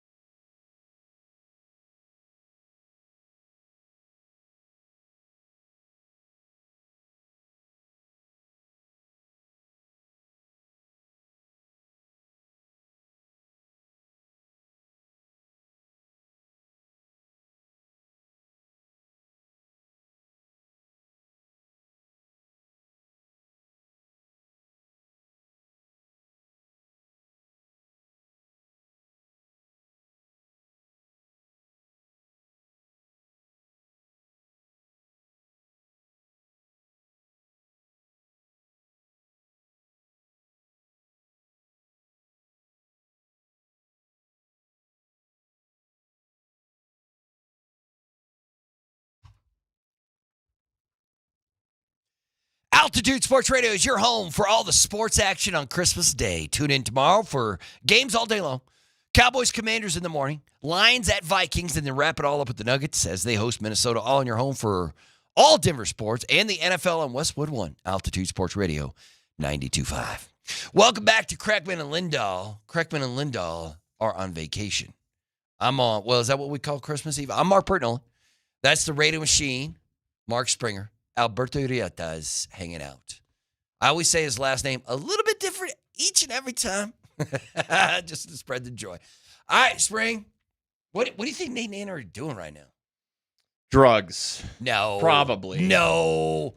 Unless it's like Dramamine, because they're all taking a car ride or something, man. Listening to this show, Nate's not. Andy might be. What's up, Andy? How you doing? I'm sure.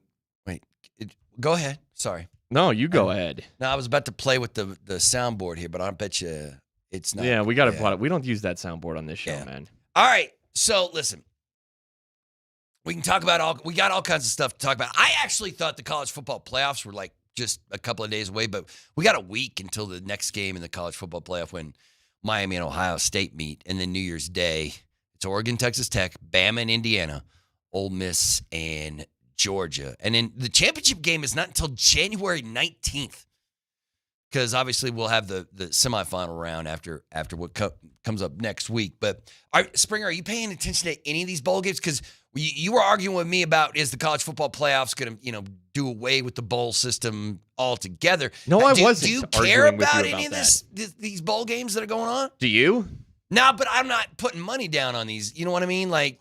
So today's, it's like this is the slowest sports day of the year. Yeah, there are no NBA games at all. Nothing going on. The NHL's in their holiday freeze. You got one game. You got the Hawaii Bowl tonight, the Sheridan Hawaii Bowl. And I don't know what Sheridan is. Sheraton. It's the hotel, right? No, Sheraton. I don't know what that is. It's crypto. It's got to be crypto, right? So if you want to watch the Hawaii Bowl tonight, you can. Hawaii versus Cal. Cal fired their coach. Nick Rolovich, I saw, as their interim head coach. Former, I think he was a Hawaii coach. He's got Denver ties. That's your option tonight. That's your option today. And then obviously tomorrow, loaded NBA slate. 3 NFL games. But those NFL games tomorrow, dude, they all suck. Yeah. All 3 of them suck. I know the Broncos play at night, but that game should suck. You got a whole lot of bad quarterbacks. In each one of these games, you got a dude playing quarterback who should not be playing quarterback in the NFL right now. In the Cowboys-Commanders game, you got Josh Jacobs, right? Josh Johnson. Who's Josh Jacobs? Why did I say Josh Jacobs? Running back for the Packers. There you go. That's what I was thinking of. Josh Johnson. But Josh Johnson's like 40. Josh Johnson was He's played for every single team in the NFL. He's played for like 17 teams. Right? That's where we're at. So, and the Vikings won't have J.J. McCarthy, so they're going to go with Max Brosmer, right? Yeah, who was absolutely awful in his first start. So you have Brosmer taking on Jared Goff and the Lions, and of course in the Broncos-Chiefs game, you got the guy from South Dakota State. Yeah, Chris Oladikin. Playing in this game. And I was, I'm dismissing him. And I should. You should. And there's no jinx here, okay? There's no, don't you count out Chris Oladikin. The Broncos don't okay? blow teams out, even the best and worst teams, right? Like they played, the Jets game was a close game, right?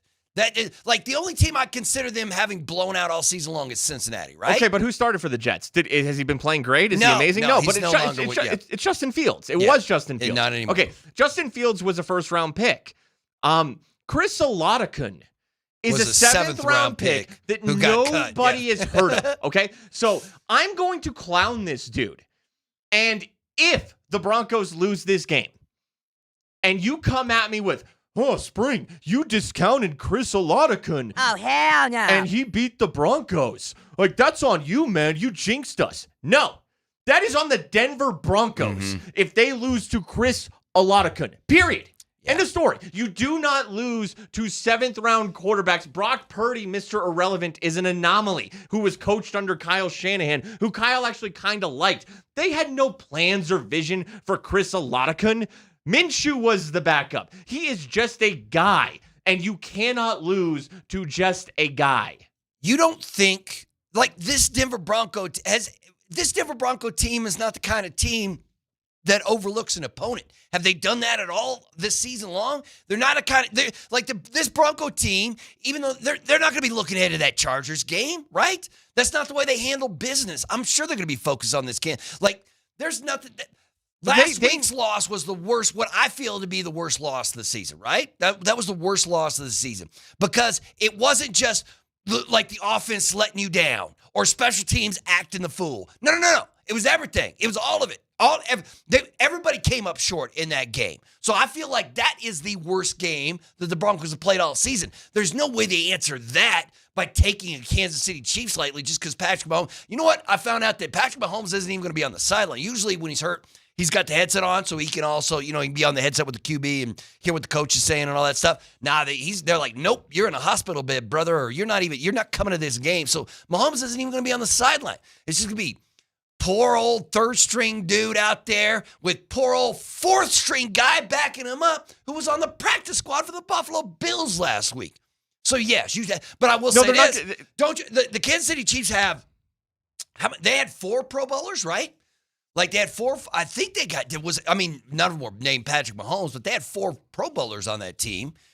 And there's going to be a bunch of hungry guys who want to, prove that they belong in this league. All the guys who are going to be, filling in for all these dudes that just got put on the IR by the Kansas City. I think the Chiefs are going to be what do you think hungry team this week. So you think the Chiefs are in this game? I think the Broncos are winning this game 35-7. Okay, so why'd you just say what you just said? Because I'm just trying to prove a point that it's the NFL, brother. Like, if something weird happens tomorrow night and then that's a problem. And Bo Nix breaks his clavicle or, RJ lays the ball on the ground 3 times or something and you end up losing on a last-second field goal. Then that's a problem.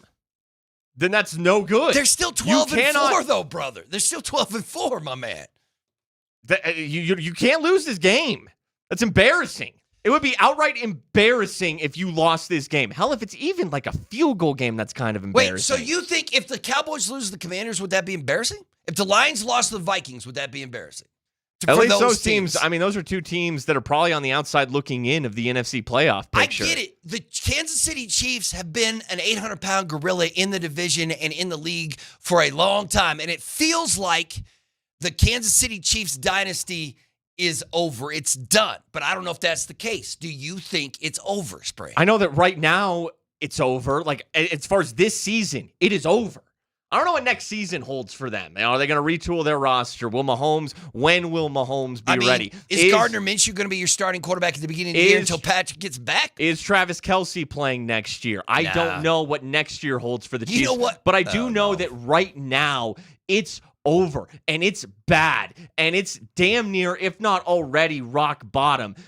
They are 13.5-point road favorites for a reason. I get it, man, but they still have Chris Jones. He could absolutely smash Bo, and the next thing you know, Stiddy's in the game. This isn't about predicting what's going to happen. This is saying what should happen. What should happen is the Broncos win 35-7. Is that they win fairly going away in this game. They really should. But I really don't care if they win by 20 as long as they win. And it almost feels like you need the Broncos to stunt on Kansas City tomorrow night or you're not going to be happy. I mean, to a degree of stunting, yeah. Yeah. No, your defense should. Chris Solodikun has not seen this. He has not seen Nick Bonito and Jonathan Cooper and Zach Allen. And no, he hasn't seen anything. And the secondary, Riley Moss it's not going to happen. We're like, oh, man, Chris Oladikun's just targeting whoever's on Riley Moss, and Riley Moss is just slipping and tripping everywhere. And the quarterback position is the most important position in that league. But once again, the Kansas City Chiefs offense isn't the only team that's going to be on the field. Their defense is going to be out there too. And I think their defense is good enough to make it a little bit tough on Bo Nix and whatever Sean Payton wants to do this. And they are without their 2 starting cornerbacks, Trent McDuffie and Jalen Watson. That's not ideal. So what should happen is that this is a fairly routine win, at the very least, setting up for it's either winning you the division or it's setting up for a division crowning game the following week against the Chargers. That's what needs to happen. Oddly enough, as I was taught when we were talking about DMac, there is a scenario. There's a scenario this week where the Denver Broncos clinch the AFC West, and that was easy. All they got to do is beat Kansas City tomorrow, and then the Chargers have to lose to Houston. And then the AFC West is yours, and that last game of the season might not mean anything, although it might mean, the number one overall seed in the AFC. There is also a scenario in which they do get the number one overall seed and home field advantage all the way through the AFC. But it's a lot of moving parts. The Broncos would have to beat the Chiefs. The Chargers would have to lose to Houston. New England would have to lose to the Jets. Buffalo would have to lose to Philadelphia, and Jacksonville would have to lose to Indianapolis. But if all those things happen, then the Broncos wouldn't even have to play in the last week of the season. They could do what Kansas City did last year and just play scrubs. Just be like, put all the scrubs out there. Now that's not very likely to happen. But the other thing that can happen this week is that all those divisions get locked up, and all the playoff teams are locked up, and the last week of the season of the regular season, the people are only playing for positioning or something like, you don't have much to go on. But the Broncos can make their life immensely easier if they handle business against Kansas City, because that Chargers-Houston Texans game has got, both those teams need that win. It's going to be a playoff game. Saturday afternoon in Inglewood, California, is going to be a playoff game between the Texans and the Chargers, right?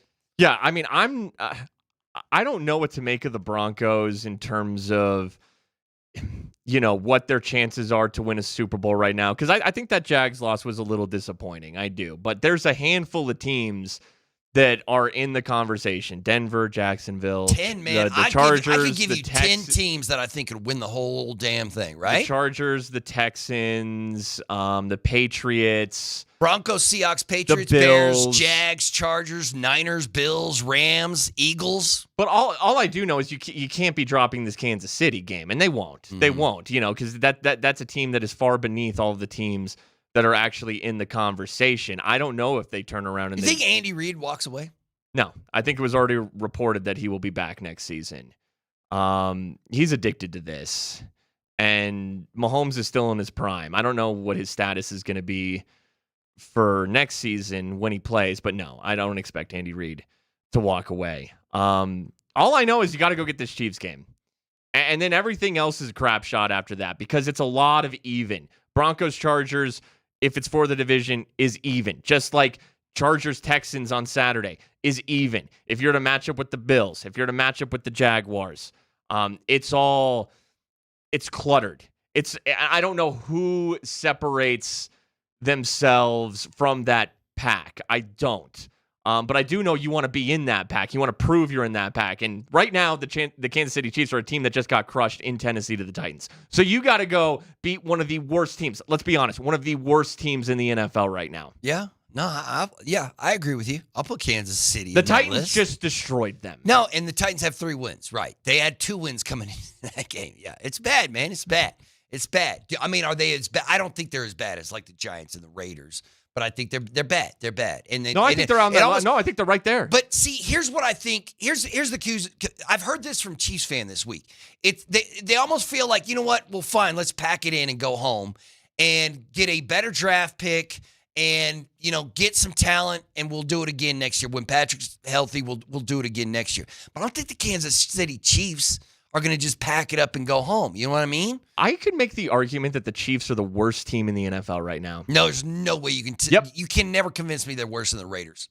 The Raiders the Raiders just shut down Brock, right? You see that? Yeah, Brock Bowers is out for the year. They just went into Houston and lost by 2. They were in that game in Houston. The Raiders are 2-13, brother. I don't know if I could see the Chiefs beating maybe the Jets. I think the Giants are better than the Raiders, bro. I think the Raiders are the single worst team in the NFL. That's why you got to question what's going on with that head coach. Give me Geno Smith over Chris Olakun every single day. No way, bro. No. Not if he's playing behind that Raiders line. Not if he's dealing with that Raiders. No. Bro, it's Chris Olakun who has done nothing in this league. I get it, Geno man. Smith has done some things in this league. Yeah, but see, the Vegas, they choose to start Geno. Chiefs are just starting this chucklehead because everybody else is hurt. Right? That's what I'm saying. That's right why now, I say today. this is why the Raiders are worse. I'm not saying they're choosing to start I'm this not saying next year when Mahomes is healthy and McDuffie and Watson and Rashee Rice are healthy. I'm saying right now, today. maybe the only team that I think the Chiefs could beat right now, I would go the Jets. I think that they're starting Brady Cook. They're really bad. I'm going Chiefs or Jets as the two worst teams in the NFL right now. Okay, listen, I will accept Jets, bro. I will accept Jets. They're in such a bad way. But you're right. Tyrod's hurt. Justin Fields is out. They got, Brady Cook starting their games. And but then they don't want to win any because they're going to use a top 3 pick to take a quarterback, right? That's exactly what they're going to do. That's what the Jets are going to do. But you need to understand how bad the Chiefs are right now. They are so bad right now. You and DMac, y'all are getting cocky about this game tomorrow. And I mean, you should be. But at the same time, this isn't out. even. I haven't like. These I'm are not saying men, man. They're not going to just walk away. I'm not saying the Broncos are winning the Super Bowl. I'm not saying that, the Broncos are amazing, and their defense is still very good. And Knicks has shown progression, and I like some of their young talent evolving on offense. The Chiefs are a disaster. And if the Broncos lose to that, that's inexcusable. Mm-hmm. Well, I don't know, man. I think you're crazy, but tomorrow is Christmas Day, and we're here for you. Pre-game coverage of Nuggets T-Wolves, powered by Ramos Law, will start right at 8 p.m. Spend your Christmas night with me and Kaz on Altitude Sports Radio 92.5. We'll be right back.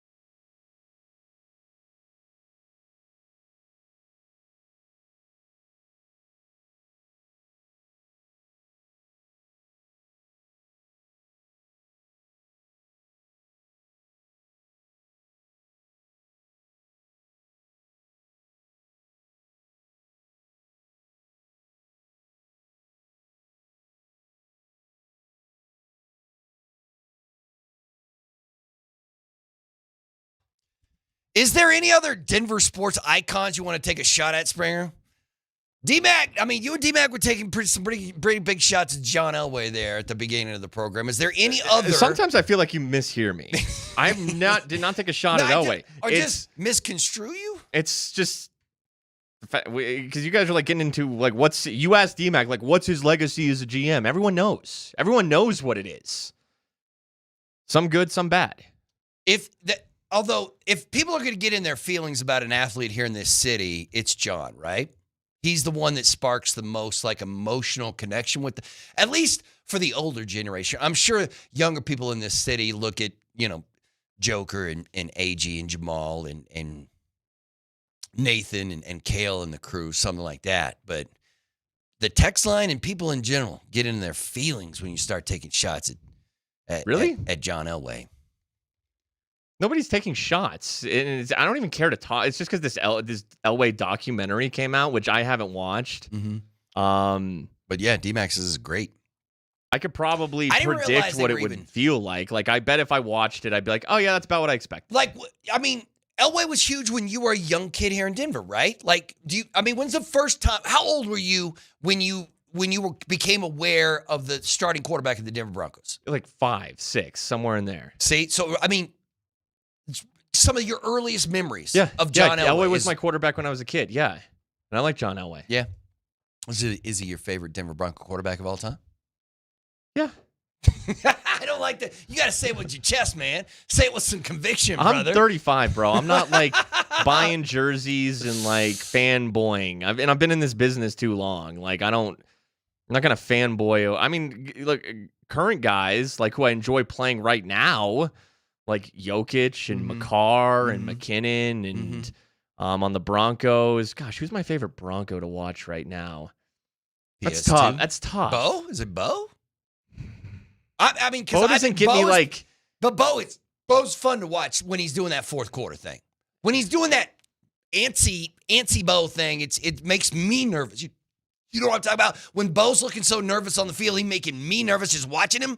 But when you get to that like crunch time, and it suddenly feels like he's a different person. When there's it feels like there's. Once he gets into the action of a game, it suddenly feels like he's like, okay, I can breathe now. I can relax. I can take it easy. And then when he gets to those fourth quarter comebacks, those are fun. Those are a lot of fun. Yeah, but it's stressful. I don't view Bo because like when I mentioned like Jokic, McCarr, McKinnon, like you're right. Those are electric. Those dudes make plays where it's like, and you can just see the talent. You can see the effortlessness, the natural ability. Bo has moments. But I don't see this like natural, oh my gosh, greatness to him like you could with John and Peyton and the crew. I think Bo's a good quarterback, but I don't tune in for Bo. You know what I'm saying? I don't tune in because I'm like, what? I got to see what Bo's going to do today. So who's the most exciting player to watch play football for the Denver Broncos? Yeah, that's what I'm kind of asking myself. I mean, like Benito. I like watching Benito pass rush, but there is something about just like, is that what you're really tuning in for? It's what we tune in for. We tune in for quarterback play. We tune in for like if you have like an electric running back or a receiver that just makes these catches. Well, the Broncos don't have one of those. They don't have an electric running back right now. No, that's for sure. They haven't had one. Maybe JK. Maybe JK could have been that guy if he could stay healthy. I'm talking like Saquon jumping over a dude, and it's like. Speaking of which, Saquon looks like. And that's just like a recent one, watching Adrian Peterson run, when you're a kid, Barry Sanders. How about this guy? And this is going. You're going to be like, I don't know, but he kind of makes a Sunday football game a little bit more exciting for me. Riley Moss. You never like he is entertaining in that respect. Right. There's sometimes I'm like Riley, and then I'm like, Riley. You know what I'm talking about, man? I think he's been getting a bad rap all season long, except he's got a reputation now, Spring, because it feels like every once in a while you'll see a flag get thrown on him for PI, and you're like, man, that's a reputation flag right there. No, I think that's been a lot of it, but for the first time this season, I will say his tackling was abysmal. Well, the entire team was struggling with tackling last week, man, right? There was a couple of players who broke multiple tackles and got 20 plus yards down the field before they were stopped. So yeah, once again, It was every aspect of the Broncos play last week. You know what? We're going to have to take a break. When we come back, I do, you know what? Next hour, I want to do this. And the Shot Monster text line, if you want to join us as well, you can. We've done it in years past, but it is Christmas. So I would like you to give a gift to each one of the professional franchises in this city.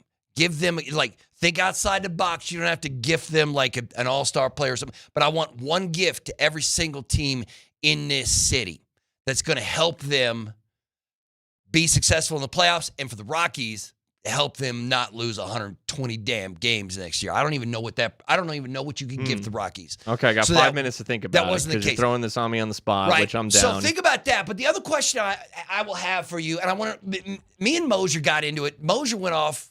This is a couple of months ago. Well, it was a month ago because the Broncos' winning streak was only like 7-8 straight at that time. And Moser kept screaming at me that he needed the Broncos to lose, and not just lose, but he wanted them to get beat bad, because he's like, if you lose on a last-second field goal, you can tell yourself that everything's okay. But if you lose in epic fashion to one of these teams, then you take care of all the little things that hasn't cost you games before, like the penalties or the pass interference or the special teams play or any of those little things that might have been just a bump in the road during the win streak. You get housed. And all of a sudden, all those things get blown up. It's a problem. Like he kept trying to, and I kept trying to tell him, I will never actively cheer for my team to lose.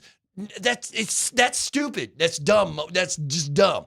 But you tell me, do you think? I mean, is Moser on to something? Oh no, I think that's overrated. Yes, that idea that wakes you up. Yes, like you won't correct those problems until you lose because of those problems. If you win while you have those issues, it's just something they put up on the board during team meetings, and you're just like, yeah, well, okay. Yeah, we get it.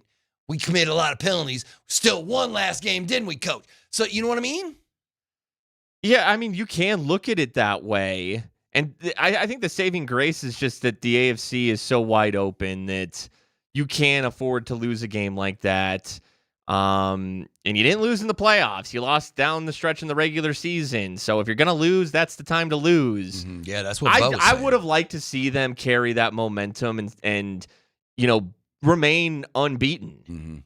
Mm-hmm. And set a standard. Yeah, it would have been the most wins you've ever had in the history of the franchise. Now you are playing one more game than the rest of the franchise have ever I mean, played, it's okay. Yeah, we can look at that and we got to correct this. We got to correct that. That's fine. It also just exposes you for the flaws that you have that might not be correctable right now. Right, and the playoff team coming in 2 weeks could be like, well, that look. Yeah, at that. now you just watch that Jaguars film and say, okay, here's what they did, and here's how you have to execute at Mile High with the crowd noise. I think a lot of people look at that tape and you're like, here's how we win.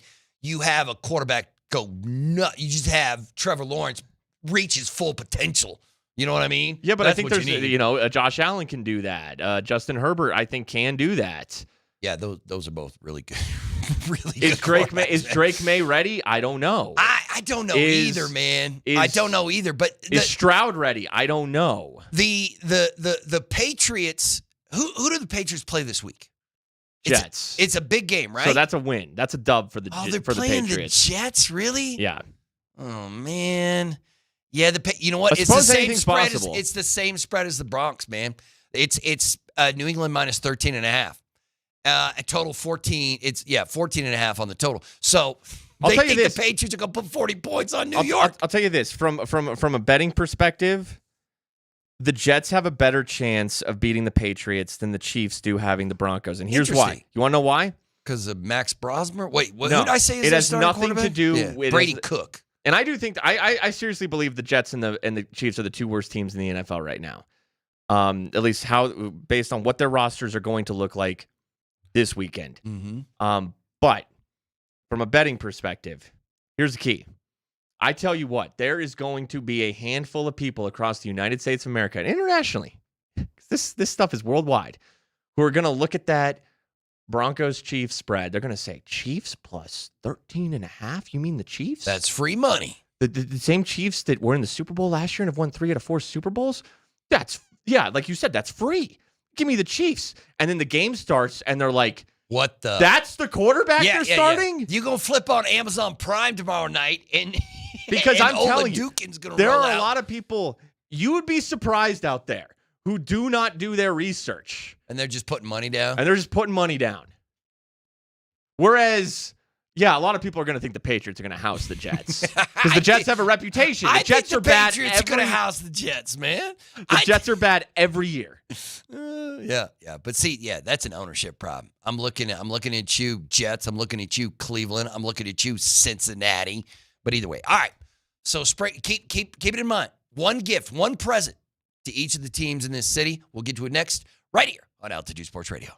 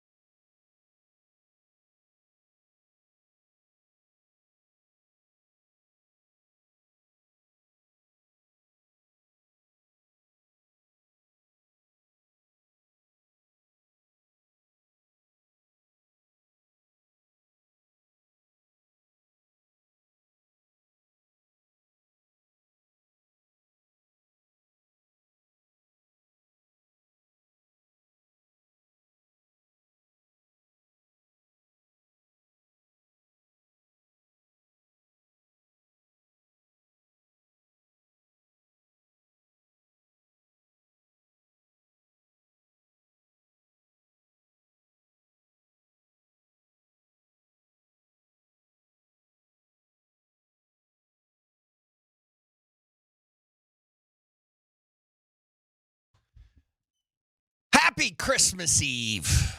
Hope everybody's having a good time out there. Hope everybody's off work and doing that family thing. That's what Nate and Annie are doing. They have families. Me and Springer and Alberto do not. So we're here, and they're doing whatever people who have families do on Christmas Eve. I don't know what that is. Is it just, it's like eating cookies and getting lit? Like, I don't know what people do on Christmas Eve, right? What does a normal family of four do on Christmas Eve? I mean, I'm sure is there Christmas activities? Maybe fight a little? Is that what you do? You get drunk and fight with your relatives? Little DV, huh? Little domestic violence? No, Spring. No, man. No, that's the exact opposite of what we want on Christmas Eve. Did you mean like verbal fighting? Like, get out of the house. I hate you. No, I don't want to see you again. You need to embrace the love, man. You are the one. Alberto brought up the fighting. I was just reacting to it. Here at the station, you're the one who looks most like Jesus. You look like a little baby Jesus. Used to. You're right. Right. When you had the long hair and the long beard. Now, not so much. But you're still the closest one. Nobody's going to run into DMac and think he's a little baby Jesus. You know what I mean? Like, that ain't happening. I watch Christmas movies. You play watch Uno? Yeah, board games. What you do? Board games. You just play Monopoly? I don't know. Duck, Duck, Goose. No. No, ain't no family playing Duck, Duck, Goose on Christmas Eve, man. You're just making stuff up now. I have no idea. No idea. That's not one of the things I did. Yeah, Christmas movies. Okay. Right? That's the thing. I don't know, man. Is that what the kids do now? No, ain't no young kid sitting down and watching a Christmas Carol. They're checking out YouTube, man. Right? They got time for that. They're looking at TikTok. They don't have the attention span for it anymore. It's a Wonderful Life is on TikTok at 90 seconds at its pop or something. I don't know. I don't know what families do on Christmas Eve. We are talking sports. Matter of fact, last night both the Avs and Nugs played. Tomorrow the Broncos will play. The Avs beat the Utah Mammoth in a kind of a weird, man. Sam Girard scores the lone goal. The only goes point crazy. In the game. That goal was unassisted. Was it unassisted? Yeah, so a 1-0 win where only one player recorded a point. So Girard just stole the puck and put in a goal, and that was it. Yeah, it was a really nice play from Sam Girard. And Wedgwood made, I don't know how many saves. I didn't pay attention. I don't have the box score up, but he was 32 saves? Yep. He was great. He was great. Yeah, people were saying he looked really good. He had the one save where it's Clayton Keller steals a puck in the neutral zone, gets in, shoots it, rebound, Keller's second attempt, and Wedgwood goes full splits, but makes the glove save, one of those sprawling, soft hands glove saves. Yeah. But it's possible that the puck, because the puck's in the netting of his glove, right? Mm-hmm. And it may have crossed the red line, but because you can't tell for sure. You don't know, even though you kind of do know where that puck is in his glove, it's probably beyond the red line. You don't know for sure because you can't actually see the puck because it's in the glove. Mm-hmm. So that was reviewed, call on the ice was upheld, and the Avs win. And good things. I mean, did you see how many, listen, just looking at the standings and seeing how many points the Avalanche have before Christmas is ridiculous because they're the best team in NHL history before Christmas. Are they the 61 points? 61 points is the best mark. Because I saw that they were up there with the teams that they're battling with, the 1923 Bruins or the Canadiens, and you're just this is where we are, where you're just putting it. But yeah, 27-2-7 are your Colorado Avalanche as they hit the holiday break. And the two teams in the NHL who are right behind them are the two teams who are right behind them in the Central Division. And that's the Dallas Stars with 56 points, the Minnesota Wild with 50. But your Avs are cooking right now, but that does not mean that Mark Springer does not have a Christmas present for the Colorado Avalanche. Spring, if you could give the Avs any present for Christmas, what would it be? You know, it's funny. I said I was going to think about this during the break, but we just talked. So here we go. Top ahead. You ready? Yeah. What would you give the Avs for Christmas? Sidney Crosby. See? Okay. Why not? You got to lose somebody to get Sid. I get it. Rich get richer. I get it. But it's not well, you know what? Let me check the standings. How close is Pittsburgh to a playoffs? They are, you know what?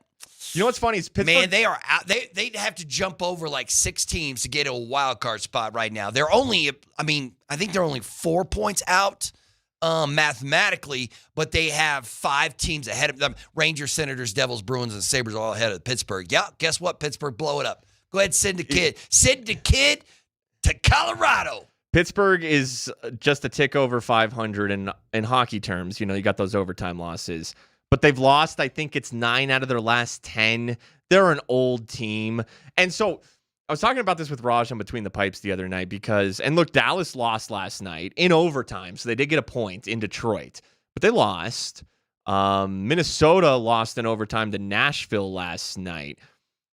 But you know that Dallas and Minnesota, it's funny, like the 3 best teams in the league are all in the same division, right? Yeah, the 2 other teams that are as good as you are almost as good as you because they're are the 2 teams you hate the most in the world. Yeah. And there is no NHL team I hate more than the Minnesota Wild and the Dallas Stars. There's just not. There's not anyone. So your present to the Avs would be Sidney Crosby. Well, but see, so let me give you an example of what an example of a trade for Sidney Crosby would look like. You would from Pittsburgh, you would get Sidney and maybe somebody else. Say Sidney and a 4th-string guy, or a 4th liner, or maybe a young guy for the A. No, Pittsburgh's not going to give you a young guy. But in return, you would have to give them 2 players, a 1st-round pick, and a 2nd-round pick. Yeah, I don't mind giving them. I don't mind giving them that price. I don't mind giving them prospects and picks. Maybe you'd have to part with Gerard or something like that. See, that's what I'm saying. It's not like you're taking those 2 players from the Ross Eagles, Colton, man. You're probably sending Ross Colton back. Because now Sid, I like Ross, man. I do too, but I like Sidney Crosby. You have to pay. But regardless of any of the specifics, it's just a Christmas miracle. Okay, Christmas miracle. Sidney Crosby is your 3rd-string center. But here's the thing. Okay, I said this is what I was getting to with Dallas and Minnesota, and I talked about this before the season started. You know, every single year when trade season comes around, it becomes an arms race. Yeah. And you got to keep up with the Joneses. Yeah, and sometimes you trade for a guy so the other team won't get him. There's that too. I know Minnesota just traded for Quinn Hughes. They still need to make another move because you're all in. They're not good enough. They're still not good enough. So you're all in. So what if there's some centers on the block? What if Minnesota trades for former Av? Ryan O'Reilly. Yeah. What if Steve Stamkos? You can get Stamkos out of Nashville. You know what I mean? What if Dallas trades for former Av Nazem Kadri? Yeah, that would suck. So now Minnesota adds a center. Dallas adds a center. Mm-hmm. What are you going to do if you're Colorado? See, I mean, what I'm okay doing nothing. What Spring wants to do is go get Sidney Crosby. So Minnesota's yay, we got Ryan O'Reilly. Dallas is like, yay, we got Nazem Kadri. Yeah, and then Colorado's like, we got Sidney Crosby. We won up to you. All right. I'll take it. Let's go. Christmas miracle, Sidney Crosby to the Colorado Avalanche. So last night, the Denver Nuggets lost to the Dallas Mavericks for the 2nd time this season because the Mavericks seem to be an offensive explosion every time they take on the Nuggets. So the Nuggets decided not to play defense. They were down by 21 points. They came all the way back, but the last-second shot by Peyton Watson falls short. Nuggets lose. Their 11-game road winning streak is over. They return home to host Minnesota on Christmas Day. Springer, what would be your Christmas gift to the Denver Nuggets? This is a tough one. Cam Johnson hurt his knee last night. That's a good Christmas gift. It wasn't bad. The report today is that it's just a bone bruise and it's not a season-ending injury. So you'll have him back before the playoffs start. So that's good news. Yeah. You're also going to get Aaron and Christian back here, hopefully sometime after the start of the new year. But if you had to give him a Christmas present right now, what would it be? See, I don't know. Because the moves they made in the offseason, like those were the moves. Yeah. I love the group. I love the depth. So I don't really know like who you'd give up if you're going to go like, really top heavy with this team. I wouldn't even do that. You need the depth and they have the depth. Let me give you the top 5 names NBA trade targets right now. I will say I'm not going to go trade, but still throw them at me.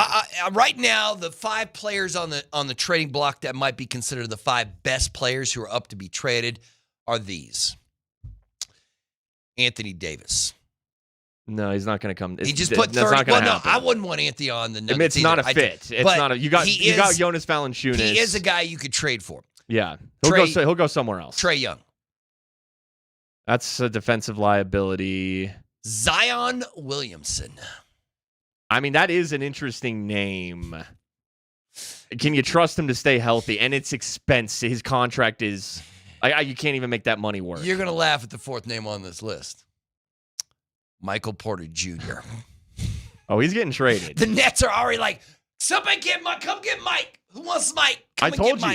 It dawned on me the day after the Porter trade that it's going to be a Mikko Rantanen situation where he gets traded back to the West, and now Mike is on a rival team. Yeah, he's playing on the Suns or the Lakers, and you're going to run into and the fifth name on the top 5 stars mentioned in current trade rumors would be Giannis Antetokounmpo, who the Lakers are allegedly trying to target. Matter of fact, the Lakers want they want some defense. They need a defensive wings to try to slow down these juggernauts in the Western Conference. I don't know if they're going to get it.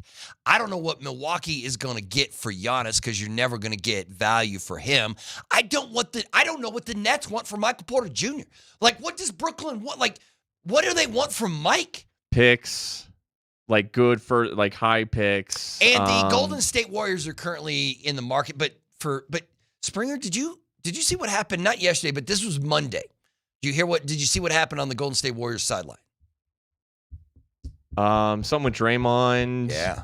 Draymond Green, Steve Kerr got into it on the sideline. Mm-hmm. But the crazy thing is that Draymond freaked out, just left and went back to the locker room. After the game, Steve Kerr was still pissed, but he was trying to, keep it together and explain, like, listen, Draymond's Draymond, and we're going to have these kind of conversations, whatever. Draymond was like, here's the reason I went back into the locker room is because I was scared I was going to do something I would regret. And he made it sound like he was about to beat the hell out of Steve Kerr on the sideline of an NBA game that was currently going on. And I was like, what are we doing? Isn't he? What are we doing? Shouldn't he be older and wiser now? Right. Like, listen, I will say this. Jordan Poole might have deserved to get popped. Jordan might get this, because Jordan is kind of crazy. He might have deserved to get punched, but Draymond deserves a pop just as much as anybody, man. But I don't, you cannot have a player physically confront his head coach on the side. I mean, you can, but what the hell is going on with that organization and that relationship? Well, it should be a situation because those dudes have won championships together. And Steve Kerr's a respected coach. Say what you want about him, but he is. And Draymond's supposed to be a team leader who's been on that team for over a decade. Like, what are you doing? I don't know, man. What are you doing?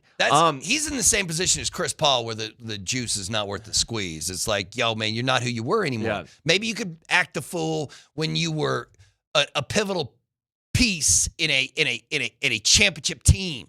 But you can't do that anymore because you're not, and we're not. All right, so here's what I get the Nuggets, okay? Yeah, I'm tossing around a couple of things. Like, the one thing I want to say is,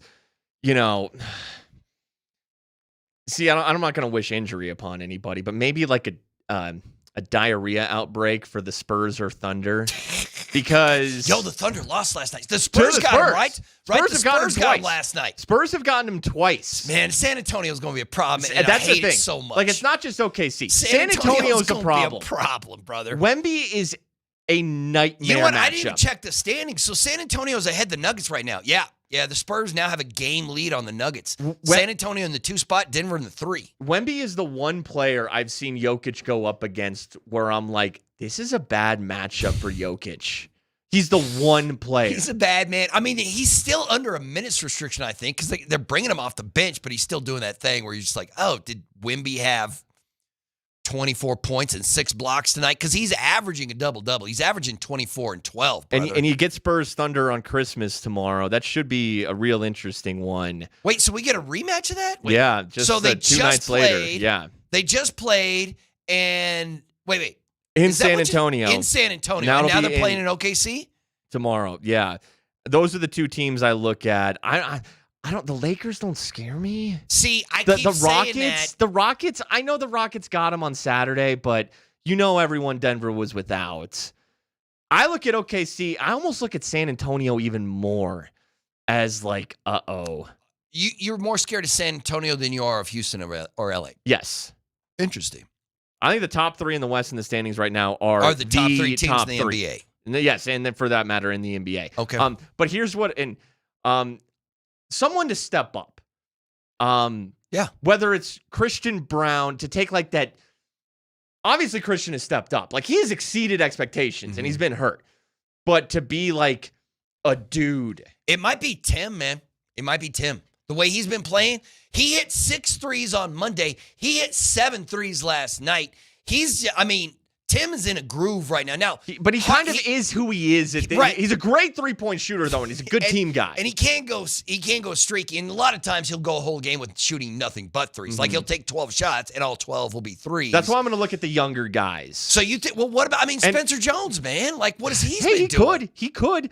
Scott on the text line says Duran. Hey, maybe Duran Holmes. Yeah, Duran is playing well in the G League, but as the season goes on, maybe that's an extra depth guy. I've always been a Jalen Pickett fan. Maybe Strother kind of comes into his game. Yeah, it felt like Strother has struggled since he came back from injury, but he's gonna get minutes now, so he's gonna get to see what. I think the Zeke experiment is over. Like, they played Zeke early in the season, and they're like, okay, you can see Zeke's face on the bench that he's just like, I know, it's not happening. Yeah, you know who it might be? It might be Peyton Watson making himself more. It could be Peyton Watson. Yeah, because Peyton, he's kind of shown those signs this year. He really has. Where he's like, I think I figured out this NBA thing. I think I'm a player in this league. Yeah. Let's go. Yeah. So I do think they already have kind of gotten a Christmas gift in that Jamal Murray's playing the best basketball of his career. Yeah, here's the problem, Springer. Here's the problem. Nikola Jokic is playing the best basketball of his career. Jamal Murray's playing the best basketball of his career. Aaron Gordon is playing the best basketball of his career. Peyton Watson is playing the best basketball of his career. The Denver Nuggets are off to the best start in franchise history. They're 3rd place in the damn Western Conference, man. I know. This is what freaks me out. That's why I maybe it is diarrhea as the when the Nuggets play him in those series.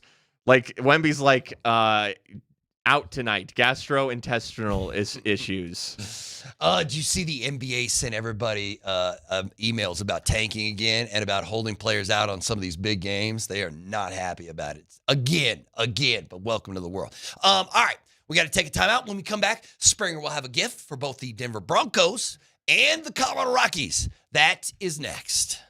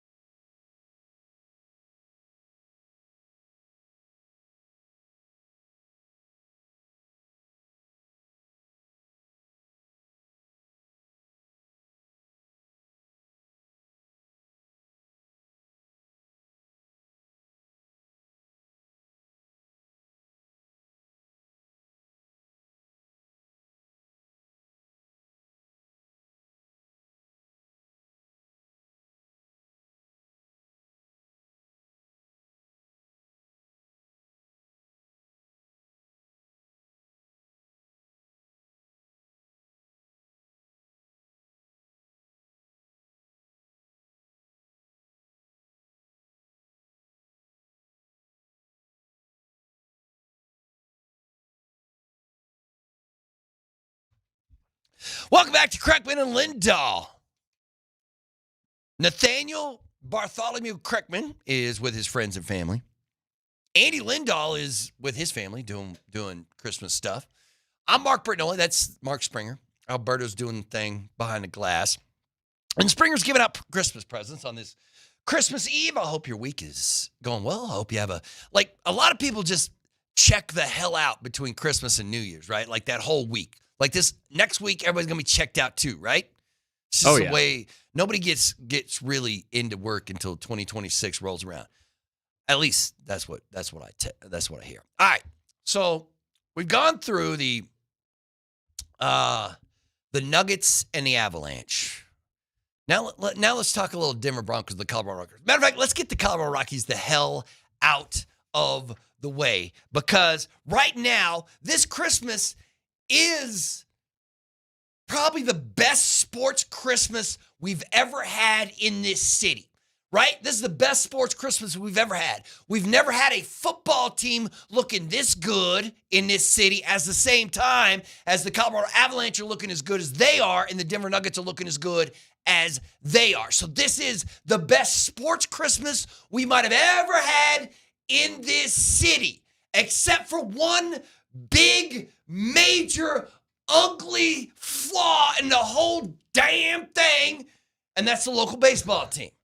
The Colorado Rockies just had the worst season in the history of that franchise.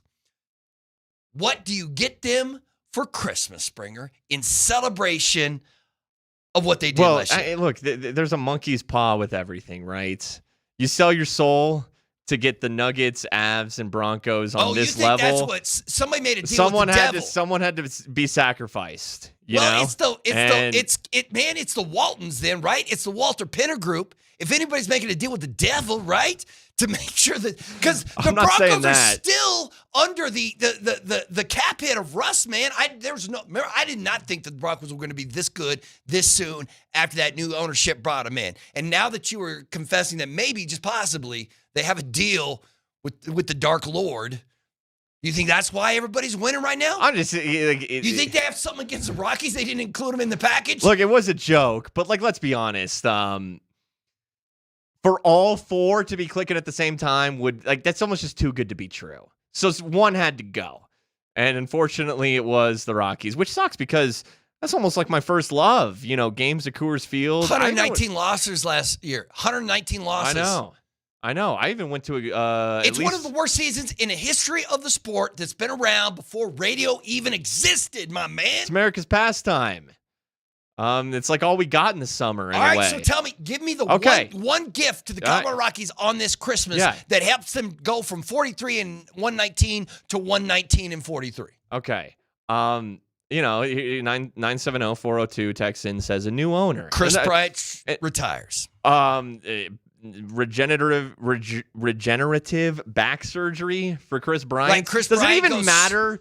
Does it even matter? I mean, Chris is old either way. Right, but even if he had the season the likes which he had when he won the MVP in Chicago, you still probably 115 losses instead of 119. Yeah.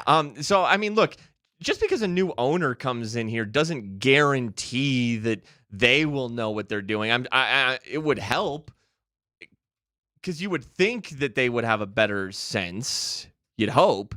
So I'm just going to give them the gift of competency. That's what I'm going to give them. Just overall competency. Trade your guys. They did a little better job. Traded Ryan McMahon. Traded a few guys, but it should have been more. Like Kyle Freeland should have been traded. Yeah. Herman Marquez should have been traded a long time ago. Now he's walking for nothing. The guys they've let walk for nothing. You think Toronto would give you Bo Bichette? Because you got a holiday in the system, right? Largely terrible drafting. A lot of the first round picks they've selected have not panned out. Yeah, but you only get one gift. You can't give them. So just overall competency. I don't know if that's possible. I don't know how you do that. Hey, it's Christmas, man. I mean, they got a new president of baseball operations, right? Yeah, I have no idea if this guy is competent. Okay. Paul DePodesta. goes to the NFL. The 303 says a salary cap. Man, the Montforts really do want them a salary. But I don't even know if that helps. I don't even know if that helps. Because even with the salary cap, you have to make the right Exactly. decisions. Matter of fact, Exactly. with the salary cap, you have to be better with the decision making because you can't cover up those problems by throwing money at it. Yeah, TD on the text line says trade the entire franchise with the Tampa Bay Rays. But you just look at a franchise like the Rays. Man, somebody says mascot that wears pants. Yeah. I like that one. Dinger just, yeah. Dinger just needs to get some pants on you, feel better about the franchise. That doesn't bother me. Look at how the Tampa Bay Rays operate. They have nothing, but they're always ahead. They're always, flipping guys when they are about to reach their peak. They are always restocking and reloading their farm system. It can be done. And not that the Rays are amazing, but they're always competitive, and they're always building something with the means of what they have. It can be done. You just have to be competent. And you have to make the correct moves. You have to trade guys when it's time to trade them. It's not that easy in this.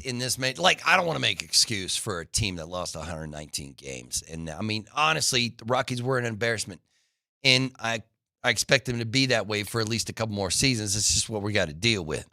But you're right. 119 losses. That sucks. But you've got the three other teams that are just cooking right now. So let's move on to the final franchise, and that is your Broncos. Denver Broncos. Hell yeah. The Denver Broncos. You know what? I almost. When I got to vote whether that soundbite, the Broncos, or Chris Dempsey's soundbite was gonna win Cut of the Year, I almost went Dempsey just because it really felt like Andy just needs a win right now, man. You know what I mean? Like and he's like, Andy, bro, it sounds like you've been sick for 2 straight months, man. You just need a dub, bro. You just need a dub. But at the end of the day, the Broncos. As it should have. So one gift for your Denver Broncos, who are tied for the best record in the NFL right now. What would it be? What I would get them, and it's nothing that they can get right now, weapons.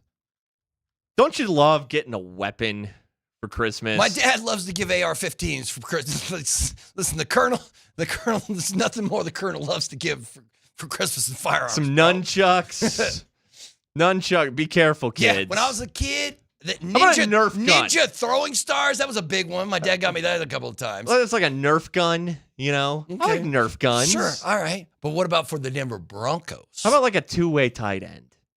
That'd be great. Give me a name. An actual Joker. Let's get the Joker all in right, here. but you can't just make one up. You got to give me a name. Look to the draft. I don't know. I've not begun my process on which tight ends are available, wide receiver, where they're even going to draft. I don't know. It's going to be higher. I don't know if you're trading up.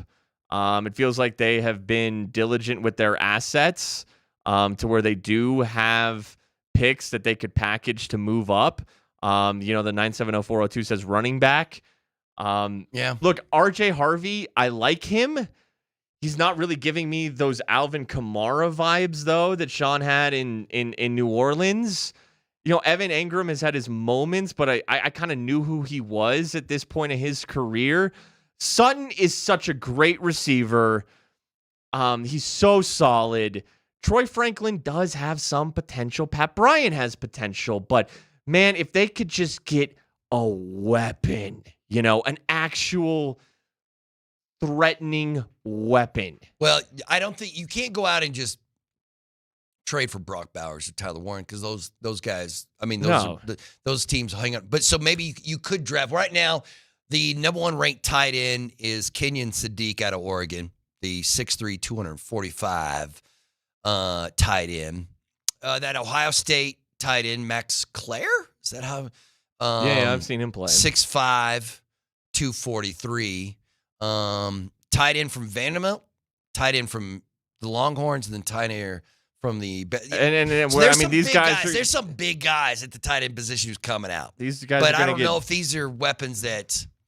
I mean, maybe Kenyon, but I don't. He'll be gone by then. Just like when did Tyler go? When did the Colts draft Tyler?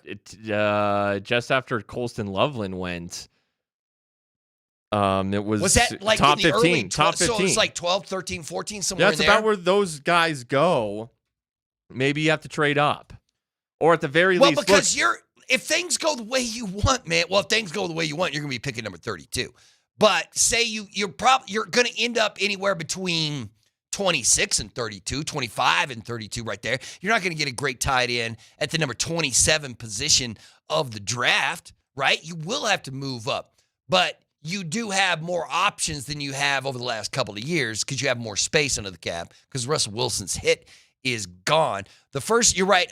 Colston went at 10, man. And Tyler went at 14. Have they? I don't think they've traded up in these recent drafts. They've been, they traded back for RJ Harvey. Yeah, I think because teams don't like doing that, man. George Payton's kind of I don't think he wants to do it either. And I think Sean has just as much, if not more, influence, to be honest with you, over what they do. Yeah, but I think Sean probably just tells George, like, this is the player. Find me a way to get this guy. Is there a way to get this guy? And if he's in the top 10, I'm not sure the Broncos can move up that. Like, if they were targeting Colston last year, or if they were targeting Tyler Warren, they would have to move up. Hey, look, all the way to, you know what I mean? Like, that's 10 spots, brother. I like the Jahdae Barron pick. He's a good player. And then Sean, this is Sean. Don't get it twisted. This is Sean who targeted RJ and Pat because Sean's the type of guy that looks at traits, and they might not be the most heralded of prospects, but he sees a trait or two in a skill position player and says, I can get value here. And they're good players. But you get that VJ won that argument with Sean because the guy they drafted in the first round wasn't an offensive player. You know what I mean? VJ won that argument with George and Sean. No, trust me, it always comes down to Sean. And I think Sean thought, if we do load up this defense, Sean knows defenses can win. Sean knows this. The Saints teams did have good defenses. Sean probably knew that, this is year 2 of Bo Nix. This is a developing offense. But if we have a beast defense, we can cut a corner. We can take a step quicker than maybe we otherwise wouldn't have. Yeah, maybe that's it. Because we can have this elite unit. Right. Where Sean saw a way to win 10 or more games this season. He was like, you know what? We can be a lot better than people think we are immediately. Offense might be a work in progress, but if the defense is loaded, that can get us wins this year. And Sean wants wins because it reflects well on him. Like, hey, look how great of a decision it was to hire me. We're winning games. Are you telling me that your Christmas present for the Broncos is like, hey, you'll get your present, but it's a couple of months down the road when the draft comes around? What else can you get them right now? I don't know. Beyond something. I don't know. Fruitcake. Do people still give fruitcake, right? Fruitcake? Is it fruit log? What is it called? I believe it's fruitcake, yes. Fruitcake, yeah. Ain't nobody actually eat that stuff, right? Like, that's a gag gift at this point in human history. If you get somebody a fruitcake, you're basically saying, yeah, I don't like you very much. I think at a certain point, every team, you trade up. You trade up and you go grab a weapon. It's just, when do you pull the trigger? I honestly do think last year was probably a season too soon to pull that trigger. Because, so you think it's this upcoming draft where you're like, okay, well, you load up on talent. Load up on talent right now. No, they've been acquiring picks by trading back and by not moving up. They've been, holding on to future picks. But at a certain point, you do unload some of that ammo to move up and target a guy. But why wouldn't you do it right? Because you're 12-3 right now, man. Like, I know you can't do it this season, but this offseason you can say, you know what? We're here. We made it. We're here. We will sacrifice success in the future for a Super Bowl now. Just like it's what the Avs did. We were just arguing with DMac about the end of John Elway's career as a GM and the trust and all that kind of stuff. And you know what? I will tell you right now, I will pay I will pay the price that the Broncos did. The Broncos won a Super Bowl, but it cost them 10 years of good football. You know what I mean? They won a Super Bowl, then they were bad for almost a decade. I will pay that price. That's what the Rams Super Bowl. That's what the LA Rams did. F them picks, Les Snead, right? In the most recent mock draft, NFL mock draft on CBS, they have the Broncos selecting a linebacker in the first round of the I just don't. I just think now's the time. It is officially the time. Maybe with the Russ cap hit coming off, you use your money to go out and get offensive talent through free agency instead of the draft. You can, but keep in mind, a lot of times the players that hit free agency in the NFL, there's a reason they have hit free agency. And you can find good players like on the offensive line. Obviously, Hufanga and Greenlaw were free agent additions, but there was uncertainty with them. Certainly Hufanga, given his lower body injuries. You know what? We're going to check out the Ramos Law injury report coming up here, but do we have an update on Greenlaw? Because I didn't yesterday. I knew that he didn't practice yesterday. Right, I'm not sure if we're getting an injury report today. But we'll have to wait till tomorrow when it comes out before the game to figure out exactly who, what, when. Because obviously, Pat's in concussion protocols. He's not. Oh, here we play. go. Yeah, what do we got? They held a walkthrough today. And what's it say for Greenlaw? Greenlaw did not practice for a third straight day. So but here's the thing: it's the Chiefs. tomorrow. It's the Chiefs, man. I'm telling you, I so appreciate you bad. trying to. They are so bad. I get it, man. I get it. I appreciate it. So, all right. So there you go. Springer's handed out presents to everybody. I don't know if anybody's happy about it. The Colorado Avalanche are the only team that's probably like, I love that present, Spring. Thank you so much. Everybody else is kind of like, I don't know. Like, especially the Rockies, you're like, you gifted us competency? You think we're incompetent? You know what the hell with you, Springer?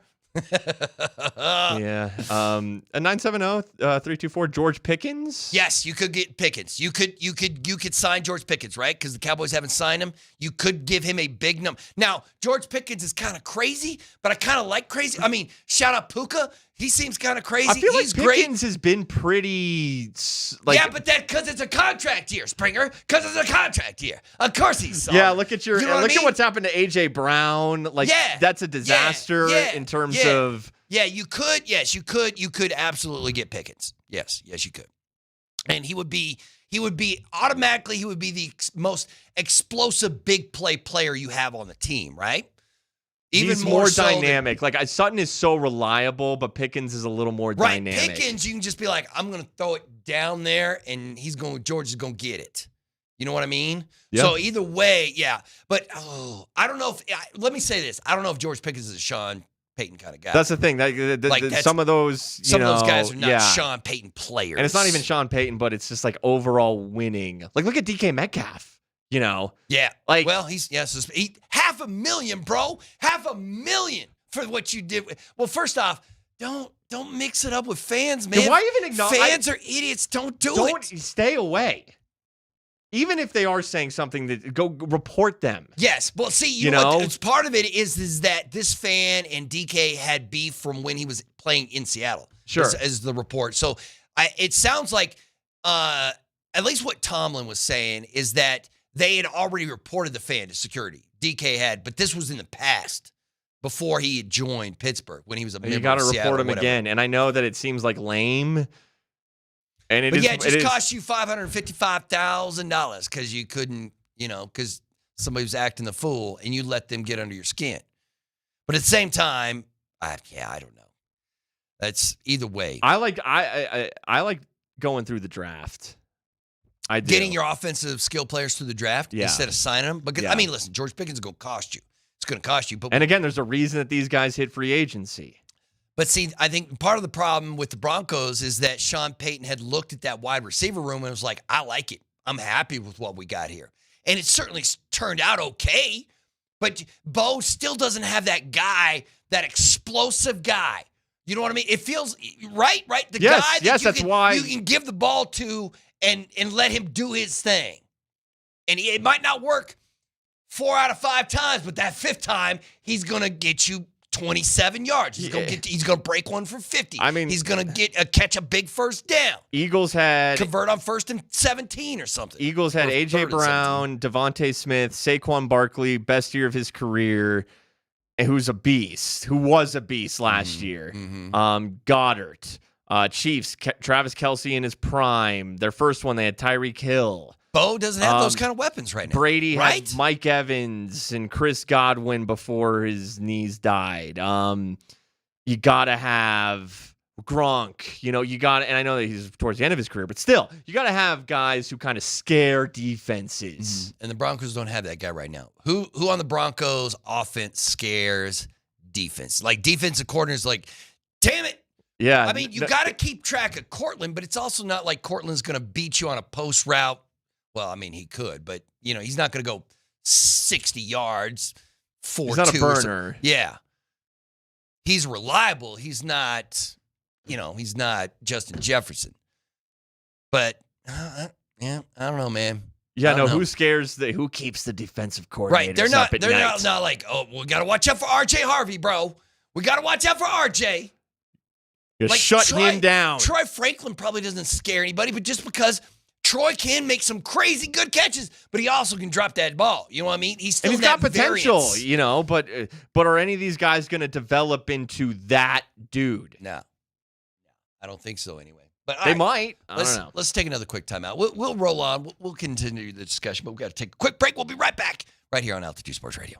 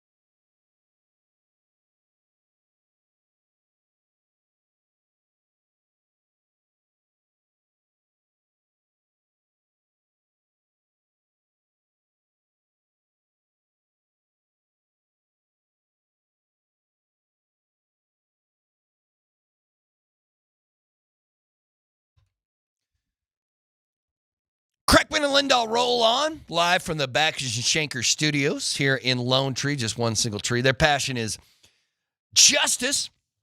The Ramos Law Hotline, car accident, you need Ramos Law, medical doctor and attorney. Visit ramoslaw.com. It's 303-504-0925. No Kreckman or Lindahl today on this Christmas Eve. Mark Bernoulli, Mark Springer, and my man Alberto holding it down as we talk all the fun things happening in Denver sports. But life has a way of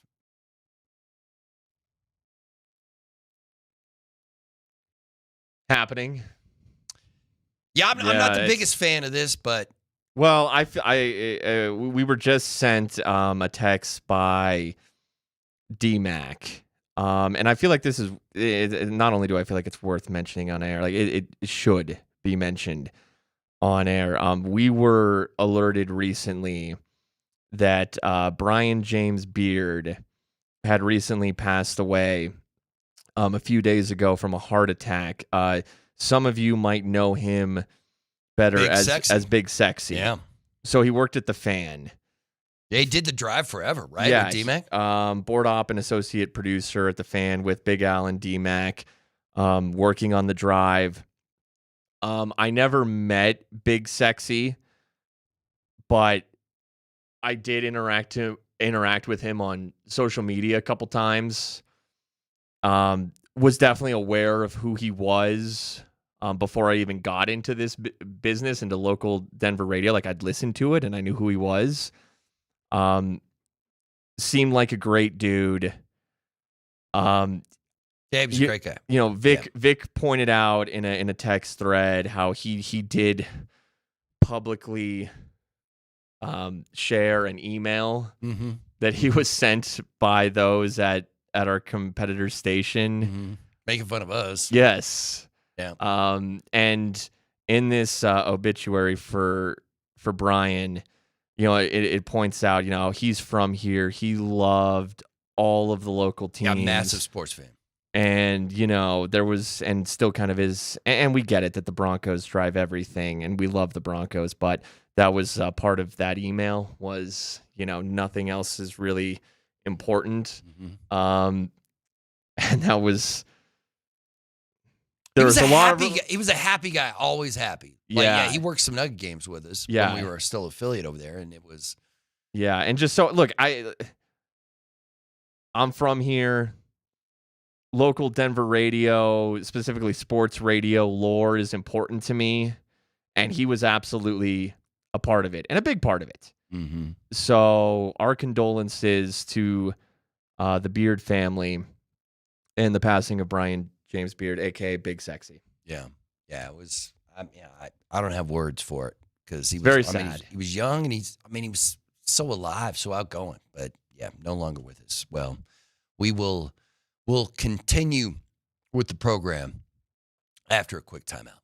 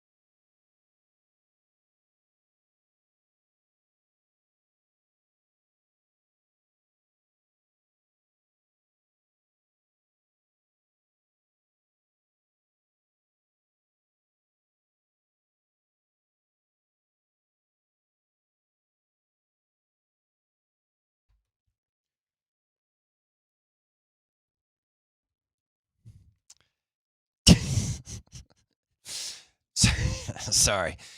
A couple of months ago when I filled in for Brett, I spent a whole segment trying to convince people the reason I'm filling in for Brett is because he died quick, just had an emergency and passed.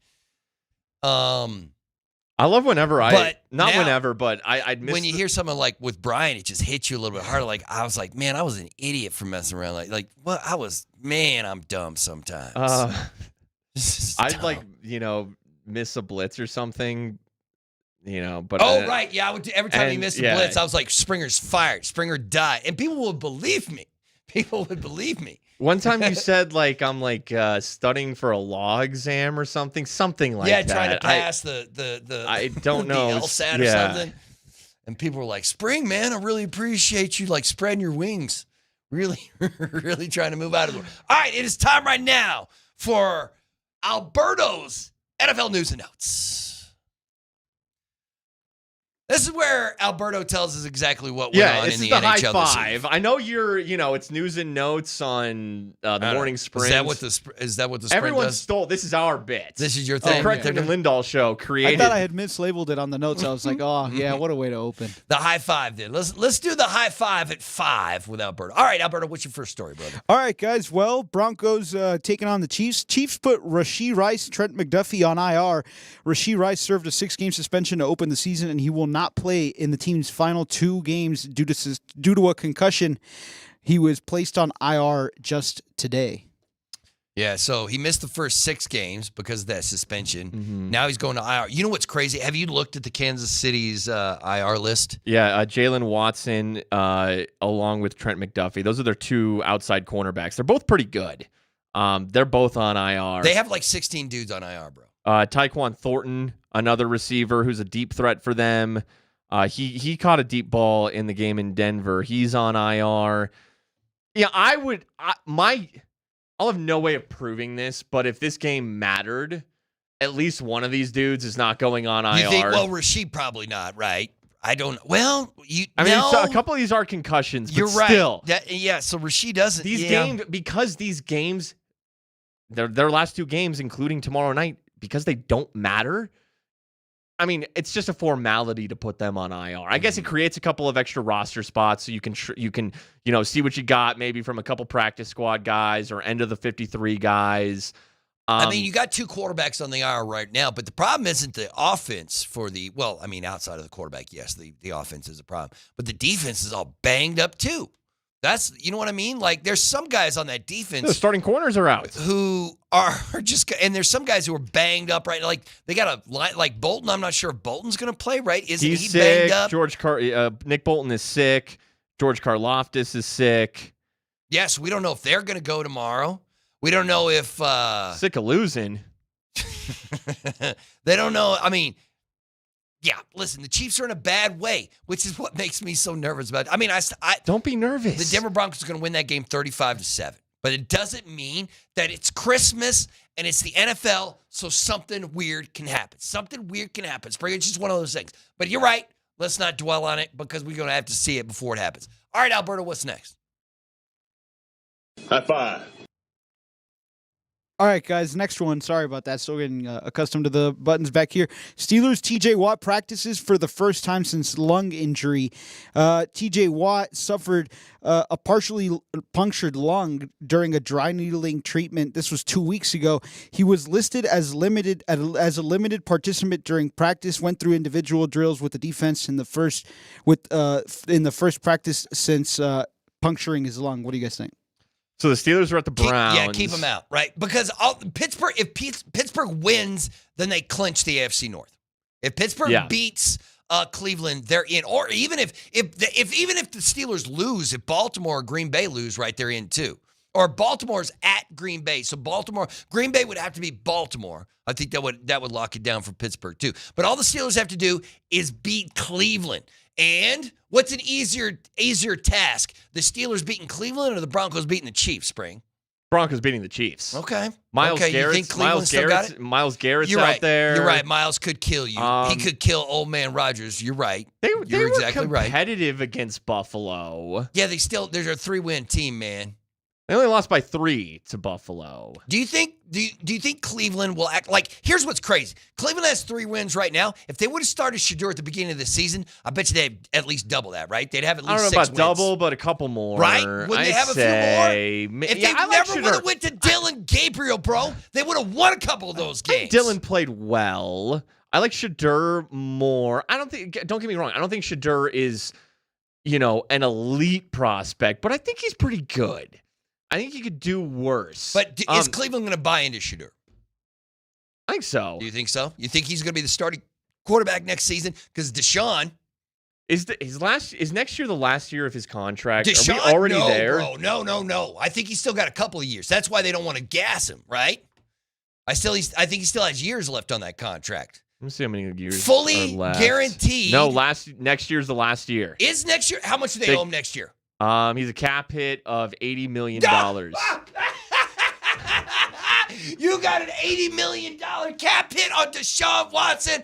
Oh, see, this is why Cleveland, you can't win. It's by far the biggest cap hit. Oh my goodness. Of the entirety of his contract. He's $131 million dead cap hit.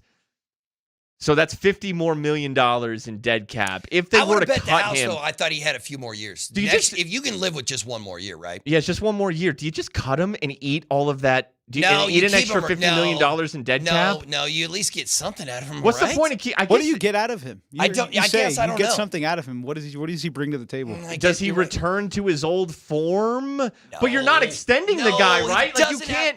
Like you can't even. Let's say he even plays somewhat well.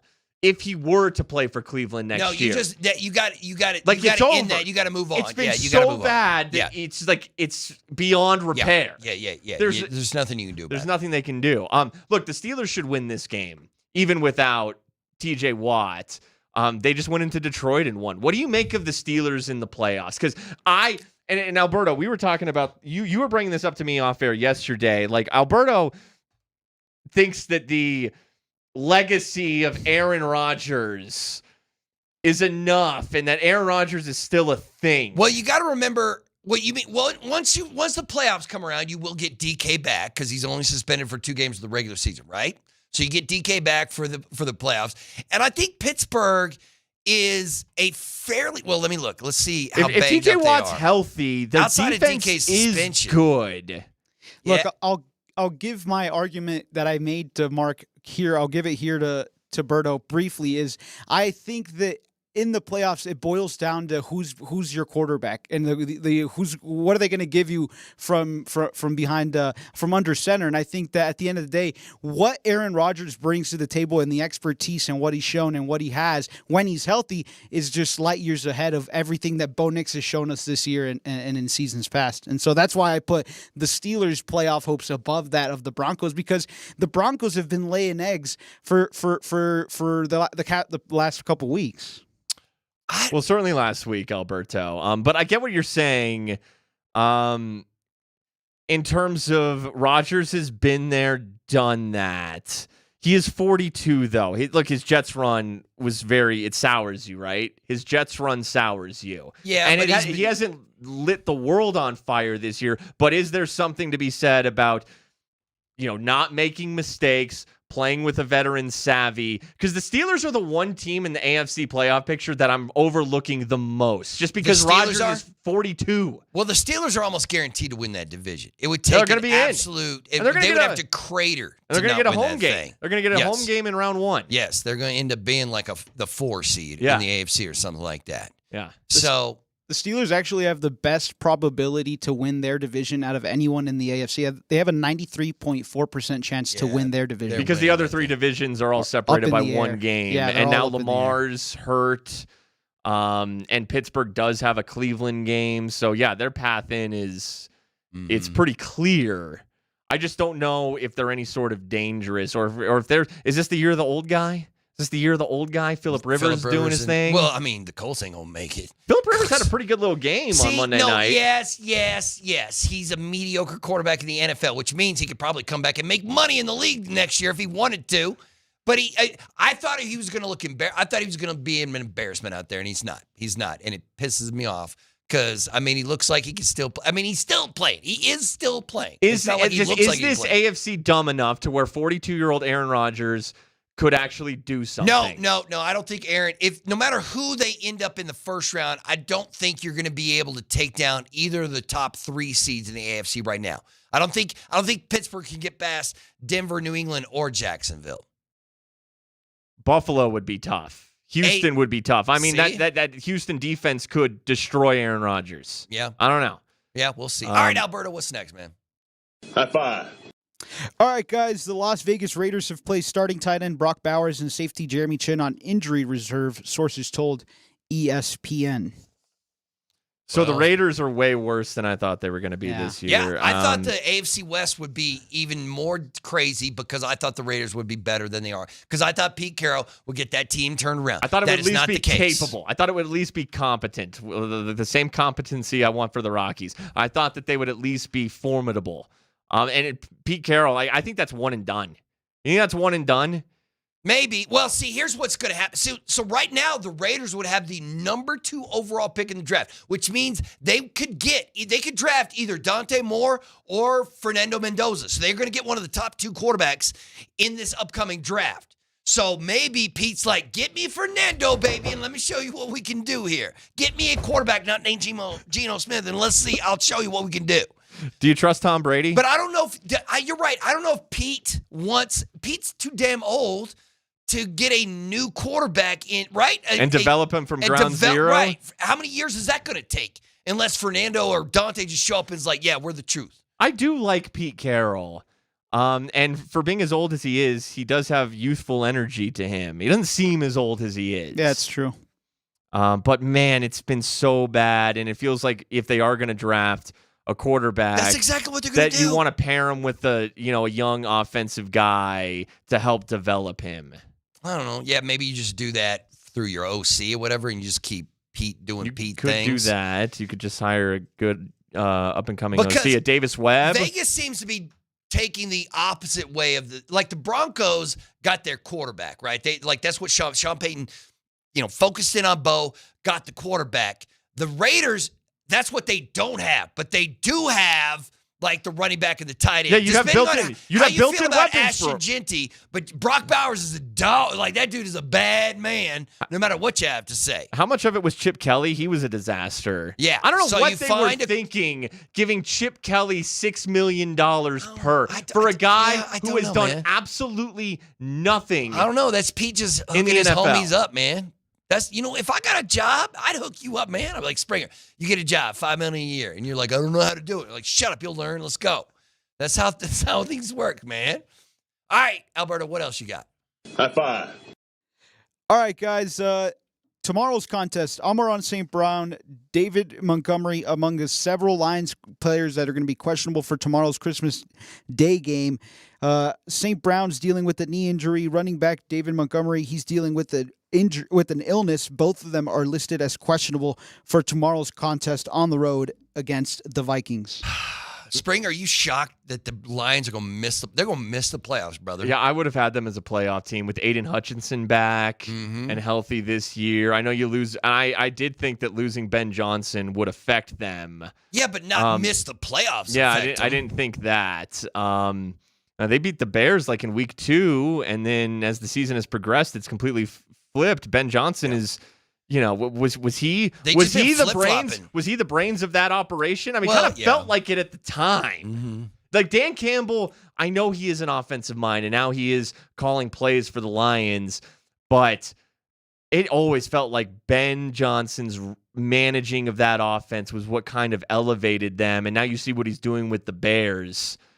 The Lions are still alive. They'll probably get this win in Minnesota because it's Max Brosmer, but it also goes to show how quick your window can be. Yeah. Well, the Colts were 7-1, brother, right? The Colts were 7-1. Where are they now? They're playing Phillip Rivers, the outside looking in. But you're right.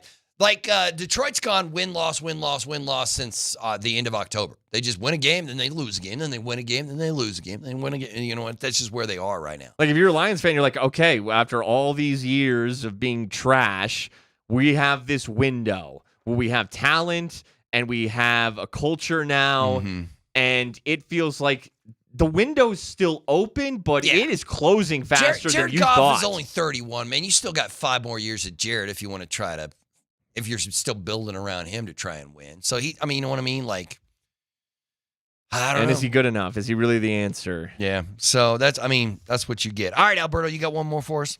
High five. I do. Lastly, guys, DK Metcalf, his suspension is upheld. The Pittsburgh Steelers wide receiver DK Metcalf will sit out the final 2 games of the regular season after his suspension for violating league policy was upheld. For what we all saw, what he did to the Lions fan. And also, another tidbit that I didn't put on here, the fan who he assaulted, quote unquote, will hold a press conference on Friday. Oh, come Oh, on, wow. man. The fan's getting a press fan, conference? Yes. Okay. Listen, man. All right. I want to, go ahead. Let's see what you have So to say. he's like vehemently denying saying like a racial slur or something. Yeah, but Mike Tomlin came out and spoke about it. I mean, not much, but he said he talked to DK. DK explained why he did it, and Tomlin said, I accepted that explanation. We had a discussion. I told him I was disappointed in what he did, but I understood it, and now he's like, and that's all I really have to say about it. Yeah. Okay. Well, since we already talked about the Steelers, hey, Alberto, I want the people to get to know you a little bit, all right? You're from Texas? Yep, I'm from El Paso. I'm from Texas like Mark. Bertinoli. Yeah. Yes. You'll learn that he's Berto, I'm Spring, because we're both Mark. You went to UTEP? Yeah, so my name's Alberto. I went to UTEP. I'm from El Paso, Texas. I've been doing this radio thing for, this is probably like my 3rd year. I've moved here to Denver at like the end of August. I'm not used to the cold.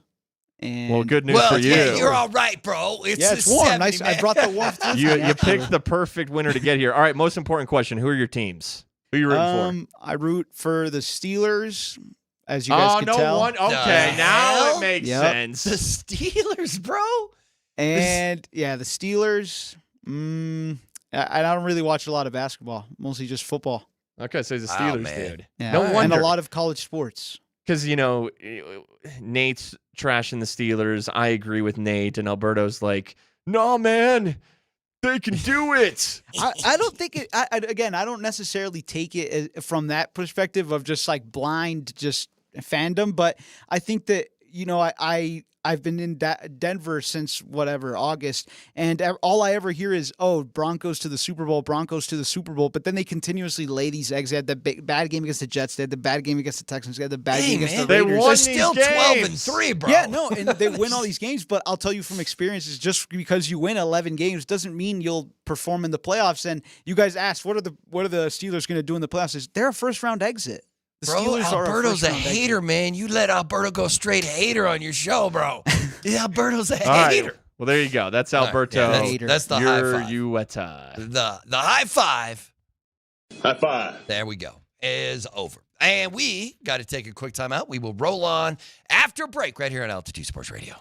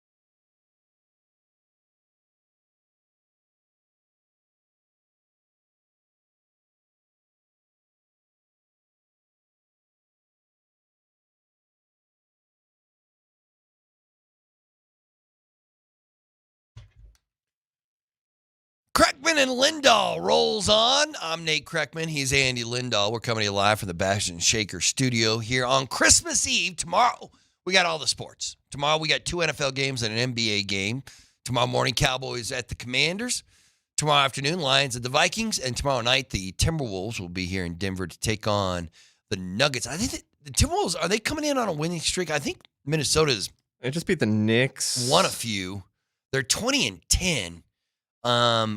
Which is two more losses than the Nuggets. Look, but I think they're on a 3-game winning streak coming in here. When you're coming off of a win over the NBA Cup champions, that means something. You got to flex on them.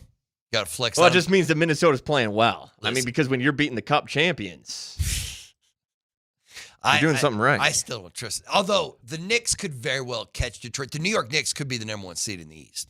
They're pretty close. I mean, they're, 3? Well, actually, they're 3.5 games back right now. But Detroit did start the season on fire. Pistons were cooking over there in the East. All right, Spring. You know what we want to... We got some audio to play for y'all. Phillip Rivers, honestly, just way too old to be playing professional sports. But guess what? For some reason, out of a... How many people are in the world? How many people are on planet Earth right now? December 24th, 2025. Exactly how many people are on planet Earth? 8 billion.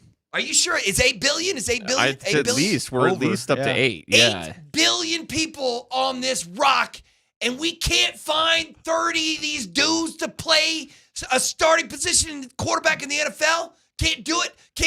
No, you Have can't. to invite like these old ancient dudes who used to be able to do it back into the league because you have no young guys who can play the position anymore. You just don't. Well, so stupid. Actually, one of these clips we're going to play is going to illustrate why even more so. But first, just look, you don't like Phillip Rivers, right? No, I don't. Well, I don't like the Chargers. No. You're not going to get me to cheer for a division opponent, brother. Not ever. Dude, not ever. The city that he played in doesn't even have that team anymore. No, it still doesn't mean, bro. I can't picture that idiot in those colors doing that, talking that trash where he's like, "Dad, gummit, no, I love it. So Phillip Rivers mic'd up on Monday night against the Niners. Alberto, roll it. Let's go. Let's get this and get on a roll. Y'all got 48. We're good. Set green 80. Green hunt. Hey, that's bull crap. Don't start that. Hey, don't start that mess. Green hunt. Son. White 90. Hot. Set. Green 80. Green hunt. Rivers has a free shot, throws into the end zone, touchdown! Boom! Let's stick and go!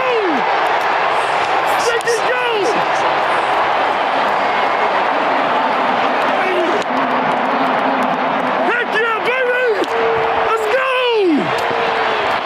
Get going!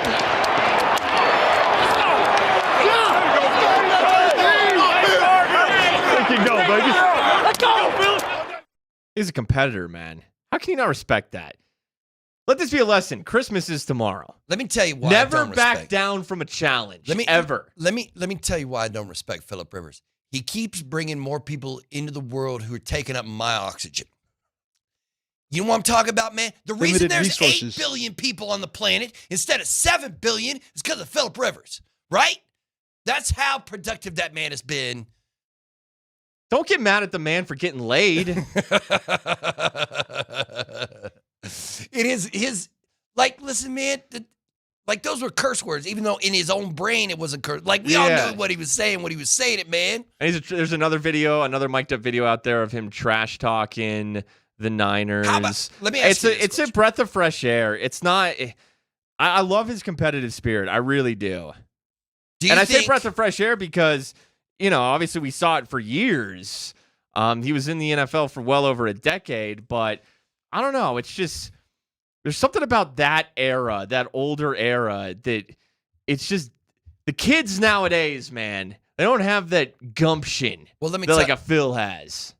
As once said on The Wire, the thing about the old days is the old days. And that's the real, like, I got no time for do you think he's going to come back? I mean, you said it. Like, you think he's going to come back? There's do you only think so he's many like, people give me the offseason, I'll come and back up your QB There's only next so year. many people who can do this. So here's another. I found this clip fascinating. Okay. So Phillip Rivers, this is at the line of scrimmage, and he's, I don't even necessarily want to call it an audible, but he's making his checks. He's doing his checks at the line of scrimmage based on the defensive alignment. This is Phillip Rivers calling out to his teammates what he sees in the adjustments he wants. Roll it. And he was able to get the ball to Taylor for a first down. White, 80 high, we need sub. Set 180. White, 80 high. Hey, Lincoln thump. Lincoln thump. 48. Hey, you got 20. Hey, right. We're good, 48. Tell Dawson. Like a traffic cop, putting guys in place, and he's got a man wide open. That's downs. Lincoln Thump. He knows what he's doing, man. He knows what he's doing. I don't know, man. Like, that level, it's an IQ thing. It's not about athleticism. Because look at the man. Look at the man. The dude is fat. Okay, let's call it what it is. He's out of shape, but the brain didn't leave, and it's a brain position. And I'm not sure I'm seeing quarterbacks nowadays. Now, maybe they're just not. When did Phillip Rivers has been out for 5 seasons, 4.5 5 seasons? Is that when he came back? 4.5-ish. Yeah. So why doesn't every NFL team now go like, hey, let's look at all the recent retired NFL QBs and see which one we can bring back? Like, do you think it's not even about that? Do you think Derek Carr's got a call? Do you think Tom Brady's got a call?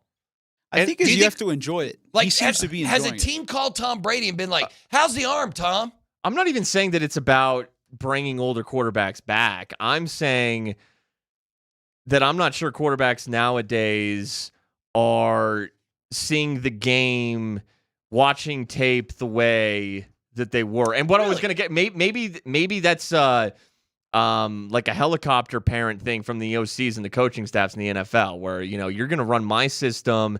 You're not going to check out of things. You're not going to make the adjustments. You're going to run my system. You don't think Drake May can become as good as Phillip Rivers or Bo Nix can become as good as Tom Brady?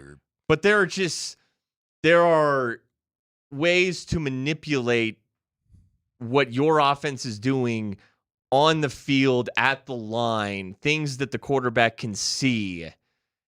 And this guy can step in after 5 years away. And I'm sure Rodgers is doing it. And these guys, it's why Rodgers didn't want. Well, these are all Hall of Fame guys, right? Aaron Rodgers is a Hall of Famer. Phillip Rivers is a Hall of Famer. Do you think that this current crop of quarterbacks is akin to past crops of quarterbacks? No, I think if you ask the general public, they would say the best quarterbacks in the history of the NFL are playing right now.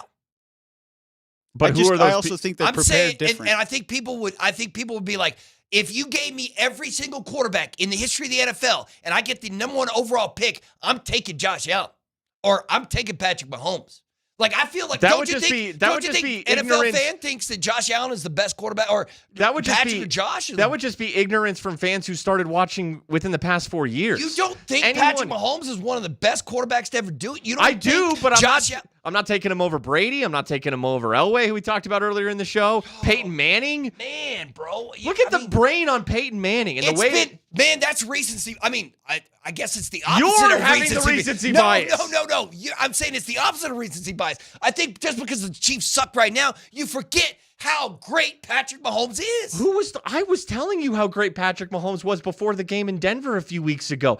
I think that Patrick Mahomes is still the best quarterback in the NFL. What I'm not seeing, though, from this current crop, from this new generation of quarterbacks overall, now Mahomes does his things. Mahomes, he's not as animated. Look at the way that, like, Tom Brady would hold his teammates accountable. Yeah. Like, the Chiefs are losing games, and Mahomes is kind of just...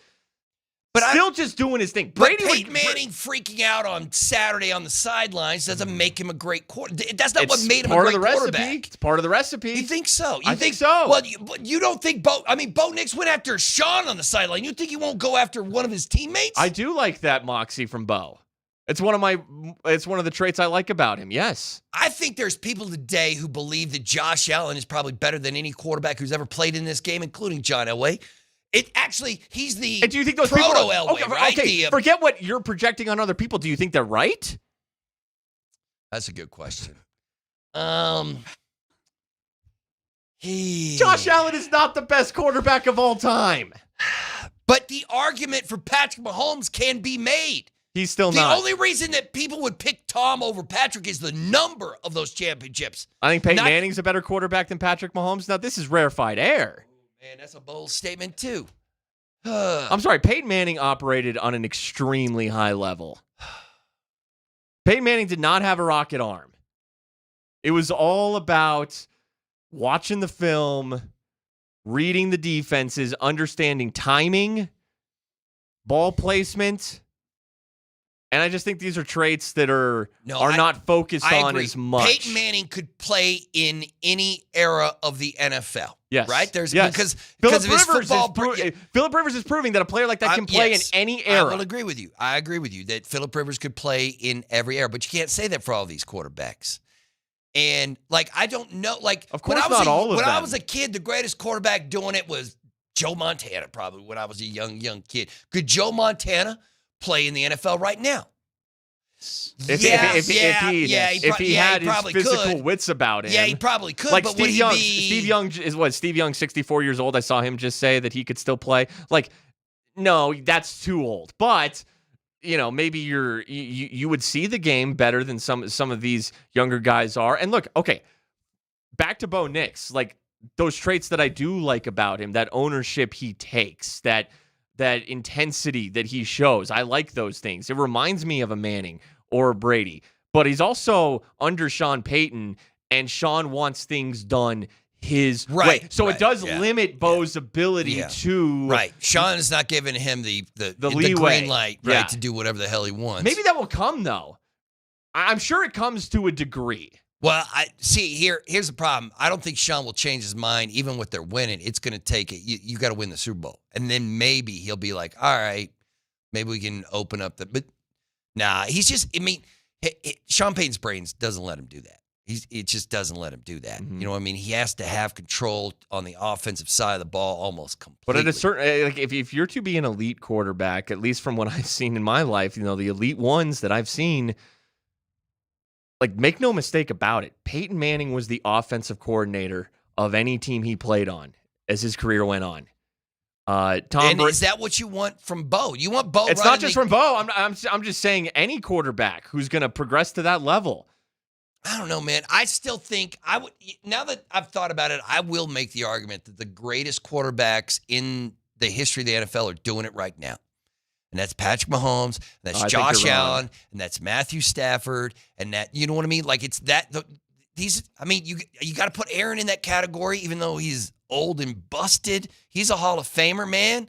You know what I mean? I don't put this. I feel like Dak Prescott could be better than some of these greats we've been talking about from the 70s and the 80s and the 90s, right? And that dude ain't won nothing. I disagree with you. All right, man. Well, you can do that as much as you want. Let's take a quick time out. We'll wrap up Kreckman and Lindahl next.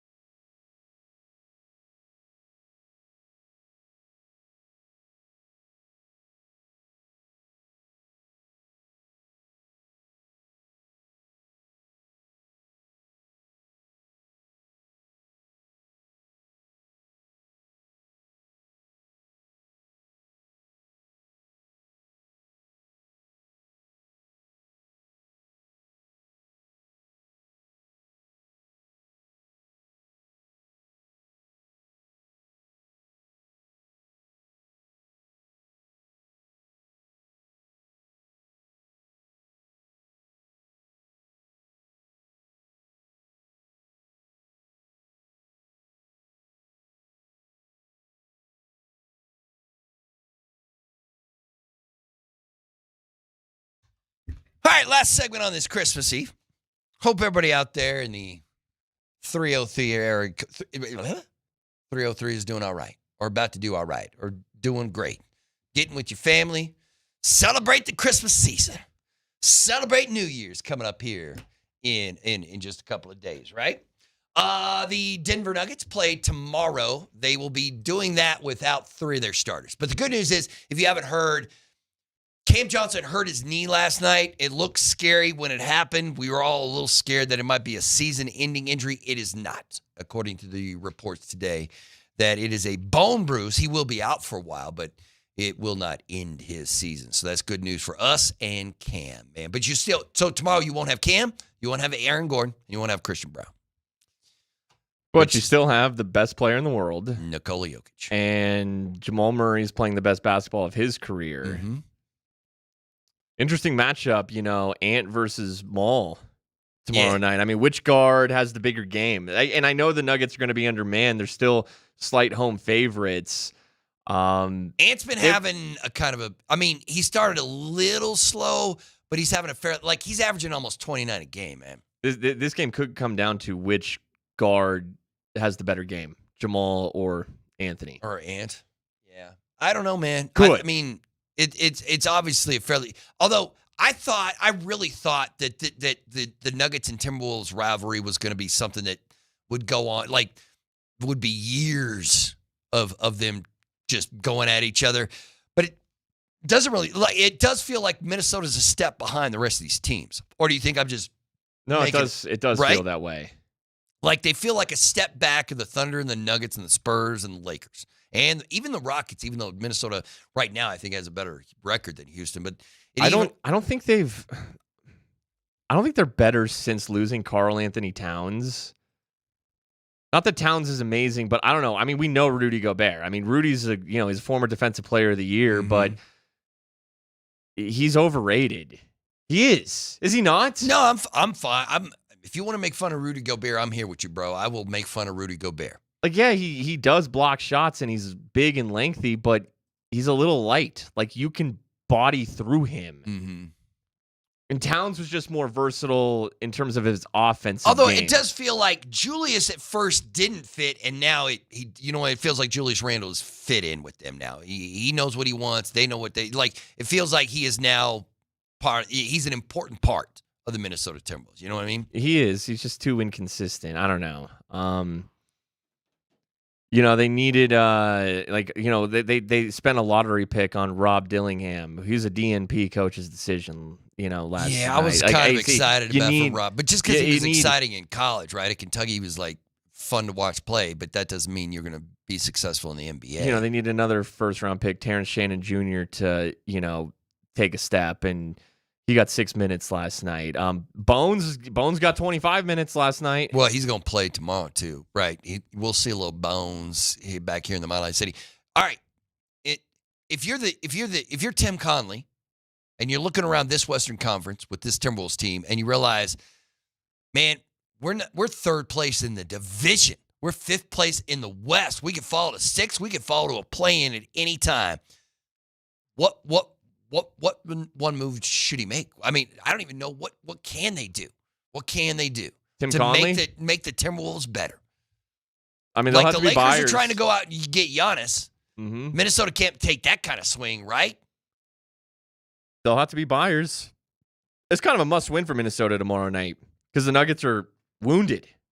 Yeah, if you can't win that game, then you've got a problem. Then you're really buyers. You got to be looking at the trade deadline coming up and saying, "Oh, we got to do something. We got to change things up." And Tim Conley is the type of GM that will do that. Mm-hmm. He'll take a big swing.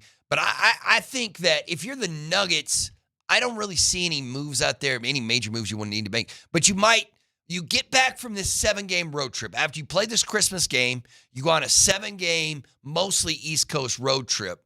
And I think at the end of that, you will be at almost the halfway point of the NBA season, right?